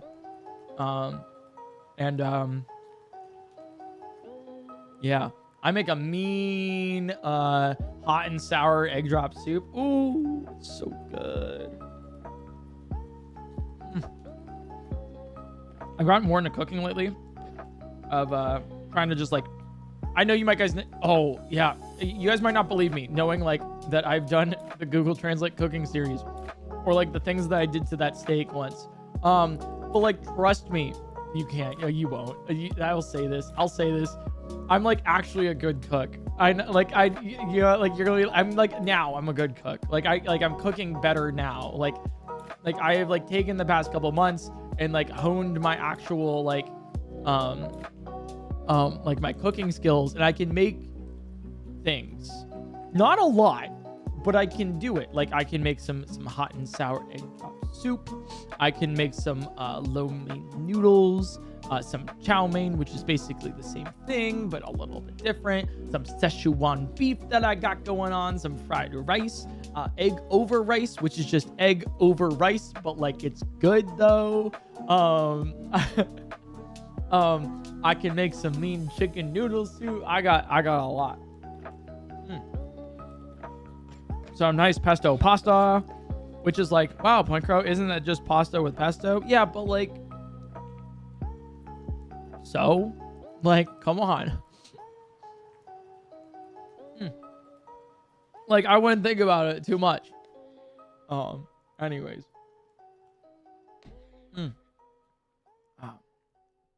Dude, this candle, I don't know if it's gonna last another 9 minutes. We'll figure it out. You know, it might actually. There's like a lot of wax down here. Wait. It is hot glued down. What if it starts melting the hot glue? If you guys want to see me get high live on stream in about an hour, then you're in luck. Do I have news for you?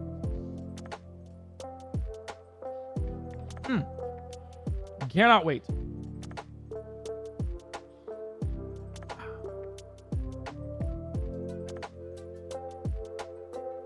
Why did it do that? Oh, I'm sorry. I'm sorry that you just got scammed, whoever you are. That sucks. Sorry about that, gamer.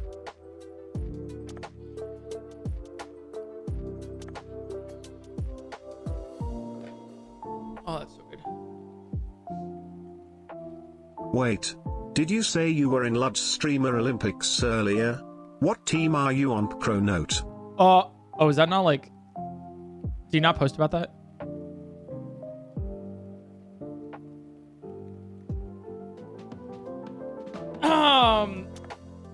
My friend is. My friend's in it. Have you ever tried eating, and maybe making, laksa before? It's this fantastic curry noodle soup from Southeast Asia. Say lacta?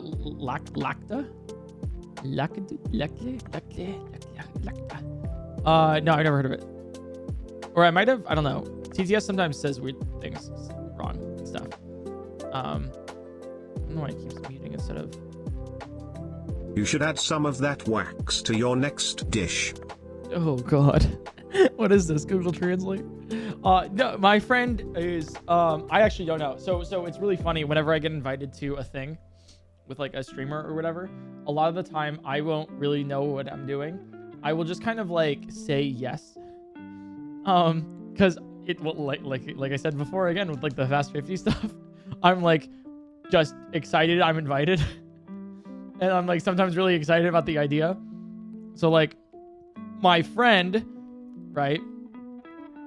My friend got invited from Ludwig and said, and Ludwig said to my friend, like, hey, would you want to do this? And I said yes. And my friend said yes. I'm really bad at this. And then Ludwig was like, cool. And then I was added to the Discord, and that was it. That's all I know. So I don't know. Like, it beats me, you know. I'll figure it out. I might not be even in it anymore, which is totally okay too, because that happens to productions. Beats me. I'm just vibing, you know. like literally, it's just kind of. I'm just kind of like just figuring it out, you know. Like I'm just kind of here. If it happens, it happens. I'm doing my own thing, you know. I got my own stuff to do. And so it's just fun. I think it's funny. So same thing with like Cutie's Beyblades.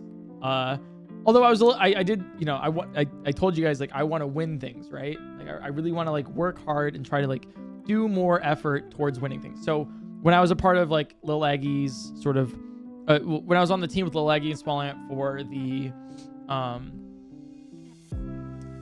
I didn't even talk about that. That's crazy. I'll do that later. Give me a second. When I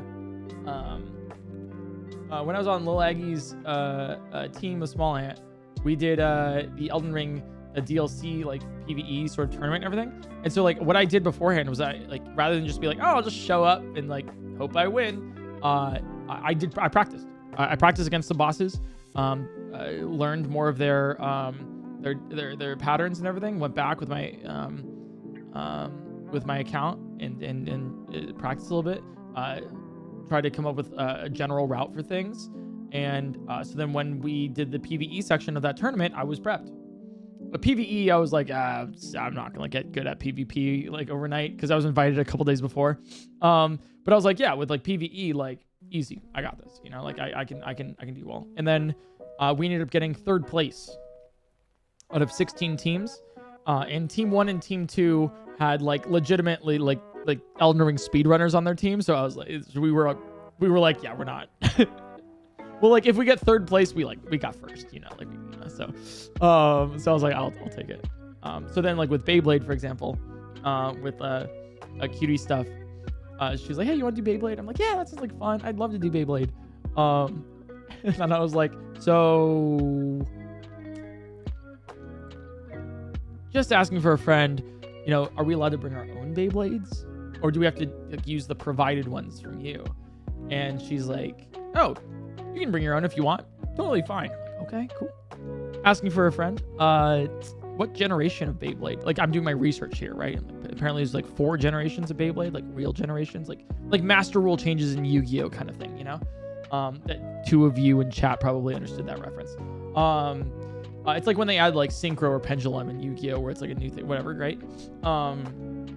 Maybe like 4 of you understood that a little bit more. So, such a nerd. So with the Beyblade tournament, I was like, okay, like, are we doing are we doing burst, like Beyblade burst, or are we doing like Beyblade X? Like, it depends, because the arenas are different. Like one of them has like the rail system and everything with like the gears underneath, you know, and the other one doesn't. And she's like, oh, I think we're doing the Beyblade X one. And I'm like, okay, cool. So in case, what I did was I'm prepping, right? So I got 2 different Beyblades. I went onto the Beyblade subreddit, did my research, you know, watched some matches. I'm not even joking.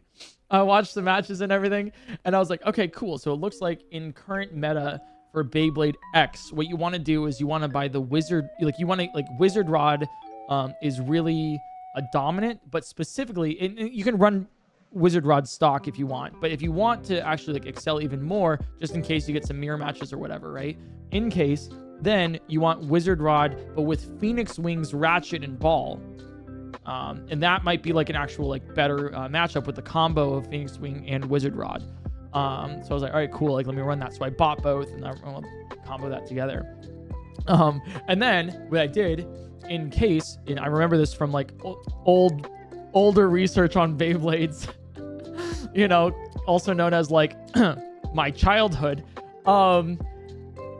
I actually didn't play with Beyblades that much during my childhood, but I do remember like playground stories about it. So I was like, I wonder if this is still good. So we went out and we ordered it. I don't know if it's going to come in time, but a Twisted Tempo, which is one of the like heaviest, most dominantly defensive Beyblade out there.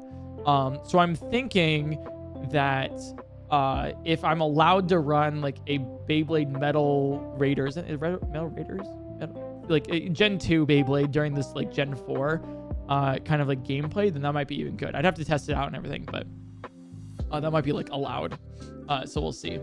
We'll see actually how that goes. But I really like want to like prep more about like my stuff. So I was like, I'm going out of my way to be like, hey, can I like, is this a thing? And then same thing with like Streamer Olympics. My friend, if they're a part of it, has been like running a lot more and like going to the gym, etc. Right, like basketball, you know, all this stuff.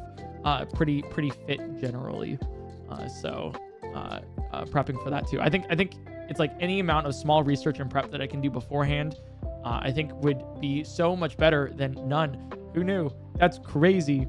So that's something I'm doing a little bit more for these things, because it just like, I think it matters more for me. I'm also gonna like cut the wig here, so we get a little bit extra time on this.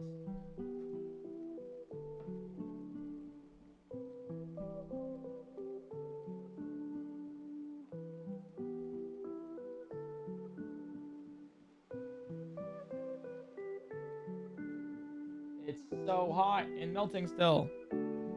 There we go. Hey, if you're stopping by right now on the stream, feel free to follow the stream. But if you're stopping by and you're on YouTube and you skip to this part and you're like, what the hell's happening right now? I'm making sure that the candle lasts all the way to the bottom, because it's getting right there and we still have like an hour 20 minutes left. But then also why'd you skip? Subscribe. You know,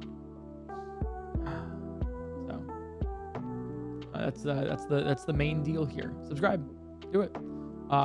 Can I get to 3 million subscribers by the end of the year? Probably not, but we'll try.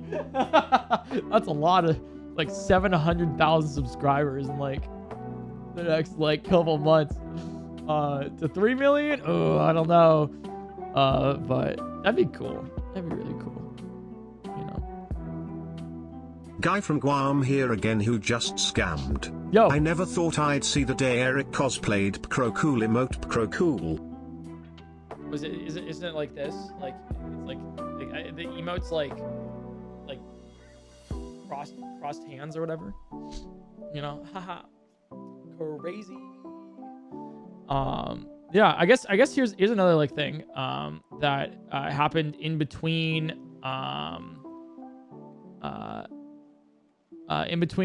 this time and last time that we chatted over like a 10-hour stream. Is I remember this actually happened like all in right? I think so, right? Like there was a falling out that I had with Smollett, and then all that stuff, and then not. So I'll just like touch on that briefly, because that's like news, I guess, relevant. So we had like disagreements over things essentially, and I was getting a lot of hate for it existing in some cases, and I was like, what the fuck? But I was also being a little bit childish about it, and I probably should have like ignored it a little bit more, or like, well, that's kind of really hard when like every single aspect of your life is like, you know, but like, you know, it was just a lot. And I don't think either of us dealt with it well. And so we had a falling out. And then like about a year ago, actually now. Wow, time flies really fast. About a year, maybe a little bit more than a year ago. Yeah, a little bit more than a year ago. We chatted again, and we were like, hey, that was probably both of our bads there. It's probably not great. And I was like, yeah, that was just like not good. Do you want to make this better? It was like, yeah, it's like cool. It's like neat. So, yeah. Anyways, that's basically like the gist of it, and now we're good, and that's like all it is. So that's like news, I guess. So little fun fact about that. There's really nothing there. If there's ever like, I wonder. Don't. It's not your issue. It's mine and his, you know. And it's solved. And so there you go. Close the door. You know. I don't need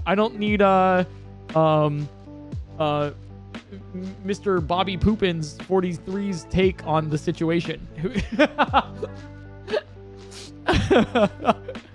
Classic. Anyways, let's yeah, just let it leave. It'll have fun, you know, and we'll chill. Make good content. Have fun with it, you know. That's what we're doing right now. So what you're saying is that the Cannibal. $3 TTS is symbolic of third place. Yep.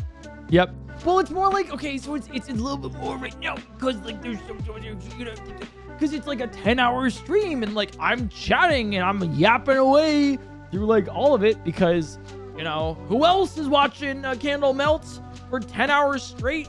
So, you know, I just want it to be like, instead of like spamming a bunch of DDS and everything, I want it to be like, all right, this is the thought lead play out. It's the intention. I'm not crazy. You're crazy. You've gone insane. That's you. You did that. Hello, I am Mr. Bobby Poopins. How dare you disregard my opinion? I am very important and obviously relevant. Signed, Mr. Bobby Poopins. And me and the homies hate Mr. Bobby Poopins 43. That's right. Me and the homies hate Mr. Bobby Poopins. I've been saying this. What's Mr. Bobby Poopins' take on the drama? I know you can't see chat right now, but Jimmy here just raided with a party of around 800. GG. Yo, is that the one, the only Jimmy here? No way. Hey Jimmy, when you coming to LA? When we hanging out? What's going on? Come on, it's been a while, man. What's going on here, man? Come on. Thanks for the raid, appreciate it. I am watching a candle melt for 10 hours straight. And if you're wondering, PointCrow, why would you watch a candle melt for 10 hours straight? That seems so odd. Well, it's because I've done it every single year since I started streaming. I watched paint dry. Well, except for last year. We skipped last year.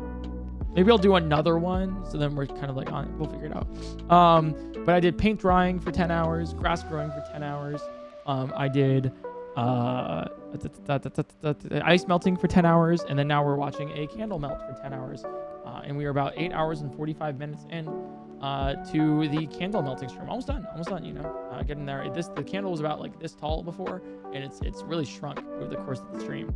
Really neat. The thing is too, is like it went from just like me staring at paint drying, and that was it. That was like the stream. That was me staring at paint drying, and that was it for the entire time. To now it's become more of like a weird, cool podcast and like reflection on the year for about 10 hours every single year. It's really neat. And then like with the occasional question and everything from Twitch chat. So I can't like see chat, but I can like answer TTS messages and like respond and have fun and chill and relax. So it's like a good vibe for like 10 hours, you know?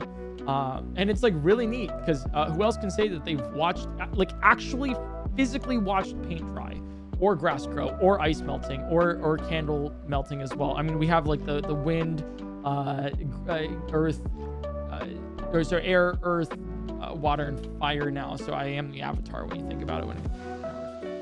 So, you know, I'm kind of that guy in the best way. I'm gone insane. I really have. This is crazy. So that's like kind of what I've, you know, I don't know. Who else can say they do that? Me. I can say it. So a watch pot never boils, my ass, right? Huh? A candle watch never burns. That's what they say. Eat this. I'm watching, you know what? And I already know I'm going to title this on YouTube as like my video. It's like, I watched a candle melt for 10 hours straight, so you don't have to. But the funny thing is that like, and I know some of you guys are going to do this if you have not already, just stayed with me the entire time, like live on stream, is that I think like last time with the ice melting stream, there was like a really funny gatekeep where people were like, you don't really like watch PointCrow videos until you've watched the entire 10-hour ice melting video. Yeah. Come back when you've actually watched that video, huh? And I'm like, what is this? What is this weird ice melting elitism? Like, I'm sorry. Excuse me? So I know so many. So it's like, I'm going to watch a candle melt for 10 hours straight. You know, so you don't have to. But I just know some of you will. So you're just doing it. So you're watching me watch ice. Sorry, you are watching me watch a candle burn. There you go. And that is the story of this entire stream, which is crazy. Like kind of certifiably insane in the best way. You know, there's no bad ways here. Let me think. What else has happened this year that I am, or anything else that I'm like excited Guys, to talk about? do you think he's noticed the spider on his mic yet? Oh. I already killed a spider this stream. Get on my level. I had to double check in case for reasons. Yeah. Yeah, you guys are free to ask me any questions you have. If you're coming in from Jimmy's. If you've been staying for mine, get out of here. I only want Jimmy's viewers. Let me see. Yeah, you're free to ask. I'm trying to think of like what happened this past year. I did. This might be more entertaining than watching Dan Giesling fight Mesmer 2,000 times. What do you think? Hey, Dan is a great guy. Who you'd think so, right? You'd think, fighting Mesmer for 2,000 tries, like that's so. How do you just want, dude? I don't know how he does it.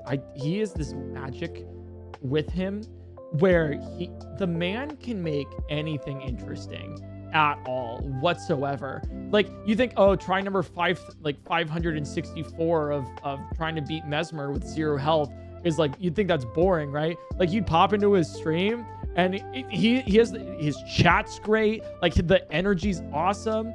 He has bits he runs constantly. The man's is like a certified entertaining. I mean, like, obviously, like, you'd be like, okay, yeah, obviously certified entertainer. Like, he was on Big Brother twice, or, you know, all this stuff. I didn't know that. I only knew Dan Giesling as, like, the streamer Dan Giesling until, like, later. Like, actually, until later, they're like, oh, he was on Big Brother. And I was like, huh. Cool. I didn't know. That's neat. How'd he do? Oh, he won. Huh. Cool.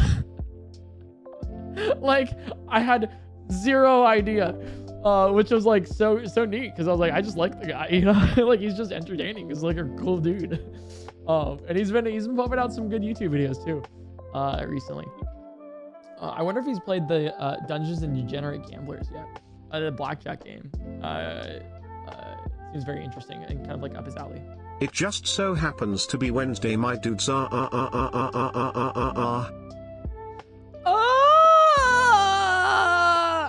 that? I think I did that pretty well. I'm not wearing a Spider-Man costume though, so you know, we'll good enough, close enough. It actually is Wednesday though, so that's like that's a really good observation there. Let me see. TwitchCon later, happening this year. I have the live show. We already mentioned that. Cool new Doodle plushies dropping. That's really fun. Funeral. Oh, the surgery stream was cool. That was like interesting because I learned that you can actually like rent a hospital for a video. So we did that. So that's kind of neat. I was like, wow, that's cool. Didn't know about that. And then I'm trying to think what else, what other like insane Tears of the Kingdom blindfolded. 8-player Nuzlocke. 8-player Nuzlocke. Okay, so the Succession Nuzlocke was such a fun thing. Let me, I've been hooked. Let me yap. Oh boy. Oh, God, strap in, get ready. Okay, so the Succession player, the Nuzlocke, right?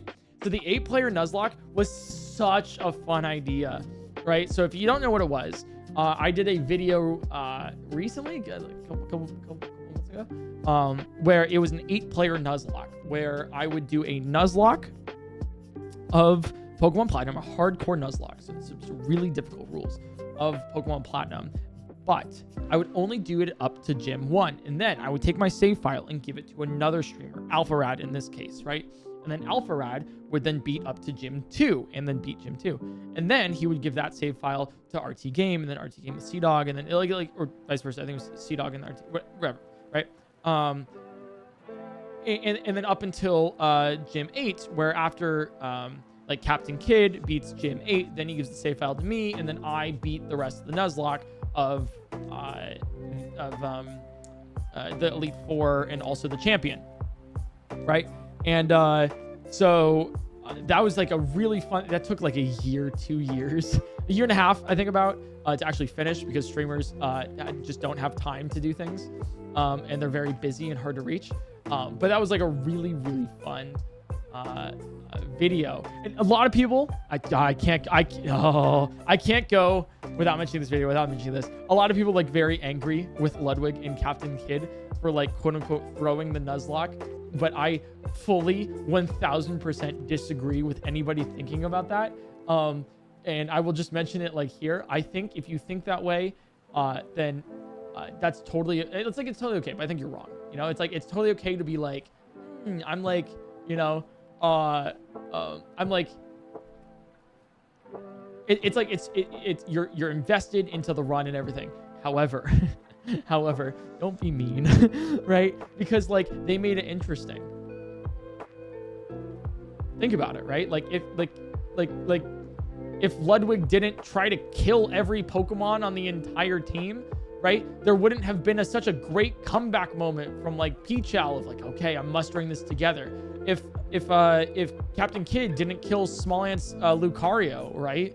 At the very end, we would have just, I would have just swept the rest of the run, right? We wouldn't have had that epic final montage where we hang on to 1 HP just to finish it off with the last Pokemon, right? That wouldn't have existed. You can't just have a video with no conflict. Otherwise, it's going to be a boring ass video. It's going to be like, hey, look at this Nuzlocke. All right, cool, sick.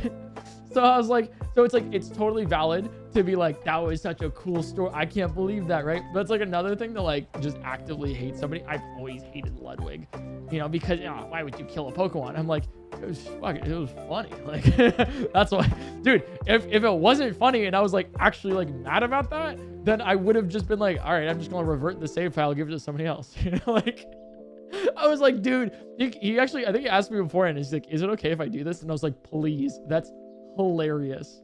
Same way like Smallant was like, do you mind if I like shiny hunt during this? And I was like, yeah. And then he found Pokerus and I was like, that's so good. Like, these are great. It's a little meme within like my little company team too, that I can't go without like, I can't go without talking about that, without like I can't go talking about that video without talking about that little story. Where it's just like, where I'll be like, oh, the 8-player Nuzlocke. Or it's like, no, the 8-player Nuzlocke. I loved that video, right? And then I'll immediately transition into, oh man, I can't believe people were saying that about Ludwig and Captain Kidd. Like, Brayden's so cool. That was such a good video. So it's just really funny. Cause I am aware of it. Cause I'm like telling this story like on stream, like right now to you guys. And like, cause I know, like, I'm just like perpetuating this like stereotype of myself of like, he really can't go without like, he can't go talking about this video without talking about, you know, these other things. You can't just mention the video. It's just really funny. But I really want to do like that sort of like idea again, because that idea was really fun. Now I have I won't say exactly what they are because I don't want somebody else to just do the idea and then be like, haha, cheers. You know, I want it to be like me definitively. So I won't tell you exactly, but there's I think a way that we can do a 16 player Nuzlocke. The issue that we're having with that is, actually I can't say that issue because then it's spoiling what it is. But I think that's the next iteration. So that'll be really cool. So if you want that video, that'll be in 3 years when everyone gets back to me. Yeah. And by the way, if you're immediately thinking and you're like, oh, I know exactly what it means by 16. Oh, it's easy. No, you don't actually. It's a different idea than what you think it might be the idea. So just putting that out there. It's different than what you think, because the one that you probably think of doing is not good for pacing for the narrative. It's just going to be like more of the same, and you're just kind of like, whatever. I don't really care as much. So there's a cool twist I think I can do. Yeah, that 8-player, and I was like, I want to do more Succession playthrough kind of things, because one, you guys seem to really like it. Number two, like I think it's really fun to run. I was thinking of doing some Succession playthrough things in like different games other than Pokemon, because that's actually like, because one of the reasons why it was so like popular is because that was one of the more it's not the first time it's been done, but it's one of the more popular times that it's been done. I think actually Captain Kidd has one on his channel himself where he has 6 players do it, which is a really entertaining thing too, that I would recommend you guys check out if you guys haven't already. Yeah, but the way that Succession playthroughs started, at least like I was made aware of them and everything, was it kind of actually during my childhood. Once again, everything comes back to my childhood. Welcome to my therapy session. You know, how does this make you feel?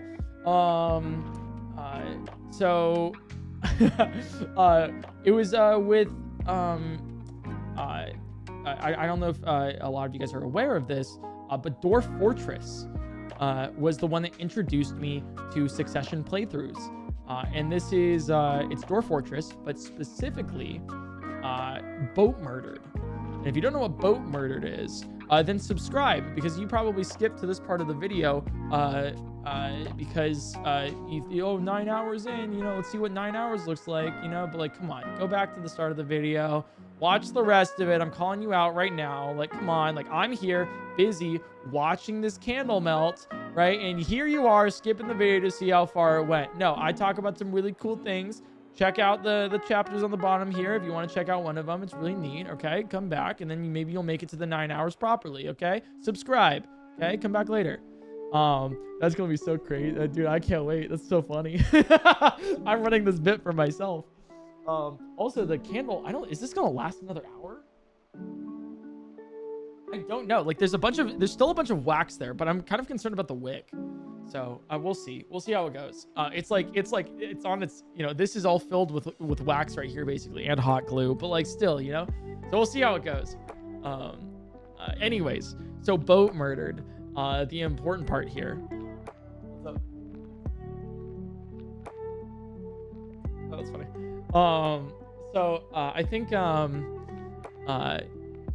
I think basically, Boat Murdered. Boat Murdered is a really cool, this is when in the old forum days, like back before everyone was like on Reddit, you know, or like back before everyone used social media, right? Before social media was really a thing, people would go on forums. I can't believe I'm like, get off my lawn! Jeez, sorry, the boomer came out in me. Jesus Christ. Can't believe I'm explaining forums. So before like Reddit and like conglomerated like social medias, right, where everyone would just chat on there, people would have dedicated forums to specific like things. Like God of War, for example, had like a forum. There were threads dedicated to like a group of like God of War players, or like same thing with like a Pokemon, like there was like Neo Seeker or whatever, you know, and that's like how a whole bunch of things like came to be. That's Cerebi, you know, spawned out of, I believe, something like that. But anyways, so Boat Murdered and stuff, this was like a thread on the Dwarf Fortress forums, that would do like succession playthroughs where they would take and let me explain Dwarf Fortress real quick if you don't know what it is. It's like a city builder simulation kind of thing. If you ever seen RimWorld, it's kind of like that. Or like imagine The Sims, but you can't tell The Sims what to do. They just kind of do the things that they want to do, and you can suggest what they can do, you know? And it's a bunch of them, right? So RimWorld and Dwarf Fortress, you know, kind of thing. Simulation city builders kind of thing, you know? Or like imagine like SimCity, but each one of your Sims in SimCity has their very own, very complex likes and dislikes and loves, and they want to do certain things and they don't want to do others, you know. And so basically, you know, Dwarf Fortress, what they would do is they would have the first player do 1 year in Dwarf Fortress. They would just build it, do whatever you want. Dwarf Fortress 1 year. Once you're done, then take the save file, ship it off to the next person. But specifically, because it was a forum and these people didn't know other people and they weren't making like a video of it for like YouTube or something, right? They would have to detail all of the events that happened over the course of the past year before they gave the save file over to the next person. So then you're just like, you know, aware of what happened. But it also gave for a really cool role-playing experience because each player would be like the player. Like they would be the king that just moved in to the civilization, being like, I'm going to start this thing up. You know, it's like, I beheaded the last person or like whatever, right? You know, like they would role play how they got into this position, and then they would like write as in like notes of like the details. I don't really like it when Jimothy did that, you know? Or Mr. Bobbert man pooper guy, you know? Like I don't like it when he did that other thing. So I sent him off, shipped him off. There was an attack of elephants today. And so they would do like a full role play experience of that, and detailing it for the next person on these forums. And so then they would just like ease it on, go to the next person, go to the next person, go to the next person. And there's a really cool write-up that exists of the forum. So if you just Google BOATMURDERED, there is a index of every single turn that each person had every single year of that Dwarf Fortress thing. And the game is hard to read because they did it with the ASCII version of Dwarf Fortress, which means that there's not really graphics. It's just like letters on a keyboard, you know? So like an ampersand D, like a T ampersand D represents a dog chained to a tree, right? That's literally basically how that was. That's like kind of, you know, like how like the game like looks. So it's pretty ugly, right? There's one on Steam right now. The version of Dwarf Fortress on Steam actually has like graphics and everything, and it's a really cool small aside here. The game was in ASCII for so long, and then the developers of the game, they've never asked for like donations or anything. They just kind of make the game, just do it, you know. They don't sell the game, it's free, you know, everything. And it was really cute because there's a really large dedicated audience to Dwarf Fortress. And so when they actually put the game on Steam, because they needed money to pay for, I think, like an operation, everyone's like just chucking, like everyone's buying the game like a ton, like just bombarded Steam sales. And I remember there was one person just like asking like, hey, why are you buying the game? Isn't it free already? And the response was, I have been waiting 6 years to give these guys money. I've been waiting 6 years. I'm not waiting any longer, you know? Thank you so much for the experience of this really awesome game. And I was like, damn, that's such a cool community, like surrounding like this game. And so the Steam version has like a lot of really good graphics with it that I would recommend. But when you go to BOATMURDERED and everything and look at the story of this succession playthrough of Dwarf Fortress, you actually don't really need to know how it looks. You can just look, oh, pretty colors or whatever. But like the important thing is the actual text behind it, because it's a story that people have written as role-playing different kings in this civilization they've passed on to different people over the course of like the civilization's life. It was really neat. And so I saw that idea and I was like, I loved Boat Murdered so much. And I remembered it. I pulled it out of the hat. I was like, how do I do this? How do I change this up and do this for my content? Like, how do I do something similar? And every single thing I was like, maybe I could do it in Zelda. But how do you do that? Like, give the playthrough to a different person, but then it doesn't really change like after each dungeon. Like, there's no you can't like sabotage, you can't like make immoral and weird decisions, and you can't like do all these crazy things that would affect the save file, or the things you would do is just immediately reversible. And I was like, Pokemon, a Nuzlocke. You kill a Pokemon in a Nuzlocke, it's permanently dead. What are you gonna do? That's great. That's perfect. It's amazing. This is a succession playthrough. I would learn later that that's something called like a tag lock, I think. Here's newsflash for you guys. All right, if you are part of the Pokemon community and you are calling things like this is a tag lock battle spree arena lock, no one except for you knows what that is. Like, it is the most unsearchable bullshit that you can do. Bullshit's probably a strong word for that, but no one's gonna like know what that I don't like. Some people will just call something like, oh, I'm doing a gym lock, and I'm like, what the fuck is that? Like, just because you add lock at the end of it, it's a challenge where like your gyms are like reversed, and so you have to. I'm like, then say that. You don't need to have like a fancy name for your challenge. It doesn't make sense logically if you want people to find the challenge.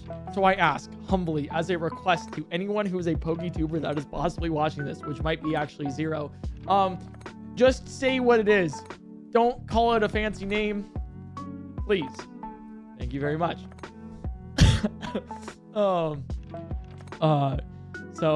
Yeah, just putting that out there, you know. Tag battle lock arena lock.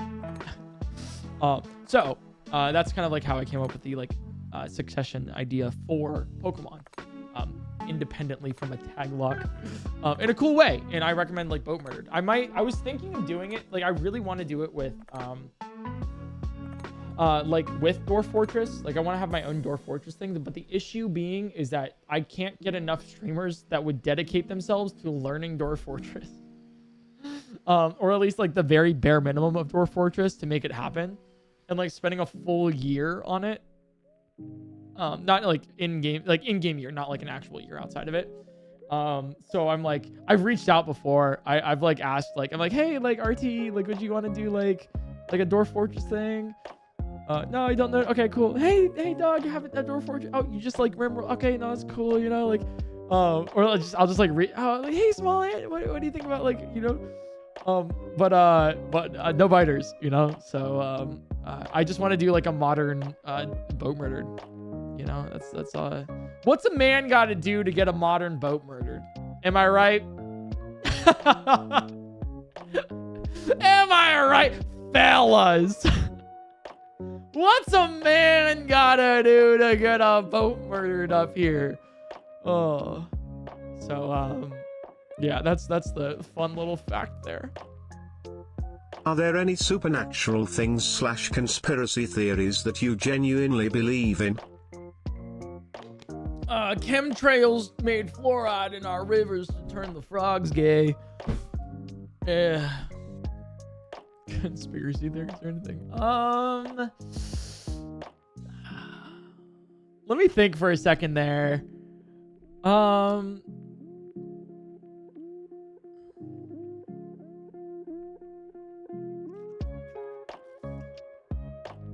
Dude, the thing is that like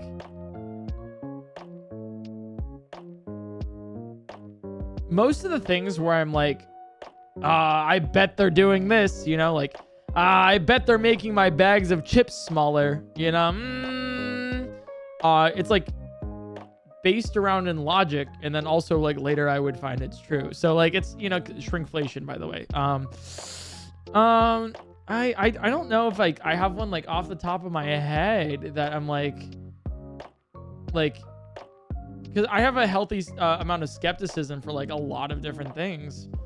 And so like I don't just kind of like believe something off the rip, but I wish I had something funnier for you. I really don't. Oh, I guess. Well, no, it's not even like a thing. It's like most of fantasy is based on like real life things that like they've elaborated, but that's just like a fact, you know. So I don't. Yeah, it's like obviously like the you know, like the Homer that made the Odyssey, you know, or whoever, pen name, etc. Right? Like it's either like it's one of two camps. Of one, they just want to tell like a really compelling, interesting story, right? Just to be like, hey, this is like a cool fantasy thing, similar Brandon Sanderson over a time, you know, kind of thing, right? Or maybe it was something that was like based in actual logic off of like a genuine trip, but it was embellished so that there were these fanciful sort of stories to make it seem like a better thing. I don't know. I'm not a very good historian or writer, so and that's probably a huge subject to debate anyways. But I guess that's the closest thing I can say to that, you know. Hopefully that kind of like answers your question just a little bit, a tad. This current setup is giving still waiting for my blind date at an Olive Garden table for 2 realness. Oh, 5 more minutes. She just said that she'd be over. Don't 5 more minutes, please. All right, thank you. Sorry, what was that? Anyone notice on his glasses, the fire reflecting on his glasses look like really small red eyes that move? Boo! Gotcha. Wait, watch me. What? So cool. That's really neat. Yeah, I'm really glad I got these glasses. Definitely helps from burning a hole in my retinas. Did you actually? Can I have them? Okay. Great news, guys. Great news. Do you remember around hour 1.5, I think it was, where one of you guys asked about googly eyes? You said no promises? Oh, she can't find them now. Wow. Okay. Cool. Well, we have googly eyes because you asked for them. To put on my glasses. If she finds them, then we'll put them on. Oh, we got 45 minutes left. You have 45 minutes to look for googly eyes. She says she's trying. So I got good news for you, gamers. Oh, you found them? I have the googly eyes. I'll take the big one. Oh. Hey, chat. This is something I want to instill in you guys. You ask and you shall receive. Oh, I got it.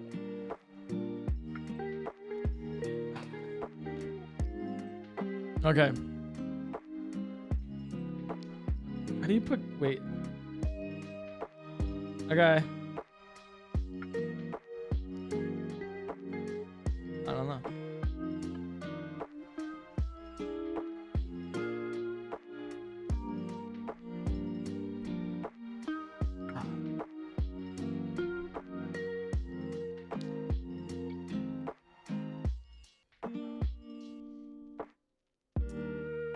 Just watching candle melt while we put googly eyes on. Hey, I'm not going anywhere. I'm not going anywhere. No, we're going to sit in silence. No TTS. Nope. We're going to wait on the googly eyes. Nope. This is great. No, this is good. This is good. Don't worry. We have 44 minutes and 17 seconds for you to unstick the googly eyes. Yeah, I can't find this. Do you want to get just like tape?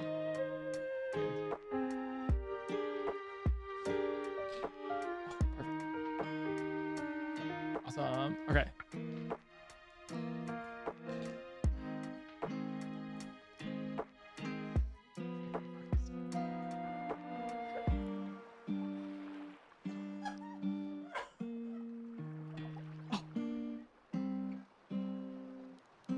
That's really It's not sticking. The taste's not sticking. 1 second. 1 second, chat.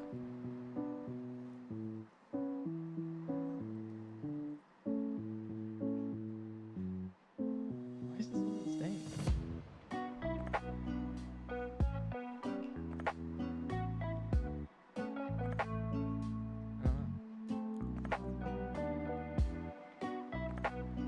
Glue it onto the glasses. Here, wait, this might work. How do I look? How do I look, guys?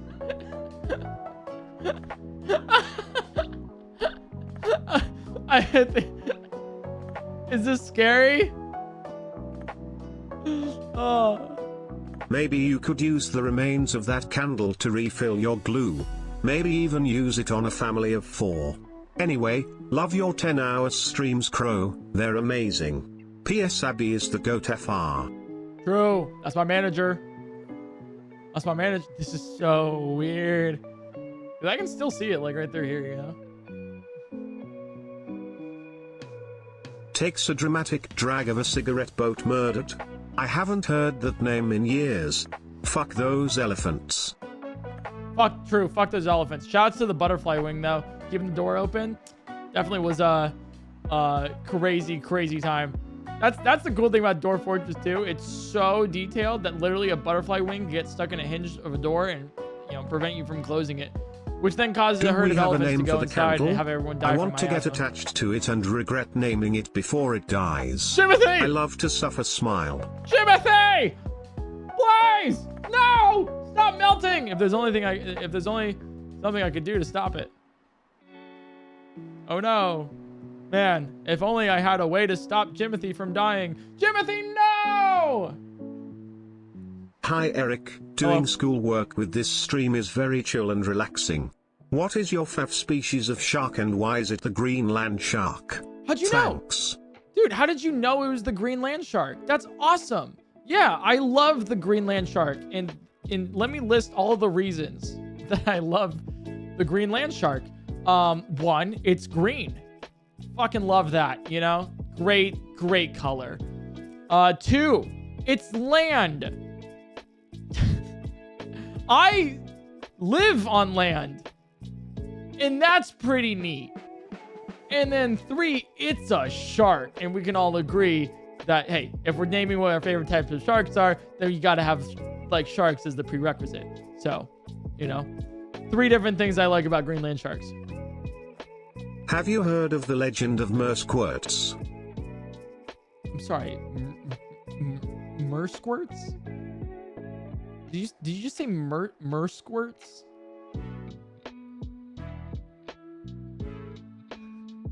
No, that's not a name. Have you heard of the legend of Dark Plagueis the Wise? Not a name I've heard in years. Oh. Since you're a man of science, do you believe that it's possible that the Loch Ness Monster or Sasquatch exists? If so, no. Or if not, what is your reasoning? Please explain in MLA notation, please. Cite your sources. No, I think they were made up for attention.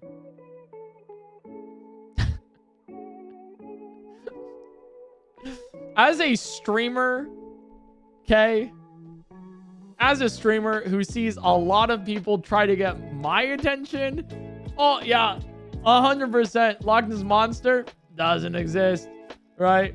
The Bigfoot, same thing, you know? Oh, PointCrow, I just saw a big hairy bear outside of my door. Oh my God, it was in the woods. No, I'm sorry, kid. That's just your mother. Like, come on. We're not believing that. What are your top favorite dead memes your chat has ran into the ground? My top favorite dead memes. Favorite? The Aridos one, I did like.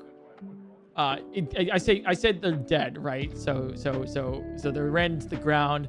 Aridos, Collector's Anxiety, not in any order. Cooking Pokemon. I think those are good ones. If you're asking about Family of 4 and like dead puppies, I think I think those are still not totally dead yet, no matter how much they try to beat them into the ground. Roger Rabbit judged him. Look with those glasses. When I killed your brother, I looked just like this. Woo!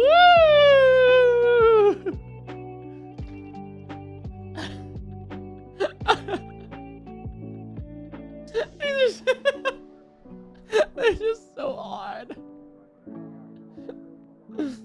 Bros out here cosplaying Ubi. Oh, that's so funny. Dude, I think it's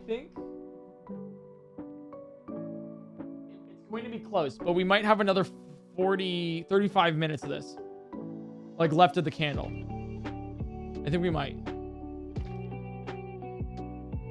It's possible. Did you ever hear the tragedy of Darth Plagueis the Wise? No. I thought not. It's no story the Jedi would tell you. It's a Sith legend.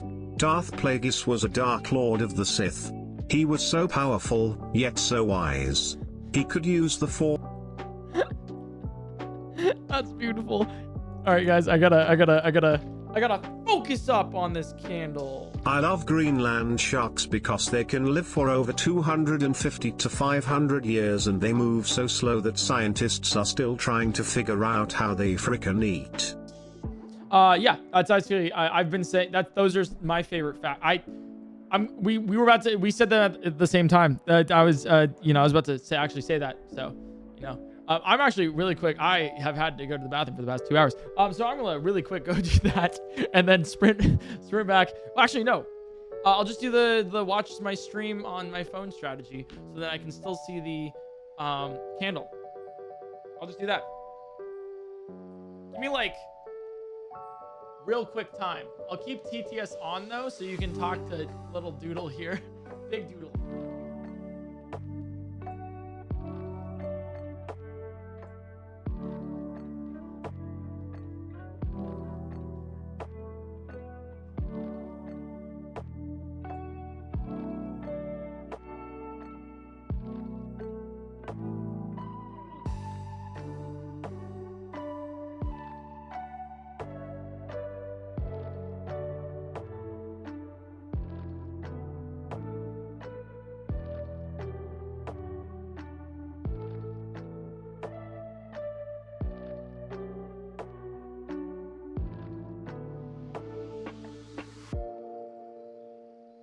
Doodle, bot wartok.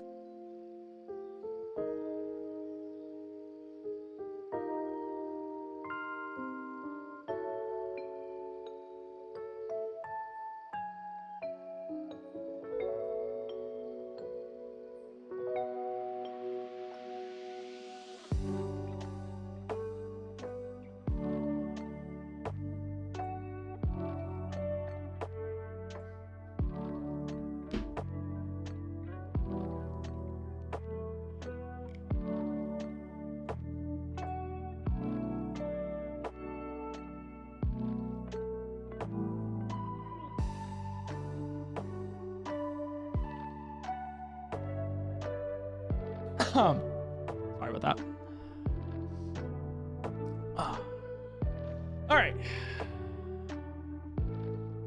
Got about almost 30 minutes left to completing the next 10-hour stream. This has been so much fun. I got a sub 4 hours ago. I don't even go here. Thanks from a Doug fan. Vertical line. Horizontal line. This is what I say to vertical lines, for the verticals. That's why it's a middle finger. This has been so much fun, chat. This has been great. I've been having a really good time. This is I have to say, this is probably one of my favorite like 10-hour streams that I've ever done. This has been so cool. I've been loving this. There's so many cool different like things that we've been able to talk about and like chat about, and the whole candle's gone, right? It's not like the ice melted and it didn't really melt that much. The whole candle went down. So that's pretty neat. And then maybe next time we do like an hourglass. That'd be kind of cool, actually. Like watching the hourglass fall. That'd be kind of neat. Like a 10-hour hourglass. Yeah. Maybe something like that. That'd be pretty neat. But this has been like really cool. I'm glad like I can talk to you guys, and you guys are interested enough to watch me watch something for 10 hours straight.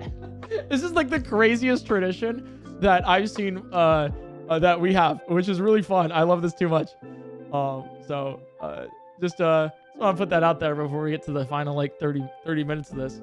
I've been able to like also like I don't know, chat about everything I've really wanted to. There's so many cool things that have been like happening over the past like couple years. So and I'm like really excited because I don't know, I've been streaming for this past year marked 5 years of this. 5 years of streaming. I started streaming January 13th, 2019, when I was about 20 years old. I'm currently 26 years old because my birthday is January 21st. I started a little bit earlier because I asked for a in advance on my birthday presents. I was like, could you get me my birthday presents a little bit earlier and also get me these particular ones? Thank you so much. Appreciate you. And it was like a mic and a webcam. That's why I started on January 13th rather than like anything else. So we passed the 5-year anniversary in January 13th of 2024. And the really cool thing is that like, yeah, I've been streaming. First off, I've been streaming for 5 years now, and that seems like a lot. That seems like a pretty large chunk of time. When I started streaming and people were like, that streamer has been live for 5 years, you know, this is their 5-year anniversary, I'd be like, they're so old, you know, look at that old head, you know. Weird, back in my day. Get off my lawn, right? And now I'm that guy. now I'm them. And so that's really interesting, seeing people blow up on their streams and stuff and being like, yeah, I've been live for like a year. It's been really cool. And I'm like, whoa, that's crazy. So first off, like, thank you so much for allowing me to do this for so long. And the other thing is like, it has no signs of really slowing down. There's really no like it's like we're only doing bigger and better things from here, with cooler and cooler things. Like I don't want to like age out, you know, if that makes sense. Like I want my stuff to be able to be watched, like no matter kind of like how old you are, and like still like participate and have fun and chat. If you're like, you know, just chill, like have fun, you know, and just like be like, this is like a cool spot where we do crazy stuff. Yeah, so that's pretty neat, you know. I like that a lot. But yeah, got at least another like 5-10 years in me. Here it is. Here's to that, you know. What I think Ethan Nestor is coming up on his 10 year at the end of August. Yeah, that was crazy, you know. So yeah. No, he was boot to hit a PB.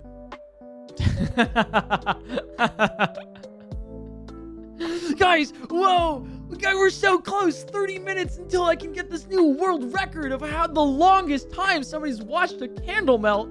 What? How's that? Is that good for like YouTube voice? You know, like, don't forget to like, comment, and subscribe, and absolutely dab on the notification I'm bell if sorry, you want I to see don't more have of enough this. space for the big doodle. Frown. Oh, it's okay. No worries. We'll see if we can make him available later. We got a small doodle, and also like you don't have to spend any money. The content's free. That's the cool thing, is that you don't have to spend any money to enjoy my stuff. That's pretty neat. It's just chill and pretty nice. And I like it like Any that. favorite One Piece theories? I don't want to go into theories. I rarely say like a no to a question because I like to yes and everything. I gotta nix that one because that goes into some pretty hefty spoilers. And after recommending One Piece stuff to people around hour 4, you know, I'll keep it spoiler free for this one. You know, I'll keep it spoiler free. Hey PointCrow, first time donator. I just went through a breakup. Any advice? Cry? Like, that's crazy. First off, I'm not the person that should give you advice.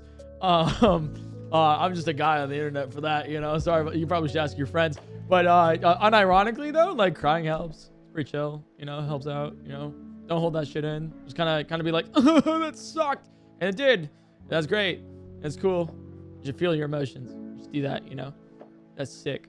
And then talk to your friends, you know. I don't know. go out, do things, have fun. Your life doesn't end because your relationship did. You know? Simple. Hello YouTube sensation and internet funny man Failboat. I love Failboat so much. Oh, he's so cool. Let me rant a little bit on Failboat. He's so neat. He's so sweet. That's my friend over there. Like, he's so cool. Recently he discovered that I was playing that I was reading the Stormlight Archive, and like I was like, yeah, it's really cool, let me know what you think, because I just finished book 2 and he was on book 1. I was like, let me know what you think, because I'm really curious about your thoughts on things. And then like one day I wake up to like 12 notifications from Failboat. And I'm like, what the hell, what happened? So I like look, it's paragraphs of his thoughts on like the book, and then followed by a 4-minute voice memo. Which I still haven't like gone through yet, because I'm like, wait, I need to like actually like sit down and like recognize and go through this, because this is awesome. I love that so much. And I was talking about it too with Doug, because he's read I think up to Stormlight 4, and so yeah, so that's really funny. I mean, the other thing too is one of the reasons why the Supercut channel even exists is because of Failboat. It's really neat, because kind of like I recommended like Outer Wilds to him. The whole the Outer Wilds conspiracy, it grows. The pyramid scheme, you know, like it was recommended to me by like Barry and who else? Oh my god, somebody else got me to play Outer Wilds. I think it was Barry. I think it was literally just straight up Barry, actually. Got me to play Outer Wilds, and I was like, sure, I'll give it a shot. And then one of the best games of all time. I don't want to spoil anything, but like, you should play Outer Wilds. That is a game that you need to play right now. It is really good. Don't look up anything about it. Like pretty much like just go into it blind. That is the best thing you can do. Be curious, explore, have fun with it. If you don't get something, then don't worry. You can come back to it later. Go do something else. Explore, talk to people, chill, relax, enjoy the environment. Die again, die some more. Have fun with it.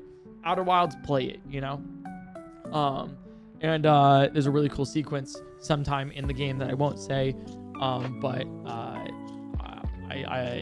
Failboat just sends me over like this little memo, saying like, hey man, I'm starting to learn the banjo. I'm like, no way, cool. And he sends me like a part, like a part of one of the songs in Outer Wilds. And I'm like, oh my god, no way, that's so cool. And I head to my piano.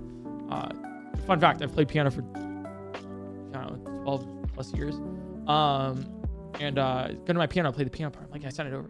Here we go. He's like, oh, I bet we can do this and do that. Anyways, we have a really cool thing that's coming up with Outer Wilds.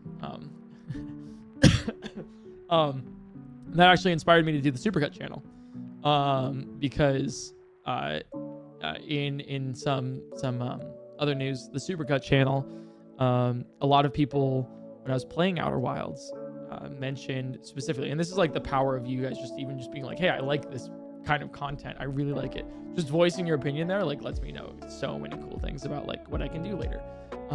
And this thing is on its last life. we gotta wait like another 20 minutes. I think it might be able to survive for another 20. It's right there, by the way. It's like right there. It's really funny. But a lot of you guys were like, I remember like I was halfway through the Outer Wilds playthrough, and I've told this story before, I think during the actual playthrough too, where I was like, that's not for me. I'm gonna quit. Stop playing it. Not gonna do it. I'm gonna quit the Outer Wilds. Not gonna happen. But then you guys, like all over like Reddit and like some Twitter and everything, they're like, man, I wish Eric would pick up Outer Wilds again. That was like my favorite game that he would play. It's such a good playthrough too. Like I wish he would finish it. And I saw that. I saw a ton of that, and I was like, you know what? I'll do it for you guys. Like I'll do it for those guys, you know, who were just really passionate about that one playthrough. Like, sure, I'll just finish it up. And it happened to be one of my favorite games of all time. To the point where, I think it showed really well too, because there's so many crazy things that happen, good vibes all around. And it's one of those playthroughs that is like constantly recommended to new players. Or like, I'll put it like this. You can only play Outer Wilds once. No matter what you think, oh, I can just start a new game again. You can't. You can't. You won't understand until you play it. but you simply cannot play the game a second time. You can only play it once ever in your entire life, unless you get a lobotomy or a concussion, right? Like you literally can only play it once. And so with that, a lot of people after their first playthrough will look to other playthroughs that are like recorded online to play it again, to experience it like another time. Because the only way you can experience Outer Wilds again is to is to experience it through somebody else. And that's one of the reasons why, like, once somebody plays it, they will recommend the game to other people, because not only did they really like it themselves, but they really want other people to experience it, and so they can watch it and play it again. It's like a pyramid scheme through video gaming and happiness. Basically, a lot of people will recommend my video as, or like my playthrough as something to watch as a second playthrough. I saw that a lot of people really liked it, and they were like, I really like it and I really want to, but I don't want to go through VODs and everything. I'd rather an edited version. And so the Supercut playthrough, Supercut channel, PointCrow playthroughs that we just started, is kind of based on that phenomena too, of like, yeah, no, I want to like edit down a version of Outer Wilds, and have all of you guys be able to enjoy it. And any game that I play, therefore, like henceforth thereon, whatever, that if you're like, hey, you know, like you're recommending like, hey man, you should really watch you should play Shadow of the Colossus, or like you should experience it, you should watch somebody play the game or whatever. My goal is to have each one of those videos be such a definitive playthrough of the game, to experience the game through, to watch the second playthrough of the first one, to just get involved with the game itself, that you would then like recommend that to somebody else or watch it. You know, like this is the definitive playthrough of Shadow of the Colossus. This is the definitive playthrough of Subnautica, of Wind Waker, you know? Things that like, it's like, this is a good place to start if you want a really good playthrough with somebody who like cares about the game to an extent that like will involve yourself with it. I hope that makes sense, at least. And so Outer Wilds like came to be with that. And I will say, like, there is something special. We're working on the Outer Wilds Supercut for the Supercut channel.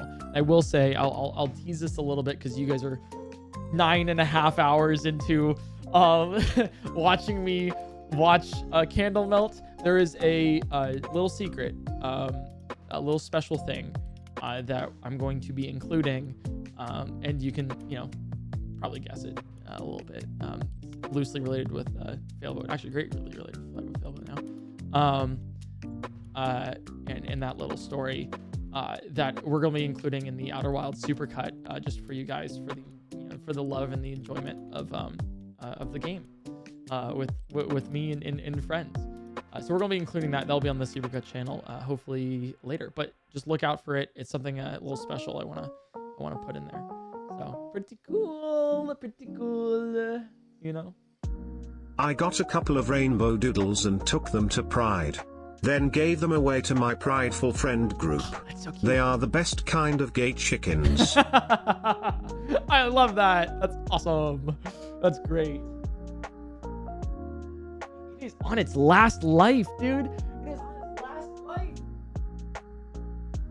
All right, you can survive, Jimothy. Survive for me. Do a flip. 4 minutes. You got it. I'll do a flip. Ooh, look at that. Jimothy, I believe in you. Jimothy, please survive for us, Jimothy. Thousands of people watching across the universe for you to survive. I don't know why that went into like a transatlantic accent, but don't worry about it. You know, don't think too hard. That's kind of like most of my content, right? Like if you think too hard, you won't get it. That's just like, you know, when you think about like life in general, just don't think too hard and you're good. So if I'm ever like, hey, you know, I did can I make a pizza in Tears of the Kingdom before I give birth? Don't think about it too hard. We don't have time to explain, you know?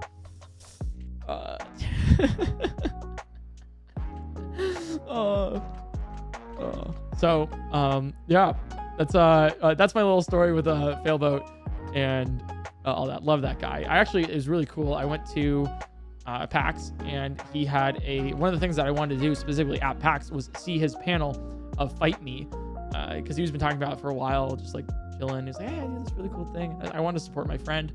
So I went there, and man, that guy is a force to be reckoned with on a stage. That man has stage presence like no other. He can host a show, you know.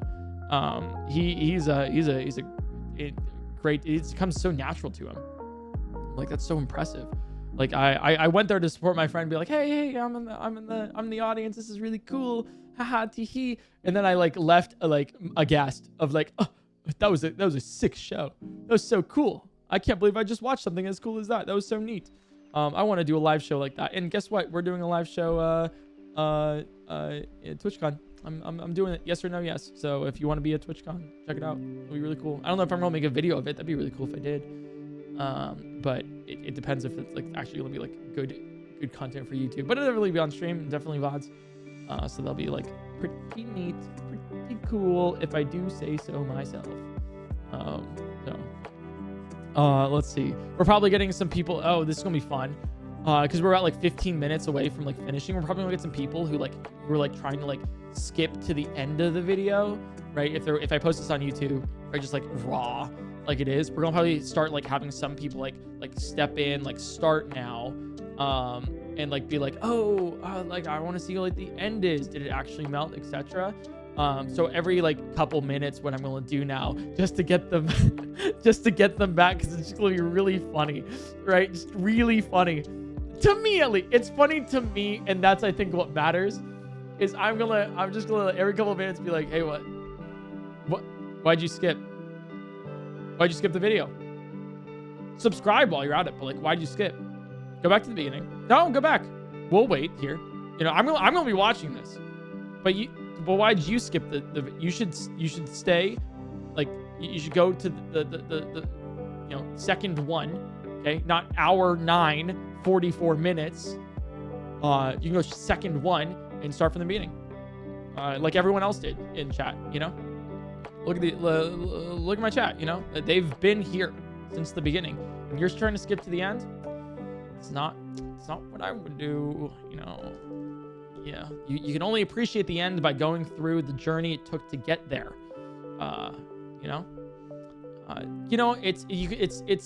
It's think of it like Pokemon Mystery Dungeon. I'd explain, but there's no time to explain. I should have been making more of those jokes during this entire time. Like hour 1. There's no time to explain.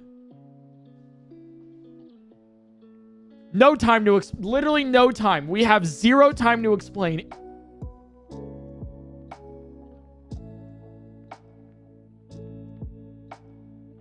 I wish I could. I wish I had more of a duration for a description for anything.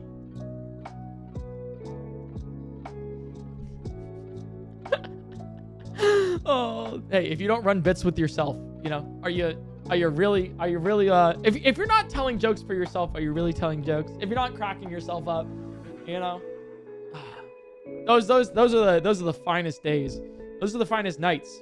When you can just be alone by yourself, chill on your couch or whatever, and you think of something funny, and it doesn't matter that nobody else is around because you're laughing and you're making yourself happy. And those are great vibes. Come on, Jimothy. Chat loves you. Jimothy! We believe in you. You've got this. I believe in you, Jimothy. You can last for another 14 minutes. It is the candle is like I think we're on the literal actual last part of the wax. Like we could not time this better because it's actually on the last part of the wax, like under like here. This is where the candle like basically is. It's underneath the actual like level here that we had it, and it's just the melted wax from the from all of the drip that the candle went down over the course of this entire like 10-hour stream. So like the candle would like drip down some wax to the bottom, and now it's just burning through all that leftover wax. Like there's no more actual like physical candle anymore. It's just the leftover wax and hot glue. Don't worry about the hot glue, right? We don't have time to explain. But there's definitely like the wax here, you know, like just the leftover wax. So that's really funny. Yeah, man, I wish I had time to explain. It's my new favorite joke now. Oh, I hope you're ready to hear that one for the next year. Thank you very much. Thank you very much. It's a great joke. A good joke even, you know. Classic with the Google eyes and everything. Man. Yeah, I guess next year, because we've done grass, paint, grass, paint, ice, and now the candle melting. I guess next year, what, like hourglass? Because a yearly tradition, right? I'm not doing this for like another year, or at least 6 months. I'd say 6 months because we skipped last year. And so like if we want to have it like equal of like each year is like one, right? So there's one each year that I stream. And so it's like a yearly kind of thing. Then maybe I have one in 6 months and then another one in 6 after that. Then we're like kind of like caught up. So then like, you know, to make up for like So last Eric, time, you know? which do you prefer? The paint, the grass, the ice, or the candle? I prefer, I mean, okay, I see the most fun. So the grass one was the least fun, I think. It was cool. It was chill. But I was like, all right, you know, whatever.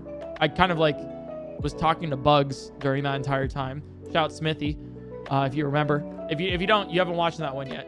So you should watch that one. It was a great video. And then I would say like tier list, then it would go like paint drying. First one, classic, you know. Definitely did see faces in the paint though. That was a weird vibe. And then after paint drying, I would go then ice melting. That was cool. That was fun. That was really cool to have like a giant block of ice. I thought that was really neat. I thought that was great. And then, yeah, and then I would say after that would be this one. So this one's my favorite, is what I would say.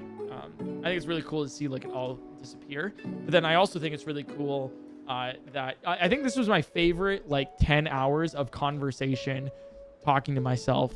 But like, you know, and also TTS a little bit here. But like I think we went over some like really cool topics and like cool stories that I could tell for the entirety of the like 10-hour thing. So if, you know, you're skipping the video right now because you want to see what it's at the end, you're missing out on all the really cool stories and things that I told. So just saying, like, that's on you. That's on you. 10 minutes left. You have 10 minutes to decide to go back to the very beginning of the video. Subscribe, by the way. Back to the very beginning of the video to check it out. Come on. What's going on? You know, you can't just get the end and be like, oh, hey, I did it. No, you got to watch. People in chat are watching this. You know, for 10 hours. What you doing? Please do the flight simulator where you can't do anything. I am begging from Abby. Oh yeah, there was a new flight simulator game. It was called like Raw Dogging Simulator, which I feel like could have been a better name. But it's a simulator where you sit on a flight, and you look at the map for like 10 hours. At the 10-hour mark, Eric becomes the avatar master of the 4 elements: grass, ice, candle, and paint. Yes, I am the avatar. What is a bald man except a guy with hair without hair, you know?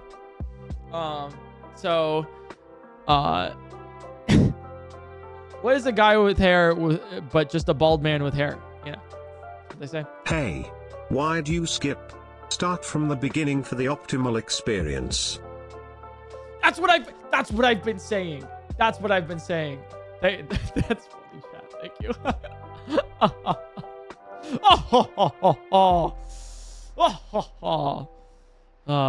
I've like 4 or 5 different laughs. I don't know how it came to be. Here's my theory about it. In all seriousness, thanks to you and the entire team for putting so much effort into making us smile and laugh. Y'all are the best, and Jimothy, I'm rooting for you. Got this, Jimothy. Less than 10 minutes, Jimothy. You got this. Here's my theory about my laughs, right? I think what happens over the course of my life is I've had like a couple different laughs like be assimilated into like my catalog of laughs. So whenever something someone says is funny, it'll like randomly roll between a couple different types of laughs. So it'll be like a right, or I don't laugh like that. I don't know. I did that one. I'm going crazy, man. But it's like ho ho ho, or like I don't know. I can't laugh just like duh, right? Like I gotta be funny. But like I like there's a couple of there's different laughs that I have, right?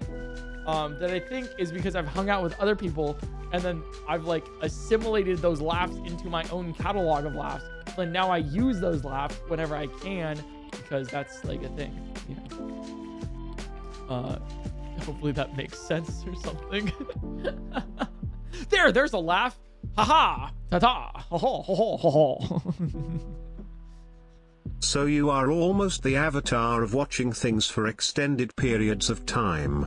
We need an air-related 10 hours stream. No, I do. We do have an air-related one. That's paint drying, because paint can only dry through like just like air blowing on it, you know?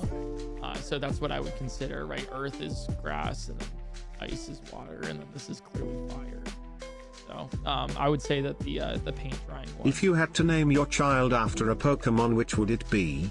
Do you have time to explain? I don't have time to explain. My child after a Pokemon.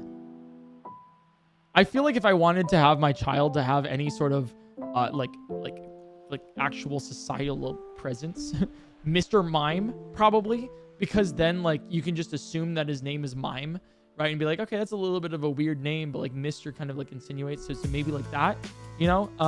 I would say second choice if I had to choose second choice is you could probably do like a Mimikyu, right?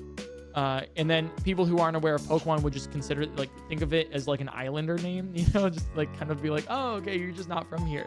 So like it's probably like a good one there. And then maybe just or Pikachu. Oh, I don't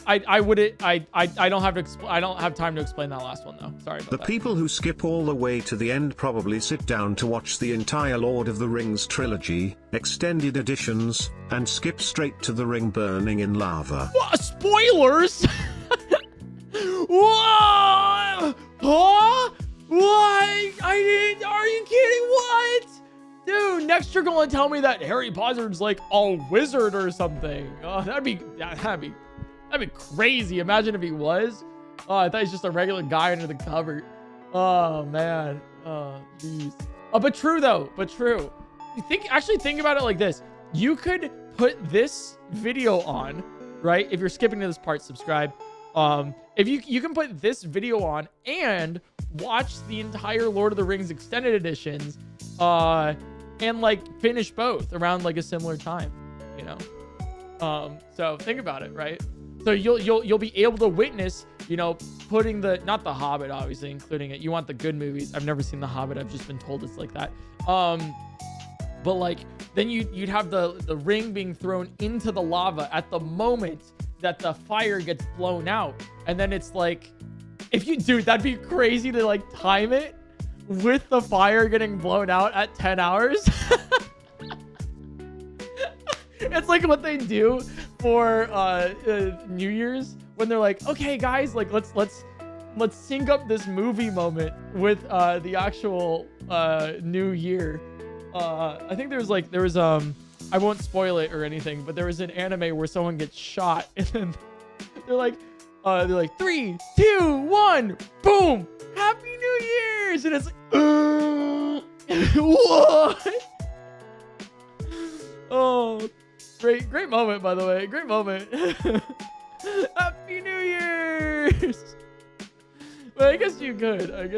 Shouts to my friends Trey and Adam, by the way, who literally sat me down like 3 years ago, almost 4 years ago, 3.5 years ago.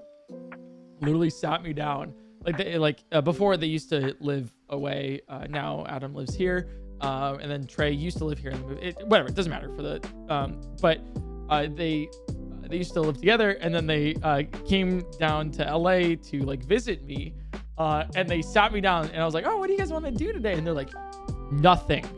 Like, what? And they're like, we're watching all of the Lord of the Rings movies right now.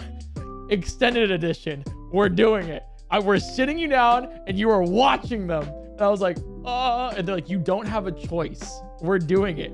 And then we spent the entire day watching the Lord of the Rings. This isn't the first time that we did it either. We did this. We did a similar thing earlier, like a couple of months before, where I was like, hey guys, I found this new show that I think you guys would really like. Turns out it was Jujutsu Kaisen. And we ended up watching the entire first season. I think 23 episodes it was in 2 days. So that was like a real fun marathon there. So I'm like, okay, cool. Like, I guess I'm just watching the entirety of the Lord of the Rings now. We're still trying to make our way. I think we stopped at Fast and Furious 7, I think it was. So I'm still looking to finish 8, 9, and 10. They get crazier. They're still fast and they're mighty furious, you know? Some would even say that it's too fast, but you know, that comes after the first one. But those are crazy movies. I would say, yeah, that's, I love my friends. They're great. Oh, by the way, minute and a half left. Timothy, we got it. Minute and a half left to 10 hours. I want to say a big thank you. If you guys have been watching this far, thanks so much. Subscribe if you skipped to the end. If you didn't, then that's cool. Thanks for being a part of this journey. It's been really fun.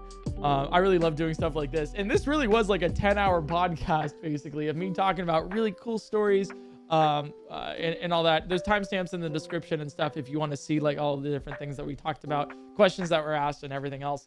Because I wanted to make this in the weirdest, strangest, in the strangest way possible. I wanted to make me watching a candle melt for 10 hours straight be the most entertaining thing that I could do, and an actual entertaining stream / video that you would be able to watch as well. So seriously, would recommend you check it out rather than just being like, okay, cool, you know. Would highly recommend you go back and watch and listen to all the cool things and stories and jokes that we had. We're at 30 seconds left. Timothy, hold on. This is literally just like a sliver of wax left. I can't believe we timed this so well that the candle like is basically right at the end after 10 hours straight of me watching this. I am ready to not watch this thing anymore. And but this is great. This is fun. We've done it. Look at it. The candle used to be like right up here, right there, right about here, and it's gone all the way back down. 2, 1. Happy New. No!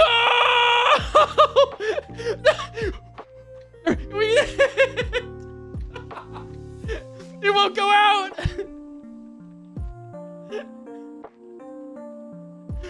Let's see. He didn't want to go. He was gone, but not forgotten. Timothy, I'll miss you. Anyways. Hey, if you're on YouTube and you saw this, thanks for watching. Thanks for enjoying this. I do crazy stuff all the time. Don't forget to subscribe. This was live streamed on Twitch. All live streamed on Twitch. Twitch.tv/PointCrow. All the links are in the description. I'm gonna go not stare at a wall. I'm gonna go turn off my eyes. So I'm gonna go do that. I can't believe it, Timothy. You wanted to survive, but I killed you anyways.